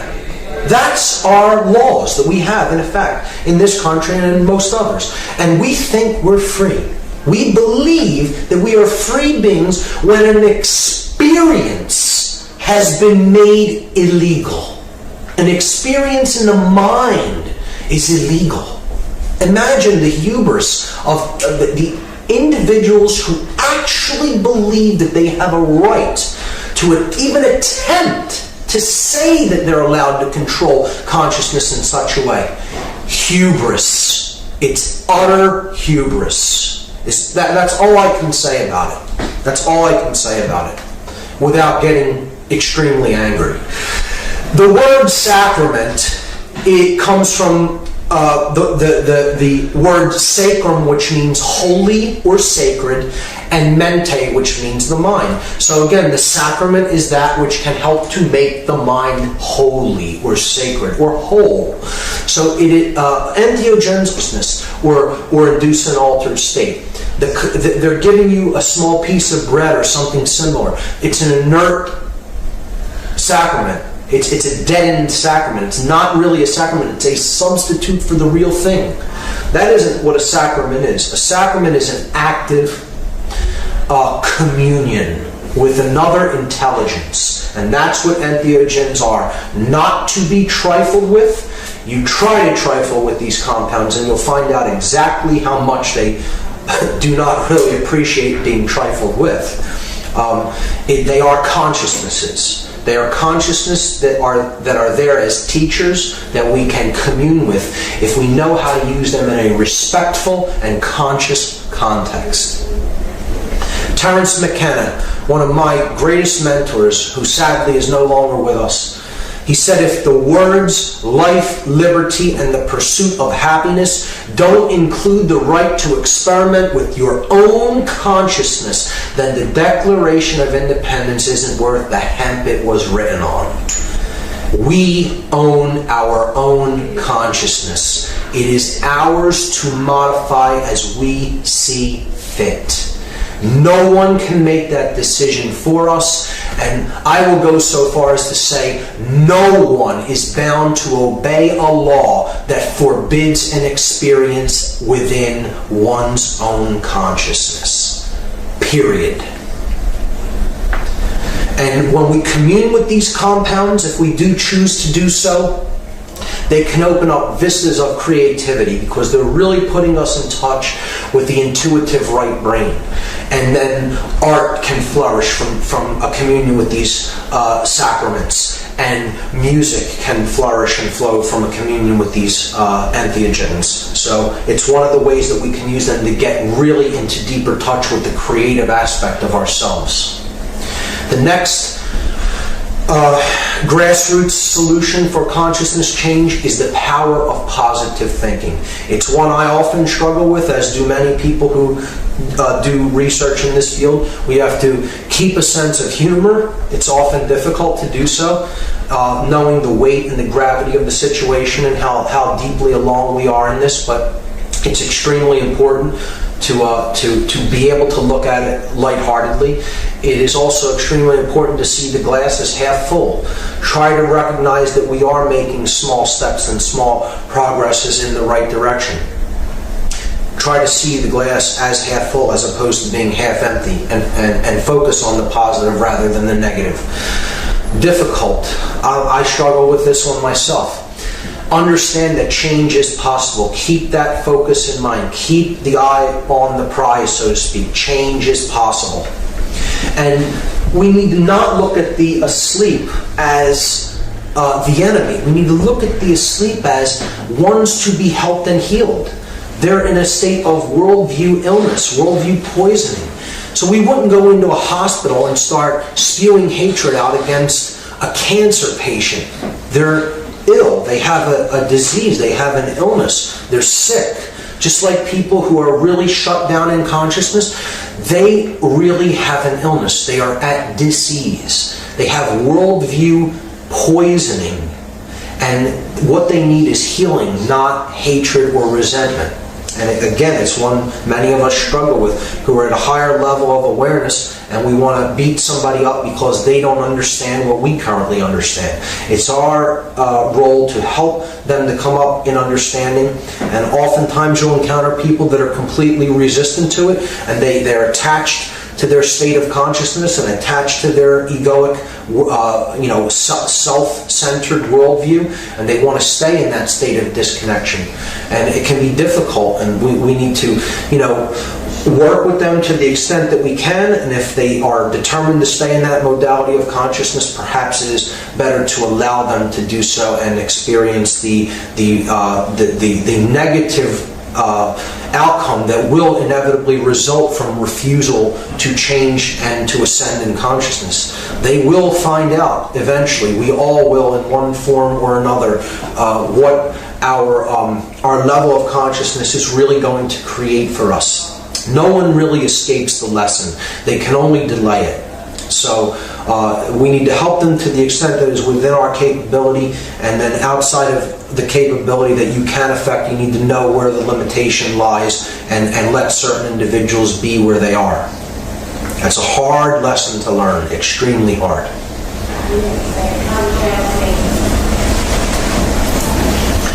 So the final grassroots solution for consciousness change is to begin to reach out and teach others. And we can do this when we ourselves have reached a certain level of higher awareness, when we feel that we've grasped these concepts enough that we can begin to explain them in a way that others are capable of understanding, and in a way that they can use to improve their own life. And we should do this only when we reach what I call the 3 R's. The first of which is respect. We need to understand that the word respect is from Latin. It means re means again, and spectare means to look at. So it is to take another look. That's what respect really means, to look at again. And in this context, what I mean by respect is we have taken another look at ourselves first before we really go out and attempt to bring this information to others. We come to a place of self-respect, self-examination. We've looked at ourselves. We've given ourselves a second look. We need to come to a place of remembrance. We have been dismembered in our past. We've all fallen in consciousness and had times when we have fallen from our higher selves and acted in ways that we're not proud of. But a true teacher is one who has remembered what the true self is. They've remembered themselves, brought all the pieces back together. And when they have become remembered, they have reminded themselves. They have re-enabled the proper worldview. They have re-enabled the proper operation of the mind, been reminded. And the third R is responsibility. To come to a true understanding of what responsibility is. And this does not mean the left brain, Western, monetary worldview of what responsibility is, having this much money or having this kind of a job and taking on all kinds of extracurricular activities, and that means we're a responsible person. That isn't what true responsibility is. True responsibility is responsibility. It is the ability to respond to the circumstances and the situations that we find ourselves in consciousness, because we are aware of what is going on within ourselves and in our surroundings, and therefore we have the ability to respond to anything that, in a proper way, in a balanced way, to any scenarios that might come up or might develop. That is what true responsibility is, and it is the understanding that, again, everything is connected. There is no separation between self and others, and every being's suffering is our own. There will be suffering here for as long as one being is suffering. That is how you know that you're in any kind of a condition of suffering. You ask the question, is there even one other who suffers? And if the answer is yes, then you know that you're suffering because there's no separation between that other and yourself. That recognition is what real responsibility is founded upon. And when we have the 3 R's, we can give birth to the 3 C's through teaching. And this is helping conscience to be born into the world. Care. It's all about that 4-letter word, care. What we care about is the creator of our experience. And if we care to do the right thing, conscience is born within us. This is the second birth. This is to truly be born again, is to be born in conscience. And this comes from the Latin con, which means together, and scieo sciere, which means to know or to understand. So conscience is common sense. It is that which we all know together. To know together is to undergo conversion in this process of teaching ourselves, and we help others to undergo the process of conversion. So this word is similar to the word converse, to have a conversation or a conversion. This comes from the Latin words con, which means together, and versare, which means to change. So to undergo a conversion or to converse, to have a conversation, is to change together. To undergo a process of change together is to undergo conversion. And ultimately, it's about developing conviction. Conviction, or to become convinced of something, not because you simply believe it because someone else has told it to you, but because you yourself have recognized it as such, as truth. The truth is told so as to be understood. It will be recognized as such. That is what the truth is ultimately about. Not belief. It is about gnosis. It is about the understanding of something from the direct experience of that thing. Because we ourselves have gone off onto the path and we have come to a place of conviction. We become convinced of it because we ourselves have directly experienced that thing. And that means we have come to a place together of victory. Conviction comes from the Latin con, which means together, once again, and vincere, which means to win or to be victorious. So conviction, or to become convinced, is ultimately means that we have won together. We are victorious together. And that is what atonement is really about. It is to come back to oneness, to go home, so to speak. You go back to the place where we really came from. The place where there is no noise of thought, where there is no conflict, where there is no chaos, where there is order and harmony and peace. And that is a place that exists within. That is the kingdom of heaven, or the experience of divine consciousness, and it exists within us. And we can reach that place if we turn our volume of mind down and we reach the state of atonement. And that word comes from Latin as well.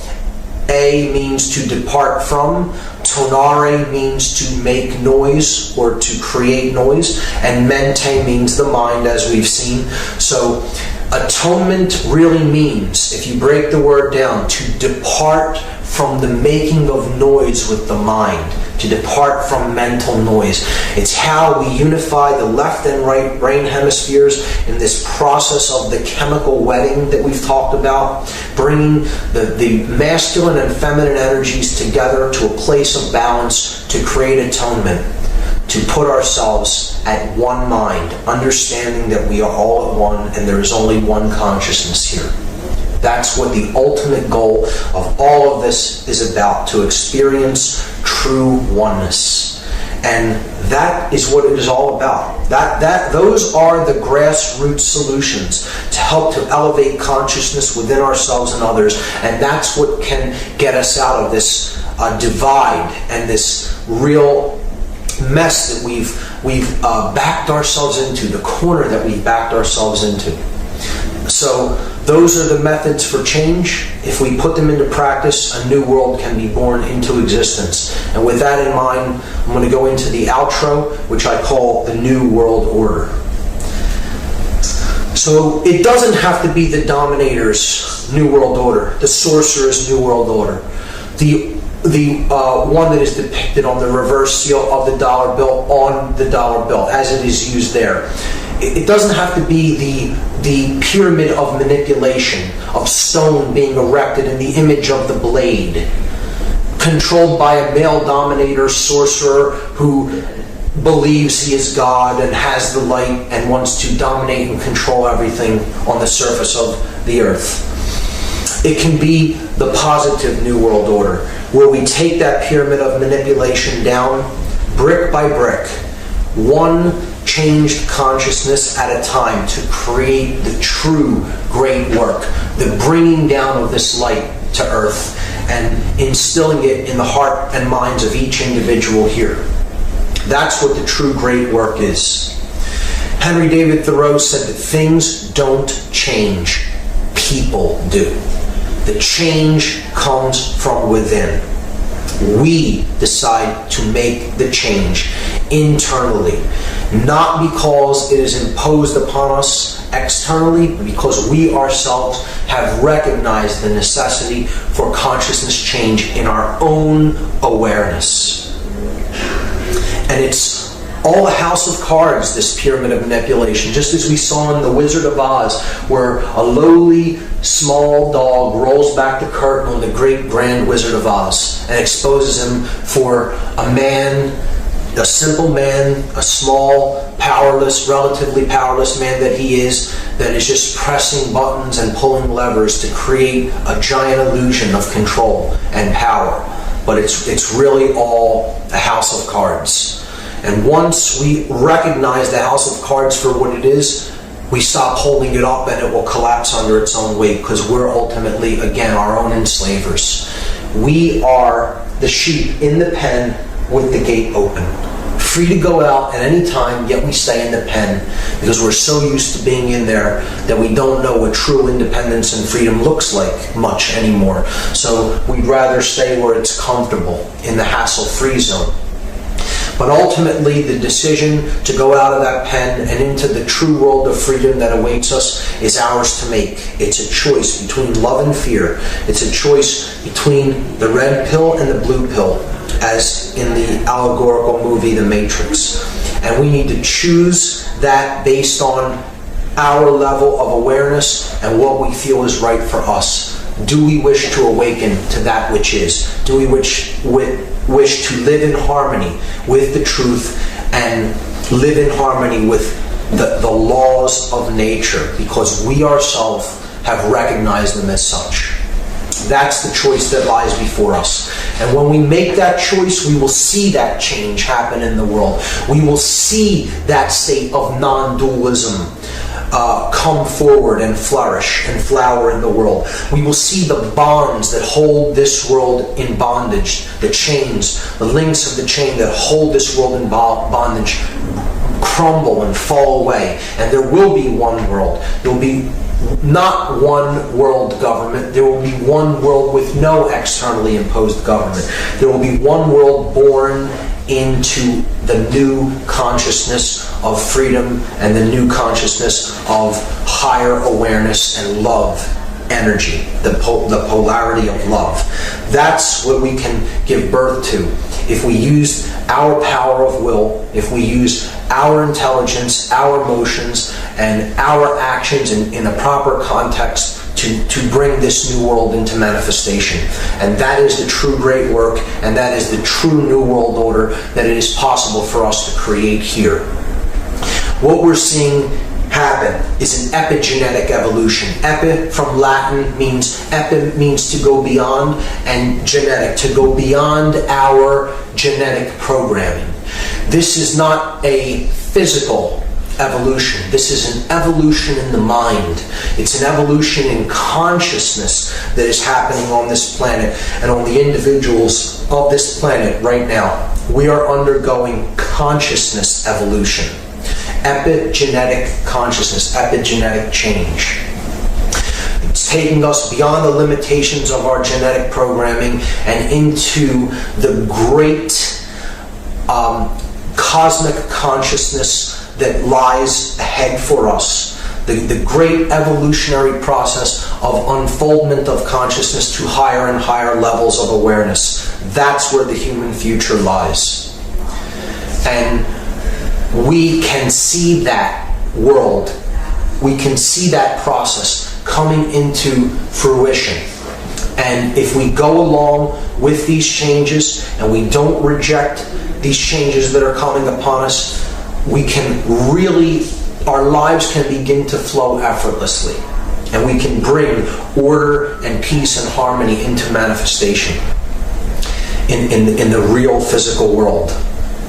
And this process is the process of awakening, the process of having an epiphany.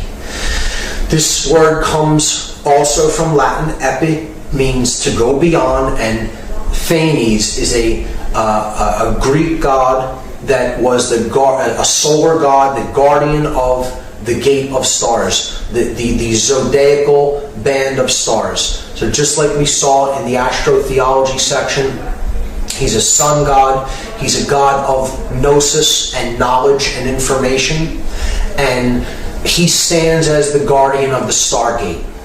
So to have an epiphany is to go beyond the god Phanes. It's to go through the stargate of cosmic consciousness to the true, undifferentiated void of consciousness that lies on the other side of that great divide that we experience as separation, and to come to a unified state of consciousness, a modality of consciousness known as non-duality, the understanding that we are one consciousness, experiencing itself in the physical world subjectively, and that is the vehicle for us to have experiences. The physical reality is not who we are. We are pure consciousness. We are infinite consciousness, experiencing itself here to come to know itself better. That's what the true epiphany is about. To go beyond the limitations of five-sense worldly reality, to break down this negative, harmful, poisoned worldview that many of us are experiencing right now, and to really go into a state of whole-brained consciousness that is born of conscience that comes from the heart, the polar energy of love, and to go through Thales, to go beyond Thales and go through the stargate of higher consciousness and cosmic illumination. That is what this process is ultimately all about. Martin Luther King said that cowardice asks the question, is it safe? Expediency asks the question, is it politic? Vanity asks the question, is it popular? But conscience asks the question, is it right? And there comes a time when one must take a position that is neither safe nor politic nor popular, but one must take it because it is right. Powerful words from an enlightened man. Nelson Mandela made the statement that our deepest fear is not that we are inadequate. Not that we are inadequate. Our deepest fear is that we are powerful beyond measure. It is our light, not our darkness, that most frightens us. We ask ourselves, who am I to be brilliant, gorgeous, talented, fabulous? Actually, who are you not to be? You are a child of God. Your playing small does not serve the world. There is nothing enlightened about shrinking so that other people won't feel insecure around you. We are all meant to shine, as children do. We were born to make manifest the glory of God that is within us. It's not just in some of us, it's in everyone. And as we let our own light shine, we unconsciously give other people permission to do the same. As we are liberated from our own fear, our presence automatically liberates others. And finally, the last quote, Mahatma Gandhi, the great teacher, said, simply be the change that you want to see in the world, because the external reality that we perceive around us is actually a reflection of what is going on within. As above, so below.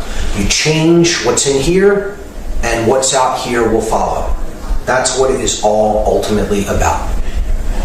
So I'd like to wrap up the entire presentation with 3 simple wishes, blessings if you will.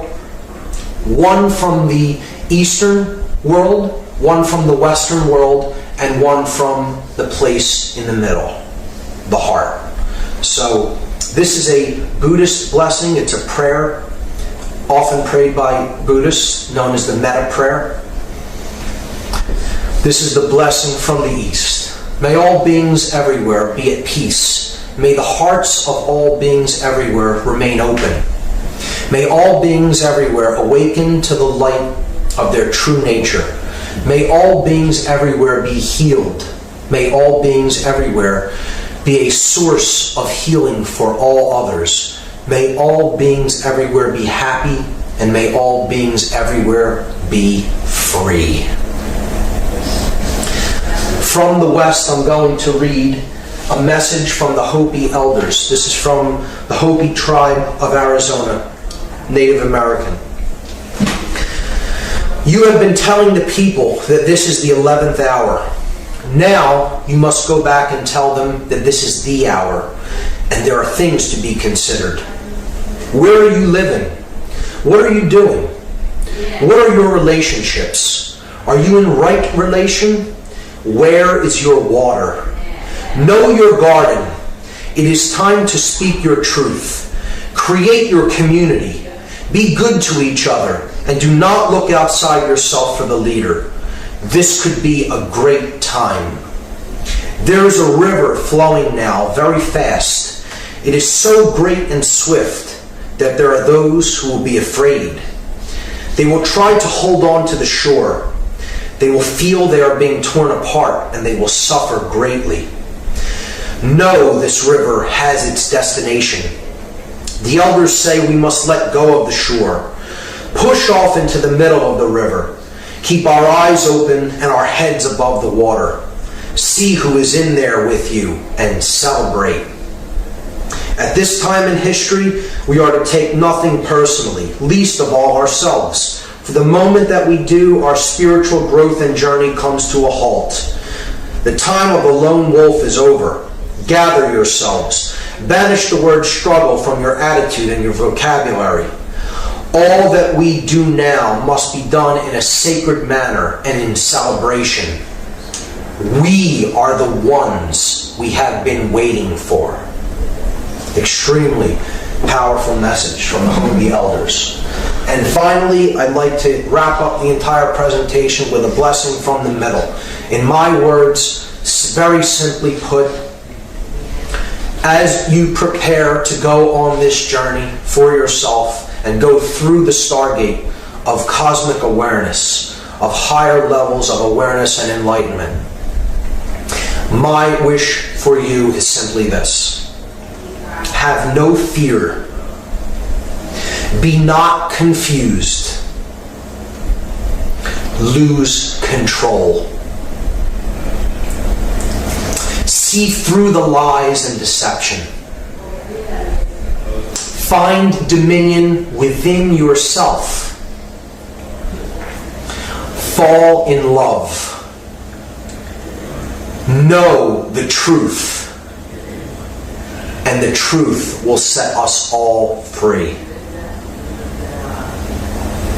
Go for it. And thank you. Gentlemen, we have called you together to inform you that we are going to overthrow the United States government.